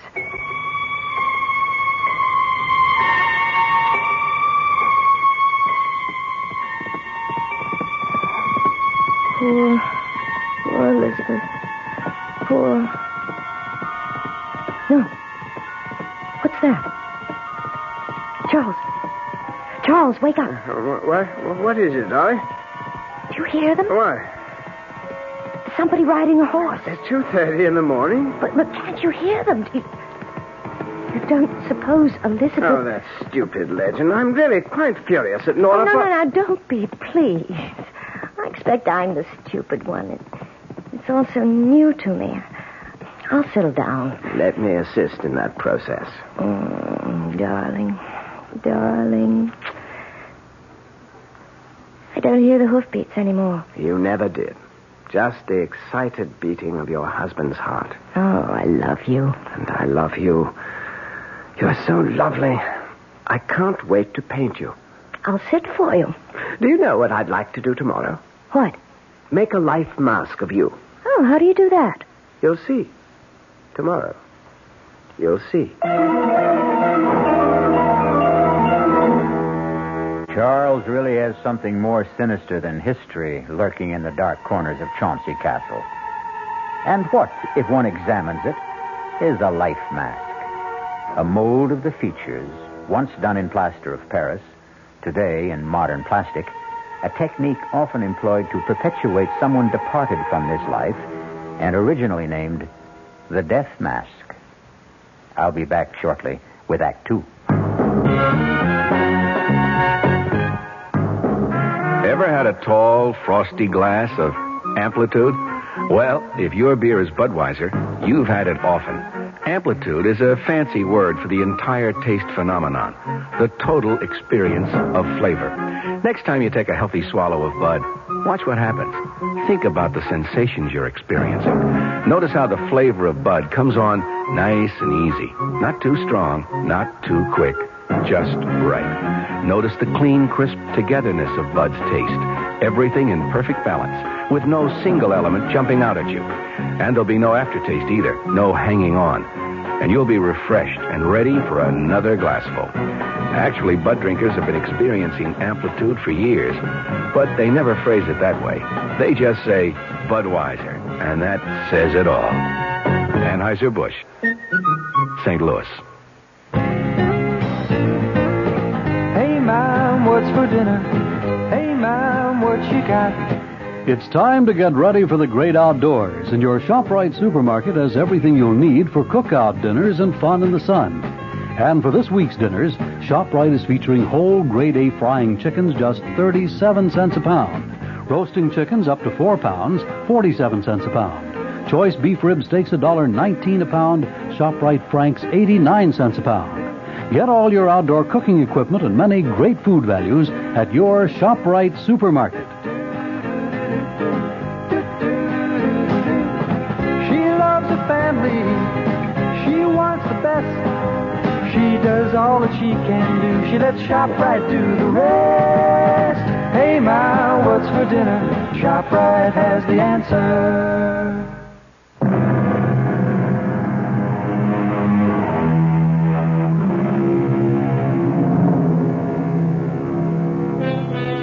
Have you ever had a mask made of your face? It's a quite terrifying experience. The material is laid on like shaving soap or a mud bath, and you lie there while it hardens and sets.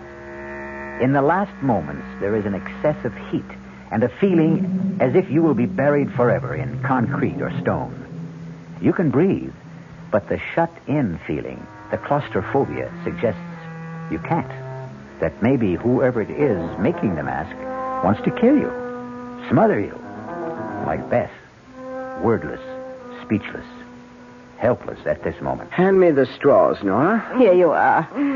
Oh, what a really dreadful thing to do to the child. Now, don't try to talk, dearest. The plastic is just beginning to set. It won't be much longer. I'm going to have to cover your mouth now, so I'll put these straws in your nose, and you'll be able to breathe. Now, the thing is not to get panicky. Oh, the whole thing is perfectly barbarous. Shut up, Nora. There's not a thing in the world to worry about, Beth. It just sort of draws, and there's a feeling that it's clamping down. But it's soon over. Trust me, darling. Please don't worry about a thing.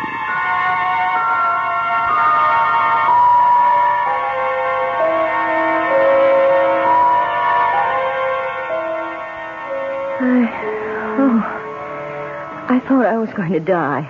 I've got the most beautiful mold of your face. You'll see it was worth it. Oh, honestly, darling, I was scared. I'm like Elizabeth. I'm much too young to die. Will you forget her? Yeah, I'd like to, but she haunts me. I never ever thought about death before, and now suddenly... Darling, have you made a will? Good Lord, Beth. You are morbid. No, since you ask. Well, you should. Well, everyone should. Well, I expect you're quite right. I'm rather careless about money matters. I'll take care of it first thing in the morning. May I come with you? Why, if you want. But... I want to make one too, Charles. It's really quite important. Well, my dear, if you insist. See, I never told you, Charles, but I'm really worth an awful lot of money.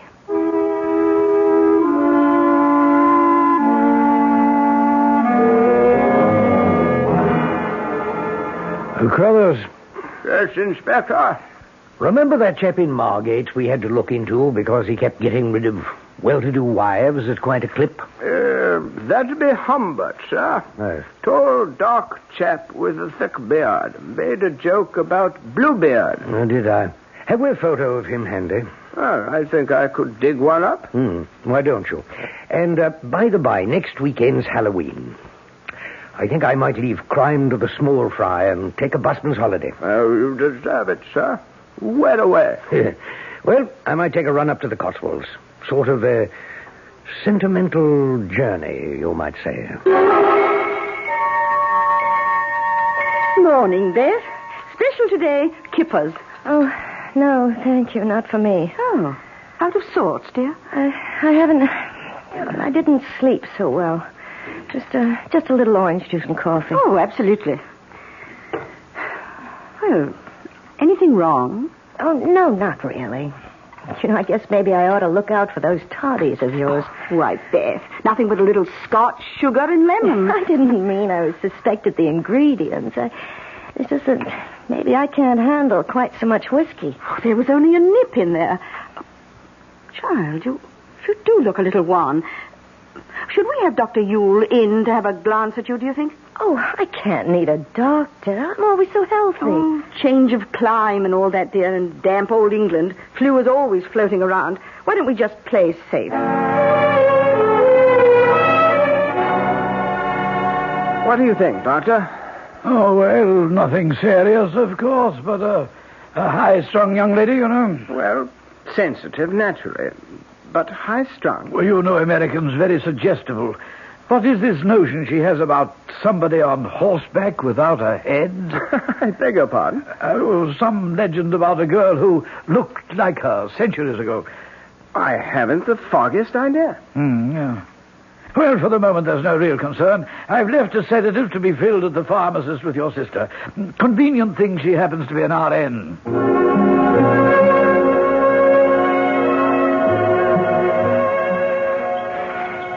You're sure you're up to this, Beth? Oh, Charles, I simply had to get out of doors and away from the cottage. Let's just enjoy a walk into the castle and pretend it's all the beginning. Well, now, just stay well in the center of the drawbridge. Needs a lot of repairs. You know, it's just incredible to think that knights in armor rode across this bridge. How far do you suppose it's down to the bottom of the old moat? 50, 60 feet, perhaps. A mess, isn't it? All those weeds and jagged rocks. Can we go in and poke about? Your wish is my command. Beth? Right here. Where on earth have you got to? Like a magnet. Right back to her. The Lady Elizabeth. She fascinates me so. Well, there really isn't all that much resemblance. Oh, I don't agree. She could be my twin. And it's funny. What's funny? But it's so hard to put into words, Charles. It's just a feeling. I mean, her portrait is just as old, and the paint is just as cracked as all the others, but somehow she feels so immediate, so today. Almost as if she just sat for the portrait, and the artist had just finished it. That is rather strange. You can see that the pigments are medieval. The patina is centuries old, just like the model. I know. I should stop identifying myself with her just because of a chance resemblance. Oh, Charles, I'm cold. Let's get back to the gatehouse and that nice living room fire.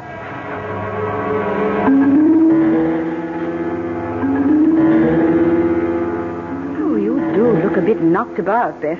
Perhaps you ought to turn in a little early. I guess so. On top of everything else, I do think our damp weather does take a bit of getting used to. I have the kettle on the boil to whip you up a nice stout toddy. Oh, I don't want anything to drink. Oh, just a bit, love, to disguise the taste of old Dr. Yule's sedative. Why he has to stick to powders instead of up-to-date pills is beyond me. Oh, while you're brewing that toddy, I have some letters to finish. Letters? Oh, I've been very remiss. I have all sorts of friends and half-relations in America who don't even know I'm married. I've got to write them. Oh, of course. You go and get them finished. And I'll brew you up something nice to put you to sleep.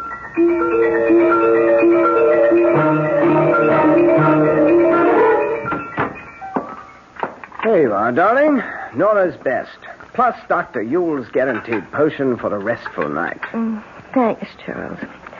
Oh, I'm sorry to be such a bother. Hush. Get all your letters finished? Yes. I must mail them first thing tomorrow. Let me have them, darling. I have to run into the village to pick up the post. I'll send them off then. Okay. And by the by, I hate to bother you with this, But as long as you have pen in hand, want to look this over and sign it? What is it? That last will and testament that you insisted on making. Technically, I suppose I should have John and Nellie witness your signing, but I'm sure they'll take the will for the deed, if you'll excuse a complicated pun. Sign it later. Oh, yes, let's get it out of the way. I have enough morbid thoughts as it is. What morbid thoughts?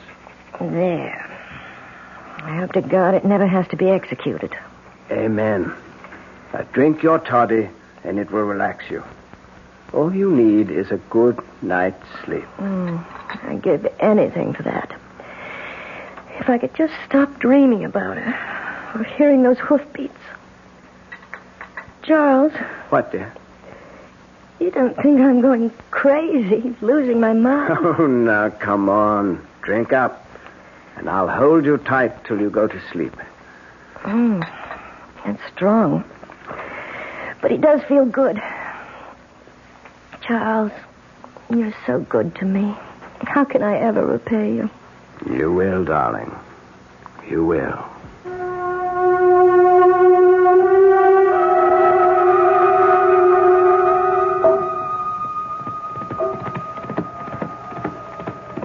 Charles. What? Charles, wake up. Can't you hear them? There they are again. What is it, Beth? Hoofbeats. This time they're coming straight for the house. Where are you going, Beth? I've got to see. It's the dead of night. You can't see anything. It's bright moonlight out. Oh, God. She's right in the courtyard below. Stop it, Beth. She's throwing back the hood of the cape. Will you come back her head? She has no head. There's nothing out there. Oh, no. Her head. In her hand. She's holding it up by the hair. Charles, come, quick. All right. Hey, it looks 1,000 years old. Oh, but it's my face. Charles, help me. It's me.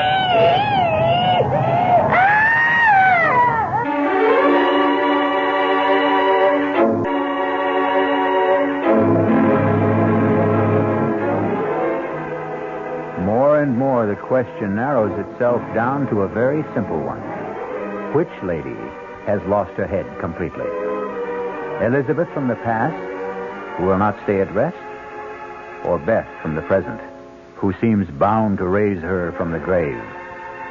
I'll be back with at least some of the answers when I return shortly with Act 3. And now another story of the ball and chain, as Kellogg's Special K presents Veronica and Jack. Oh, Jeffrey, isn't this romantic? Out in a quiet lake at night with you rowing the boat. Yes, Veronica, it's really neat. Jeffrey, what was that? Frogs. Frogs that go bonk? They're pretty weird frogs. Oh, Jeffrey, you're such a card. You have a ball and chain, like the ones they use in those Special K commercials. Yes, Veronica. It symbolizes my few pounds of extra weight. But I'm going to get rid of it. How? By exercising. You know, like rowing this boat and eating smart at every meal, starting with a Special K breakfast. You mean a 1-ounce bowl of high-protein Special K, 4 ounces of skim milk, orange juice, and coffee? Precisely. It's less than 240 calories, and it tastes delicious. It'll help me get rid of this ball and chain. I'll help too, Jeff. After all, we're all in the same boat. You have a ball and chain, too. Your happy ending could begin with the Special K breakfast from Kellogg's. This year, Italy gives you the one thing every vacationer wants for his money. More. In fact, your dollar buys more in Italy than in 85% of the tourist countries of Europe. Take restaurants. There's one in Rome called Ambasciata d'Abruzzo. Without asking you, the waiter brings a whole ham, 24 kinds of sausage, a huge antipasto, and 3 courses of pasta. When you've consumed all this, the waiter finally asks, "What would you like to eat?" You order the meat platter and get 6 kinds of roasts. After a salad, cheese, fruit, and cake, the waiter now asks, "How much would you like to pay?" You agree to $5 a person. And how do you get to this feast? On Alitalia. No other airline flies only 747s nonstop from New York to Italy. Call an expert, your travel agent, or Alitalia, and come to Alitalia's Italy, where you get more than you dreamed of for less than you thought. Based on exchange rates as of April 1st, 1974. North Jersey is certainly getting a higher yield this spring, especially with Suburban Savings' special high-yield savings certificate that you can raise for fun and profit. All you have to do is plant a modest $2,500 minimum in Suburban's limited-issue 7.50% savings certificate. Then put your certificate in a nice, safe place. Suburban takes care of the rest by compounding interest continuously from day of deposit, paid quarterly. You'll get a nice, healthy 7.90% effective annual yield on your 7.50 savings certificate when you let it grow from 4 to 10 years. Early withdrawal prior to maturity is, of course, subject to a substantial penalty. So for a nice, healthy 7.90% annual effective yield, grow Suburban 7.50% savings certificate for fun and profit at any Suburban saving office in Bayonne, Edgewater, Elmwood Park, Emerson, Hackettstown, Morris Plains, Nutley, Paramus, and Sparta.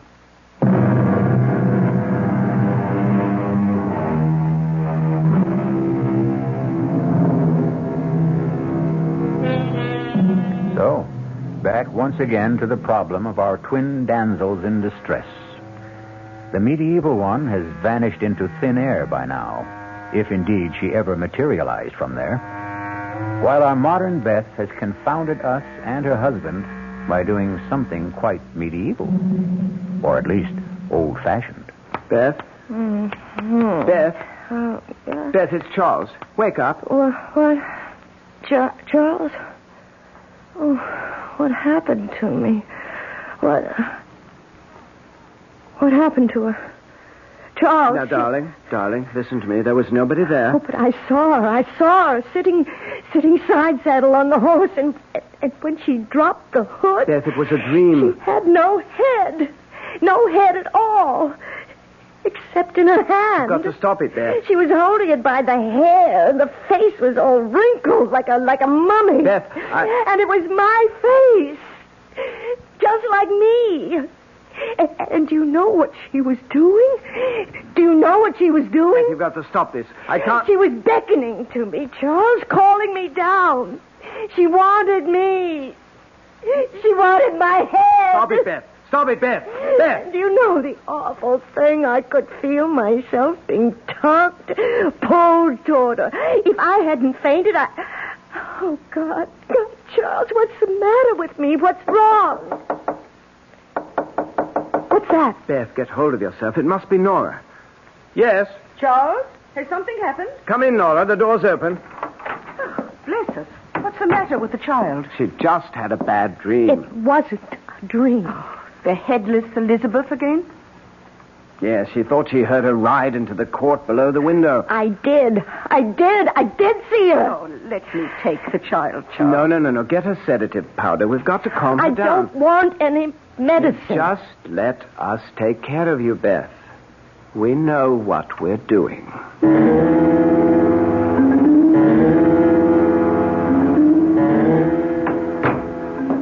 Well, I think we've got her under control now. I'm so sorry to rout you out so early in the morning, particularly on All Hallows Day. Oh, that's quite all right, Mr. Rudley. Quite all right. You'd never have gotten her calmed down without a shot from me. Oh, silly children and their Halloween pranks. I can't imagine how they got this far out of the village. Did you see this apparition that scared Mrs. Rudley so? Oh, good Lord, no. By the time I got to the window, the yard was bare. How the young'uns could have disappeared so far? Oh, I don't think this was any childish prank. What? No, it's something much more serious, I'm afraid. You don't mean sleepwalking? Oh, dear me, that too. I see. Now, you say she lost her father recently. Yes, a year ago. And they were very close. Yes, extraordinarily so, I would say. What is it, Doctor? You don't think... I'll tell you what I do think, Mr. Rudley, and I'm going to be very honest. This case, your wife's problem, is far beyond a country doctor like myself. I think she needs psychiatric help. Oh, no. For her own sake. If it weren't for the fact that your sister is a registered nurse, my recommendation would be to have her immediately hospitalized. Psychiatric diagnosis is still my recommendation. I believe it's vital to keep her from harming herself. Harming herself? How? Oh, I don't know that. But I do know that for whatever reason she is, well, in layman's terms, a nervous wreck. Hypertense, in spite of all the sedation I've been giving her. Subject to delusions and the victim of a death wish. You must get help very quickly. Help from a specialist. And she should not be left alone for a moment. Well, that's quite a blow. I'm sorry, but even suicide is not out of the question. Good Lord.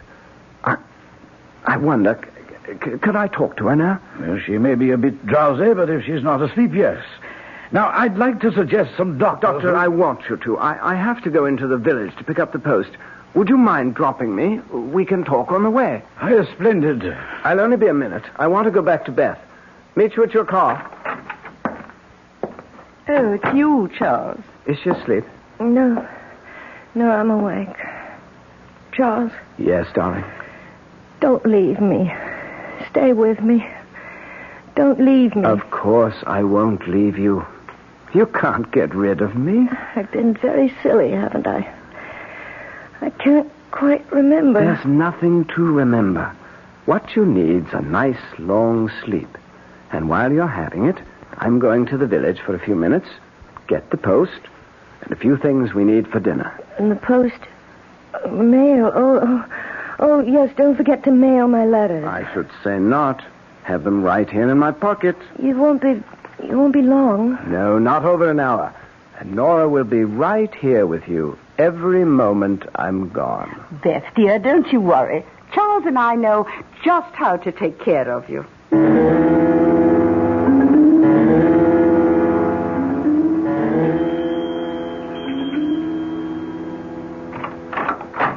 Yes? Oh, how do you do?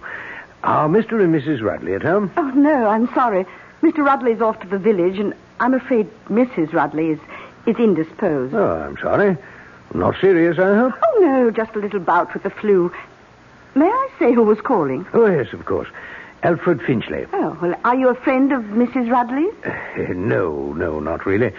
Old army chum of her father's. Oh. Just happened to be driving by, and I'd heard she'd been married, and I wanted to, well, you know, pay my respects. Oh, well, I know Beth will be so sorry not to have seen you. I'm her sister-in-law, by the way. How'd you do?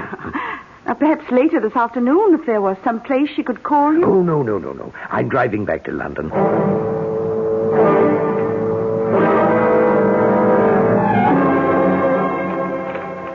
Well, that's the lot, Mr. Rudley. You owe me tuppence on the one overweight letter. There you are, Mr. Morgan.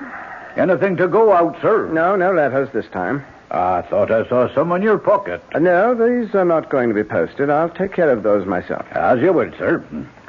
It's just opening time. Want to step in the pub and have a nice warming beer? Not this time, Mr. Morgan. Got quite a long walk home. That'll be on my way if I hope to make it by lunch. Good morning. Good morning, sir. Hey, that's it. 11's. All open for business. Not one ruddy customer. Oh, afternoon, Governor. Just 10 minutes before 2, so if you want one, better step lively into the bar before closing time. Thank you, Barkeep. I think I will. Name is Margate, sir. Donald Margate, proprietor. And what'll it be? Well, I think I shall have a gin and, if you don't mind. Yep. Coming right up. Just passing through. Yes. Lovely country. Oh, we like it. Quite a bit of work going on at Chauncey Castle. There's the gin and, sir. Oh, thank you. Oh, yes. Going to be good for business. Oh, so? Going to open it to the public, the family is. Make a tourist attraction. Well, I thought it was because the present incumbent has got married. Present incumbent? Oh, you mean the doddery old Duke? Oh, no. I meant young Mr. Rudley. Oh, him? Why, Lord bless your soul, he's not family, sir. Oh, really? No, he's just renting. Lease is almost up, I think. Rudley, I think I once knew. What's he look like? You should have been here when I opened. You could have seen for yourself. Tall, dark chap he is. Yes. He wouldn't by any chance be this chap in this picture, huh? Well, now, that'd be hard to tell. I mean, Mr. Rudley's clean-shaven and a lot thinner than this chap.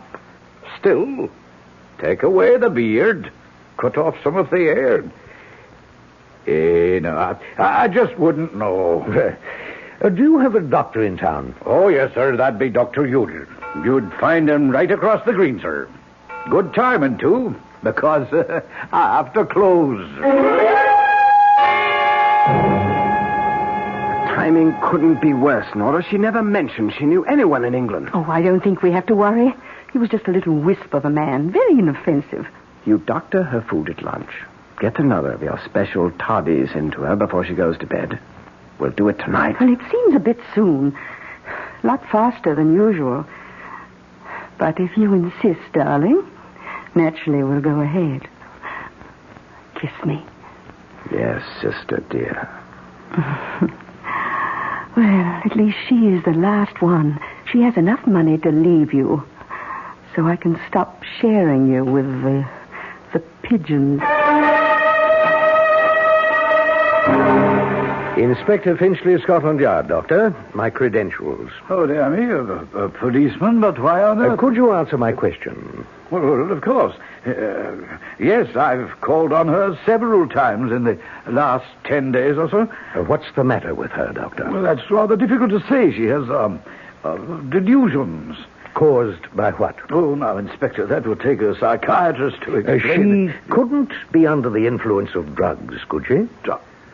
Why, does this man look at all familiar to you, Dr. Ewell? No, I can't say. Just a minute. Let me get my magnifying glass. Now, where did I... Oh, yes, here it is. Yes. Oh, yes, by George. Partly the facial structure, of course, but this is what did it. You see that old scar there bisecting the left eyebrow, more or less? Yes. Something a doctor would notice because it wasn't a very good job of suturing. Yes, I think I could swear. Shave off the mustache, the beard, and the sideburns. And by George, you'd have Charles Rudley. Or George Humbert.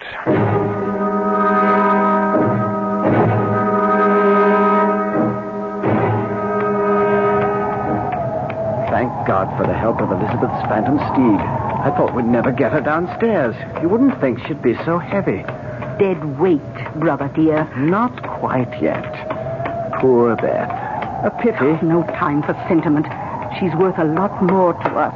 Dead. Now help me get her off the horse and then get him back to the stable and call the doctor. After you throw her over into the moat, you'd better make very sure she's dead. I'll make sure. All right. I'll get her off the horse. Stand still, Rudley. Just hold it right there. What? I've got you covered. This is the police. Don't move. Oh, you fool. Well, they're not going to get me. It's too late. Get out of my way. Watch it. Don't shoot after the horse. We don't want to harm the girl.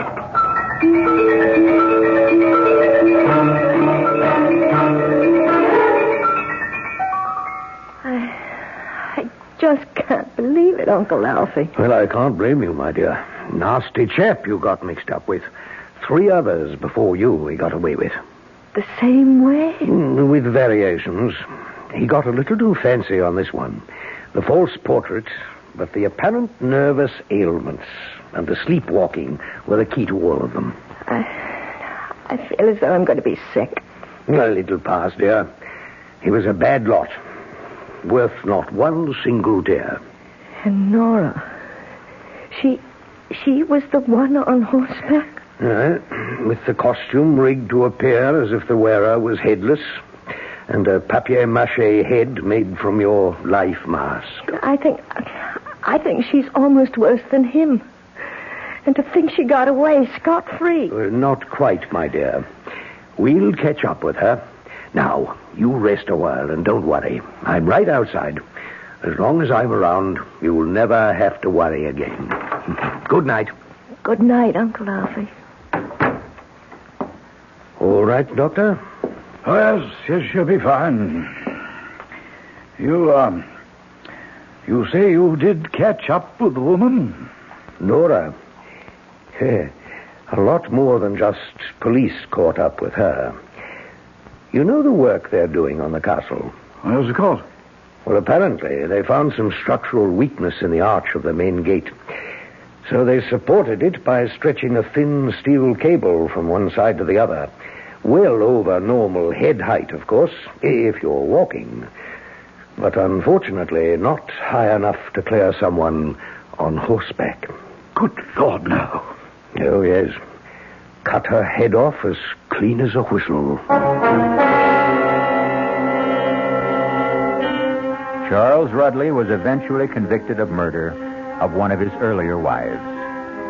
He was sentenced to life imprisonment. His common law wife, Nora, lost her life and, of course, her head. It's nice to consider that, in her case at least, the punishment fit the crime. I'll be back shortly.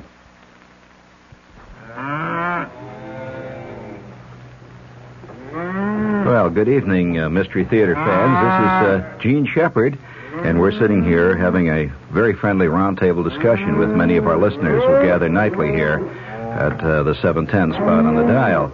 And if you'd like to join our little evening gatherings, I'm on every night at, let's see, it's 9:15 now. 9:15. You write that down and make sure that you bring all the things you need to be prepared for a fantastic evening. I'm on every night from 9:15 until 10. Join our little group some night. We sit around and discuss the world and enjoy life and walk around in the weeds and just be people. 9:15 on WOR. From the WR newsroom, the winner of the 100th running of the Kentucky Derby, Cannonade. Details upcoming in the news at 6 with Roger Skibinis. An invitation. This is Peter Roberts. Join us Sunday morning, 8:15 to 10 here on WOR for Rambling with Roberts. 2 hours of music, specially selected for Sunday morning listening pleasure, along with bits of weather information, news headlines, bits of trivia such as the fact that a man from Onowa, Iowa, received a patent for what he called Eskimo pie, which was ice cream coated with chocolate. It all happened in 1922. It may not seem like very much in the way of history, but it does take place, these little bits of trivia and information, on Rambling with Roberts. So, of a Sunday morning, make a note. 8:15 to 10, right here at 710 on your dial, come Rambling with Roberts. You don't have to give us an RSVP. Just be on hand. Thank you.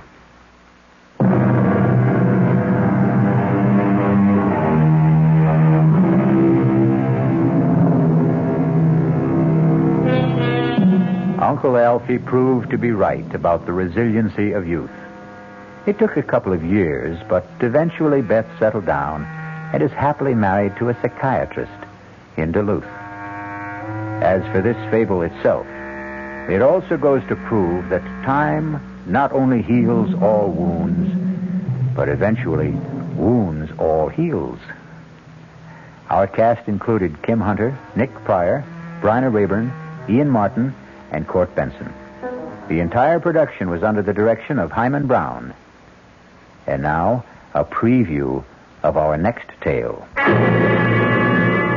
This is a voodoo doll. All of him is made with things that once belonged to Truedo. There's one last thing I needed to make the spell work. The weapon. Now at last I have in my hand the instrument of destruction. I straighten out the circle, turn the head to the sky, and death, the tail towards the ground, and strike! What have I done, Mr. Ramsey? You drove the bracelet like a knife straight through the doll's head. From temple to temple. Hernando Truedo will be dead by midnight. And we will all be free. Radio Mystery Theater was sponsored in part by Anheuser-Busch Incorporated, brewers of Budweiser. This is E.G. Marshall inviting you to return to our Mystery Theater for another adventure in the macabre. Until next time, pleasant dreams.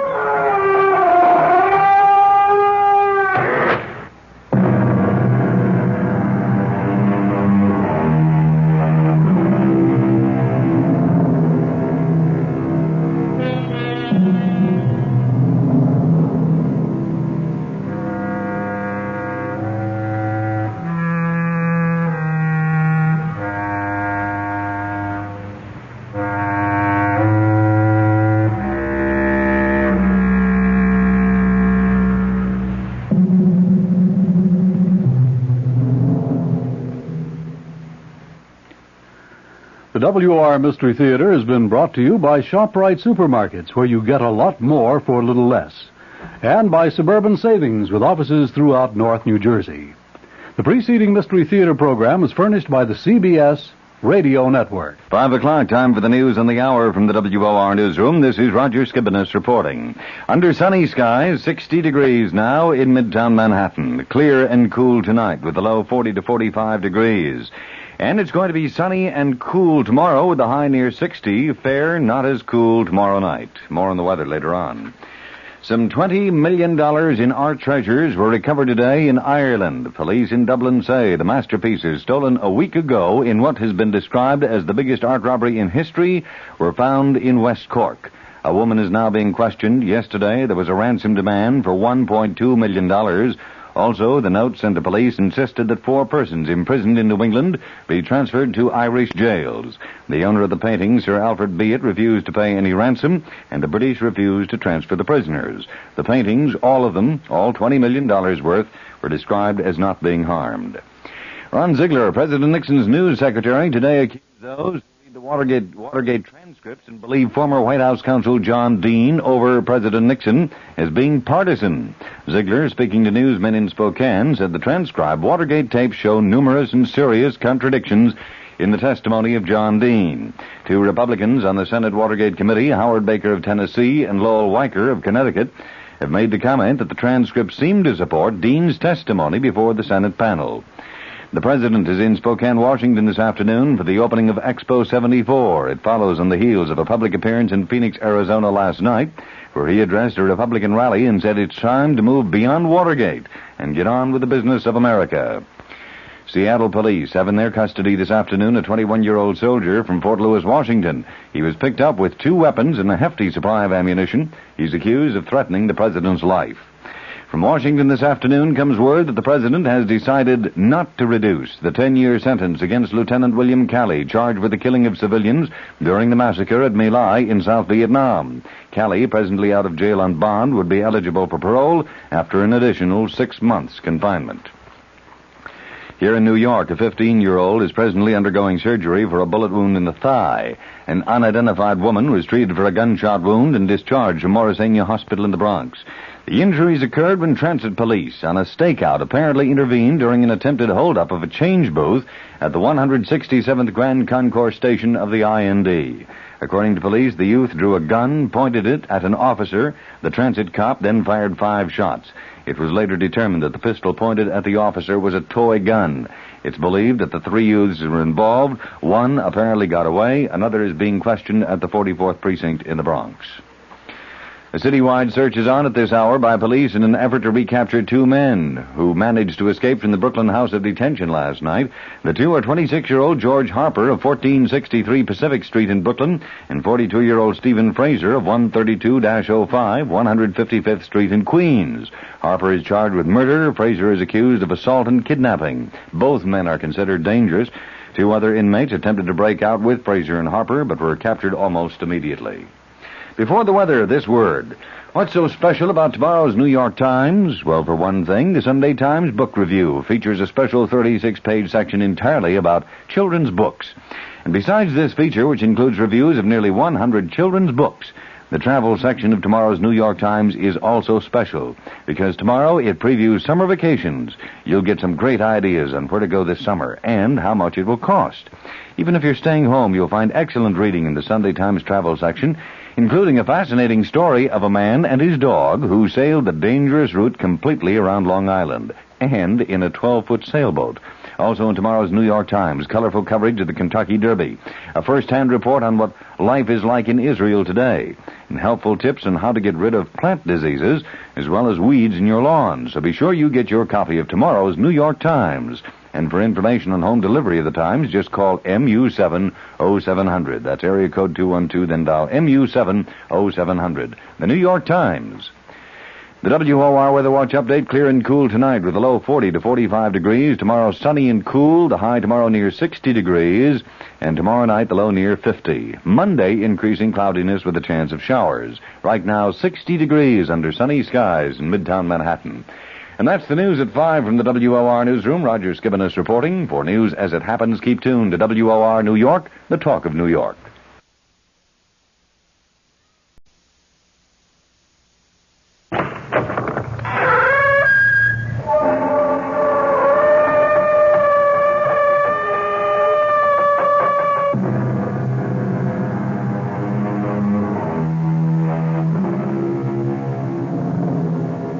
Come in. Welcome. I'm E.G. Marshall. Welcome to the world of terrifying imagination, to the fear you can hear. Tonight, I hope you have strong stomachs, for we're bound on a Caribbean cruise. Oh, we don't expect rough sailing on the way. So if you are easily seasick, have no fears. Save them all for your landing on the twin island of Mauritius and Sandorin. For it is the home of voodoo and the living dead. The soulless legions of men who are called zombies. That's it, compadres. That's the coffin we seek. Scrap away the earth so we can get the lid open. Soon we can steal another corpse for the witch doctor. That's it. Now break open the lid. And swing it back. Muy bueno. Shine the light. Oh, must have been strong as an ox. He'll make a fine zombie brother for El Generalissimo's elite guard. Está bien. Señor Ongan, here is another carcass for your living dead.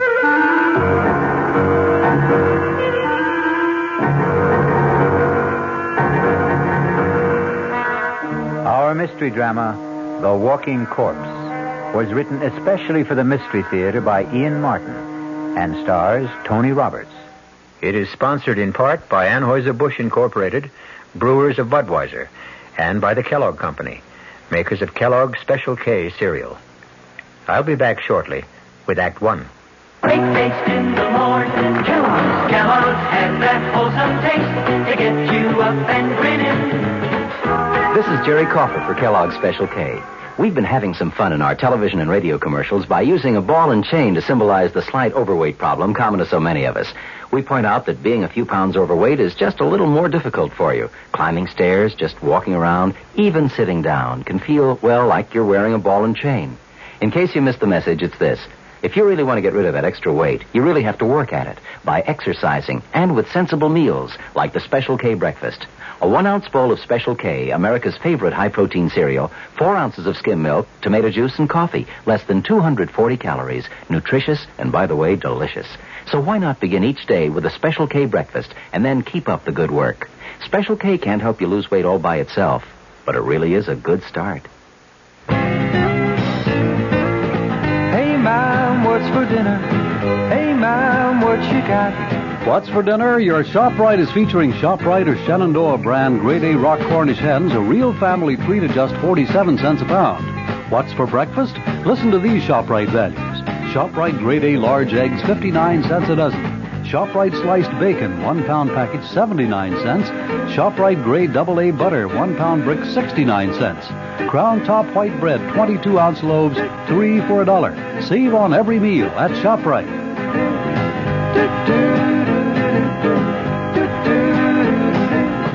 She loves the family.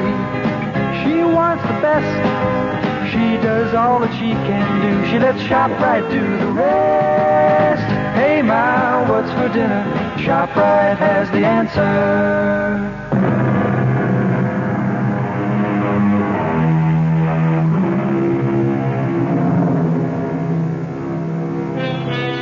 The body of a dead person, given the semblance of life, usually for some evil purpose. That is a zombie. The very name itself is calculated to make the flesh creep and the blood run chill. But on a plane headed for Miami, taking them to their honeymoon, Nothing could be further from the thoughts of Steve Ramsey and his new wife, Pat.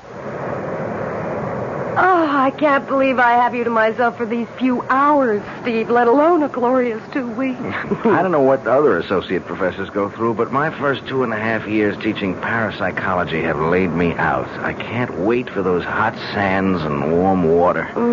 Can I serve you a drink, sir? Oh, now that's what I call perfect timing. Why not? One more, and I can fly solo to Miami without the plane. Well, then I'll join you. I can't have you orbiting alone. May I get by, please, stewardess? I'm sorry, sir. Just let me move the cart. Oh, thank you. Chris! It is Christopher.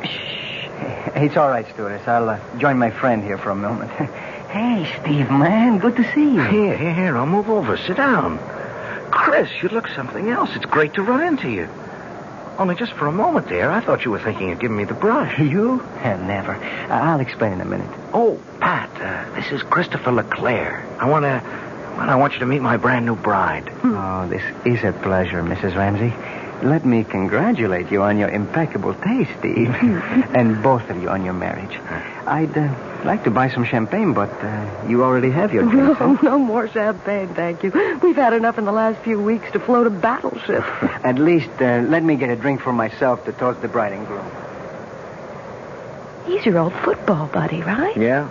Greatest running back I ever saw. All-around athlete. He could have made it big in the pros. Any sport.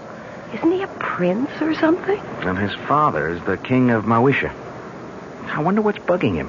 Now, this is better. A toast from my country. To be a good man is first to have a good wife. Abusantes. Thank you, Chris. And to yours. Yours, too. Oh, yes. Drink to my good health, please. What is it, Chris? You want to talk about it? I wish I still had you calling the plays for me, but this is a different ball game. You know about my father? No. What? He's dead. Oh, no. What can I say? Hang in there, man. Oh, I will be tough, all right. Was it recent? The day before yesterday. I didn't see anything about it in the papers. It wasn't in the papers. He didn't die.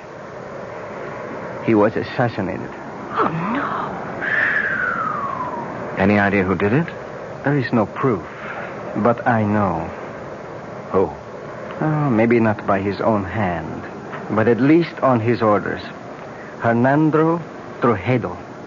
The Generalissimo? But I thought he was your father's best friend. And my godfather. His gift to me on my 21st birthday. His own good luck charm.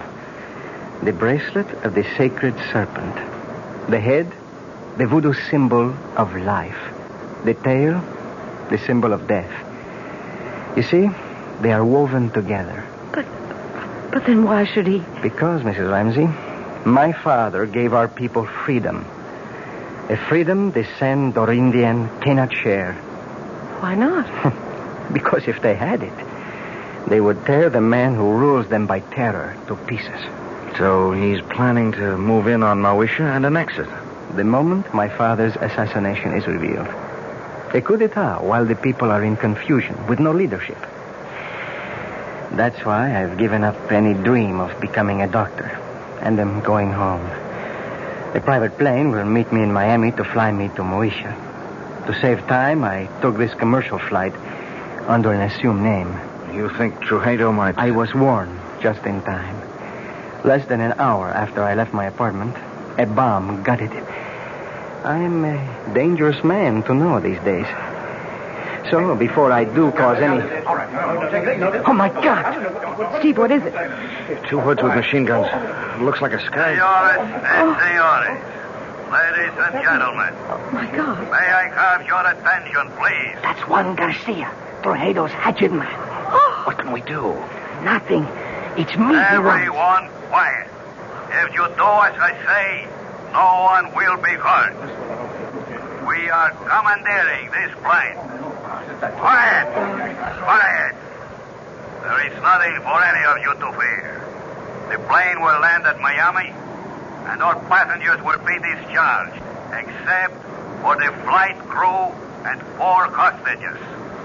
I repeat, there is no cause for alarm. if all of you keep your seats and your heads.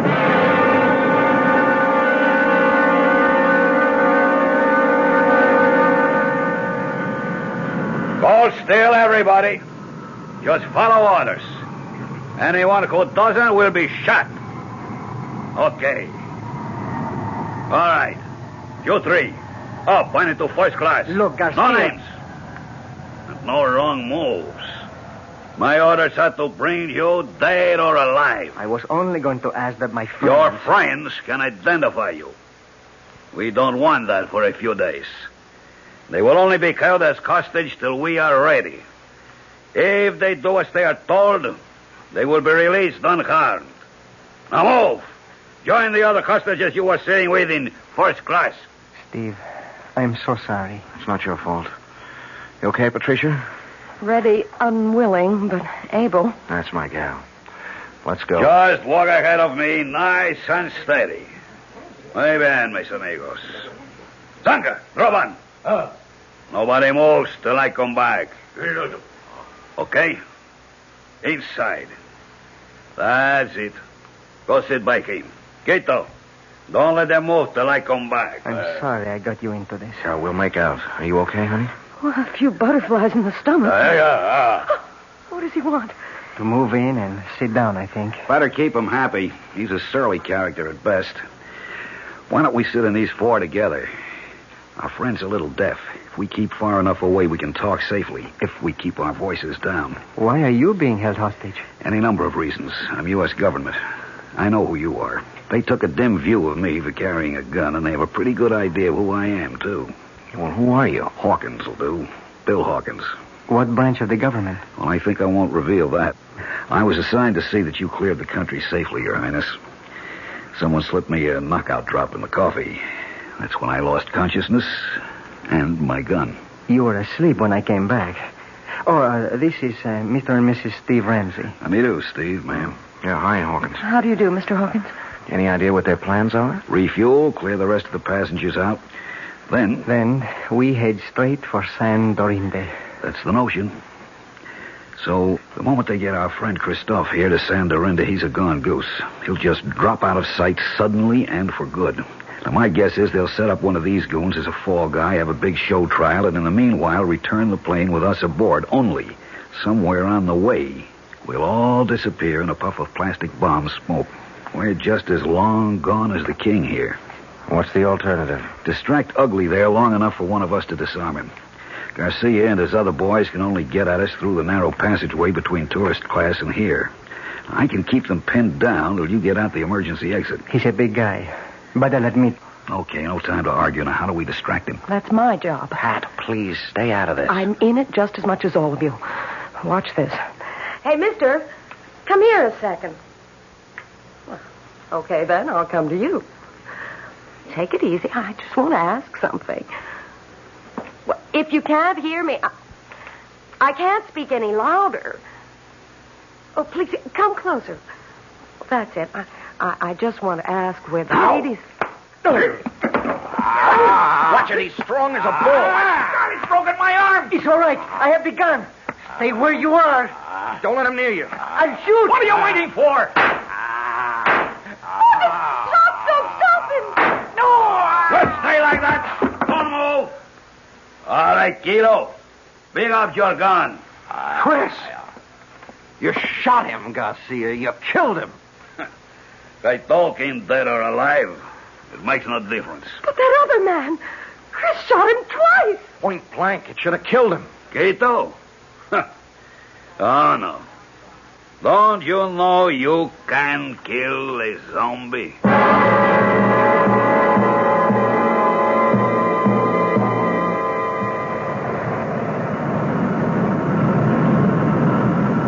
We're coming in for the landing now. How's Chris? He's alive, but just barely. If he can just hang on, maybe when we land, a doctor can help Too him. late. Too late for me. Don't give up, Chris. Take Snake. What? The snake bracelet. He wants you to... Here. There. Steve has it, Chris. Good. Listen. You go Dans ce lounge. She hide you. Save you. Give her bracelet. But where do we find her? Où est votre tante? Quelle rue? Quelle place? Dans Avenida de las Muñecas. Avenue of the Dolls. Yes, what number? Oh, there. Ugly serpent. Take me home. Take me home. Dans ce loge. Help. This sign of the black boat. We're about to land. Pretty short runway. Better fasten your seatbelts. I'll get yours for you.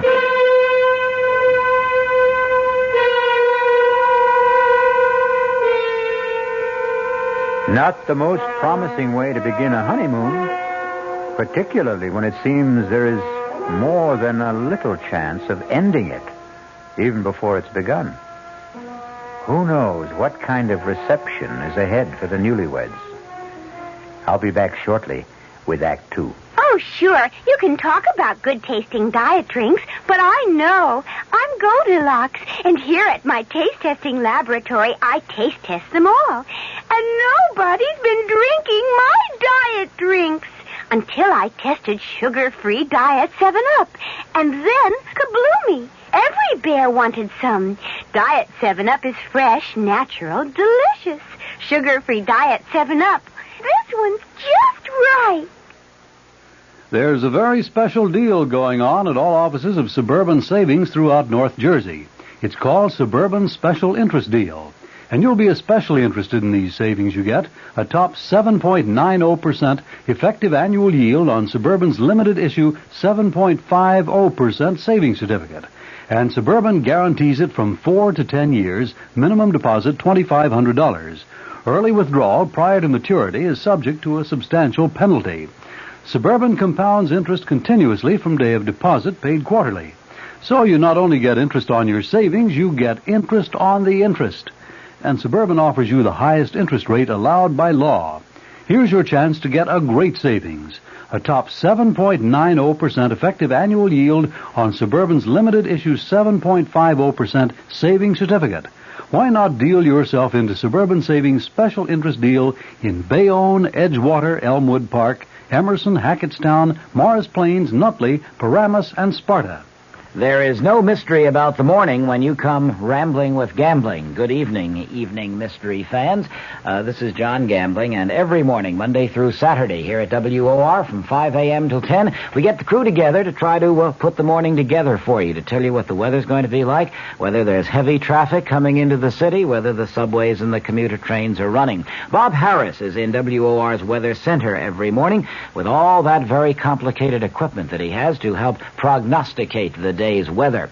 We cover sports completely with Don Crickey. In the news department, Peter Roberts, Henry Gladstone, and Harry Hennessy. And up in the helicopter, George Meade or Fred Feldman, keeping an eye on the traffic scene. So altogether, we do try to take any mystery out of the morning. And just to brighten up the beginning of your day a little bit, I think we have some kind of nice, listenable, and tuneful music. So tune in tomorrow morning or any morning for Rambling with Gambling. Now, back to the mystery.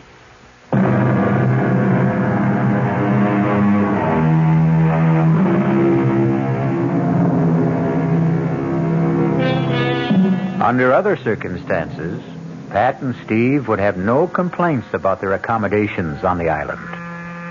Drained and exhausted, the silk-sheeted bed in an expensive suite is an alluring invitation to sleep. Except, even if you're dead to the world, who wants to become part of the world of the dead? Oh, Steve. Is it possible? Could there really be such a thing as a zombie? No, of course not. It's just a superstition. But you saw Chris fire 2 bullets right into his body. Yes. And he didn't even flinch. Cogito ergo sum. What? I think, therefore I am. Pat, look, under any other circumstances, I'd be fascinated. But, I mean, this is my field. Then you do believe that there are walking dead? Do I believe that a man can be exhumed from the grave and life breathed back into his corpse? No, I can't accept that. That's beyond my credulity. But I've seen things in parapsychological experiments and in psychic research that... Honey, the power of supernatural belief is beyond belief. The right subject, particularly one of low mentality, under hypnosis, is capable of incredible feats. Superhuman strength, no sensation of pain, no shock reaction. Oh, Lord. Now what? The knock wasn't at the door we came in. It's that one over there. Oh, wait a minute. Stay where you are, Pat. Yes? Who is it? Bill Hawkins. I'm in an adjoining room. Is there a bolt on your side? Yeah. Half a sec. Hi, Bill. Listen, we've got to talk. What's the sense in talking? Hello, Pat. Hello, Bill. How's your arm? Feels fine. They did a real good job of patching it up.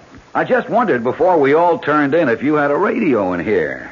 There's one right over there. Good. Mind if I turn it on and see if I can catch some news? Uh-oh. Only one band. Well, let's see what it's got. Hey, I see they provided you with a meal, too. I never even noticed. Pretty good grub. You should try it.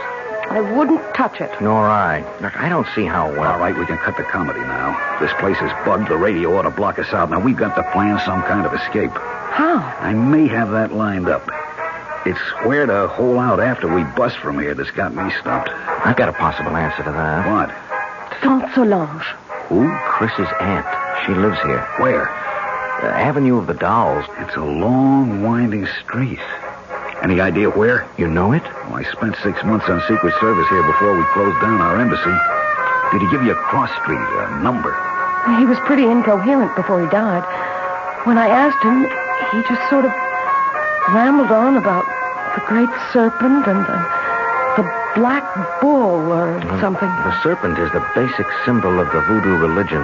Black bull I never heard of in this liturgy. Wait a minute. The chicken in the Obeah cult is a sacrificial animal considered to... Maybe it was the black pull. He was trying to say black pullet. Does that mean anything to you, Bill? Yeah, wait a minute. It's sort of a souvenir shop.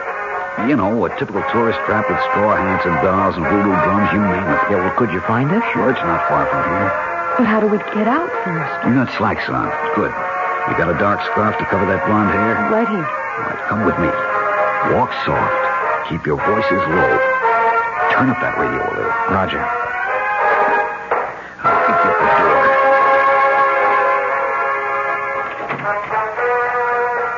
Good. Come on. Leave it open. Come over here to my window. Now keep off to the sides. Now look down. There's one of those zombies down there. But you see, there's a balcony and steps that lead to the street. With something subhuman, or maybe I should say superhuman, armed with a gun right at the bottom of them. If he's cold-cocked, it isn't going to do him any good. Bill, you have a lot of guts, but you're no Muhammad Ali, and the only strength I have is in my brain. Hold out your hands. I'm going to give you the equalizers. Steve, with his fist wrapped around a roll of nickels or quarters, a 13-year-old boy could deck Joe Frazier, given the chance to blindside him. Yeah, but we haven't got... Keep your hands out.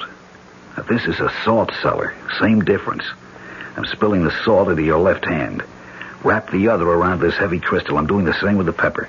Now, you, Pat. Oh, I wouldn't know You're how going to cover us by making a diversion. Pick up that glass water pitcher there. Too heavy for you to throw? No. Throw where? We turn off the lights, turn off the radio, make like we're turning in. Then we sneak out the French windows onto the balcony. You go off to the right, opposite end from the steps. When that zombie reacts to the crash of that pitcher on the flagstones on your side, Steve and I go down the steps and take him out. Then we go look for Saint Solange. No, but he'd see you. Of course. So we wait until dark.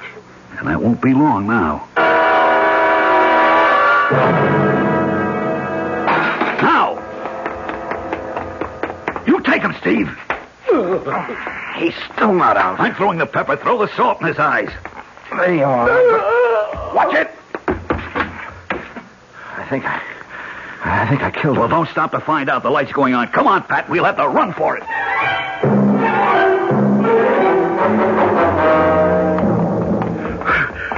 Hold it. We'll have to chance a light. Which way? Ahead. To the right. Middle of the next block. They're right on our heels. Give me that flashlight and you get out of here, both of you. What about you? Don't be a fool. Somebody's got to be a decoy. You have a wife to think of. Now hurry. Come on, Pat. Run. To the left! They went to the left! Follow that light!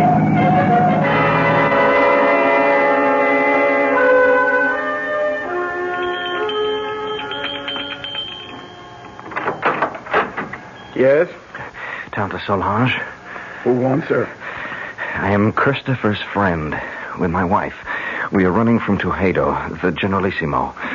Christopher told me to seek refuge here and to bring you this. The great serpent. A moment. Enter, my children. Quickly, quickly. So, turn out your lights also. We must hide like cats in the dark.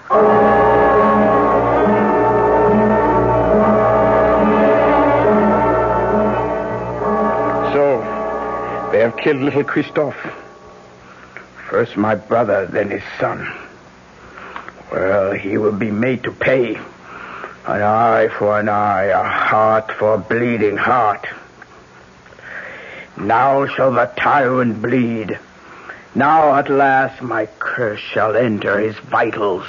Now will the great serpent uncoil and strike Hernando Tuxedo dead. Oh, it wasn't the Generalissimo who shot Chris. It was a man named Garcia. Garcia!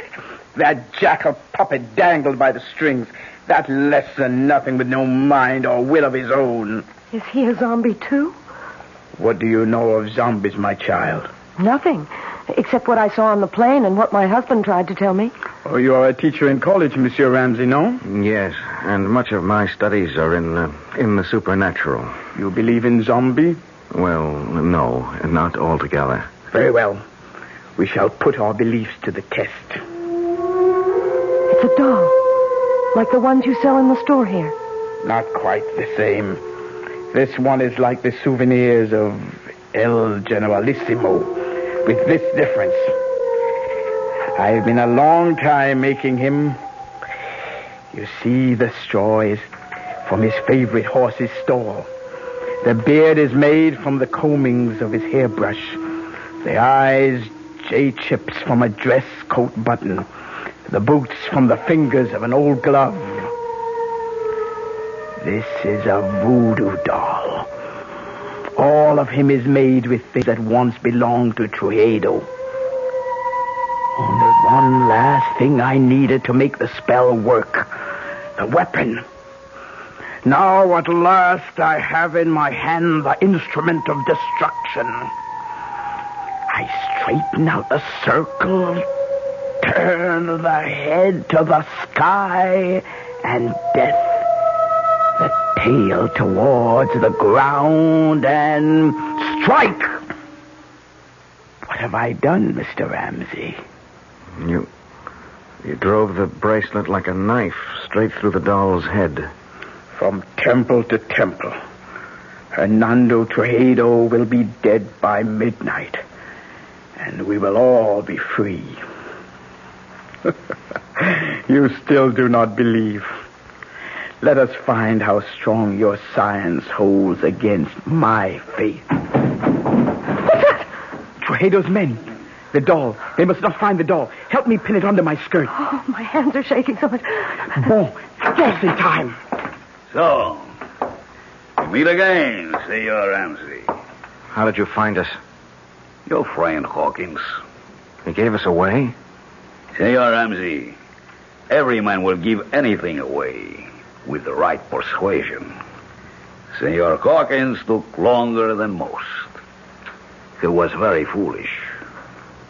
What do you mean? Since in the end he told, why was it worth dying for? Vamos, we must not keep the Generalissimo waiting.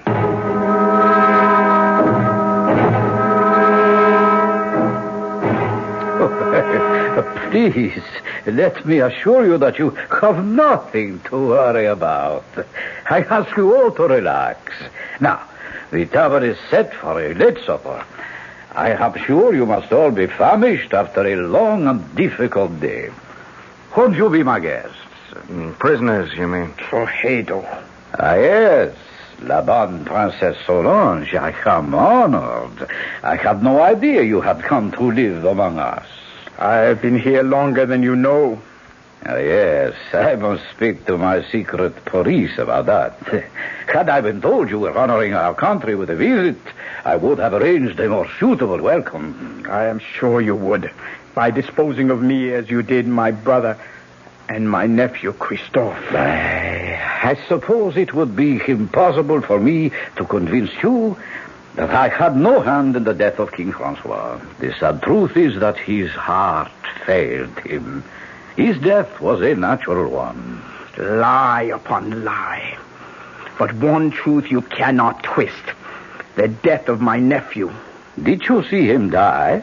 There are 2 witnesses before your desk who did. Excuse me a moment. Garcia, are you ready? See, now. We must wait for a moment. For what? You will see.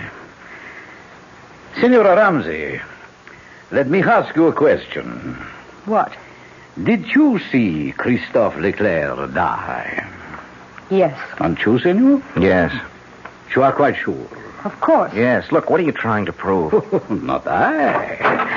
I will let him show you that for himself. You see? Chris. Monsieur Baby. Steve. He's alive. It's Chris. Chris. Is it really you? Sure, man. Sure. Don't you know me? There is no mistaking the tall, lithe figure, the regal bearing, the proud, handsome face. All those belong to Christophe Leclerc. He might easily have remarked, as Mark Twain once telegraphed, "The reports of my death are an exaggeration." We'll return shortly with Act 3. Some research experts say you can't taste the difference between beers. Well, if they're right, then Anheuser-Busch wastes a barrel of time Beechwood aging Budweiser. Only they don't think so. Brewing beer right does make a difference. And they're betting a bundle that you can taste the difference in Bud. When it comes to brewing Budweiser, the Anheuser-Busch choice is to go all the way because they still care about quality.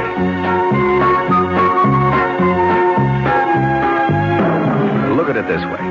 If the Bud people have a choice between what some experts say and what beer drinkers say, well, you'd better believe they'll go with you beer drinkers every time. When you say Budweiser, you've said it all. Anheuser-Busch, St. Louis. Tomorrow, Monday at Abraham and Strauss, huge savings on broadloom and on broadloom remnant rugs. From one of America's top carpet mills, A&S snapped up a very special purchase of mill trial velvet broadloom. The tiny imperfections certainly won't affect wear, and you'll pay just $8.99 completely installed with deluxe padding. $8.99 a square yard for lush all-nylon pile velvet broadloom. If perfect, the price would be $14.99, so you save $6 on every square yard. Save on other fried fine broadlooms, too, like a fabulous all-wool pile gold shag broadloom, reduced from $21.95 to just $11.99 a square yard installed. Plus a huge A&S sale of room-size remnant rugs, all at one single sell-out price, $69. Take your pick of a tremendous assortment of nylon pile rugs in room sizes up to 12 by 14 feet. Originally $99 to $119. Tomorrow, your choice, $69. Tomorrow, Monday, at your nearest A&S store except Garden City. Come early.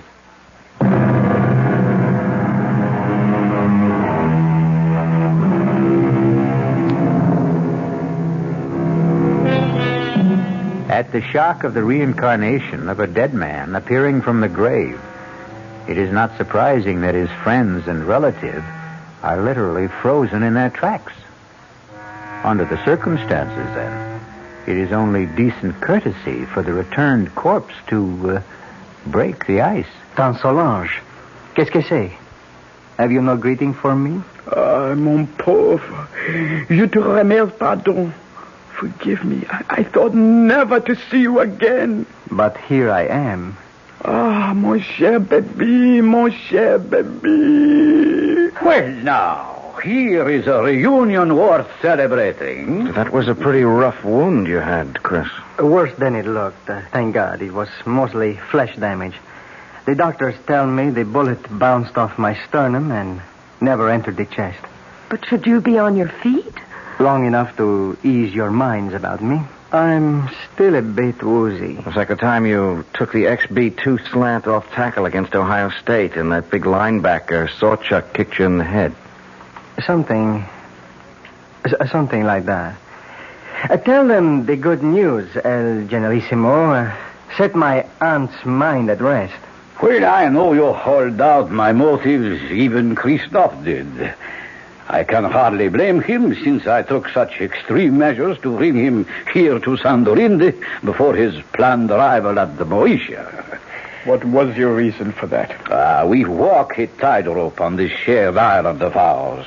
2 cultures, 2 languages, 2 forms of government, perched precariously on a ever-increasing population in a far more ancient and primitive culture than either of ours. Your brother and I, each in his own way, preserved that delicate balance. With his unexpected death, steps had to be taken. Why? You know his plan was to return the government to the people. That would not have worked, not even for them. We would have ended, both of us, in anarchy. Fortunately, my godson was perceptive enough to realize that. We have worked out between us a better plan. A compromise? I would prefer to call it an entente. Tell them, Christophe. It's quite simple. Tomorrow, together, my godfather and I shall proclaim a union between Mauritius and Sandorinde. A trilingual state with one government. Ruled by whom? By the Generalissimo and myself. I as president, and my godfather as prime minister. Trujillo in second place. We elders grow no younger, Solange. Someone must take our place. I am happy to yield to the future. What better hands could this island be in than in Christophe's? So, now I think, Mr. Presidente, you should rest. Doctors can do only so much. Nature handles the rest. Yes, I would like to lie down. I am sure you will be excused. I beg you not to wait for me to enjoy your supper. The Presidente and myself have a few matters to settle about the announcement tomorrow before he goes to sleep. Forgive me, please. I'm tired. And tomorrow's a big day. Good night. Good night, Chris. Good night. Adieu, mon baby. Goodbye. Forever. What is it? What's the matter with you two? You saw? You know? Do you now believe in zombies? What are you trying to say? That wasn't Chris who was here just now. I don't understand. You don't know him as I do. First, he never would accept this deal. The guy's too decent, too honest to be part of it. But there are other things. What? Well, first off, our school never played Ohio State. Second, Sawchuk was no linebacker, but a running back who murdered us on the only loss we had together. Third, XB2 wasn't a run play, but a deep pass play that had nothing to do with Chris except as a decoy. I don't understand the things your husband says, but I tell you, that was not Christophe Leclerc who just left. Not my nephew. They have stolen his soul, and that I cannot allow. Well, what can we do about it, Tante Solange? It is a very few minutes to 12. I told you Hernando Trujillo would be dead by then. Remember? Yes? Here is a conjured doll which will make his death. I place it on his desk so he can see it. For it is by his own guilt he must die before the end of this day. But if he doesn't return? He will return. It is written in the dust. Oh, nobody feels like eating, Well, I don't suppose I can altogether blame you. Shall I have you shown to your quarters for the night instead? Where is Christoph? Oh, I should never really have allowed him to overtax himself after being wounded. He was absolutely exhausted. I saw him to bed. And you return to suggest the same to us? I think we are all tired. Whatever discussion there may be between us can wait for tomorrow. For you, there is no tomorrow. What do you mean? Liar, cheat, thief, murderer. Look, on your desk. A conjured doll. Your image. Made piece by piece from your belongings. Fashioned in your likeness. Christened in your name with the blood of the black pullet. Your own bracelet of the sacred serpent driven through its brain.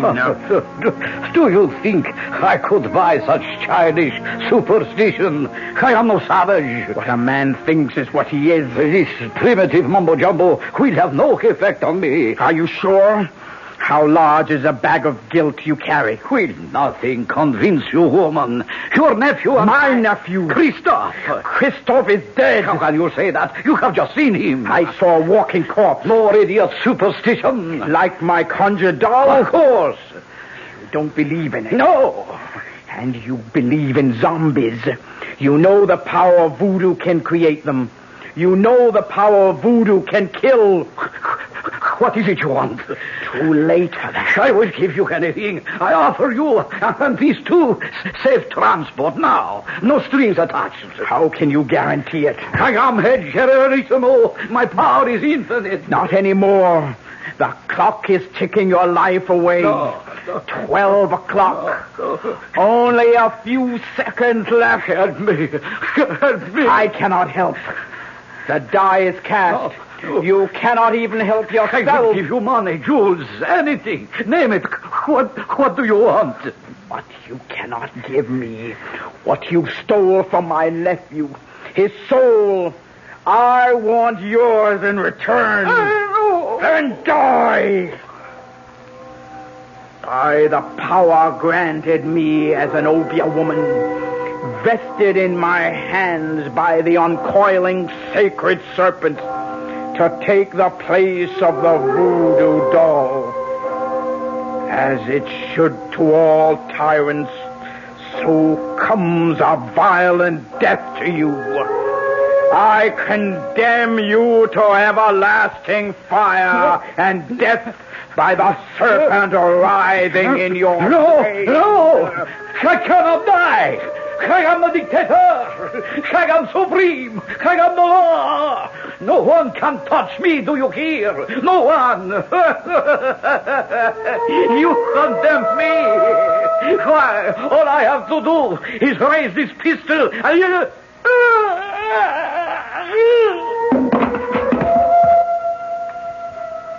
What happened? I wouldn't like to guess. Does it matter? He's dead. Are you sure? Well, he's dead, all right. Now what? Gotta get away. Escape somehow. Yeah, only how do we get through the palace guard? At least I have his gun. We better try and make a run for it. We have to rescue my nephew first. But Tante Solange, he's our enemy now. I still must rescue him. Mi perdona, generalissimo. What? You see me on the gun! That's for Bill Hawkins. Pat, Tante, run for it. I'll try to hold them off. You can't kill dead men with that. Garcia, yes, but not a zombie. Hand me that salt cellar. Here, but what good... Salt is the only thing that will kill a zombie.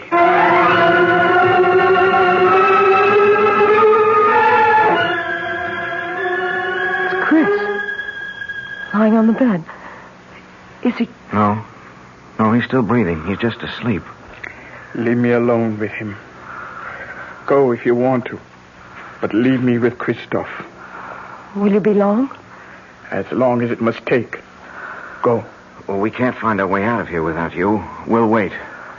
Oh, great serpent who coils about the sky and holds our world together. Help me now.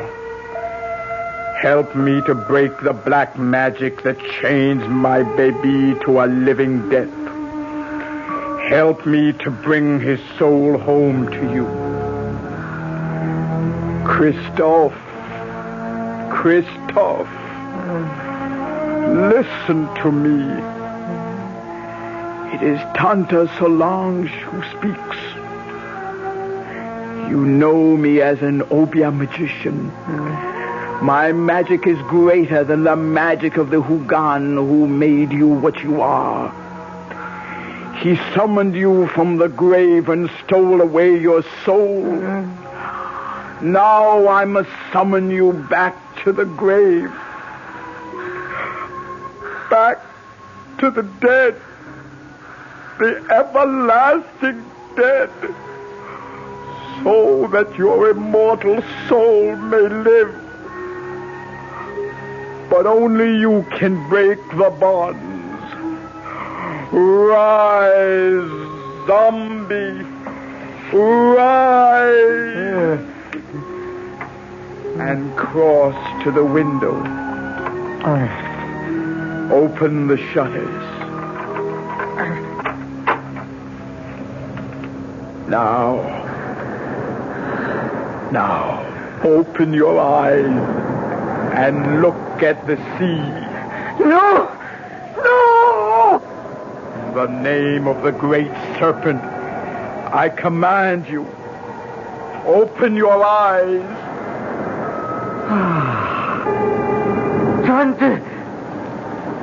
Tante, I'm going home.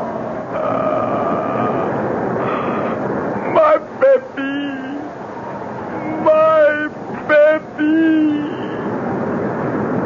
Tante, you all right? What happened to him? His body may be dead, but his soul is safe. Christoph is home at last.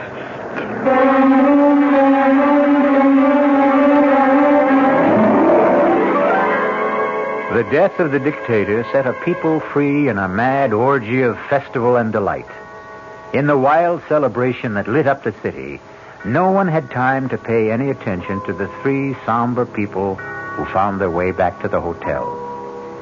For Pat, Steve, and Tante Solange, there was sadness, but solace, too. The king was dead, but so was the zombie who might have held him prisoner for eternity. I'll return shortly. Hi, Ms. Goldilocks here. Professionally taste-testing diet drinks can be very difficult, but I just had to bear with it. Then I found sugar-free Diet 7-Up. It doesn't taste like other diet drinks. It's fresh, light, natural, delicious. Sugar-free Diet 7-Up tastes so good that I've taste-tested it hundreds of times, and each time I've given it my seal of approval. Yes, this one's just right.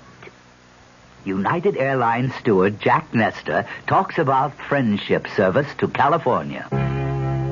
Our 747 to LA, we have a movie, we have a stereo, and a choice of 3 different hot meals plus a deli plate. United's Californians. Another reason more people choose the friendly skies than any other airline in the land. You know, we have people that come up to us and say, I like to play bridge. Do you know if anyone else is interested? So we'll make an announcement and get a group together. People who like to play chess.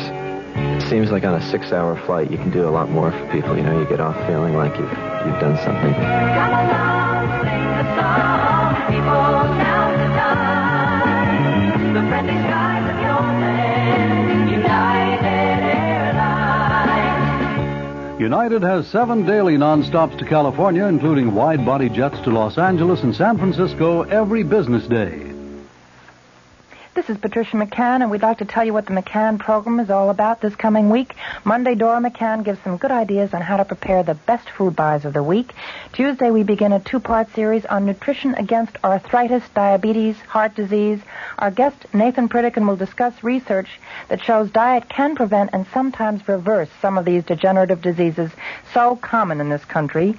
Thursday, Dora McCann interviews Bob Reinhart and Dick Woods on how to prepare elegant meals in very cramped quarters.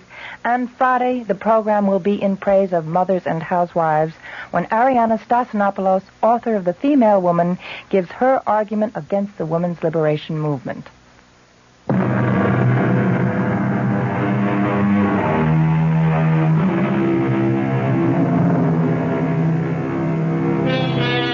Power of suggestion, hypnosis, superstitious fear, overpowering guilt complexes, terror of the unknown. Do any or all of these explain the events of the tale I've just told? Or are there really such terrifying things as a walking corpse? Are there really zombies? Well, let's hope you and I never have to find out. Our cast included Tony Roberts, Suzanne Grossman, Vinette Carroll, Bob Caliban, Jackson Beck, and Ian Martin. The entire production was under the direction of Hyman Brown. Radio Mystery Theater was sponsored in part by new sugar-free Diet 7-Up. This is E.G. Marshall inviting you to return to our Mystery Theater for another adventure in the macabre. Until next time, pleasant dreams.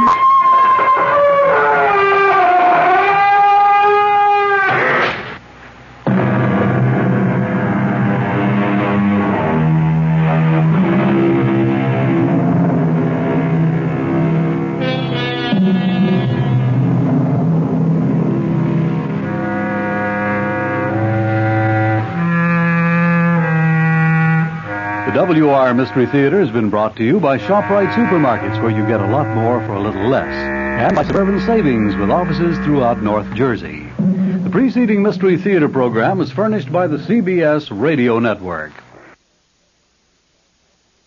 Thank you, Bruce Elliott. Good afternoon. It's time now for the latest news in brief from the WOR newsroom. President Nixon today rested at his mountain retreat in Camp David, Maryland, as the House Judiciary Committee prepared for the start of impeachment hearings. That panel is expected to begin assembling information on Tuesday in its quest to determine whether to bring charges against the chief executive. A survey by the Gallup organization says that the White House apparently gained little or nothing in the way of public support by releasing transcripts of Watergate tape recordings. The Gallup poll says 700 persons were questioned after that release. And the finding was that 17% had a higher opinion of Mr. Nixon because the transcripts were made public, but 42% said they had a lower opinion of him. A prominent Democratic senator, Henry Jackson of Washington, hammers away at the Nixon administration's economic policies. That story from WOR's Bob Brady. Senator Jackson put his own label on the economic policies of the Nixon administration. He called it elephant economics.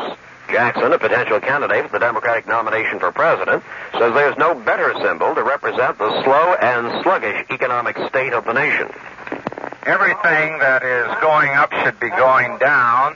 Everything that's going down should be going up. We have our interest rates at the highest rate in history, with no end in sight, and with the only remedy for all of this is to put the economy of the United States into a major recession that'll hurt everyone. Jackson says the working man has taken the economic beating because the Nixon administration has been made ineffective by the loss of confidence in government as a result of the Watergate crisis. For WOR News, Bob Brady reporting from the Hotel Commodore. The senator is in Manhattan to speak before a meeting of the League for Industrial Democracy. If computer projections are accurate, France will soon have her first non-Gaullist president in 16 years. The computers say that the communist-supported socialist candidate in today's presidential elections will come up with the most votes, but not enough to win outright. The projections, that is, say that Francois Mitterrand will get about 44% of today's ballots. A conservative candidate is projected to run second with 33%, and the Gaullist hopeful is running a poor third. On the basis of these projections, Mitterrand and the conservative will face each other in a runoff 2 weeks from now. Top diplomatic officials of the United States and Russia were at work in the Middle East today. State Secretary Kissinger flew from Jerusalem to Jordan's capital city of Amman. There he is briefing King Hussein on details of recent negotiations for disengagement of Israeli and Syrian troops in the Golan Heights. A high-ranking official in Kissinger's party says that so far, they have managed to scale down the level of violence along the truce line. Checking sports, Milwaukee has defeated Boston 97-89 to tie that NBA championship playoff series at 2 games apiece. And the Stanley Cup semifinal decider at Philadelphia, the New York Rangers are tied with the Flyers, 1-1 after 1 period. In baseball, the Mets blew a 4-run lead and fell before San Diego in the first of 2 at Shea, 5-4. In the second game, the Mets lead the Padres 2-0 in the 5th inning. In Kansas City, the Yankees trail the Royals in the 8th inning, 4-2. And we'll have the latest weather after this.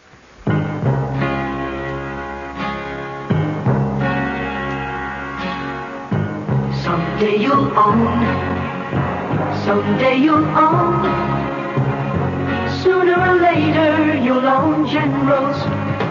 With so many new kinds of tires coming out and so many claims being made about tires, maybe you're puzzled about making the right choice. There's a solution. It's your General Tire specialist. He's trained to handle all your tire needs and automotive service problems, too. So if you need new tires, he'll be glad to spend a few minutes explaining which General Tire is the best for you, your driving, and your budget. Your General Tire specialist is just one reason why, sooner or later, you'll own Generals. Look him up in the Yellow Pages today. Sooner or later you'll own Generals. Sooner or later you'll own Generals. Here's the latest forecast for New York City and vicinity. Cloudy and cool tonight, with rain likely developing towards morning. The low tonight in the mid-40s. Tomorrow will bring periods of rain into tomorrow night. The high in the mid-50s tomorrow. The low tomorrow night in the mid-40s. Under cloudy skies in mid-Manhattan, the temperature 52 degrees. Humidity 38%. Barometric pressure 30.02 inches and falling. The winds are out of the south at 9 miles per hour. That's the latest news. I'm Bert Wilson. This is WOR New York.